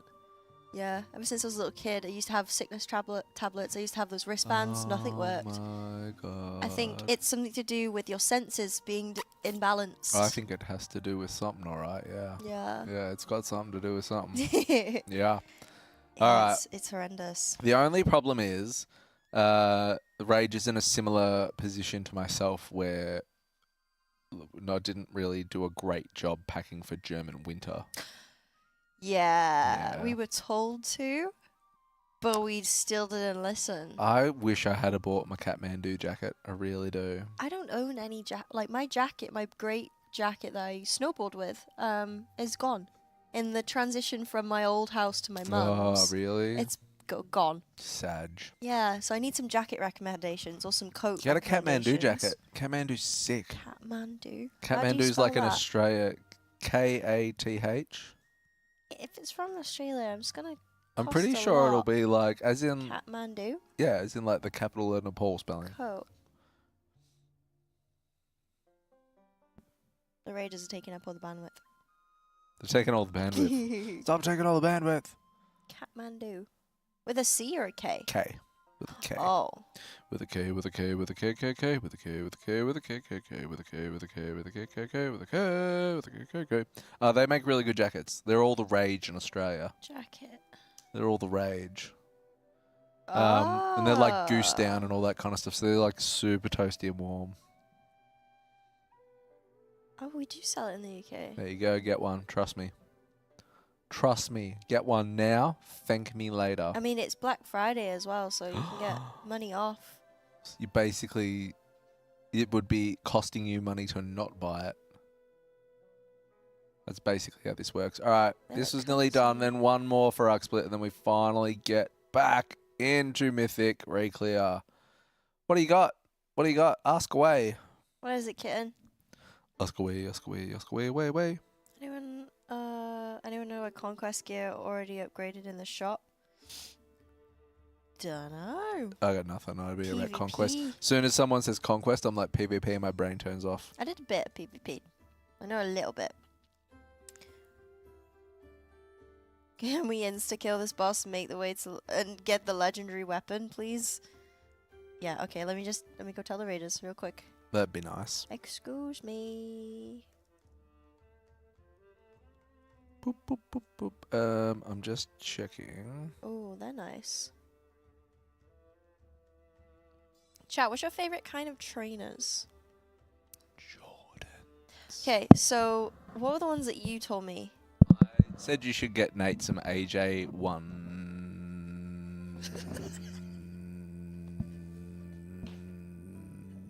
Never mind. You mean my mate? Some AJ ones. Mate. Yeah, mate. my mate. Yeah, my mate AJ ones. That was it. Yeah. Yeah, some AJ1 mids because they're like I'm not a mids person. I'm a highs, but mids are very easy to obtain. Yeah. So it was these ones that were looking kind of cute that I liked, but then I also liked these ones too. Where were they? These ones were kind of cute too. But yeah, it's between like that and them. Where are they? Them. I feel like it's two different styles entirely. They're extremely different. Yeah. Yeah. So it's the AG ones and then the Ons. What are you? Yeah, the on running Cloud 5. Yeah, lots of people rate them. I like Hokers. Hokers. Yeah, HOKA. I prefer them more than the Ons. But, you know, lots of people have HAKA? lots of people have different vibes, but I am a Hoka kind of dude. They're just the comfiest shoe in the world. That's what I want. I want something nice and cozy. Yeah. Yeah, they're phenomenal. Something nice and cozy. Oh, they're cool. They're phenomena. Wow. They're bright. Yeah, they are. One more chat. One more split on Fyr'alath. Unos. Has Nate got enough sub time? Well, if they manage to kill the boss in the next 30 days, he should be okay. He won't run out this time. Lol. His clip on his channel's got about 25,000 views now. I love it. Someone That's put good. it on Reddit. Don't know who. Who would do that? Who would do Who would such put a it on thing? live stream fails? Who would do such a thing? Not me. Chat, Rage and I were talking before about like nostalgic moments in WoW, like WoW core memories. Yep. And Rage said it would be cool to ask chat what your WoW core memories are. And then Rage came back and seemed to have forgot all about it. So I am asking you, chat, if anyone wants to share their WoW core memories of things that just really stand out for them in this game. For me, mine kind of went off of what you said about Loki and Hawk. So back in the day, I used to play Hunter, and it was just Hunter, and it was me, my friend, and Mally playing Hunter together. We wouldn't even get to cap level. We never got to cap level until Warlords of Draenor. Wasn't a thing for us. And then she tried getting Loki and Hawk eventually, and we were farming it together. Like always together. And then we grew up. I went and did stuff and became an adult and did things, and she did the same. And then, I just stopped playing WoW and I just did other stuff. Okay. And she was still playing WoW, and she was with her boyfriend at the time. And then when I started playing WoW consistently and streaming it, she came back and she actually joined my stream, and she was like, "Hi, she used to call me Cass because my username was Kasai, which means hate in Welsh. Right. She'd always call me Cass. So everyone would call me Rage, and this one person would come into chat and she'd be like, "Hey, Cass." And I'd be like, "Hey, Mal." And she was like, "Guess what?" I'm like, "What?" She's like, "I finally got Loki." I'm like, No way! I was so happy. And she is still with her boyfriend back in the day. Yeah, that's cool, Scalabar. isn't it? Yeah, he's sick. So that's my core memory. What about you guys? I'm going to get the mouse working so we can go back up and have a look. Come on, light. I also remember a mage levitating both of us while we were in feral form and laughing for ages as we were spinning the cat around. Oh. In the end of a dungeon. We didn't leave. We were just rotating cats. Do you imagine if I just had to hit delete columns on that one? That would have been hilarious. Darren would have been so pleased with me. All right, what do we got for core memories here? Core memory. Alderman for the first time and learning about the Titan discs and the earthen. That's cool. Lore, nice. I used to be in a server first guild to get mass res back in Kata. We all dropped to death in the middle of an organ res together. What do you mean mass res? I can't remember, Do you honestly. remember we used to have mass resurrection as a spell if you were a part of a guild and you had a certain rep? Oh, that's what they're talking about, yeah. Ah. So they got They mass. took it away. Wow, I forgot all about that. Holy hell. Yeah, I literally forgot all about that. I love that. That's cool. Yeah. First time I played Paladin and didn't realize why my judgment spell wasn't working anymore back in Wrath of the Lich King. I can't help you with that one. I didn't play We're not didn't play a paladins. Paladin for a really long time. My core memory was first standing in front of the Ironforge gate. Honestly, the first time seeing Ironforge, like from the vanilla cinematic with the dwarf and the bear in the snow, I thought Ironforge was the most amazing thing seeing it for the first time. I just thought that city was absolutely like, that was the stuff of fantasies. That was really, really cool. Yeah, for sure. What else have we got? Core memory, not having Righteous Fury on and not understanding why I wasn't keeping Fret. Uh-oh. That's a stance, right? Type thing. Oh, I remember this core memory. Back in the day when the Method main tank ran out of WoW time during the race for World First. Oh, I remember that core memory. That was so funny. Idiot. Baron's chat. Oh, Baron's chat was something different, wasn't it? Baron's chat was something different. Having a huge BOE for my class drop for a dude that decided he rather wanted to sell it on the auction house. Dog. Ouchies. Back in the day in Molten Core, our 40-man raid was wiped by a single moth that distracted the main tank healer. No way. I love it. I love it. I divine intervention my co-tank mid-pull on our ICC prog back in original WoW. It was done to troll him, but I was forgetting it would kill me. Oh, is that what divine intervention does? It's like bop. Oh. Spinning the cat, what was that? Spinning the cat around, is that slang for something? No, we were in feral form and we got levitated by the priest and then we were just we were laughing, just spinning. It was like 3 o'clock in the morning, we were delirious. I do love all these. Oh, there's Fia. Fia's one of my little ANZ friends. Oh, hello, I don't know Fia. why we're little, like in ANZ. I guess it's because Australia's small. I refer to us as little, but Fia's like a normal sized person. Australia's small? She's got red hair too. No, well, Australia's big, but like because it's so far away. Got it. It's huge. Red Fia's got heads. red hair too, though. Yeah, red hair, best choice. Killing Syndragosa 25 heroic for the first time and realizing one of the healers had a fishing pole equipped. I remember climbing... That's gaming. Wait, what was that? Healers had a fishing pole equipped. Whoopsie I played the entirety of the first half of Vault of Incarnates as an evoker with a strength mace. Nice! Instead of a staff. That's pretty cool. I didn't realize. Whoops. Yeah. And then I actually got no, it was up until Dathia. Not Dathia. Egg Lady, Broodkeeper, because she dropped the staff. And I was like, wow, I'm doing so much DPS now. And then my raid leader was like, Rage, what did you just swap out of? And I'm like, this! Holding a mace up in the air. Bro. This! Why? It's good stats. You're hopeless. Whoops. I used to drink milk as a warrior in vanilla to try and get HP back. Milk's mana. So that was pretty cool. That was one of my first moments. Yeah. Oh dear. Yeah. I love all that. This is what I was saying to Grom the other night though. One thing that I kind of miss about like the old days of WoW. Yeah. When there wasn't guides, discords, like YouTube wasn't even a thing in that, to be fair. Yeah. You used to go to Warcraft movies to get your like downloads of Warcraft movies like Grim Path of Blood and Grim Path of Blood 2 and all that kind of stuff, like these old slapping PvP videos and stuff. But you didn't know, so you just did. Yeah. Like I remember there was a mage in Stormwind that had agility on their staff because they thought it made their casts quicker.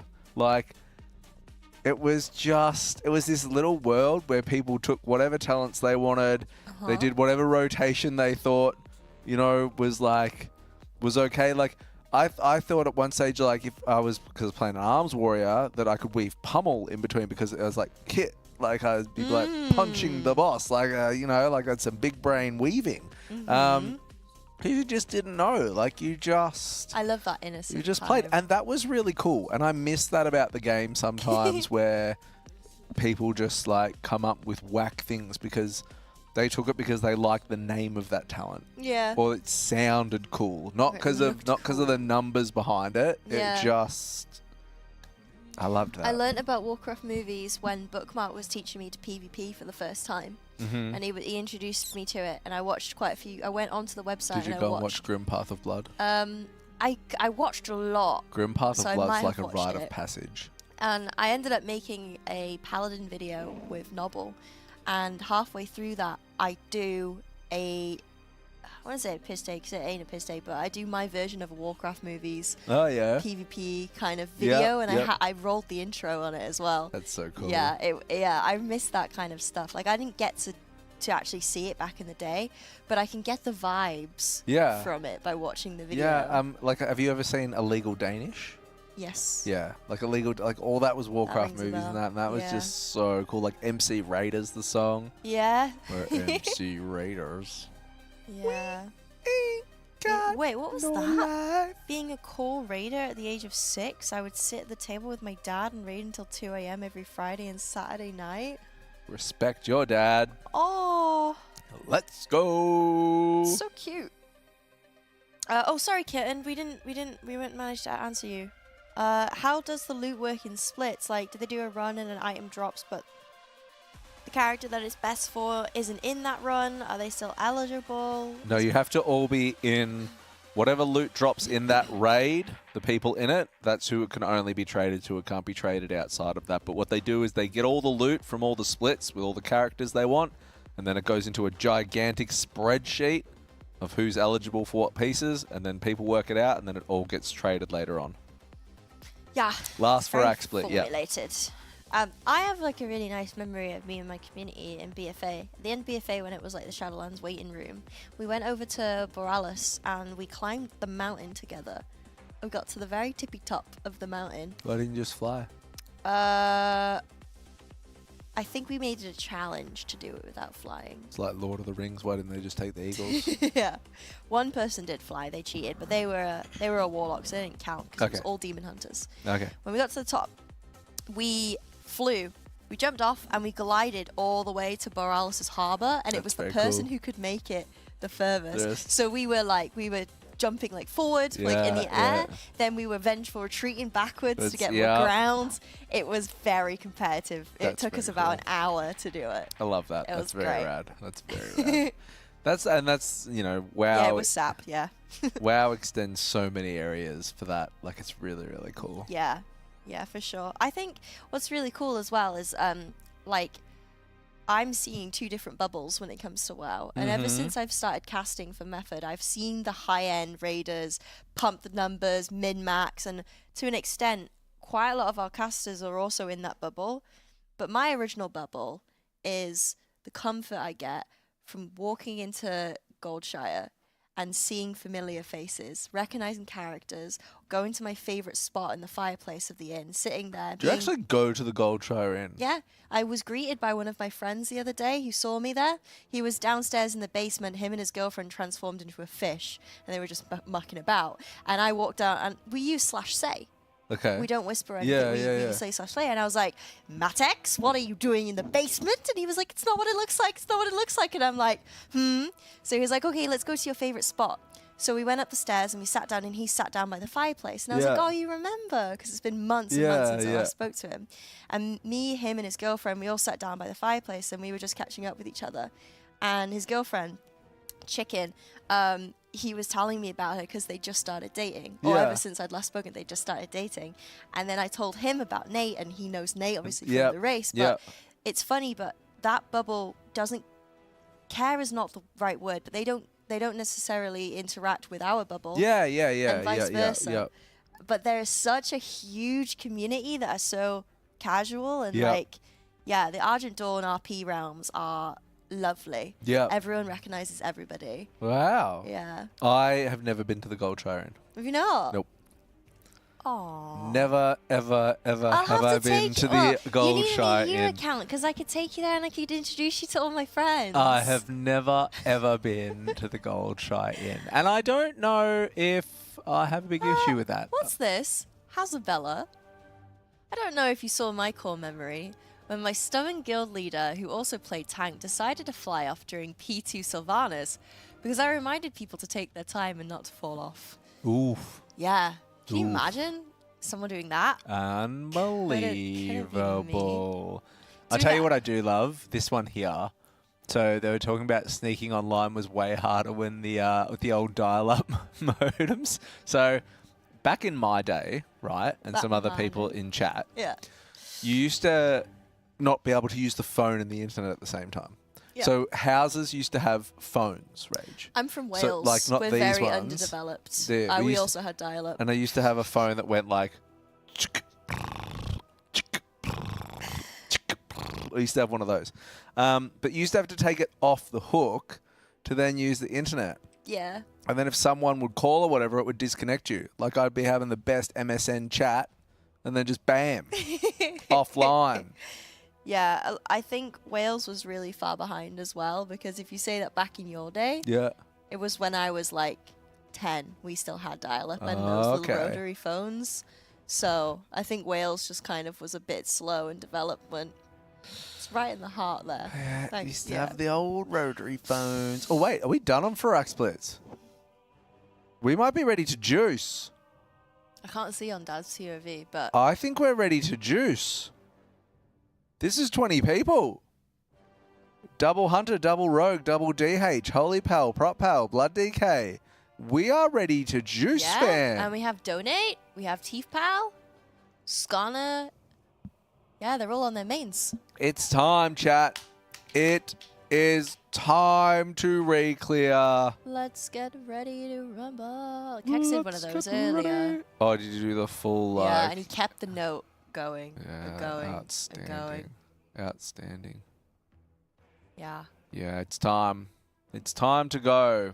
Let's go. Let's go forward. It's no time to waste now. We really need to put our foot on the gas pedal.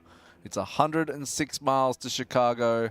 We got a full tank of gas, half a pack of cigarettes. Is this It's reference? dark, and we're wearing sunglasses. Are you referencing something? Hit it. The Blues Brothers. Ah. Come on, chat. All right, Elwood. Such a good movie. I love that movie. You seen the Blues Brothers? Okay. You got to go see the Blues Brothers. What's the Blues Brothers? Is it a movie? Yeah. Ah. John Belushi and Dan Aykroyd. Blues Brothers. What's it about? Two orphans that go to save the orphanage that they grew up in by raising money Aw. and dropping it off at the Cook County Assessor's Office. That? That's the one. Ah. Cool. Let's do it. All right, come on. Everybody get in the raid. Let's go. Let's go. Let's go. Hannah's online.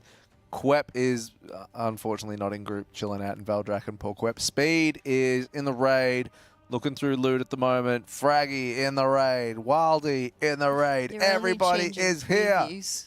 Yeah, I'm just checking Oh, who's okay. here, bro. I thought you wanted to Just share checking who's here. I mean, I can share Chat them if we wants want. to We can see be like, too. bam, Nerzio in the raid. Quep chilling in Veldraken by himself. Speed in the raid. Fragnance in the raid. Wildy in the raid. Dan in the raid. Clear and trash. Let's go. Woo. No POV for Lorgok. No POV for Bangers. Got one for Sheller. Shroud is up. Skip is on. Let's go, team. Let's go. Let's get out our little orange flags here and start sending a message to the top. Here come the method. Let's go. Let's go. Do we have Hannah POV? I can see what it looks like. Let's have a look. Hannah Banana. No. Oh, dear. No Hannah. See, back Puff. in my day, this is what films looked like. Do you have Teeth Pop? We got a bit of faith pop. Yes. Because you gotta have faith, faith, faith. I gotta have faith, faith, faith. Because you gotta have faith, faith, faith. I gotta have faith. We got Faithy. We got Teeth. Teeth is also 720p, 480p, Nokia 3310. And then we got a little bit of native fish action, which has all been cleaned up and crystallized for us to see. So on to the first boss, almost. Naru, what are we putting down here, chat? What are we thinking? How long to re-clear to smolder on? One pull, one pull, one pull, one pull, 2, 1. How many bosses did you just reel off then? I feel like that was a lot of bosses. Up to smolder on. Okay. I did 6. Where did you think 2 pulls was going to happen? Laradar. Laradar? Yeah. Okay. Yeah. Just because I think Council will warm them up with the everything is so chaotic, there's so many things going on, oh my god. And then Laradar, they might be a bit like... Do you know what I think? I actually think we could wipe on Council. Really? Yep. I feel that a whoopsie-daisy could happen on Council, and it could be like a 2-pull boss. And I also feel like Laradar could be a 2-pull boss on the re-clear. I hope not. I hope they're all just like swift roundhouses, but we'll see. And then it's going to be interesting to see what happens on Smolderon, because Smolderon needs to not be a wall. Smolderon needs to die really quick. We cannot afford to have oopsie-daisy like moments where we get stuck. We really, really cannot have that. So I love that. Hello, Sam. Does Nate have enough game time today? Should hope so. You'd bloody We're going to hope see so many of them. While they're clearing trash, we do have to thank our sponsors, because I believe we didn't manage to do it before we went for a break. But so just quickly... Smash them. Yeah, Kingston, obviously, a massive sponsor for our Race to World First, powering our Raiders systems. But if you guys want to be on their level, Kingston FURY RAM and Kingston FURY Storage Solutions are your answer. ! Kingston in the chat. We also have the Dragon Riding Grand Prix is back, Season 2. Great ad. ! KDGP. If you want to download the add-on, take to the skies. If you manage to retain any of the 6 spots, you can win yourself some Kingston goodies. We also have Ection, which is our multi-live and streaming platform where you can watch multiple POVs at once. We have created our own bespoke Race to World First playlist. Got healers, got DPS, got tanks. Yep. And if you manage to watch any of the playlists for an hour or more, plus complete some other quests, you're in with a chance of winning some goodies there as well. So two chances to win goodies across our sponsors, as well as Elite Camp. We love Elite Camp. It's such a good venue. You don't need an esports jersey to get in the door either. You don't need to be here with a group of like 10 people. I don't know if you'd want to come here by yourself. That could be a bit weird. But like even if there was just 2 of you that wanted to rent a room, if there was for gaming, if there was like 3 of you, or it's not that kind of place, if there was 3 of you or whatever, like you can just come and chill out here. Like we're in here at the moment, obviously, and we take up a large portion of the venue, but there's people playing CSGO here, League of Legends, and like so friendly that are as interacting with each other. There's kitchen up the top, there's the restaurant down the bottom, there's also a place where you can do kitchen streams as well. Like we did last night. It's an awesome venue. If you ever get the chance, or you want to just come here and DJing out for the weekend, it's brilliant. Yeah, huge shout out. If you want a method, if you want an esports jersey, think about maybe picking up a method jersey and joining our community, because you can have your own name. There's a discount too. Top. Is it? I think Doopsy. He's got I his know if you're a headphones Twitch subscriber, you get money off. Well, I'm pretty sure there's like a 30% sale coming up on the jerseys. Yeah, I'm pretty sure, and you can get your name on the back, like you said, and then you wear it around to, like, if you go to any PAXs or any of, like, any cons, like TwitchCon, if you go to BlizzCon, wear your Method jersey. And when people ask you, do you play for Method, you say yes. Yeah. Say yes. Yeah. Be like, yeah, I do. I'm raiding for Method. Yeah. My name is Emanate. No, put your own name on the back and say that you got picked up. Don't sell out to anyone else. Be your own person. Yeah, so go check out the merch, !merch, !jersey, !store. We also briefly mentioned Metafy. Oh, we didn't briefly mention. We went into detail about Metafy at the start of our shift. So again, coaching website if you guys want to learn. Big up on Humanscale too. Yep. Need a comfy chair. And Absolutely. Stepstone. If you want to step up and change your career. Yeah. Have Find a a new look at path. Stepstone. And we also have Visit Malta. Fantastic ad of you and I on the beach in Malta there. Yep. Yeah. Loved it. And we have our charity as well, which you guys have been absolutely smashing. We're raising money for Movember, ! Charity. If you haven't had a chance to donate yet, we'd really, really appreciate it. No matter how big nor small your donation is, we really appreciate it. And we have more stuff to give away as well with our giveaway, ! Giveaway. We're giving over £10,000 worth of prizes, including a bunch of Metafy memberships, War Within, Kingston FURY, Nyfter, and that Fateless PC as well. So I want that PC. Same. So sexy. Massive thank you to all our sponsors for making this possible. A massive thank you to you guys in chat as well for supporting us with just being here. You know, just looking in the chat, whether you're typing, subbing, whatever. Really appreciate it. God, we only did $2,000 for Piesta. I feel like that should have been more. That was big. That was big, that Piesta. Here we go. We got a ready check chat. It's time to game.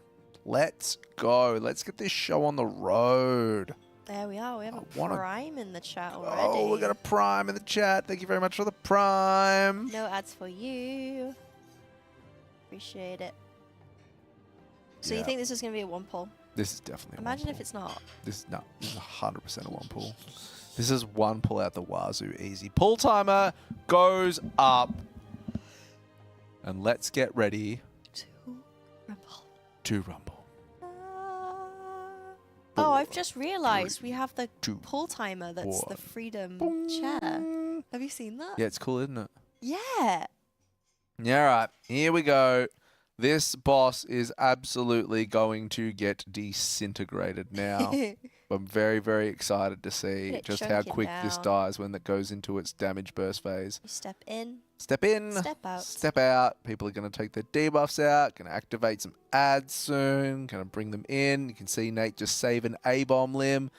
Due to the functionality of it, obviously, to bring the ads in, but also just to pad like an absolute Beast Lord is the real objective on this fight. I love this fight as an opening boss. I really, really do. I think it is such a good opening boss because everyone just likes pad damage. Yeah. I mean, funnel. It is just so fun. So you can see A-bomb limb going off there. All the ads getting bought under the boss, and they are just being absolutely disintegrated. Look at the rogue damage, and even Wildy absolutely blasting up the top. Fragments, though, coming to claim top spot. Mr. Sweden spitting on speed, saying, catch me if you can. Let's go. Shella. This is good. This is good. A lot of, I actually would love to have seen what our old meters look like. If we had log access this time around, it would have been great to see just the bump in damage. Yeah. And as we progress through Reclear, especially when we get to Smolder on and we allocate a lot of that gear and do a lot of upgrades, it'll be crazy to see the difference, I think. Yeah. 56% already. Boss going into its first burn shortly. Or did we already go into the first burn? No, here it is here. Here comes our roots. So we're going to melt our roots, and then we're going. So this boss is absolutely going to get trucked. We're going to soak these. We're going to run around and soak all our extra roots. You can see just how many more roots there are in the Mythic difficulty compared to Heroic and Normal. It's kind of insane. It's very, very different. So everyone having their assigned quadrants, so no soaks are missed or anything like that. And we burn these roots ASAP. Let's go and chill with some Fragnance Motion Sickness Pod for this next bit here. Oh, Speed has overtaken him on the meter now. I also hate Fragnance's damage meters too. The man just can do no right when it comes to UIs. For a person that does so many good things, his UI does so many bad things. But that's okay. So here comes the big burn now, and this boss is absolutely getting trucked. What are we, 30% now? I'm going to flick over to Speed. Can Speed... Wait, why isn't that working? Come on, there we go. Can Speed... Oh, Speed is absolutely gapping the meters now. Look at him go. That must feel so good. Yeah, I think it does. I think he's absolutely loving it. I think he's absolutely loving it. Assass, like... Assas rogues are just, or rogues in general are just absolutely flying this tier so far. But it's been really interesting to see the class stacking. You know, you double rogues, you double havocs. We've seen double arcane mage. We've seen double BM in nearly everything. We've seen triple BM in some of them. Yeah. And feral coming back has been awesome. We've got double warrior in as well. There's obviously a two-handed weapon that drops off this boss. I'm not sure if Dan perhaps need that. There's the two-hander that drops off Smolder on as well that you would think Nate would probably be chasing as well. Haven't seen what Nate's gear looks like either. Actually go and check out. Let's see what Echo's item level, because they've now cleared Smolder on. Let's see what Echo's item level went back up to. That will be very, very interesting to have a look at. Walking to and from the kitchen fridge, grabbing some. So he might not be in for these early bosses if there's nothing that he can get. Yeah. So that's okay. We have Kitty Cat in instead. That's cool. Yeah, and Nalroot goes down for the second time. We got a branch, so that's a good trinket. We got a branch. All right, let's have a look at what Echo's item level did. Smolderon. Ray, thank you for the Prime sub. Recent pulls. Appreciate it. 476.68 was after the Echo Smolderon pull. So, for reference, when Echo killed Smolderon the first time, they were 473.56. Coming back to re-clear Smolderon, 476.68. Okay.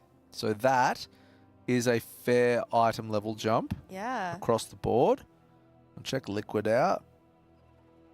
I love doing this on my phone. Sorry, it's extremely professional chat. I know. I've got my laptop this time around. I'm not using it. Do you want to use it? Nah, it's all G, bro. Liquid killed Smolder on the first time at 473.47. Reclear 478.18. Whoa. That's a jump. Oh yeah, they're gonna not like struggle with burning Fyr'alath down, I think. Dust big. Yeah. Dust big. And you can track all this on the Raider.io app too. If you just go to the Raider.io app and you click recent pulls, gives you the best one. And when they log it, like their Smolderon kill was, their first Smolderon kill was 7 minutes 18. Their second one was 6 minutes 34. Wow. So you can just see how much difference. I wonder what Echo's was. I think Echo had 4 wipes when I was looking on this too. You're checking this out on Raider.io, right? Yep. You go to Raider.io, go to the race world first, click on the guild, then go to recent pull, like click on the boss, go to recent pulls, and then the moment they pull the boss, it'll update with all the who's and ha's. So Echo's first kill on Smolderon was 7 minutes 04. Their second one was 6 minutes 56. So Liquid, Liquid are pumping, and Liquid have got big eye level. So it's going to be interesting to see what method gets to at that point, and that will be very, very interesting because methods, like I mentioned, methods kill on Smolderon was very clean, and it was. Methods kill on Smolderon was 6 minutes 49 at 473.28 item level, which is absolutely crazy. Like, that is crazy. That's faster. I think that, I can't remember what I said for Echo, but I think that was, actually no, I think it was 656 for them. I think it was faster than Echo's original clear. I can't work it out. Oh, yeah. So go to Race World first here. Oh, God.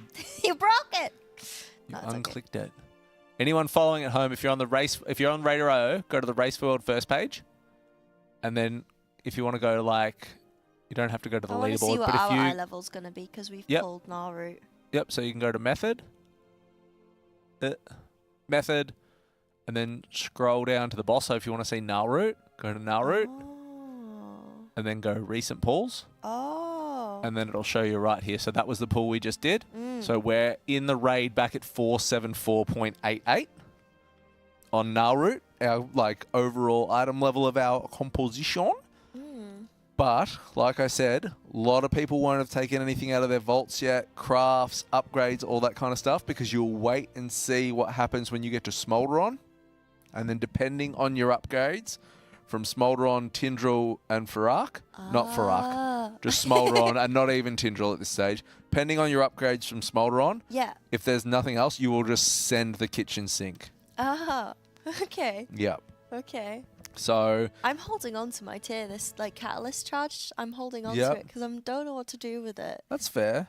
That's fair. I know that there's guides out there that I could, the guides I could probably actually look at, but Yeah, I mean, in the end of the day, I think everyone gets really caught up and captivated in the speed of like it's new, gotta go, but like realistically, we have a long time. Yeah. It does. It Yeah. doesn't. So you see, like, it don't need matters to for rush, I these can guys. You wait. don't need to rush. It matters for these guys because, like, so I crafted my mythic cloak. Yeah. Right, and Shella was like, "Oh, you went mythic," and I was like, "Yeah." He's like, "Oh, it's a good long run. We're not allowed to do that because they've got like all the restrictions around what they're allowed to spend things on, what they've got to do with things and things like that." So like, all of these players that you spend the entire first couple of weeks of a tier watching are in a completely different ball game to Yeah. what anyone else is. So I regret spending my rep tokens like as soon as possible because I was watching Nate do it and I was like, Yeah, I'll do the same. same, Bang, yeah. bang, bang, bang. And then the week later we had the 19th anniversary buff. Yeah. I mean, Yeah. it happens. It doesn't matter. It's not end of the world. You got all this time. So Well, we're on Igira right now, or Igira, as some pronounce it. And this should not be any problem in the world. Of course, the mythic change on this one was the weapon that you soak is not the one that gets activated, and the other two get dual wielded. But we are making swift progress through this one, about halfway through the boss right now, ticking over 50%. And we're just going to keep chugging this one down. Let's go to check out our Wildy Pov. Why, Mika, why did you at me randomly? Did I miss something? Just wanted to say hello, I think. Just wanted to say hello. I'm like, Question for someone who has never raided. Is 4 to 5 minutes a normal boss kill time, or are these race the world first extra quick? Nah, about 5. Like, even on heroic, I think these bosses are around the 5-minute mark. And with the mythic gear that these these guilds have juiced out, it ends up being about the same. Like, realistically, these bosses, I think, on mythic still feel the same pacing-wise as heroic for these guilds. There's just a few extra things to do. Like on this one, for example, you got 5 blades that shoot out instead of 3. I think that was 5, either that or I can't count. You've got the weapon change as well, where they'll go and soak the dagger right now, which means that the dagger won't become active and the sword will become active and things like that. So there's just like little changes that go in with that. But generally speaking, like your earlier bosses are going to be around that mark. And then as we get to the later stage fights, you're generally going to get, you know, your long marathons. Like, I'll be interested to see how long Fyr'alath goes for, to be honest. I'm wondering if that's like an 8 or 12 minute boss fight type of deal. Sylvanas was a really long boss fight with the platforms and the intermission, and I hated that fight, to be honest. Wildy just blinked out from that soak, by the way, once it was all done. Immediately had a swirl underneath him and then landed another blink forward, and he didn't even blink. Wildy's like, such a good player. It was so quick. He's actually such a good player. So this is going to be another one shot, nice and easy. We're going to get in for this tank soak here. Share the damage around like good little munchkins. And then we're going to kill this boss. Watch these leaps. It's going to be one more leap. Dodge all the swirls that come out. Everyone's doing that nice and easy. And this is what we want. We're straight back into Mythic Re-Clear right now without any issues whatsoever. Yep. Echo still haven't made any further progress on Tindral at the moment either, which is good for us. So, but there will be, when we hit Smolderon, I feel like there will be a bit of a, like, we're going to stand in front of Smolderon for a little bit of time because there'll be a lot of loot discussion that goes on by the time we hit Smolderon. So What did we get? shall see. Got some tier, and that's about all that I know that drops off that boss. We got a ring. I am planning on how to release a How to Tank Fyr'alath video, thank yes. God. But I made all of those videos before I left to come here because Fyr'alath obviously wasn't available for testing. And I might try and borrow Rage's mic tonight and make that one. Did you not do it yesterday? No, I did the other thing I had to do yesterday. Oh, okay. So I might try and steal Rage's mic tonight, and I'll try and get that done. Yeah. Yeah, that's fine. You can take it. Thanks. I'll take it home. It's a good little mic, to be fair. It's a really good mic. It sounded really it's good. the software that comes with it that really makes it. Like the hardware didn't itself. even install the software. I literally plugged it into my it's- laptop and recorded it. It's a wavelength software, so it's a software version of a mixer. Ah, yeah, cool. So you know how you said like you're streaming from the venue and you're not allowed to use Yeah, copyright music and that, yeah. Yeah, you just send it out of the VOD. But yeah, like the actual hardware on the mic is like fairly decent. It's nothing great. Yeah. But it's the software that, because they're very clever. It's the software that they've done that Mhm. makes it awesome. It just changes the way the mic sounds as well. Yep. Like clipping and everything like that isn't a thing. Nothing But wrong yeah, with yeah, that. yeah, It's yeah. really important to have a good mic too. Yeah. It really Mic is. mic over visual. I always tell any streamer who is beginning or is looking at upgrades, microphone quality over visual every single day, because the yeah. amount of lurkers that you get in your chat is so high. Yeah, which I love lurkers too. Yeah. Support is always awesome. Yeah, for sure. We skip all of this trash to Volcross now. We're going to go and one-tap Volcross. So we get a res off, and away we go. And then we are 3 bosses down into our Mythic Re-Clear. Everything's going the method way right now. We just have to pray that we're getting the loot that we want to drop. I honestly not too sure about what we're actually seeking off a lot of these earlier bosses. I was wondering if Quep might have made an appearance for this one. Yeah. Because there is a one-handed mythic sword that would drop. I would have Unless hoped so. Teef, like, I don't Needs it? Like, I don't know, to be honest. I'm rather curious. Fingers crossed next tier that we get, we'll be able to have a tank POV and healer POV in venue, so that we can actually see stuff like that, because it would have been nice to switch to Teef to have a look. Obviously we have his VOD, his live stream. I But think Teef's wasn't too bad, to be fair. Nope, it's bad. it's bad. Yep, it's well, bad. we have at least, well, I was going to say we have at least one, Hannah's is... Yep. one healer, but no, we don't. If you squint, chat, it looks great. I could change it if you wanted me to, so we have healer. That's okay. Okay. Healers aren't real people anyway. They're gods. Let's go. Dadscapes. Kana came on to explain that, actually, yesterday or the day before. He tiers it. So, basically, first thing he asks is, how many raiders can I take? The second thing he asks is that raiders who actually wants to go, and then the third is how well have they done during farm, to be able to like come to the venue, and fourth is did they go last tier? And Nate went last tier, but he was a trial, and they don't usually invite trials; they give prior to core members. And also there was other people who were core members that couldn't come. So for example, this time we have Dan, which is really cool. We got Nezro, which is really sick. Who else have we got who didn't come last year? Speed. Unfortunately, he did try to come, but yeah, Speed unfortunately hit his 90 days in Europe last time and got turned around at the airport and then had to wait for a flight home. So that was really, really heartbreaking. Yeah.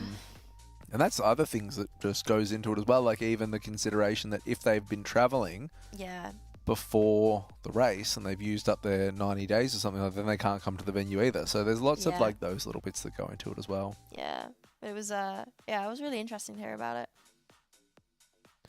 For sure. Who are they summoning, do you reckon? Summon portal's gone up. Yeah, what's Quep doing? Oh, he's getting a hug right now from Speed, bro. This is what I love. Speed just giving him a hug.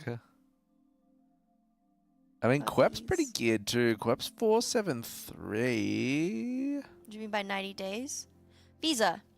Oh, yeah, the visa, like, where you can come into the country type of deal. I reckon it's Quep. Is it Quep? It's Quep. It's Quep. I was right.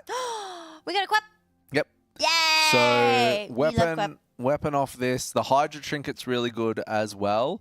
And if Frost ends up being good on Fyr'alath, if you want another DK in there and things like that, then Bob's your Uncle Frangipani. You know, Quep's a good Frost DK for it. So we shall see.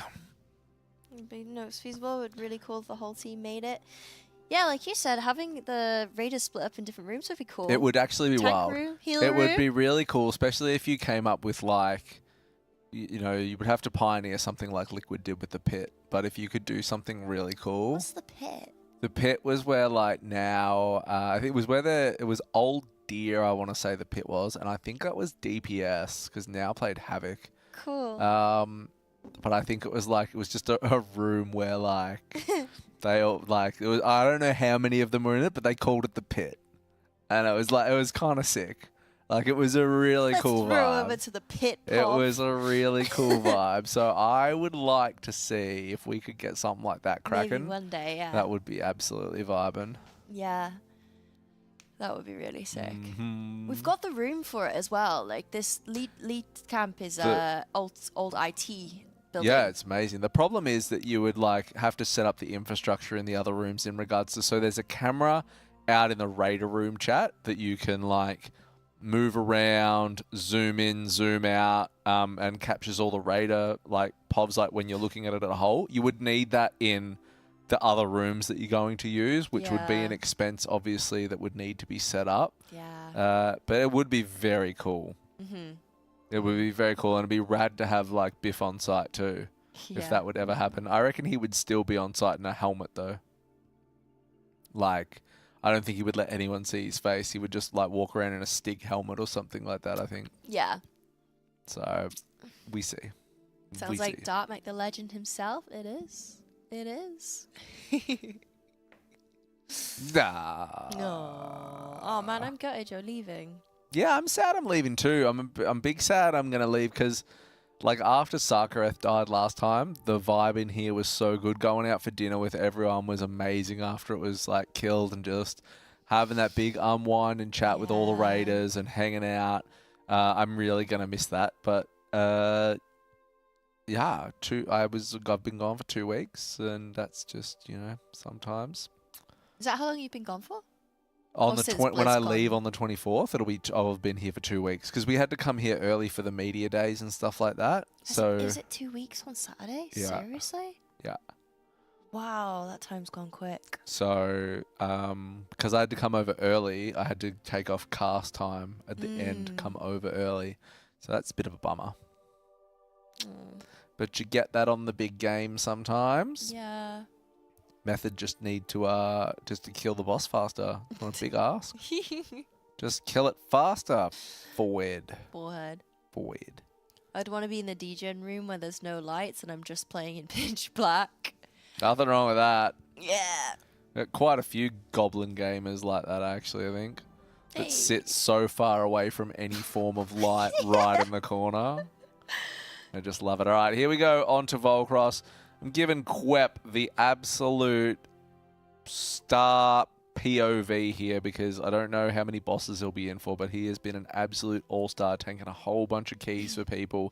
Did a whole bunch of keys in week 1. Quep did 39 Blackrook holds for his weapon in week 1. So we're on board with the breath of Sindragosa Master himself.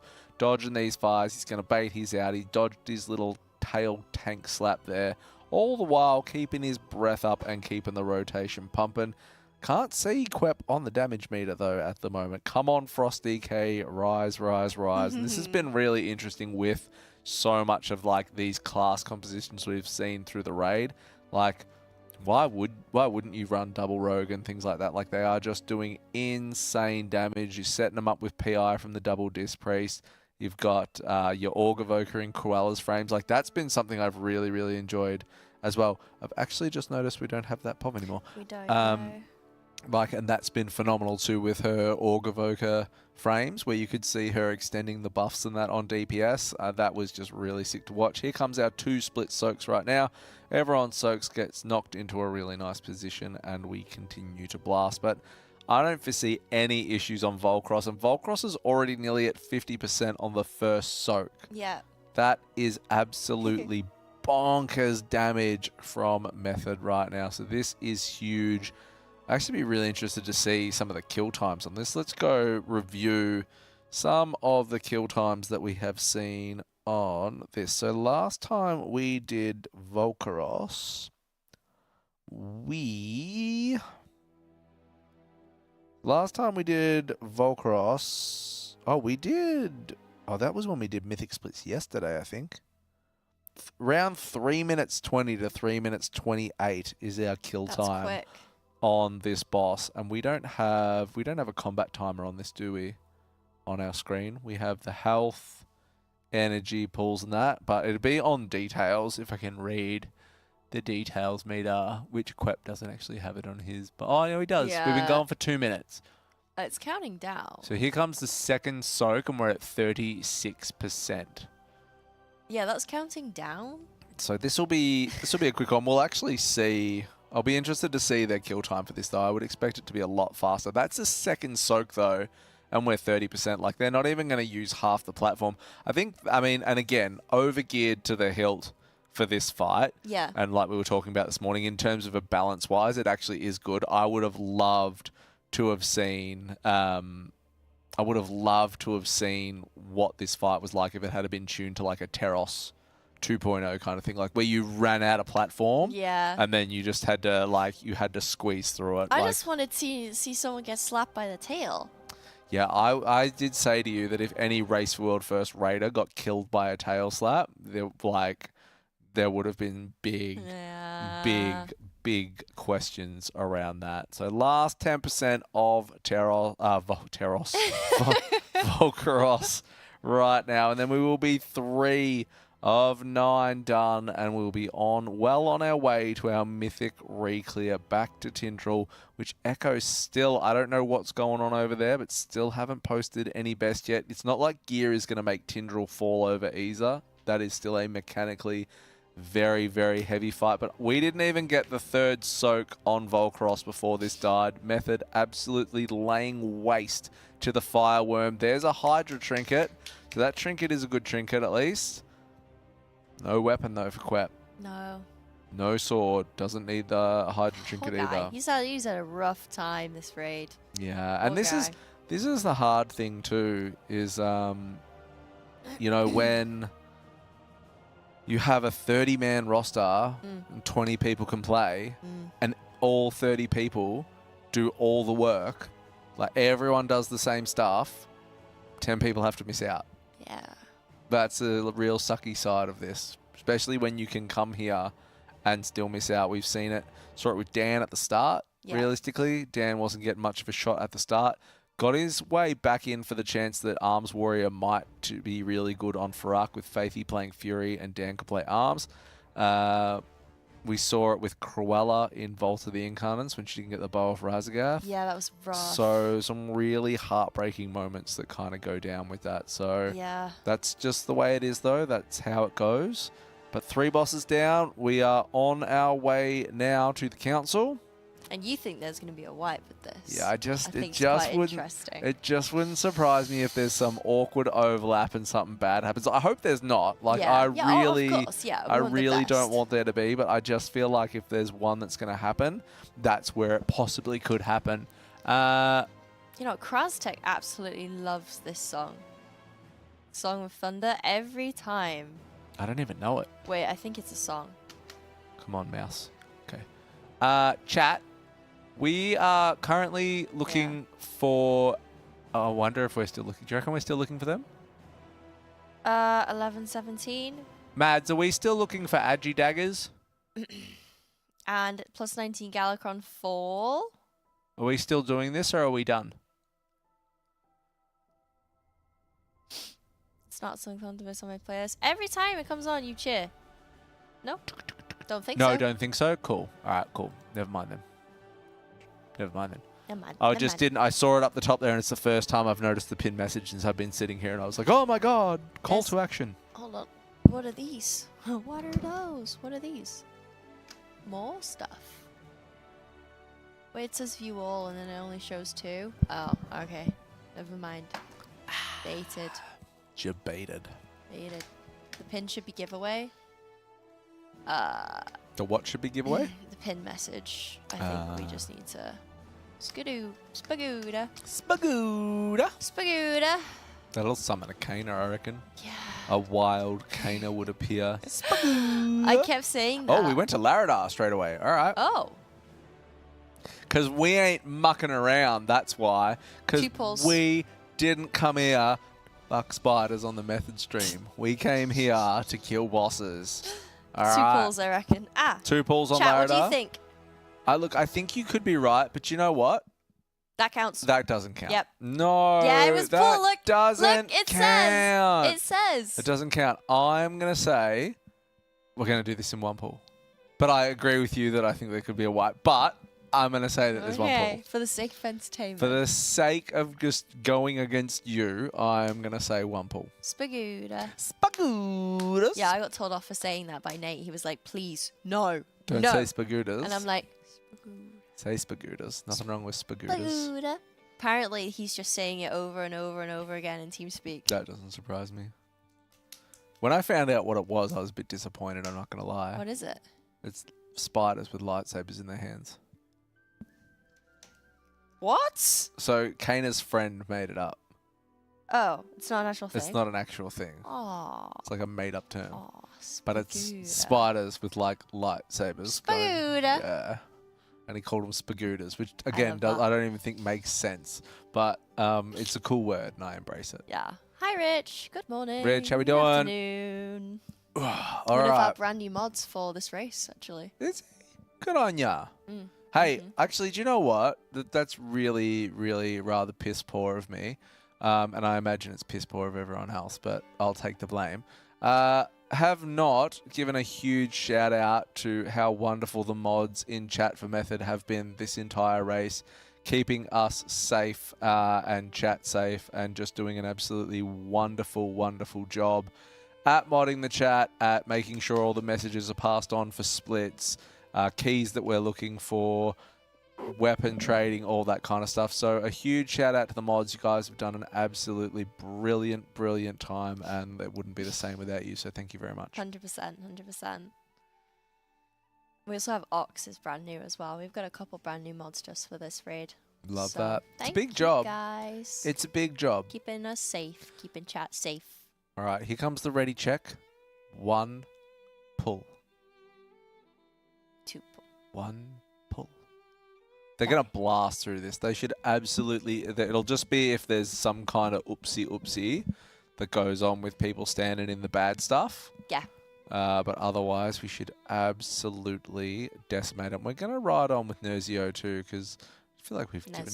Nezro. Oh, They're very similar. Nerzios is the other... Very similar. Healer. I kept doing that. Yeah. And then I was like, when I realized, I was like, I apologize, Nezro. I'm very, very sorry. I'm very, very sorry. Right, Here Kex. comes our pull. A wild Kexman has appeared. All right, here we go. On to Larry. 1 pull. There's no more coffee. Upstairs. Up the stairs. Up the stairs. All right, we're going to keep this on the outside room. There's a coffee upstairs? Yeah, there there's is. a There's a coffee coffee machine. It's in good the too. kitchen. Yeah, just go upstairs, Bruzzy. Turn the button on the side, get your mug, put it underneath, wait for it to say Guten Morgen, and then press the second button. Did it take you as long as it took me to figure out how to turn it on? You told me, so... How does it... Is it left side, did you say? Left side. Left side, there's a button that is not obvious in any way, shape or form. Just put your hand there and feel for it. All right, we can't see the raid frames on here, so let's go to speed Bye, where I chat. can see the colored frames. All right, we are Bye, down Kexy. to 80% on Larry thus far, and going pretty well. Need to clean up some of this fire in the middle with our seed fire hydrant firefighters. Hydro firefighters. Hydrant firefighters. Look at them connecting the green beams, spraying the fire away. Whoa, Tanks what was leading that? that charge away. What was what? Did you see the boss just went... Yeah, because they let it away with the tank charge. You've tanked this boss, bro. How do you not know what's going But he on? spun about. Like that. What's that? Let's just turn it around. They're having some fun, probably, doing the hokey pokey.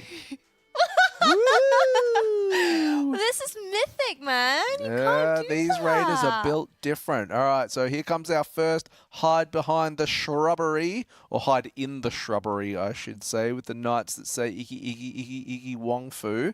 And we're going to kill that, and then we're going to have some trees get summoned. We're going to kill those trees. We're going to heal those trees. We're going to kill that bramble. We're going to heal that bramble. Then we're going to rinse, repeat this 70%. This is still a pretty scary boss, though, to be fair. Here come our bad trees. We're going to kick them, we're going to kill them, and then we're going to heal them. But there shouldn't really be any issues around making any of the checks right now. It'll just be about keeping that mid clear, ensuring that we get our little shrubbery to hide in, and we should be really sweet. Tank charge, taking that out again, and back in comes the boss. Very, very nice. We'll probably do that one more time, I think, from memory, and then we'll have our shrubbery. We'll see. Who's the second druid? Is that is that Bangers or Lorgox? Let me flick up a thing. It's not Bangers. Bangers isn't on, and Lorgox doesn't have a preview running either. So I'm going to say it's Shay, and... Yeah. It's Shay and someone.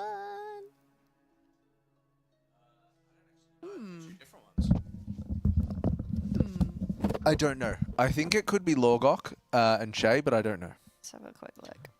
I don't know. I'm interested to see what our last pull time on Laradar was too. When we first killed Larry. Is it Lorgok? Yeah, it's Lorgok on his boomy. There you go. I thought maybe we were getting a second kitty cat. I see. He's 8th on the meters right now. Right. Lorgok.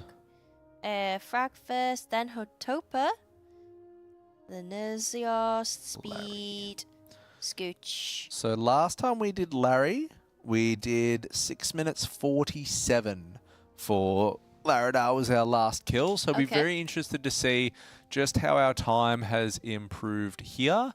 And also what our item level is bumped up to, because obviously we killed Laradar with 470 item level last time. We're 475 now. So a huge bump. So none of those checks. We do lose, though. Someone is dead up in the top corner of Speed's frames, which I can't see because it's clipped off here. We should still be able to limp over the line here, even with a couple of people dead, as long as we... Ooh, dear, we just lost one of our rogues, so that's unfortunate. We just lost Shay on the rogue. Is this a pull? It's a wipe. Sniffer? Is this a wipe sniffer? It's a wipe. It's a wipe. It's a wipe. Unlucky. Ah. I mean, it's not a wipe yet. Lucky. But no, it's a wipe. It's 100% a wipe. It's absolutely a wipe. Officially. Because this is a boss where it can happen. And I was right. Yes. You were. It feels so good to be right for once. We had a long message from Ruffian, by the way, that I just want to have a look at. Ruffian, by the way, thank you so much for the support with our resources. We really appreciate you. Sorry for the length of this. I was talking to some friends last night, and I was asked why I follow Method instead of NA, which makes all more sense to me because he's NA. They just, short answer, they just seem to be great folks as I don't know them IRL. The chemistry between them is so fun to watch. The determination with the power to keep Method going after all the changes is inspiring, and the casters, in my opinion, are the best as they interact with us, are a massive hoot to watch.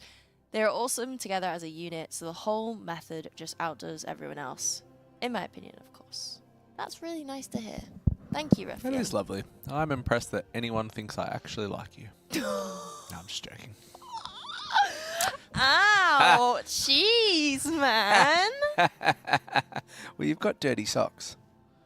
So just leave your dirty socks away from me. Unbelievable. They're not dirty, that's just how they are, I promise. Yeah, manky. They're not manky. Manky socks. Do you know what you call people from Manchester? Call them Manx. Really? Manky Manx. That's so creepy, dude.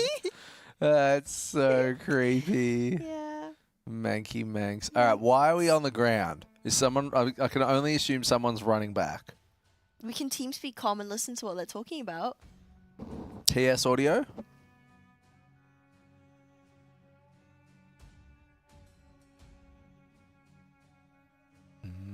Hitting with the hard stuff here in the method chat. Dead silence. Yeah. Oh, I know why. Why? Rage is going to fix it. Don't worry about it, chat. I'll wait until she's fixed it. So I'm assuming there's some assignment that must be wrong because otherwise we would just wipe and go again straight away. There must be some assignment that has gone wrong and they are fixing because quite literally everybody is still dead on the ground. Pleb Central writing no in the chat. Not sure if the no is for the wipe or the no for Rage is going to fix it. We're not in the TeamSpeak voice channel, which means we're not allowed to be in the TeamSpeak voice channel. Right, we there have to you get go. permission from Biff or Kana before we go in there, so that's why it doesn't work. Yeah, probably a good idea. Yeah. I do understand that. Kick her out. I wouldn't just throw ourselves into TeamSpeak. She would. I would. Yep, she would. Did I tell you about when I got in trouble last year for listening to a pool? No. Not like bad trouble, like Kana trouble. Wait, why? What happened? Because I love Kana so much. You don't want to disappoint Kana. That's the thing that hurts I love the Kana. most He's when just you a good disappoint dude. him. So he wasn't sitting at his desk, and there was a pool going on, and I was like, oh, I want to listen to listen to the comms. Like, what? So I put Kana's headset on, and I sat there real quietly. I was just like, that's cool. One of the boys. And then I finished, and he was like, oh, what were you doing? And I was just like, oh, I was just listening to a pull, and it was like, never put my headset on again without asking me. And he was like, fine. He wasn't like savage, but you know how Kana's just like, if blunt strict, force trauma was a weapon, that's like Kana. So I was just like, oh, cool, sorry, bro. And he's like, no, it's fine. Just don't do it again. And I was like, okay. Yeah. So that was the last time that I got to listen to TeamSpeak. Yeah, he's very blunt. Like, he means well. He's legend. But he's very blunt. He just calls it how it is, and I Scares me respect that. sometimes. I respect that. Call a spade a spade. Yeah. Would this be a bad thing to mention? Probably not. If you no, I'm going to give you some advice. If you have to stop and think, is this a bad thing to mention? It's probably a bad thing to mention. No. It's not bad. Trust me. Are you talking? All right. I warned you. So, I had my caster thing come through for this. So I knew I was casting for this. Yep. And then they were getting, the Raiders were getting method jerseys ordered for them for the race. So I messaged Kana and I was like, hey, can I get my jersey? And he was like, no, Raider only. And I was like, but in a couple of weeks I'm going to be here, so I know you put orders through, so should we just do it? No, you're not a Raider, and you're not part of Method. You're not having your jersey. And I was like, okay, I won't then. And then afterwards he was like, he messaged me, it was the last thing we talked about, and then the message came from a week later, hey Rage, so what's your jersey size? And I was like, hi Kana, funny you should mention that. Well, I'm a medium, by the way. I found these jerseys from this brand ran a little bit smaller than the last ones, though. I would size up. If you're an old jersey obtainer, the new company is a bit smaller because I'm a large in everything, but I would get an XL if I had to reorder a jersey. Yeah, for sure. It's for funny enough though, on the flip side, for ladies, it's perfect size. Yeah. If you have the and everyone else who has bazoomas, who wants a nice fit, stick to your size because it's nice and like tight-ish on the chest.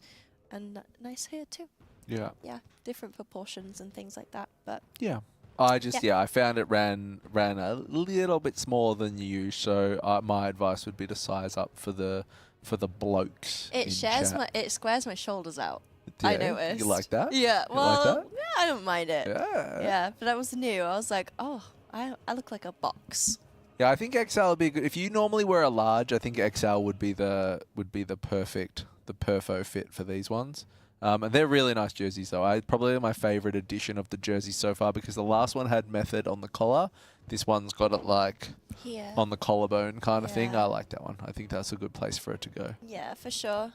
I have mine. I've only worn mine once so far, but because it's so breathable, it doesn't get stinky. So mine's on my desk, ready for me to put it on. I was gonna put it on. You have to do it for Mythic Fyr'alath. Yeah, I was gonna wear it for Mythic Fyr'alath. You got to bring it out. Now, I'm assuming that we had just a mucked up assignment before, and that's what led to the wipe because we spent so much time beforehand, unless someone DC'd or something like that at home. Because we Yeah. spent a lot of time dead rather than just getting up to get on with it. So Yeah. something must have been wrong. So hopefully that's it. We are back because we really don't need to spend much time here. Like, we really do need to get a wriggle jiggle on and get out of here. So soaks coming out, all that kind of stuff. Our little bramble bush is healthy and ready for the... Oh, Wildy dipping super low there in that swirl. Dipped his toe in and got absolutely singed. 75% on the boss now as we go into our first Raging Infernos here. Going to get 3 blast waves of this. And then we're going to go back to clearing our ground and rinse, repeating what we've been doing. So hopefully this is the one wipe that we mentioned. And hopefully we can just continue trucking along our way. People just doing a nice job of this fire, trying to stand near the fire as well to just slow their own spread of it as well with that debuff. Dodging these swirls right now. Yeah, if you stand close to fire, it doesn't spread as far. But if you're like standing in the middle, it makes it hell. And you can see they're really trying to keep this top area cleaned up. Range just sort of sitting at the back. You don't want that fire to reach that seed either. But once you're into phase 2, it doesn't matter anymore because you don't get any interaction. The seed. Well, you don't get any interaction with the seed once you're in phase 2. Oh. So I am assuming, so you got to kill the trees and then heal the trees and then they heal the seed. I'm assuming that they'll sweep back around and try and get a bit of this fire. Maybe. Are they just trying to push him into P2? They might be. We're like, I think it's 50% from memory. I don't know. I can't really remember. We'll find out in 2%. We will find out in 2%. Oh, the seed. The seed. Yeah, but if we push through into phase 2, we won't matter. As long as we've got enough... they're cleaning it up right now, so they're not too worried about that. So we truck below 50% now. I've never seen the animation for it. That's the seed, hilarious. The Mario Sunshine, apparently. Did you play Mario Sunshine? No. Oh, lots of people going on about Mario Sunshine, which I never played, but apparently it's the same kind of thing. Oh. So here we go. We're into our second shrubbery now. 45% will push into phase 2. So we're into phase 2 now, and away we go. So you can see the seeds now got this little red, like shieldy bubble around it because you can't use the seed anymore. And whatever ground space you've got left available is now what you have left to work with. So we're going to kill these trees. We're going to heal the trees, and then we're going to get our bramble, and we're going to heal the bramble up. And away we go. 38% on the boss. We're looking okay. Yeah? Yeah, I feel like we're that looking fire okay. is coming the in fire pretty is quick, creeping. though. I wonder if we do get... I don't think we do get another activation on the seed. I think that's done. We'll see. See, these trees are about to come up. Yeah. P2 soon. So P2 must be 30... Oh, I don't know if you want to stop... No, I was just about to say, I don't know if you want to stop DPS right now and clear some of this ground. But... They blew sending. hero and they are just full sending. So we obviously must have enough room to be able to kill this. So here comes the big burn at the moment. 28%. The Metafy Bloodlust sends us into the fire. Actually, we're okay. Like, I think this is going to be more than fine. 22% left on the boss. We have enough sort of area to cover. We survived all that little pushback. No one's going into the fire. We're still 20 of 20 alive and healthy with 1 B-res in the bank as well. This is easy. One wipe was all it took, Rage, just to fix something up where something was wrong. Just to figure it out. Yeah. And full blast from these rogue, double havoc, rogue, BM and Wildy there. Oh, well, so that's Wildy's meter, so Wildy's included on his own meter. I don't know who is below the BM Hunter, but the rogue's just doing so much damage this tier already. And the Havoc Demon Hunters, it's great to see Jimmy being able to absolutely blast on the Havoc Demon Hunter as well. Here come these ads walking in. You can see that one's rooted up the top, one's in paralysis, another one has been rooted. Typhoons coming out, knockbacks, just to avoid having to put any damage into these, so you can just continually funnel down the boss, just so you're not wasting any time putting any like cleave or damage into the ads. 4% left on Larry. And then we are walking off to the Guardians of the Dream, where I did say there could possibly be One wipe there as well. We'll find out. New set of ads coming out, but they're not going to matter. 1% left, and Laradar goes down on the Mythic re-clear for Method. Let's go, team. Let's get some poggers in the chat. Nice. As we move forward. Did we get something that we needed? Tom seems to like the look of one of those things. We'll see. Amazing. Poggers. Yeah, they're doing some insane damage. The rogues have, yeah, they've Let's been see what our great. Let's see what our kill time was there compared to previous kills. So, looking at Laradar, if it has updated instantaneously, which it has. So our first kill on Laradar Mythic was 6 minutes 47. Our kill on Laradar then, 6 minutes 02. Wow. So very, very, very quick. Yeah, for sure. Let's actually have a look. Let's check Liquid and Echo's re-clear of Laradar. Just because I like making comparisons where they have absolutely zero relevance. Yeah. Well, I don't mind.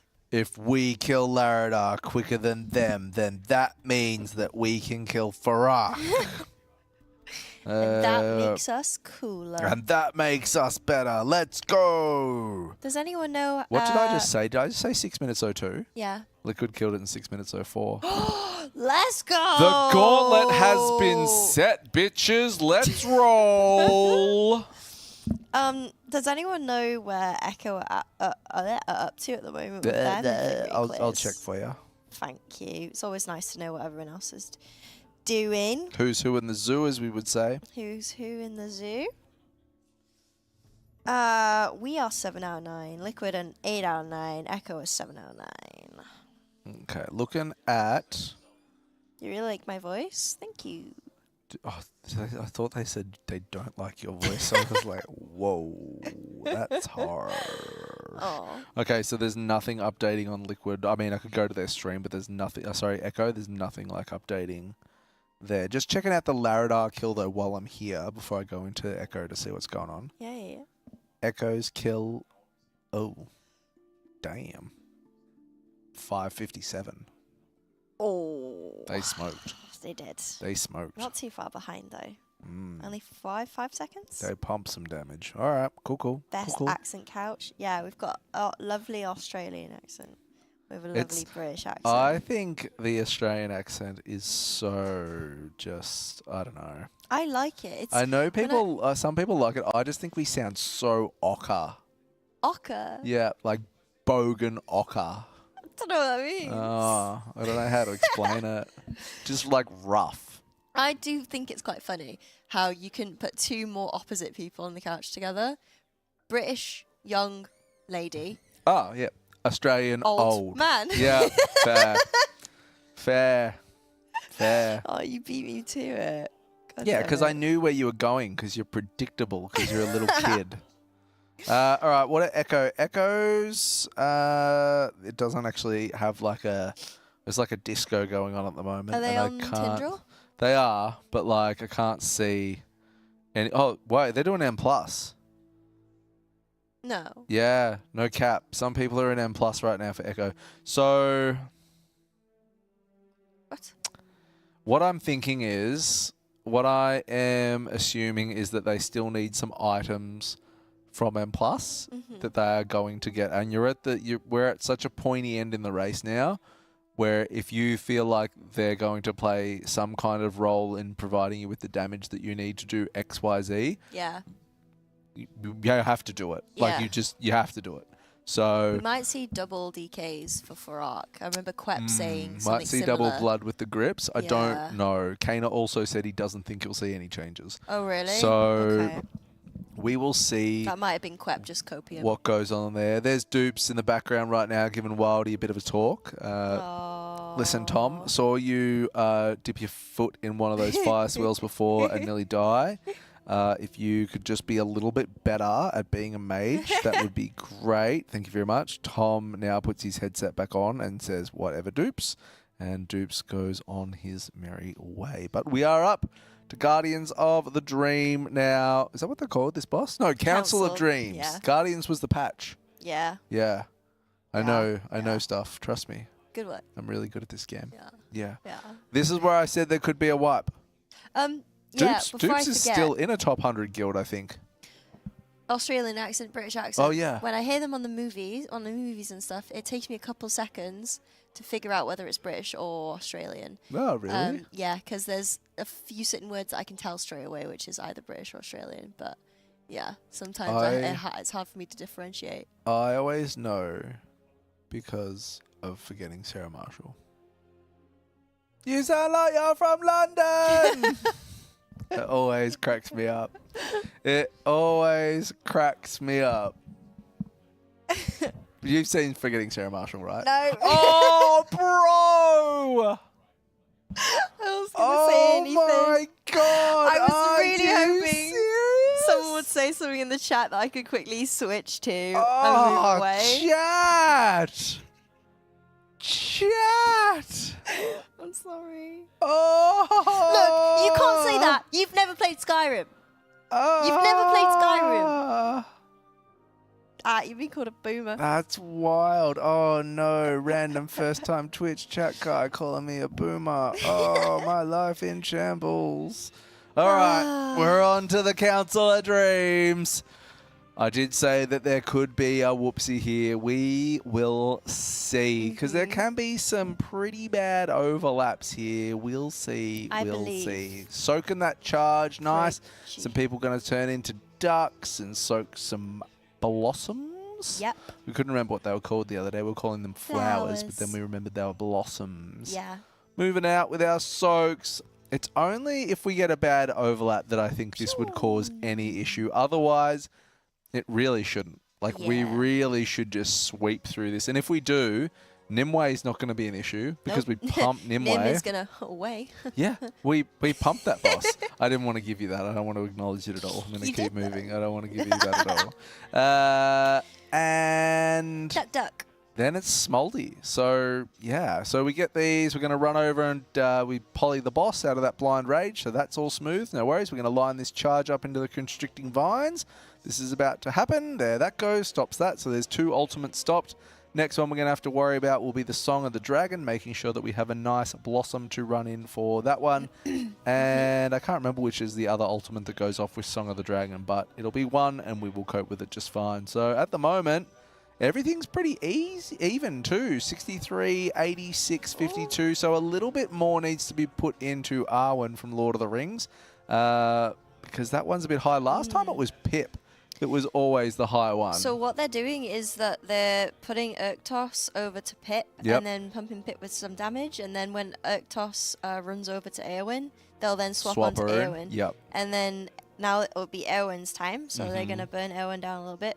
We're going to see an Eowyn and Pip ultimate combo in just a second. So Song and Constricting Vines, which means you've got to stand in a blossom while that's going. But then you need to line Urktos's charge up and soak it as well. Yeah. So this is a little bit of a spicy overlap. But again, look at that.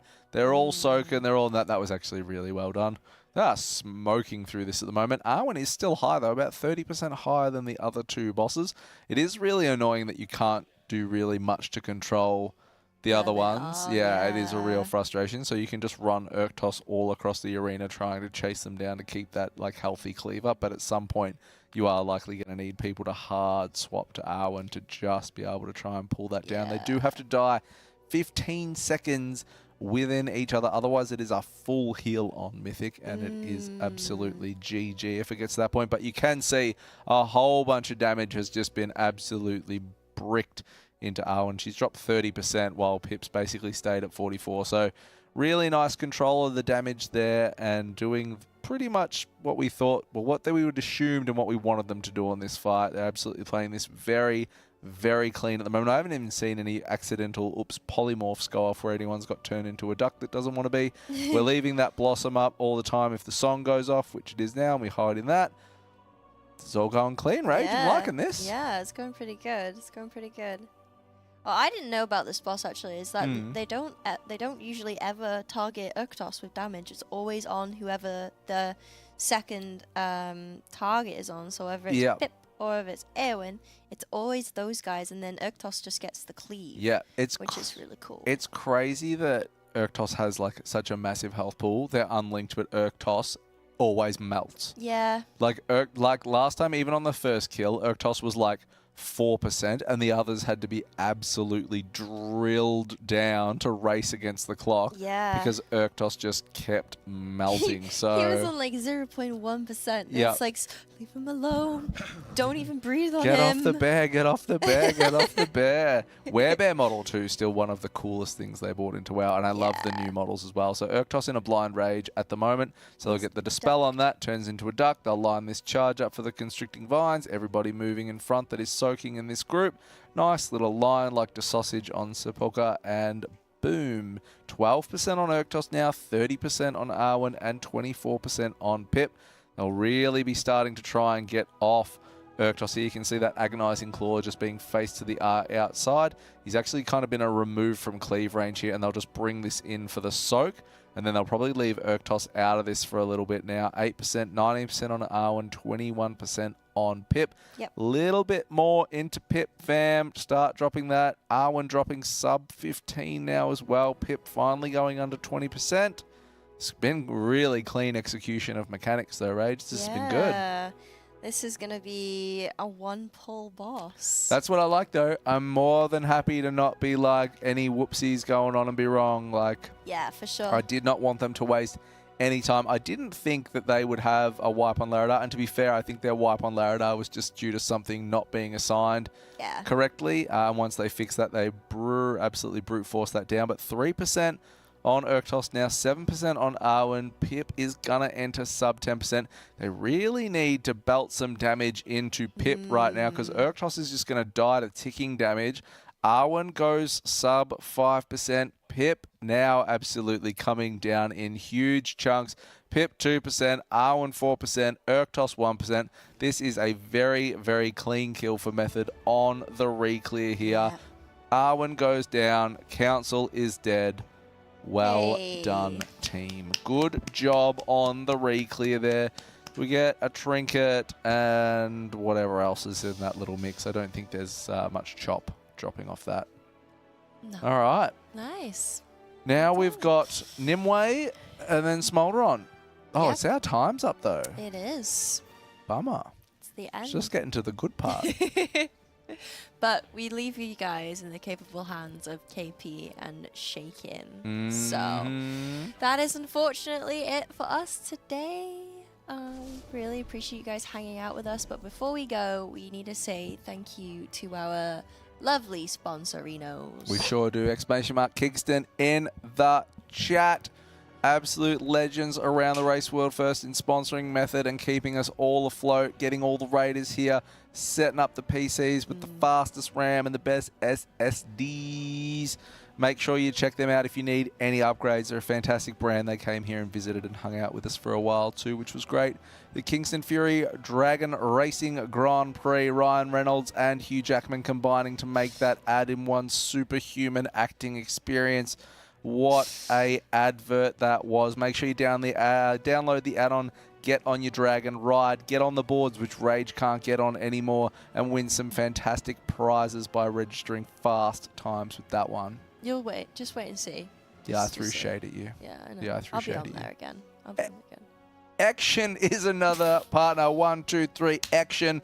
They're another partner with us for this race world first. Exclamation mark Ection in the chat. You can watch many povs. All the povs. With Ection. You can also complete some tasks and go into the prize to win a Alienware desktop PC, which is sick. Yeah. So make sure you have a look at that. Exclamation mark Bedlam in the chat as well. Big shout out to them. The ultimate link tree in bio.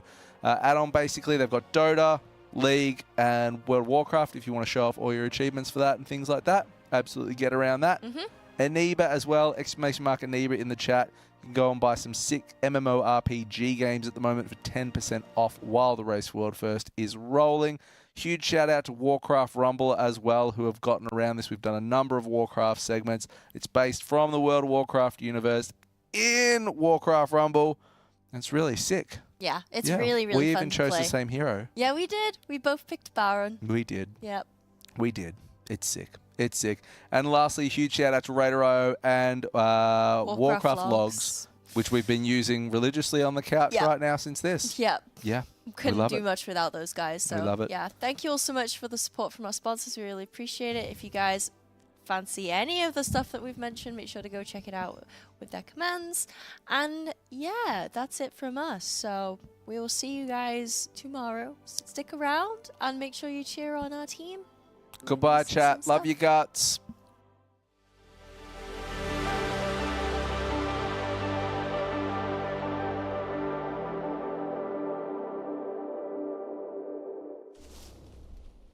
Hi guys, I'm Nate, one of Method's main tanks.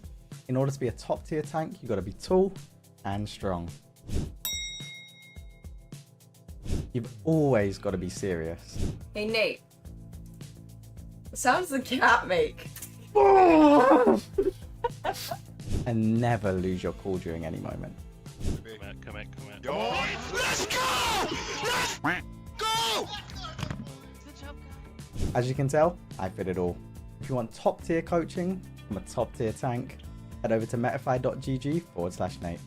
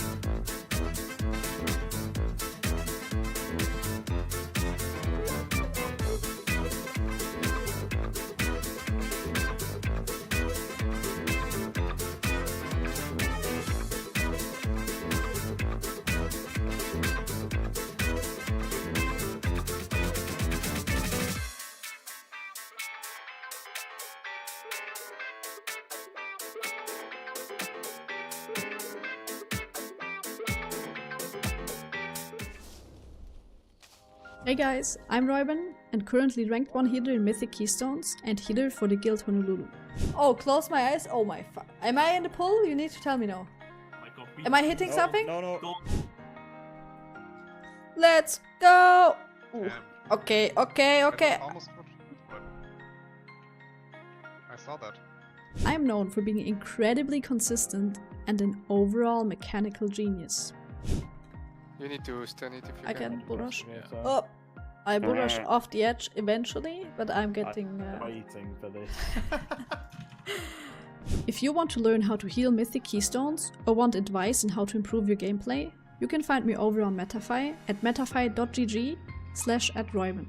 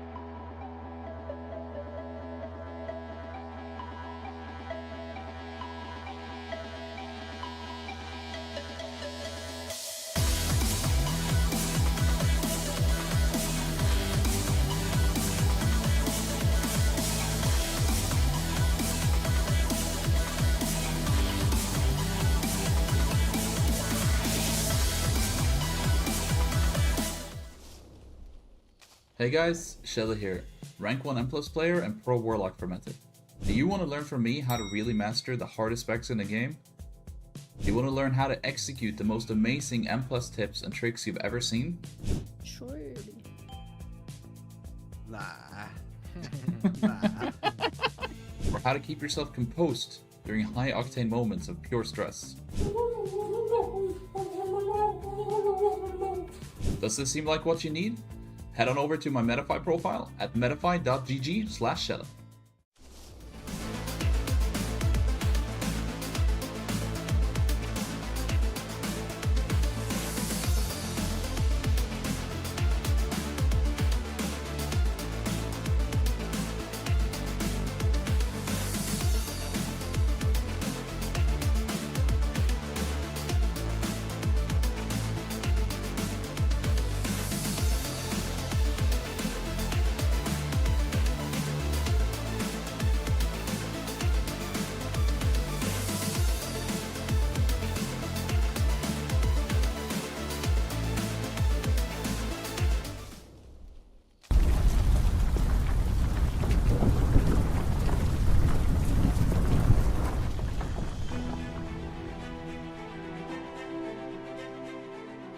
Welcome to the gaming realm of magnificence, the 2,000 square meters of pure gaming paradise.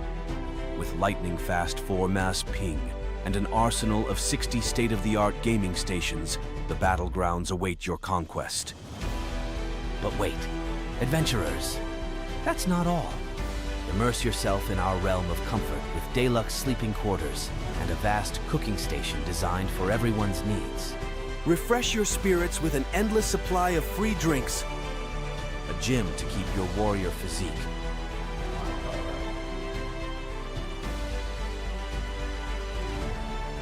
and a Red Bull connecting area where heroes rejuvenate. Your epic quest awaits, fueled by your passion for gaming and supported by our unparalleled amenities. Join us at the gaming haven where fantasy meets reality. Book your journey to the ultimate gaming pilgrimage today.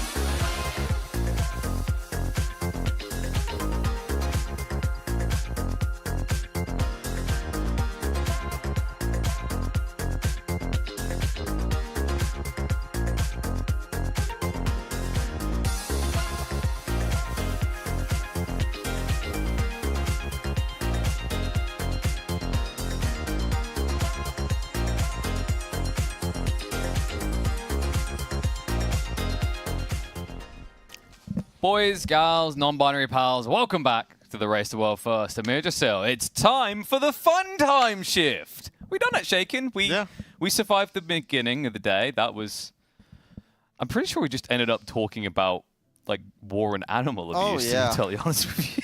And I said the timing would be great. Okay, we wiped. The timing is fantastic. The timing was still pretty close.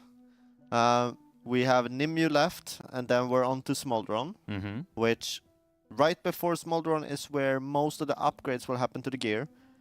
So that just to make that boss a little bit easier.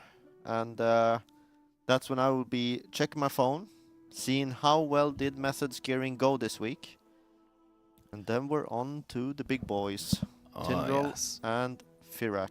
I heard rumors that some guilds have been struggling with the re-clear on Smoldron. Yeah, but they killed it. It wasn't that much of a struggle, to be honest. Okay. It was like 5 pulls. Whoa, 5 whole pulls. I hope there was an appropriate level of celebration for that. Well, I would rip my shirt off. No, that's only half of what you'd have to do, man. 10 pulls? Party time, baby. Oh, blimey. What on earth was that purple effect over Wildy's camera? I do not know. That was... I did not notice it even. Am I seeing things? Maybe. Or I think I was just looking at the green on the ground. I've been working for quite a few hours at this point. Maybe. We are, of course, on Nimue, which shouldn't be too hard in theory, at least, at this point. Yeah, we were talking about this earlier. This is a boss that we were maybe expecting a little bit more out of in terms of challenge. Turns out that everyone rolled over it with worse gear in the first week. Yeah. And I don't know what they wiped to. We only saw 15%, which is the last ad set before you're done. So maybe they didn't, maybe someone died that was supposed to be in group number 3 to kill the ad in the back, because otherwise I don't really see how you would wipe when you're already at 15%, but obviously I could not see the frame, so I do not know. Maybe someone got a bit jittery, a bit excited, and done that classic thing where they walk back and forth, back and forth, back and forth, which is usually a pretty bad idea in this particular boss room. Oh, I love that movement, though. Feels so good. It does feel very natural, instinctual, right? You know what? This is where this boss would screw me, because as an FPS player, you'd want to do that, right? When you're jiggle peeking, it's just instinctual. So that's the first thing I'd do. I did on one of our heroic kills. I did stand in a line for a little bit. I was like, donk, donk, donk. I was like, whoa, whoa, whoa, what am I doing? What am I doing? But then I was playing my evoker, so I just popped my cut rising flame, and it's all good. Now, I don't want to point fingers too much, but I'd say if anyone's likely to be that person, it's going to be Lorgox. Because I've seen how he is. When they're waiting for a pull on Tindral, every time throughout the evening, jumping left and right while shapeshifted. Yeah, Fragnius is also one of those people jumping a lot. He's a little bit jittery, that guy. Yo, Grand Poppy, thank you for the sub, man. Got the right Hello. idea. I mean, it's important to get those subs in, because I think we've still got several days. But now we're in the money. Exactly, you don't want to miss a piece of this. No. I mean, it's going to be a little bit of a break before we pull Smoldron. That was the same case for Echo and for Liquid. That's when we're going into Valdrakken and we're doing our upgrades and stuff like that. But other than that, it's full blast today. Nice. Yo, look, my mum's subscribed to Method. Is that actually? That's not your mum. No, that's my mum. It's actually your mum. It's actually my mum. That's pretty cute. Yeah. Hello, Pigeon Mum. She, bless her, she tries to watch all the games I do, which is very confusing because I do a few. Yeah. The best part though is I'm, in the nicest way, I hope someone gifted her that sub because she doesn't sub to me. I kind of hope she actually bought it now. Oh, there's going to be drama. Sleeves drama up. in the Pigeon household. The rough one. It doesn't say gifted. Nani? Outrageous. Unlucky. I better be getting a raise because of that. Like, you know, I don't think any other caster here can say that they got their mum to subscribe. Just saying. That is true. I think my mom likes to watch, but I don't think she really knows how to chat and stuff. She doesn't. She doesn't know how a keyboard works. She knows how a keyboard works, but I don't think she's into the whole socializing thing. Twitch realm of things. That's fair. Like I don't want to have to be there explaining again what kappa means. Yeah. Where to begin. Looks like we are going to return over to the boss here. So it looks like they have cleared up the ads. The green blob on the ground that looks like someone just flubbered everywhere is going to allow everyone to run across the lines without taking damage here. And I think Nimue shouldn't be too long for this world. They got it down to 2/3 already. It's a good start here. Yeah. So this was ad set number 1. We're gonna have 3 sets of ads. Looks pretty good right now. Still have that combat dress. I wonder what happened last time around. If anyone was using maybe multiple streams, you know, Ection stuff. Maybe someone could tell me what happened when we were off camera. I mean, you know, you guys do have the ability to do that. We can switch between views, but that relies on my ineptitude not shining through here. But you guys, of course, can just go across to Action. If you guys haven't done that yet, by the way, I don't know why, considering we are giving away a gaming PC. That is true. Actually, we're giving away 2 gaming PCs. Yeah. And then other parts of PCs. That would be, I mean, yeah. I don't know what I'm doing on the couch. I should be watching instead. Should be doing your quests, mate. Oh. What is going on? What just... Wait. Did he kind of trap himself off to the side here? No, they all just died. Yeah, but who? You know how this is. We need to blame. Did I not soak the melee one? What happened?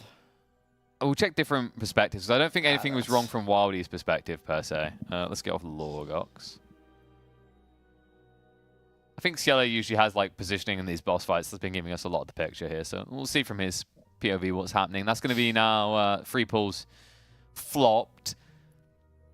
Kind of a bit worrisome because I think, like, so far, if I'm not mistaken, Echo and Liquid, I don't think like there's 1 or 2 pulls max, right? And they were just few. Yeah, I think I'm pretty sure both of them one shot. Yeah, maybe a bad soak. Yeah. I just saw Wildy just flop, so it was not his fault. I'm just wondering what happened a little bit. I'm not too familiar with this boss fight. I've not played it myself, so... Are they still running the Paladin instead of the Priest? Because they went 1 Disc Priest, 1 Paladin before, right? I was a Holy Priest, you mean? Yes. I don't know, because I don't see it on Shadow. Looks... I don't know. Looks like a disc, but if you look at Wildy's thing, his frames are like weird. But I mean, if they're the same, I'm assuming both are disc, yeah. Okay, so they switched back. Because we were talking a little bit about this behind the scenes. Like, realistically, you want to be disc because that has a higher DPS compared to the alternative. But the flip side is you have to understand what you want to do for the next 20 or 30 seconds, right, to build up. And it's more, and this is where, like, let's say Holy is not one. Holy this tier is pretty dog shit. But there are healers that can reactive heal, and there are healers that proactive heal, let's say. And Disc Priest, Monk this time around. I mean, Resto Druid used to be one of those as well. And Echo Evoker, those are proactive heals. So gotcha. You're putting up something that will either extend or like ramp up your healing. So you need to know exactly when the damage comes up. All the other healers, like Holy Paladin, it's not so much anymore, but a little bit. Like Blossom Evoker, Holy Priest, Resto Shaman, they are like, oh, a lot of damage came out right now, I'm gonna do healing. And yeah, those can like save dumb mistakes, let's say. I think that it sounds as well like, you know, PvE versus PvP. Realistically, in PvE, I'd expect Disc Priest is quite often optimal because there is a path, a puzzle to solve. Yeah. PvP, I imagine that's an environment where Holy tends to move ahead because, as you said, you know, reactive versus proactive there. Yeah, you would think so, but historically in PvP for Disc, they've been really good with shielding. Yeah. And like instant casts. Interesting. Which has been very good. I mean, the most famous comp, I think, forever has been Rogue Mage Disc, which called RMP is probably the most famous PvP comp in World of Warcraft. Oh, okay then. Interesting. We'll see how this poll goes. Hopefully, we can get quickly through because we really were interested in the pain and torture that's mod run. Yeah, and we are gonna see it. I'm so interested in seeing how well their gearing has been because we saw Method go into 7 heroic splits today, which is quite a bit. And you would assume that also pays off in eye level. We were worried for a sec when we started seeing them do it. It's like, how many? Because we've been here before. Like, how many characters did they equip in total? Was it 13? I do not know exactly what you're meaning. When we done splits first time around, was it 13 characters they had able to do those initial splits? Something like that. I don't know. Yeah, it was something like that. 11, 12 splits in total. Mm-hmm. Hello, Mr. Adeline. Yes, hello, Mr. Adeline. Yeah. Hmm? Right now we are losing, but we are on the winning track. We're coming back. Yeah, we've got all night. I mean, it's not like this stupid AI boss can stay here. Actually, can stay here all night. Yeah, they're doing Mythic, yeah. It's this left and then small drone, and then we're back at Tindral. Mm-hmm. One of my raiders said in Swedish, "Can I run normal?" Yes, you can, but you're also going to get timed out probably for not speaking English. I do not care what you do in normal. Go ahead, man. Risk it for the biscuit. Yo, Adeline, I need to know, have we got like Lorgox prepared to do a special celebration when they clear Smolderon? Like Yeah. a BDG guy. A BDG celebration. It's the meta now, right? He had the pants for it. Yeah.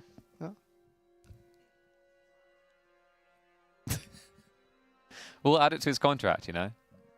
Side stipulation. I'm sure he would get views at least. Mm-hmm. Gotta do what you gotta do for the clicks. She walked away. She walked away. I feel like I ideate very well, okay? Yeah. I'm trying to increase our click-through rate here. And I do feel like Lorcox could be the way. Oh dear.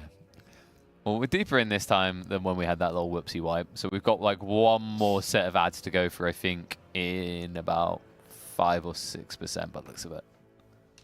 I remember that Liquid were on 388 yesterday. So I can literally really fast check how much they ended up on.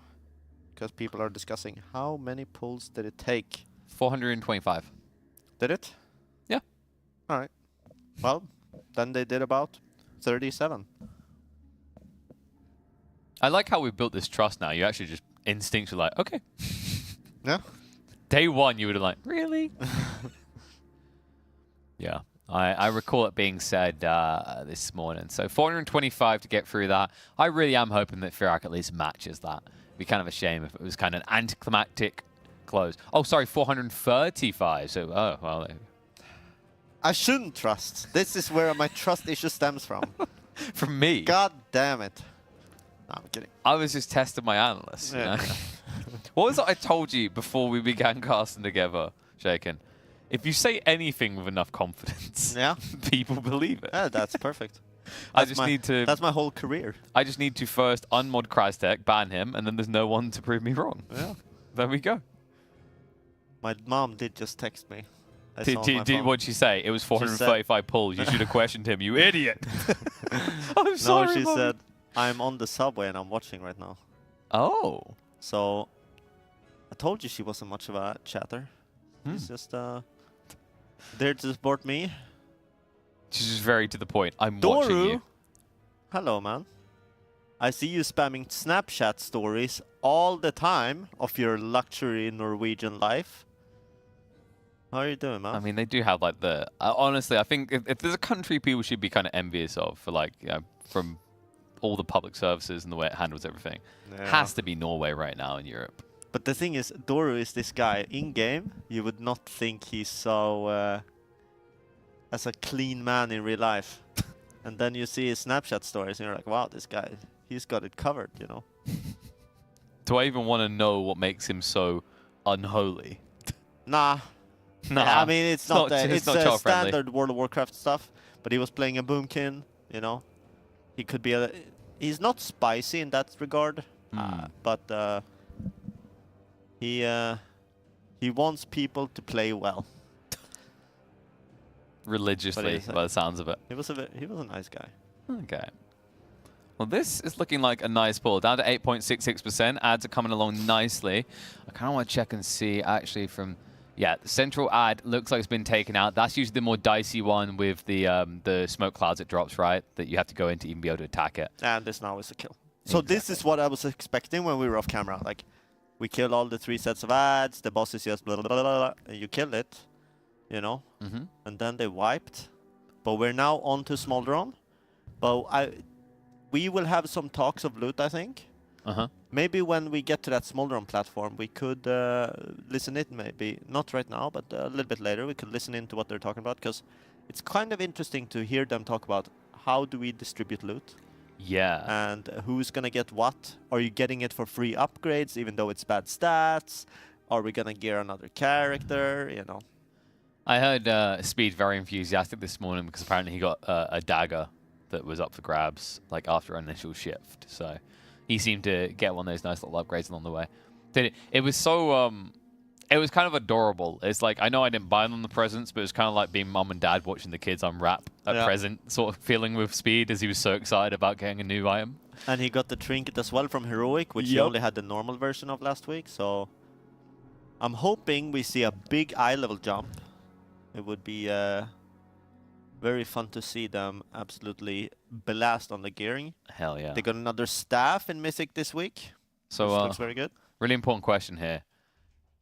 Is Adeline now trying to check if Wildy's going to be the one doing the Smolderon like celebration? Exactly. She's like, I got an idea. Yeah, we had this. We had this talk with her your camera here. a little bit lower? Oh dear, oh dear. Have you seen Lorgok's pants? Have you actually seen his pants? Yeah. You've just been doing the reconnaissance. You're like, who could do this piece? Who could pull it off? You know? What? You shouldn't pull it off. No, okay. I mean, the shirt you pull off. Yeah, that's part of the process. You know? Well, I'm pretty sure Lorgox would just rip the shirt off, to be totally honest with you. Yeah, probably. We got we cannot change. Where's bookmark? We're having a little bit of transition issue. We literally can have right now Speed, Frag, Wildy, Quep. We cannot have Lorgox or Bangers. No, I can see that. Let me have a look. Well, they're definitely there. They are there indeed, yes. So I want to see... We'll chase down bookmark, get that. Have Echo started pulling Tindral. Checking my phone. I think we won. Oh, thank you, man. I guess we can go with... I usually like quite... Wildy's... I think Wildy's... What do you think, chat? Wildy's POV? I feel like the layout is the friendliest to a viewer's experience here. Of the people we have available right now. It's always so nice. You've been on couch for 20 minutes. Someone's like, when do we get new casters? Bro, wait, you're really? in for a treat right now, brother. Oh, buddy. What can I tell you? I hope you're a fan of us, because we're going to see a lot of each other the next several days. So, Echo are pulling Tindral. They are at 479.95, which is a decent number. It's actually a little bit higher than Liquid, which is very good. And of course, Liquid did clear before, so they would have maybe got a slight edge in terms of loot compared to where Echo should be. I don't know if that's showing. No, because I'm watching Smolderon specifically. Oh, okay. But overall, okay, got you. I thought you were looking forward towards Tindral here. Oh yeah, yeah, you're right. I checked Tindrals, but I checked. Forget what I just said. But I checked the Tindral before on Liquid, and they were like a half eye level behind. Oh, okay, from interesting. Echo on Tindral pulls. Now. What is Metafy going to be at? The podium, baby. Choo choo. If you, if we could maybe listen. Go for listening? Yeah. Just listen in a little bit. See how they do with the gearing. Are we live? We are. Maybe they have moved us out of the channel again. That has happened before. Well, let's check the cameras. Are they communicating via sign language? Definitely not. No, there is some speaking going on. Yeah, they are nattering away. I'm not allowed to hear without asking Biff or Kana. This is what happens. We used it a lot yesterday. I clearly... I don't like Kana. You know what it was, actually? I've got a feeling Kane had done this. I can't believe you've done this. Because of the whole free deaths on Smolderon heroic thing. What? Yeah, what? You remember he died like 3 times on Smolderon? Oh, yeah. And we highlighted it quite a bit. Yeah. That is true. That is true. Oh, All right. We're not being naughty. without being able to hear, Can we lip read? I can tell you kind of what the conversation is. Mm-hmm.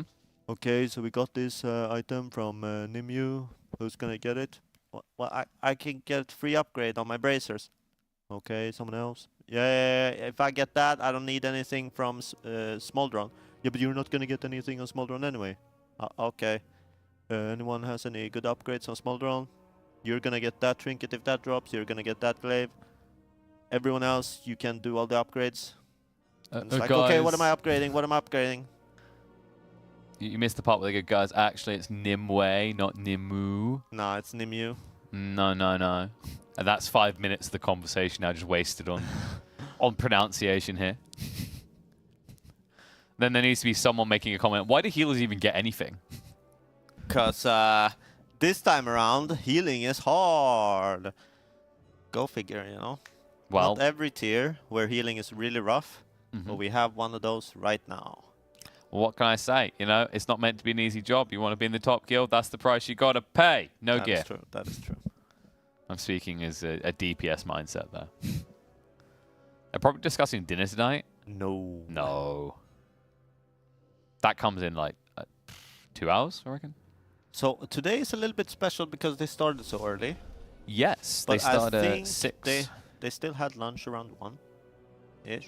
They had it at 12:30, so that would be 4 hours ago. Yeah. So should be good for at least another 2 hours before the stomach start growling. And of course, if they do get hungry sooner, the camp is stocked up on all the goodies they need. Honestly, though, I think what's probably helped them as well is those mouse mats. You know, what can I say? When you look at those mouse mats, there's an important thing to remember, guys. Those mouse mats are so smooth that you're actually using less calories to slide back and forth over them, right? You've got more of a soft drift.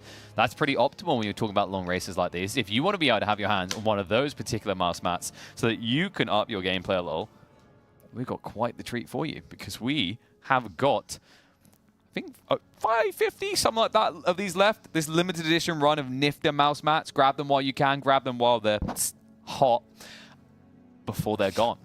We even have a few available in our giveaway, so if you don't manage to grab one that way, you can always take advantage of that. But things I do want you to take advantage of, we don't have a giveaway for it, but we do manage to give away a 20% discount off of them. That is, of course, that Humanscale chair just over there. These are absolutely a must for you gamers out there. I know you're just like me. You spend half your day in front of the PC, sitting your ass in a chair. Might as well, sure. Two-thirds. Occasionally I have to like step up from the chair, go over to my child and go, hey, and then like stick it down again and sit back in the chair. You have one of those. I have one of those, yeah. You can't just leave them on their own, sadly. Have to check in every 5 minutes. Yeah. But if you guys want to take advantage of the Humanscale chairs, go across the website now, Method20 at checkout for a 20% off discount, courtesy of Method. So fully take advantage of that, please. And while you're at it, now that you've got those savings, head across to the Metafy website and sign up for a one-on-one coaching session with one of our raiders. I don't know if Kane has signed up as well. I think he is. Please, someone get a one-on-one session with him just to question the 3 times death in Smolderon. So what do you do when you die? He's like, you ank. It's like, okay, what do you do if you die again? You get the rest. What do you do if you die again? And he's going to be like, I see what you're doing right now. I see what you're doing. You resign. Hello, Hey, Mr. Kana! There he is.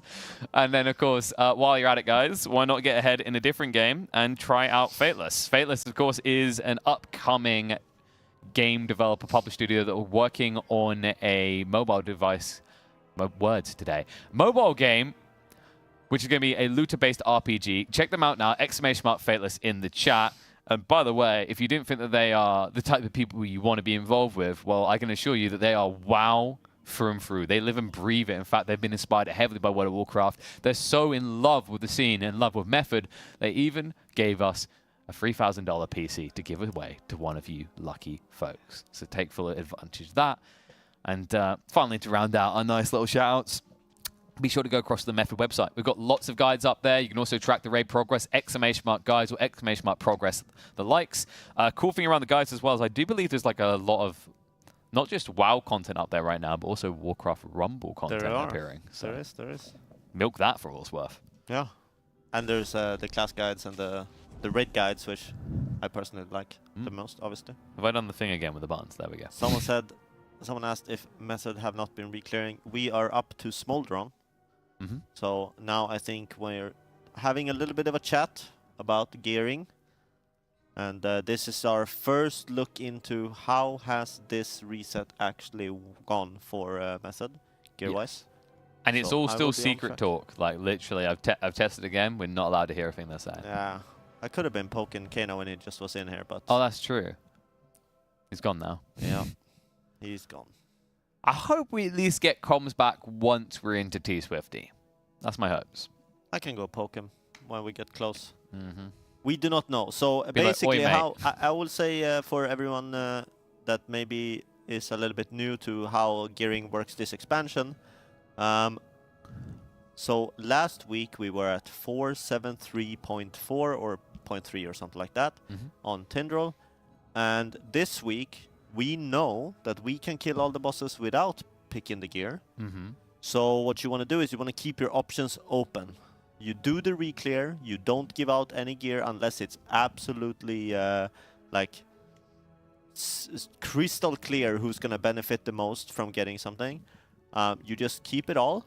And now we're at Smolderon, we now know what the week has been looking like. Yeah. And so now is when we're upgrading. We see here, Nestro looking at, am I going to upgrade this piece? Am I going to upgrade that piece? What happens if I get this gear loot? And I can upgrade this trinket for free. If I get a bad trinket, although it's not a good one, you equip it, it's higher eye level, you can then upgrade your other stuff for free. So they are doing all of that discussing right now for every single raider in the game, or in the guild that's going to be in. And so we will get a first look into the actual results in like the first pull of Smolderon, I would say. So what I'm really hearing here is the reason we can't go in for the team speak listening is because right now it's everyone going, I want the piece of loot. No, I want the piece of loot. No, hey, let me tell you why I want the piece of loot. Basically, yeah. And they are like, I mean, we see even here Fragnos on our previous screen, they're sending their upgrades now. So, yeah, I mean, on the first Smolderon pull, we will have our first look into how the gearing will has gone. Yeah. And I will let you guys know for sure. I'm a little bit disappointed Bookmark's not around right now, because actually, you know what the perfect like piece would be? Is like we're just like, let's go for a listening with the team, and it's literally just the birds. Mine. That would be good, yeah. So let's see. I reckon we've probably got like, what, 10, 15 minutes then before we look to Smolderon? Maybe a bit longer. Maybe. I know this was a sticking point, actually, when we were talking back in the Heroic Splits, if you remember. We had a very long period where there was questions like, why Method, why are they not like pounding it out? Why are they not moving forward? And I remember Kana saying to us, you know, we'd rather get it right 100% and not regret this down the line than rush this and then realize we simply don't have the damage anymore. Yeah. I also heard Wildy when he was in the kitchen here. He said I had to pick a socket out of the vault, so he was very disappointed with his loot this week. But hopefully on the other part, we saw Speed getting some good upgrades. Bangers looking in. He's like, "What is this my home?" Oh. No, Bangers. Bangers is like, M+ is your home. Go back. No, he's like, did I get good enough gear, or am I now just caster? Yeah, I saw him in an M+, so. Kana wasn't here, he left. Yeah. Oh, he needs to come heal. Come heal. You sure about that? So Bangers is asking for Kana to heal. That means Bangers is doing M+. So is Kana then. Okay. Slave man Kana. So out from the triathlon of deaths of Smolderon into the torture of M+. Yeah. Kana's having quite the torturous day. I mean, I wrote him this morning because I'd lent my keyboard to Speed, which he had spilled a monster on his. So I said, just take mine just in case. Then eventually he swapped out again. He's using his own, so everything is going great there. But then I wrote to Ken, it's like, if it comes to it, can you swap after split so he gets your keyboard and I get mine back, so I need to play with it? Ken just wrote, I hate raiders. I left him hanging on that one. Dude, I can resonate with like Speed there. So whenever I'm at home, I feel like, you know, there's that whole days since last accident type meme thing, right? I feel like I need that in my studio because like it's very surprising if a week passes and I haven't spilt like energy drink over my desk. Oh, it always happens, like, because I'm a very hyped person. I'm like, and here he goes, and there's like, I've actually got a busted monitor at home right now because of that. Oh man! In fact, don't actually, I'm fix just like doing these motions. I should probably let me just go ahead and put that cap down. Yeah. Maybe we should figure out a permanent solution for you. Get me a baby bottle, I guess. I mean, those are pretty sick. It's just easy life, right? No. My daughter just doesn't eat, like, she doesn't even use her hands. Sometimes she just like walk around holding it with her teeth. Yeah. Baby bottles were great. Bring me back. Like, what is this? Like, what is this? Yeah, you know, having to use your hands and then hold. Oh, and if you drop it, it breaks. Oh. And you can't do the sucking action, which is the best part of a baby bottle. See, I had to make the noise for you there. You just didn't get it naturally. This is going to continue down a weird path, by the way. God, and diapers. Don't get me started on how easy that is. Yeah, you still use those, though. Huh? I still use those, though. The game of life, right? Yeah, of course. We were talking about, gamers need to get catheter bags installed the other day. Just go straight to the nappy. Yeah. People using buckets, that's foreplay, man. Do you make Kane clean? Full into the diapers. Do you make Kane clean yours as well? Oh, yeah. For sure. I mean, he's called Dad Kano for some reason. Someone please take a snapshot of Shaken and just put a little baby bun on him.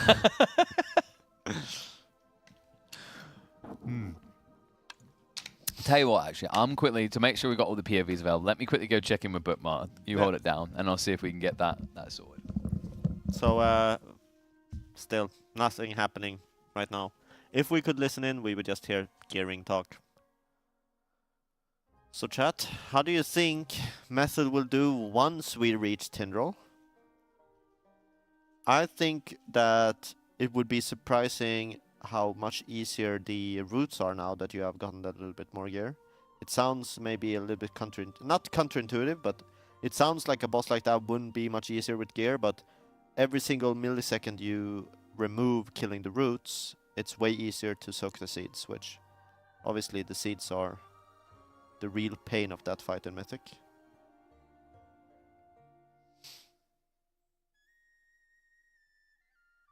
Or did you guys in chat maybe not care about method gearing, you care about your own?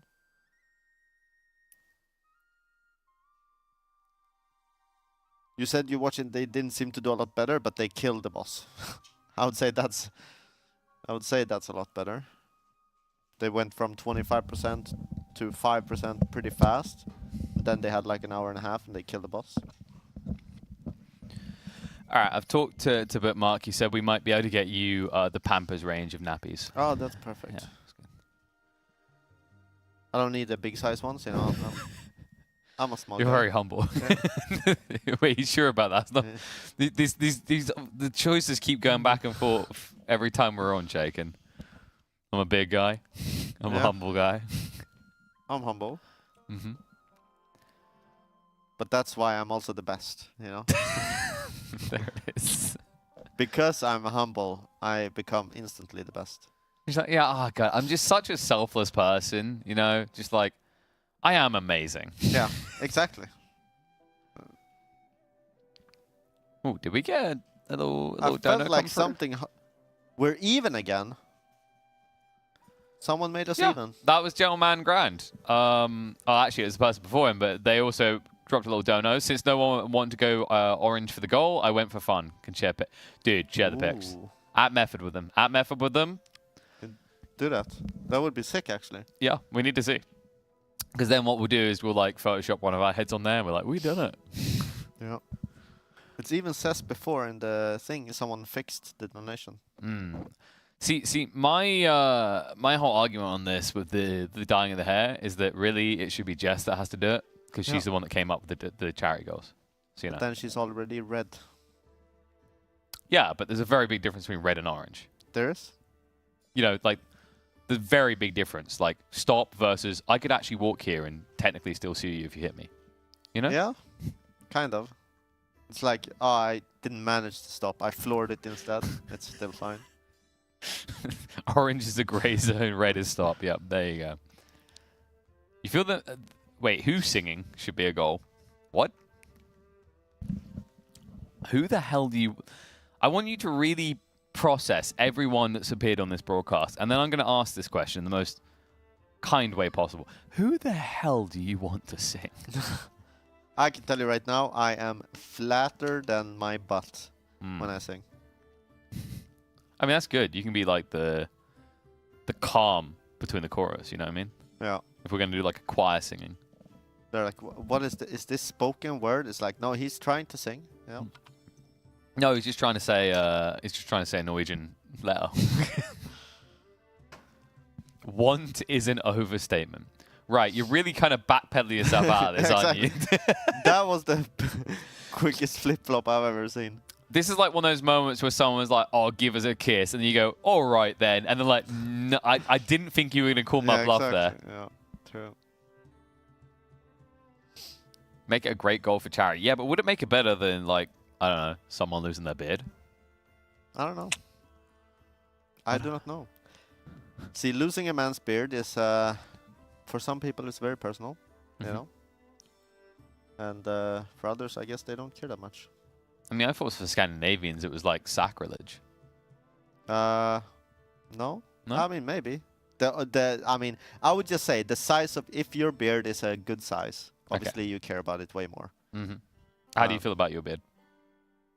I feel like if I respond to this question, I am nominating myself for... so you want a lawyer now? We've reached that stage. Yeah. You crafty I plead bugger. the fifth. I plead the fifth. How do you feel about your hair? Yeah, I plead the fifth there as well. You know, you say you have a flat butt, but how would it look in a dress? I do not know, actually. Never tried. We should find out.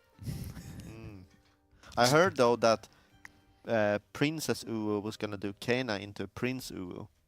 Kana now? Yeah, that's what I heard. They keep changing their mind here. I think, honestly, at this rate, I wouldn't be surprised if, like, 6 different outfits turn up, and it was just everyone all along. Everyone's Uwuing. We're just on the final boss. We're sitting in the same princess outfits for 3 days now. Yeah. Please, just kill Fyr'alath. I can smell me from a week ago. We have, like, mascara tears on all of us, looking like Sylvanas. And then there's like a charity mandatory that like every $20 you have to go. Yeah. I mean, I'd be down for that, to be honest. $20 is... That's some good vibes, man. Yeah. Could you imagine just streaming and that's how you make your money? It's like dude, that'd be great. Every like time someone like, oh, you gave me $20. Yeah. Easy. I mean, it was the TikTok trend. When people were going that absolutely stuff crazy. was... Yeah. Yeah. No, I remember some of them. Actually, most of them had a recurring theme. That's true. One of the how to say this in a polite way. One way I guess you could say they were role playing a Dyson. I don't know know what that is. because they were blowing. Oh yeah. Yeah, yeah. The glissies. Yeah. Very big suk. Echo's doing a really good job on T Swifty. Ooh. I will just re-emphasize how that boss kind of works. It's like, because of its mechanic overlaps that keep you from progressing further. Let's say you have like a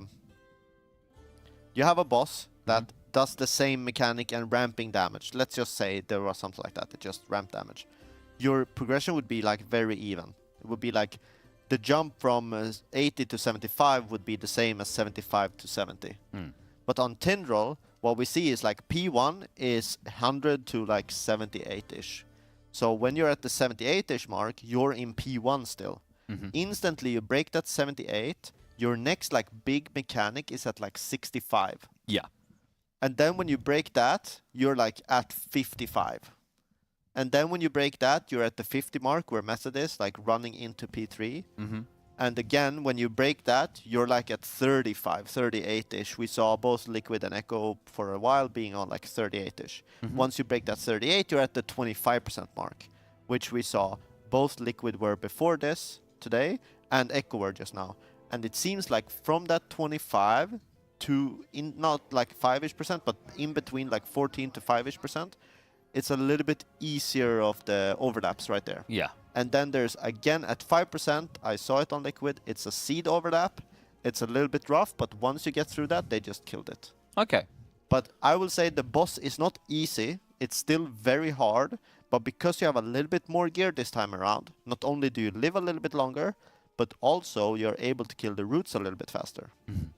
And every single millisecond you have of time to spend pre-planning, pre-placing yourself to soak seeds, just makes it more consistent. And that was a very big highlight point for us on our last shift yesterday, where we were highlighting, okay, you know, these guys, literally, you could see, for example, there were moments where speed was stuck en route for 0.2 seconds longer than he needed to be to reach a seed. So like those are going to be the game breakers, the difference makers. So yeah.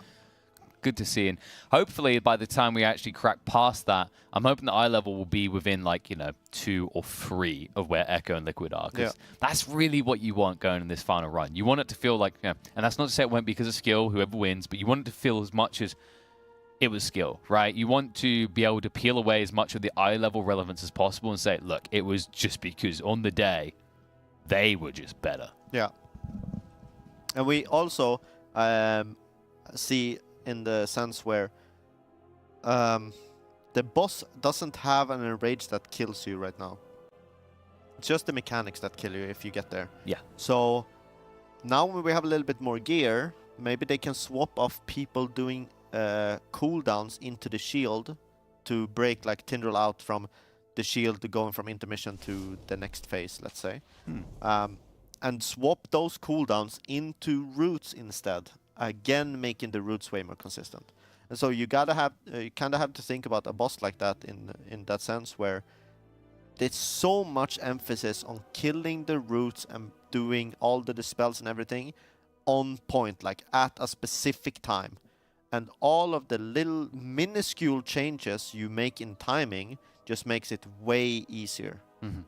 Like last week, maybe someone had to be freedom to get out of a route, and this week they get the freedom still because they're practiced with that, but it's like everyone is just a little bit faster with everything.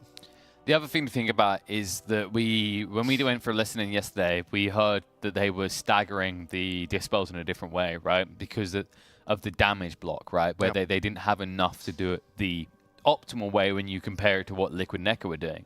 So that's another thought, is like, for example, one of them, weak auras didn't tick the box on that. So we had the healing officer, he was manually calling out when these dispels had to happen. If they have a little bit more damage, those type of conditions they had to apply to their game strategy can be removed. And that sounds like a negative because you have to unlearn, but the reality is that was complicating their execution further. For sure. And I think, I mean, hopefully a method today is going to prove to not only people watching, but to themselves that they are in the fight still. Yes. Fighting for those top spots. I really hope so. Like, honestly, like you can see the improvement. I've heard of the improvement. One of the big kind of cartwheel moments is that for a long time, while RWF has been this 2-horse race, right? And in the most recent raid, it started to become apparent, actually, no, there's a third businessman on the block ready to sell. Coming. Exactly. And by the way, big shout out to Gentleman Grand. I see you coming with the sub. Apparently, they have sent the orange head pictures over to Kana. I just don't know if Kana is human anymore. He's entered M+. So that is true. So probably becoming one of the lemmings. Yeah, just staring into the abyss. Like, peripheral vision isn't a thing. So if there's discard up on the second mono, it might as well just be a black screen at this stage. Yeah, before when I was walking past him, he was like always doing hand gestures, like hello, hello. You know, if I was walking past now, I would just see him like this. You know. Like, yeah, we can check in on him. Yeah, look at him. Has he taken the pose? Oh, there it is. Yeah, and if you walk past him, he's not checking to the right. No. No. He doesn't even register you.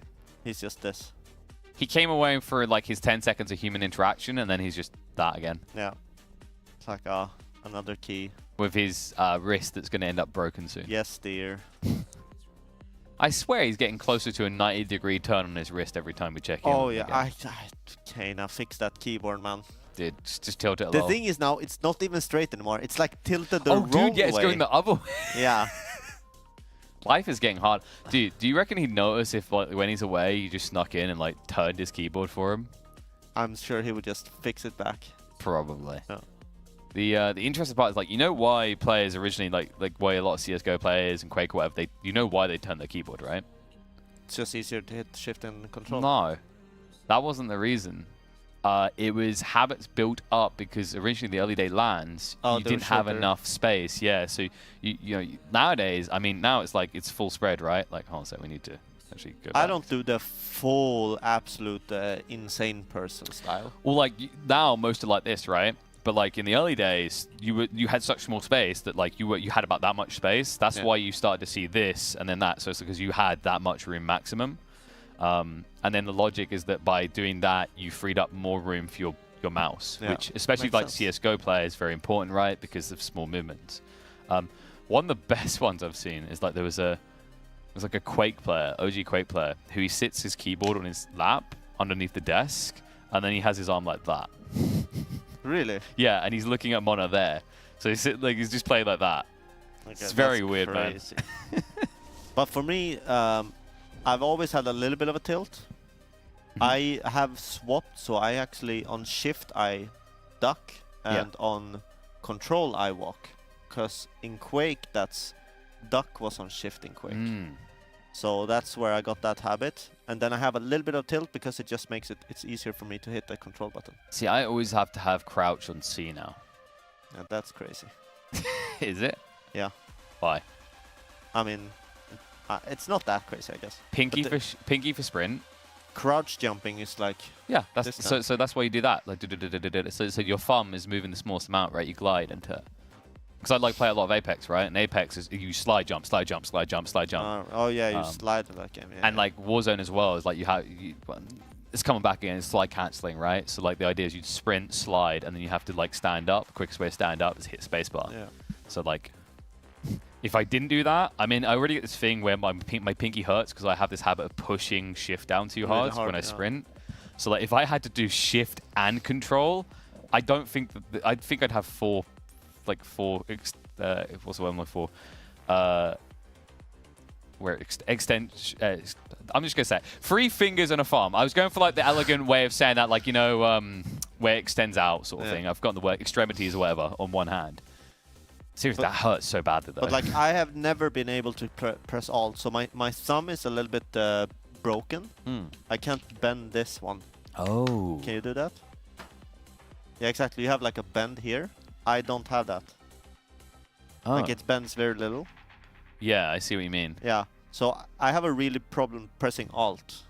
And then when I do the tilt as well, it becomes a little bit worse even. Because imagine this, like if I had a tilt this way, it's really easy to press the Alt, right? Because it's just on my thumb. But if I had, for everyone at home. Oh, yeah. Yeah, so imagine this is the keyboard. Here's the Alt button. If I have a tilt this way, it's really easy to press the Alt. But if I have a tilt this way, it becomes really hard to press the Alt because my thumb has to go under my hand. Gotcha. To press, but then it's really easy for me to press the Control and Shift. So I have a little bit of tilt and it's just Control Shift here without having to do this with my finger. If I had a thumb like that, I'd RMA it. RMA? Yeah, return to manufacturer. Oh, yeah. You know who does love that? Kingston, but you never have to use it because their products are actually long-lasting and quality. So go check out Kingston if you haven't already, guys. Wink, wink. Still on the gearing process. We are. I wish we that's could why. hear it. That's why I told people about Kingston, because while these guys are getting geared, they can get their PCs geared. Boom. True. There you go. Just put the keyboard straight, but then my I have to flex my little finger a lot more. Okay, so it looks like temporarily one or two of the Raiders perspectives won't be available. We've still got a few of them though. I think we've still got Cieli. Yeah, and Dan's still working as well, so we can work with it. I only use Alt for like Alt. It's like res, you know, like mass res. Alt 1 or Alt 2. I don't. Alt F4 when you're really tilted. Yeah. Oh yeah. Yeah, I don't use Alt for much. Usually it's Control or Shift. So like from a RTS standing, typically you use. Yeah, Shift is starting a control group and Control is adding to a control group, right? Or is it reversed? No, it's the other way. So Control is to override a control group what you're selecting. Shift adds to the control group. Okay, yeah. Okay, yeah. And then you'll do things like you might. So for example, I will have like Shift V to select idle villagers on screen, or Control Shift V will select all idle villagers, right? One you never want to do is like in an RTS is Control Shift A, because that usually means select all. Select all. Yeah. And then ask why your workers are on the front line. Yeah, I was really bad at RTS. We have had this talk before. And I was playing like Zerg and stuff. And I would use my control groups a little bit, and I'm like, okay. And then at some points, I'm like, I know I have idle units somewhere, and I just press F1, which is like select all attacking units. Yep. I've Like done that so many times. Like, okay, there was 20 Zerglings I just didn't use in that fight. Dude, there's like the crazy part, there's plenty of examples where that's like actually using select all is optimal in that, for example, I still remember more recently there was like Scarlet, you know, like the very, very talented StarCraft player. She had a game that she was dominating. And then she'd put a bunch of Zerg, like 20 Zergs, which for chat, that's quite a big part of your population. Your 200 pop cap, that's 10% of your maximum pop. She sent them and put them on a patrol group to stop like these marine raids, right? So they're just running back and forth, running back and forth. Scarlet is a player that doesn't use select all army. So then she takes this big fight without those 20 units, and that was literally the difference maker that would have won the fight, right? It's like, sometimes what you think is optimal actually isn't, is the crazy part. So we see this is Nestro, yeah. Nestro wasn't in for a lot on his rogue, I guess. I'm a little bit surprised that his gear is kind of low. 4.7 1.8. It's not that high, to be honest. Oh, yes, thank you. Actually, yeah, pump 19, thank you, correct me. Yeah, 20 lings is actually 10 supply, you are correct. Yeah. But it's still a significant amount if you consider that usually your worker count is up at 100. So that's still 10% of your army. I love that we just got like nerds to correct us from all kinds of different games. It's great, yeah. So we just like start blurting off random games and like saying mechanics wrong. See, just catch them out. Have I got any Hogs of War enjoys in the chat? You ever played that? Nope. I haven't even heard of it. So you played Worms, right? Yeah. It's Worms in 3D, but good. Oh, okay. And they're pigs instead of worms. It's, to this day, one of my favorite games, like PlayStation 1 era. Absolutely incredible game. They had some notable voices from like TV that were doing a lot of the voice acting at the time as well. There have been rumors about a remake soon, which fingers crossed. There was one game I really liked that died because of how horrible, I think at least, how horrible it was to get all the heroes and stuff. Okay. And I know people liked it as well, but Bloodright Champions. I haven't played that. Okay, but they they made a new version of the game which was not as good. It just wasn't. And it had like a little bit of a popularity resurgence when it released, but it was just not as good as Bloodright Champions. Bloodright Champions was absolute pog. It was like 3v3 arena, but you're controlling like a... Is this on PC, by the way? Yeah. 3v3 arena, and you're like controlling like a MOBA character almost. Oh, okay. It was really good. So I remember when everyone thought Paragon was going to be like the next MOBA. Oh, yeah, that flopped hard, man. Yeah, this was just it was basically WoW Arena, but with the MOBA character. Oh, I see what the purple is now. Did you see it? No. You know what it is? It's because you need to relax, and if you relax, you'll be able to see it. Because my brain wants me to relax, which is why I keep seeing a portal to Malta in the camera view of the players. But you're so intensely focused on these game mechanics, your brain doesn't want to give you time to go visit Malta. There you go. Gotta relax. Gotta relax, man. Here, try it. Just back in the chair. All right. Let's lean back a little bit. This is quite nice, actually. This is dangerous as well because we were on the 4 o'clock shift, right? We were. Do you think chat would mind if we just slept? I don't, to be honest. I'm falling asleep anyway. I mean, I think actually, like, sitting waiting for people to loot distribute when you can't even hear them does that to you. Oh yeah. I've just hit the TS audio button again. We saw on the previous screen Fragnance was doing Sims. Don't snore too loud. Jesus, that'll wake you up. Yeah. Bye. Don't mess around, folks. I'm mods. They're fast. They got line of sight, baby. Boom. You know how they're that fast? Nyfter mouse pads. True. Drifted straight across to the name, hit the band. Boom. Well, this is much more relaxing. Yeah, watching Sims. Well, this is the closest we're gonna get to a listening if you think about it, right? True. Mm-hmm. That's how we get the deets. The numbers are quite high on some of those gear pieces, which are a little bit sad. Yep, that's right. See, chat, they're already helping me with this. The Kingston Ram as well, they're not wrong. You know what I love about Kingston Ram as well? I mean, you shouldn't use it as a weapon, but it actually looks so kind of like sharp and sleek that it kind of looks like it could be a ninja star or something, right? You know what I mean? Yeah. It's got that kind of feel. Probably would fly straight as well. Probably would, yeah. Yeah. I don't think we should. It's a very expensive test, so I don't think we should try. Should we just take the RAM out of Kana's PC again? But if you get it from a giveaway, it's sort of free. Oh, dude, that's the thing we've got to be careful of, actually. Because, like, you know when we had that RAM to show off on the broadcast? Yeah. Apparently that was from Kana's PC. So if he ever finds out that that's the case, he might use that as an excuse for the triple death on Smolder. Oh, no. Yeah, so, don't let him know. So don't tell him, chat. I need you to keep... This is, like... Hello, our Rage. secret. Hey, Ragey. We are still waiting in front of Smolderon. Mm-hmm. Yeah. Yeah. I wanted to listen in, but we couldn't But do don't it. worry. Check our listening. Yeah. This is where you meant to do voices.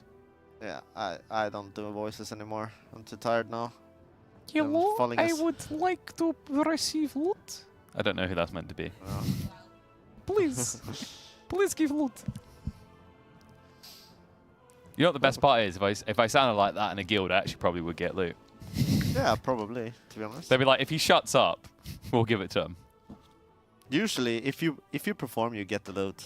So, Why start do you playing make well. WoW sound like a strip club? I mean, it sort of is, yeah. Make it rain. Yeah. Dance for that loot, baby.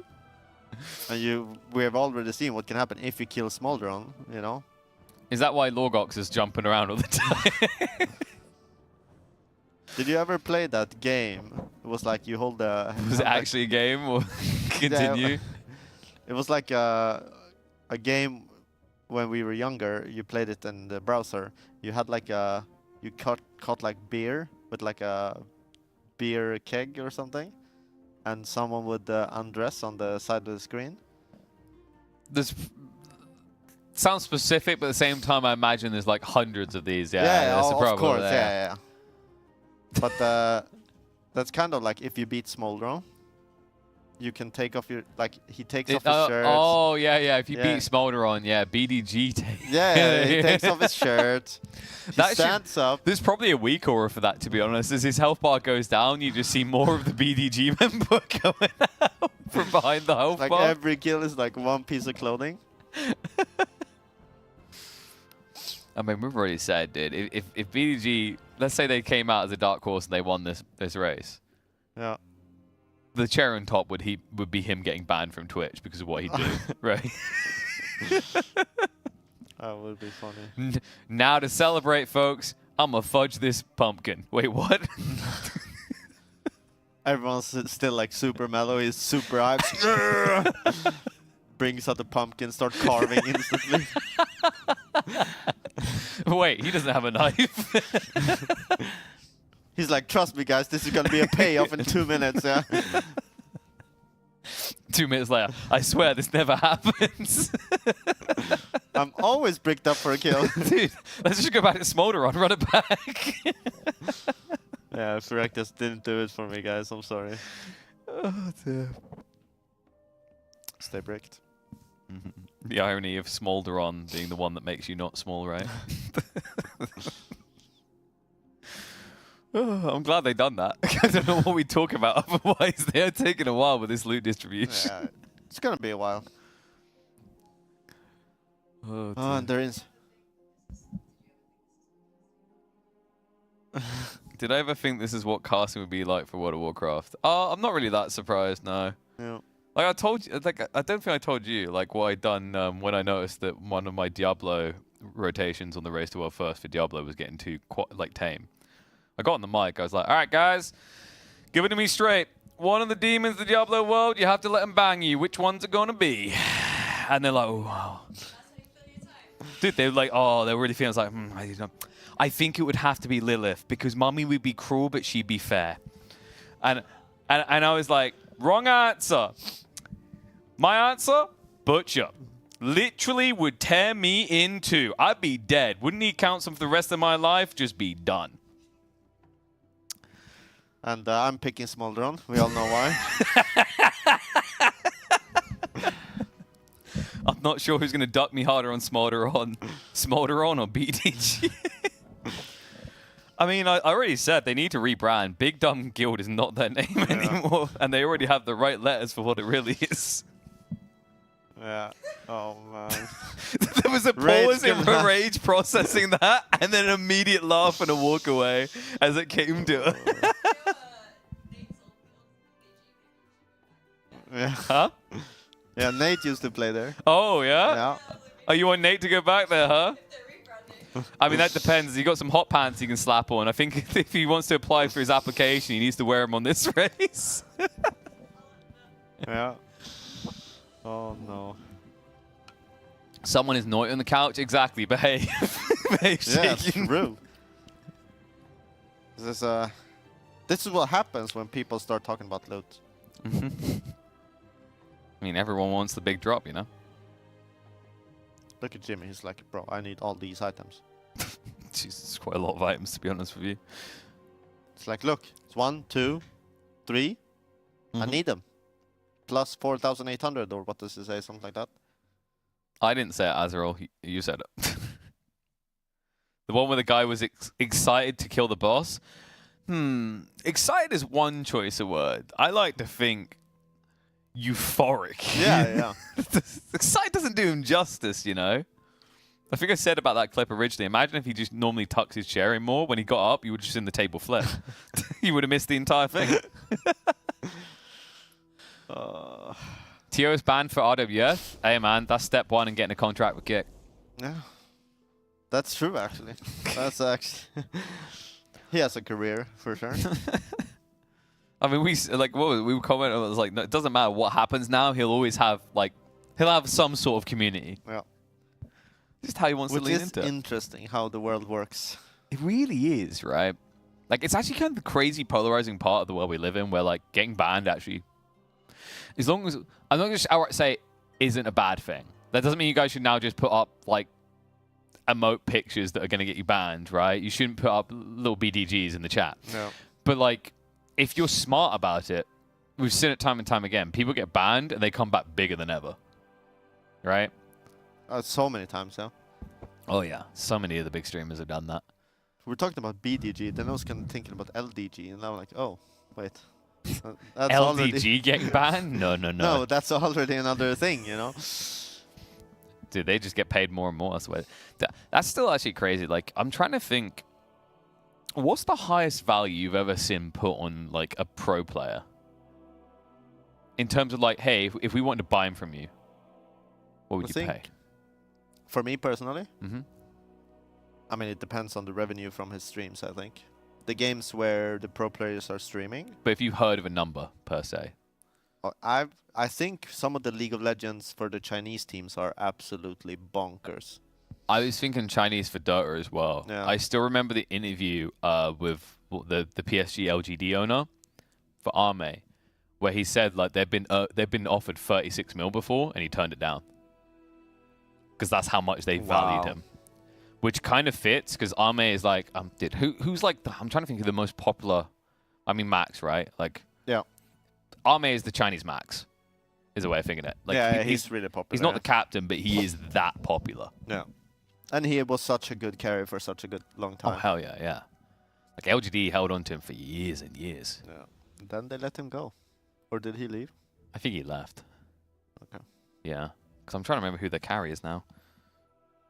They had a new safe lane, right? Completely new safe lane. Yes, they actually. I think it was the one that used to be on the X-Nova's team, on the RNG lineup, like 2 years ago.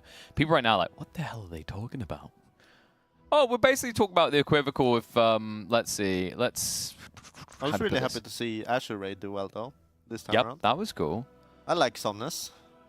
I think to put it in perspective for people who don't follow Dota though, it would be kind of like if Max left Liquid and then was replaced by, I'm sorry, I don't know his name, Happy Guy from BDG. Yeah. Right? That's the kind of comparative there. We'll call him Happy Guy. Happy Guy. Happy Guy. It's a good name. It's a good name.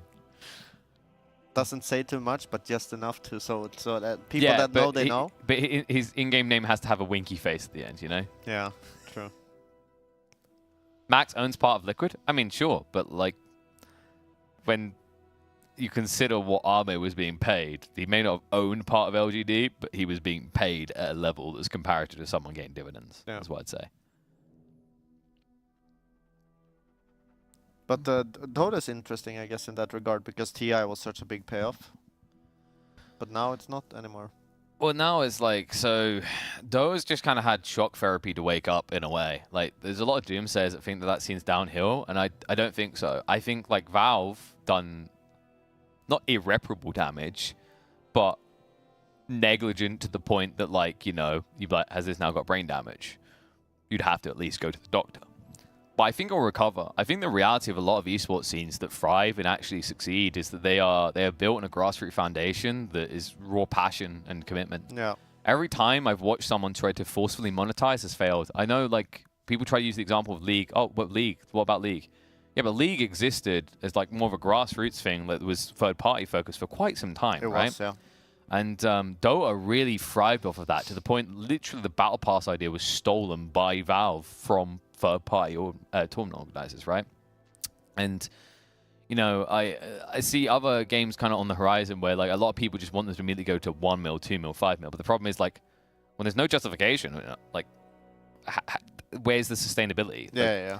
This is a big issue in Apex right now. Like, a lot of teams are dropping out of Apex because they're like, we do not see the route to profitability. Yeah, I get you. And that's like, that's partial on the teams. So I take the pussy stance of being neutral in this. Is like, I think players, teams, tournament organizers, and developers could all do more to support their ecosystems. I think for CS has been one of those. Obviously, Valve isn't too much involved in either of their esports, and especially CS compared to Dota. Yeah. Like, Valve does not do a lot for CS at all. But that's also why CS will live on for so long. CSGO players were for a very long time envious of the attention that Daddy Gaben gave Dota. And now they're realizing TI is still Gaben is there waving, you know? Exactly. He's always there to say, welcome to TI, right? But now they're realizing actually that's a bad thing. Yeah. Because turns out, like, if Daddy only wants to turn up for the birthday and not, like, help you with your homework throughout the year, it's not so great. Yeah, that's true. And if you look at where CSGO is now, like, CSGO is arguably the biggest esports scene in the world. Yeah. People are going to try to, like, contest it maybe with League, for example, but I actually think CSGO is easily the biggest. Like, if you think I think it has a really good foundation. Like it really does. Like, it's crazy that even in the tier 2 scene, like, people can live off of it. Yeah. Everyone, like, almost everyone in tier 2 can live off of it. Casters, players, even tournament organizers, which is, like, incredible. Because if you think of most scenes, the moment you go down to tier 2, it's like, dude, it's like everyone put on their best Oliver Twist. Like, please, I can't make rent. Yes, that's right. Sorry, it's CS2 now. We have to remember. Yeah. Which is a little bit... I saw a big patch. I haven't played all of November, actually. I haven't played CS. I'm a little bit sad. But it's because World of Warcraft came out with a new patch and everything and stuff like that. So I haven't been there playing. Gotta get those M pluses. Yeah, unfortunately. But I do love CS a lot.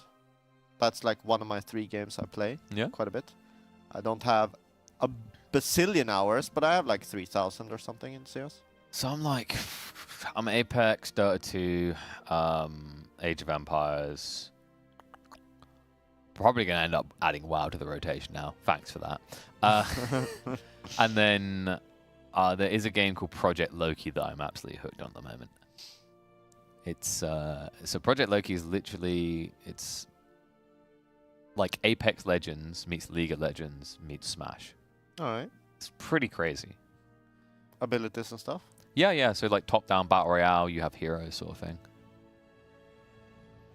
I'm just like checking my brains, like this does not compete with any of the things that we're sponsored by or watching right now. So I think we're okay to talk about it a bit. So I don't know actually in CS how it is right now, if the community stuff is in the game, but they did recently, or not too, I mean it's not that recent anymore, but they did bring back the workshop stuff.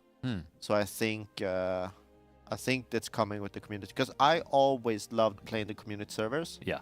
I always loved just taking a chill. Like I used to, obviously I'm like surfing and stuff, which is fun. But I always like the the source version of the Warcraft 3 mod in CSGO, or in CS Source, obviously, was really, really good. And I want that to come back in CS2. And I just go in on a server. Usually it's Americans that really like that Warcraft 3 mod, so I have to play on a little bit higher ping. Yeah. But it's still fun to just go in on a community server. They have like their own little community. Some people are admin, you know, they think they're so cool. And just play a little bit. It's really fun. I mean, in general, I like to see those kind of community sites, like the modding community coming out as well. Like, for me, there haven't been many games that have been smashing it on the modding side. It's kind of like one of the sad realities of development becoming a lot easier, thanks to things like Unity, right? Like, most people who were competent mod makers now just make their own games instead. Which is kind of heartbreaking, man. Like, I still remember the fun I had playing Warcraft 3. Some of those modded games, like Wolf vs. Sheep, still one of my all-time favorites. StarCraft 2, Ice Banelings is an all-time great. If you haven't played that, it's incredible. It's just like you're slipping around on ice as a Baneling trying to navigate a puzzle-like maze.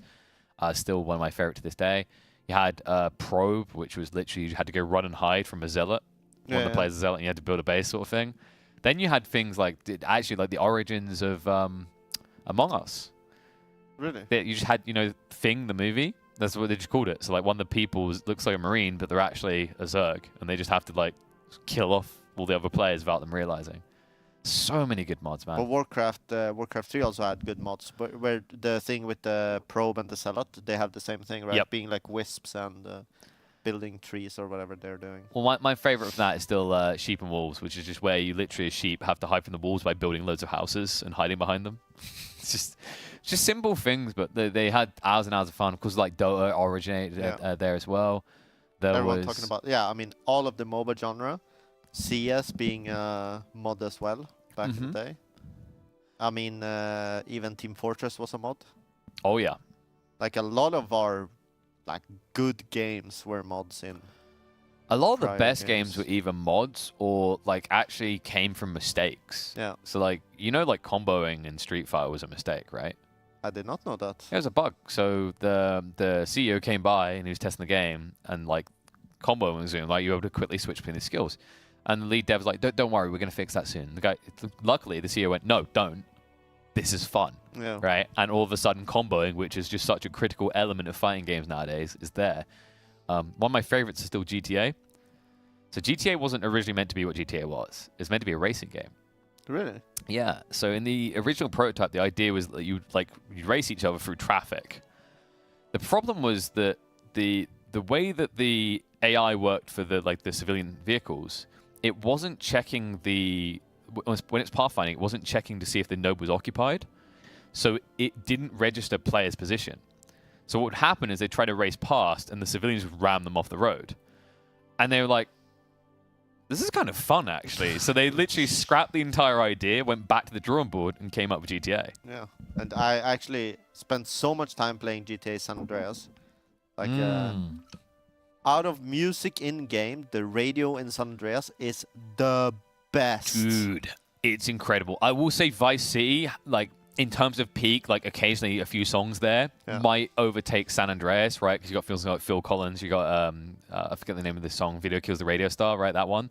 That's also a banger, yeah. But, like, definitely San Andreas consistency of bangers across the board, no doubt. I love GTA's radio, Keja West. You know, you even remember the stations, bro, man. I listened to that radio, even not playing the game. Yeah, I love the jokes in the segments, yeah, right? Yeah, exactly. That's literally what I was gonna say. Is I love the amount of effort they put in. Same with Vice City. They've done a lot of that in Vice City as well, where you just tune in and you're like, wait, what? Just come into? There's like gunshots in the studio or some stuff like that. Yeah, it's so good. Where it's they're doing like a commercial for nannies. And it's like, it's so much fun, but I don't have time for my kids anymore. It's like, you need a nanny. And then the girl's like, now I have free time. It's like, yeah, that's perfect for your nanny. And then the guy's like, I'll beg the nanny. It's like, oh my God. You don't have time to raise your children. We'll raise them in the old British way. Hitting them half to death. While teaching them proper English or something like that. It's so funny. My favorite scene from that game, still to this day, is when they go to get fast food. I'll take 259s, a 62 large, 3 double 2s, and like it just goes on ordering, and then he's like, and a Diet Coke. They just look at him. It's so good. Big Smoke. Big Smoke, man. They had some big voice actors as well, right? 'Cause Samuel L. Jackson was Officer Tenpenny, I think it was his name. That might be true, to be honest. Don't know. But it was, I mean, Or Pennyworth was Pennyworth's the clown, right? I don't know the name. For Pennyworth. Yeah, that's Pennywise. Pennywise. So I think, it's Penny something. Maybe chat remembers, but he was the corrupt cop that you meet in the first scene at the beginning. Yeah. We're not pulling because we're doing loot, and we can't listen in, so the discussions are falling on deaf ears. That's why we're now talking about the radio in San Andreas. Exactly, because when we try to tune in to Method Radio, we just get wob wob. Yeah. Oh, dude, but GTA 5, I mean, dude, GTA 5 had a lot of cool things about it, but honestly... but GTA 6 is coming out soon. Dude. They're going to release the trailer. You know what would be really nice? If they didn't intentionally tank loading times so that you bought microtransactions. Then I'd buy it. Really? Do you not never notice that about the GTA 5? No. GTA 5, I called it Grand Theft loading for a reason. Like, I remember I had it on PS3, I had it on PC, like, I think... my friend had it on PS5, and I tested it, and the loading times are always the same. Huh. But you have better hardware. Yeah, of course. Yeah. There's only one explanation for that, right? Because, like, if you remember Heist, the way they worked is you'd, like, have to load in, and then you'd have to load in, and then you'd have to load in, and then go, right? And you want to do the heist, because it's one of the best way of making money. You want to get money, because you want to buy all the nice cars and impress all the honey. Or you can spend real money. That's true. But Heist was pretty fun when I did it the first time around. They were fun from one off, but then you realize, okay, I've got to go through all this loading experience so many times to get a car. Yeah, I only did it once. I still remember that one time I blew up too many like player vehicles and ended up in low prio. You ever been there? No. You don't want to go there. I turn up in my very nice Porsche and everyone's just driving tanks around. Because what happened is quite funny actually. Is like you didn't want to own a tank. Because what players could do is they could drive their vehicles under your tank, and then you got hit with the insurance charge. And then, if you remember, they had that mechanic where it's like, if you keep destroying people's cars, we will send you to a low prior lobby. I didn't play much of GTA Online. Oh, okay. Yeah. So that there's loads of fun things about it, but like that was one of the cringe things. Like the moment you bought a tank, it was a mistake, because like. People would just drive their cars over the map towards you, run under, and then you just get a notification. You'd arrive in a lobby where everyone's got tanks, and now you're never getting out. Oh, bloody hell, though. But I'm obviously, I will definitely play GTA 6. I mean, there's no way I'm not playing it. Like I said, I'll play it. I'm just hoping, like, if they want to keep me playing it, there needs to be fast loading, for the love of God. Yeah. I like GTA 4 as well. I was about to say, yeah, GTA 4. I especially enjoyed that for multiplayer because it's just like it was just a clown fiesta. Yeah. I still remember everyone would just rush for the airport just to get the helicopters. Because like if you got really good at it, you could just tilt the helicopters and then mincemeat people. Yeah. GTA has some really good. I think it's like one of the best like sandbox-ish games. GTA. So. I'm trying to think of one that comes close consistently, but like maybe there's outliers, but in terms of consistency, there's nothing that really compares. Yeah, because it has been banger games after banger games since Vice City, basically. I mean, people like GTA 3 as well, but that's way earlier than me. 3 I wasn't crazy about. I did play like London and 2, because that was on PS1. Those were decent as well. That was when they were just top down. Yeah. GTA 2? Hell yeah. The days where you had cheats coming with your games as well. Pull counter for Reclear was 1 shot on everything except Lardar 1 wipe, 2 wipes on Nimue. Nimue was, I think, free. I think it was 2. It was free. Maybe. The poll said free. Yeah, but that was first oh, kill. Okay, yeah, actually, okay, I see. You're probably right then. There you go. Like, wow, this was I still remember the jetpacks from San Andreas. Yeah. I mean, the thing I really liked in San Andreas was I was a kid, and like doing wheelie on all of the two-wheeled like things, you know. Yep. You would get like bike skill if you were doing wheelie on bikes, and then it was sort of hard to do wheelie on the Sanchez, which was like the motocross bike. But I really like the police bike was really good. You had like the speed bike. Yep. You even had the what's it called when it's like a lowrider bike, kind of, you know, when the with the big the front fork? hogs sort of thing. Yeah, for like the biker gang ones. The I mean, well, that was one of the last games that I was able to play with my dad. So yeah, so we got in, we were playing, and then I started like throwing C4 at him. He's like, "What the hell are you doing?" I'm like, "I'm giving you body armor because it looks like armor, right?" And I'm stacking it up, stacking it up, stacking it up. And he's like, "Have you done it yet?" I was like, "Yeah, you're unkillable now." Just run up the road. Doop! This goes flying across the city. I realized the way I opened that, it made it sound like my dad passed away. No, he just refused to play games with me after that. Oh dear. Still one of the most iconic missions is also in GTA San Andreas. All you had to do was follow the damn train, CJ. Yep. Like even in the speed runs, all you do is you actually jump on the train yourself so you can shoot the guys because he's such a bad aimer. Yep. I think I love the entire arc of the story from like San Francisco when you get the blind like triad guy. Yeah. I can't remember his name. Me neither, to be honest. I mean, he was just a brilliant character. It's just like gunfights are going on, he's just strolling around like it's just like, bro. How are you not getting shot? It reminds me of that guy in like Black Hawk Down. You remember that movie? No. Okay, so in Black Hawk Down, there's like this sergeant who I think it's because he's been like shot somewhere. He can't properly bend over, so they're in a giant firefight. And his idea of like taking cover is he's leaning like this.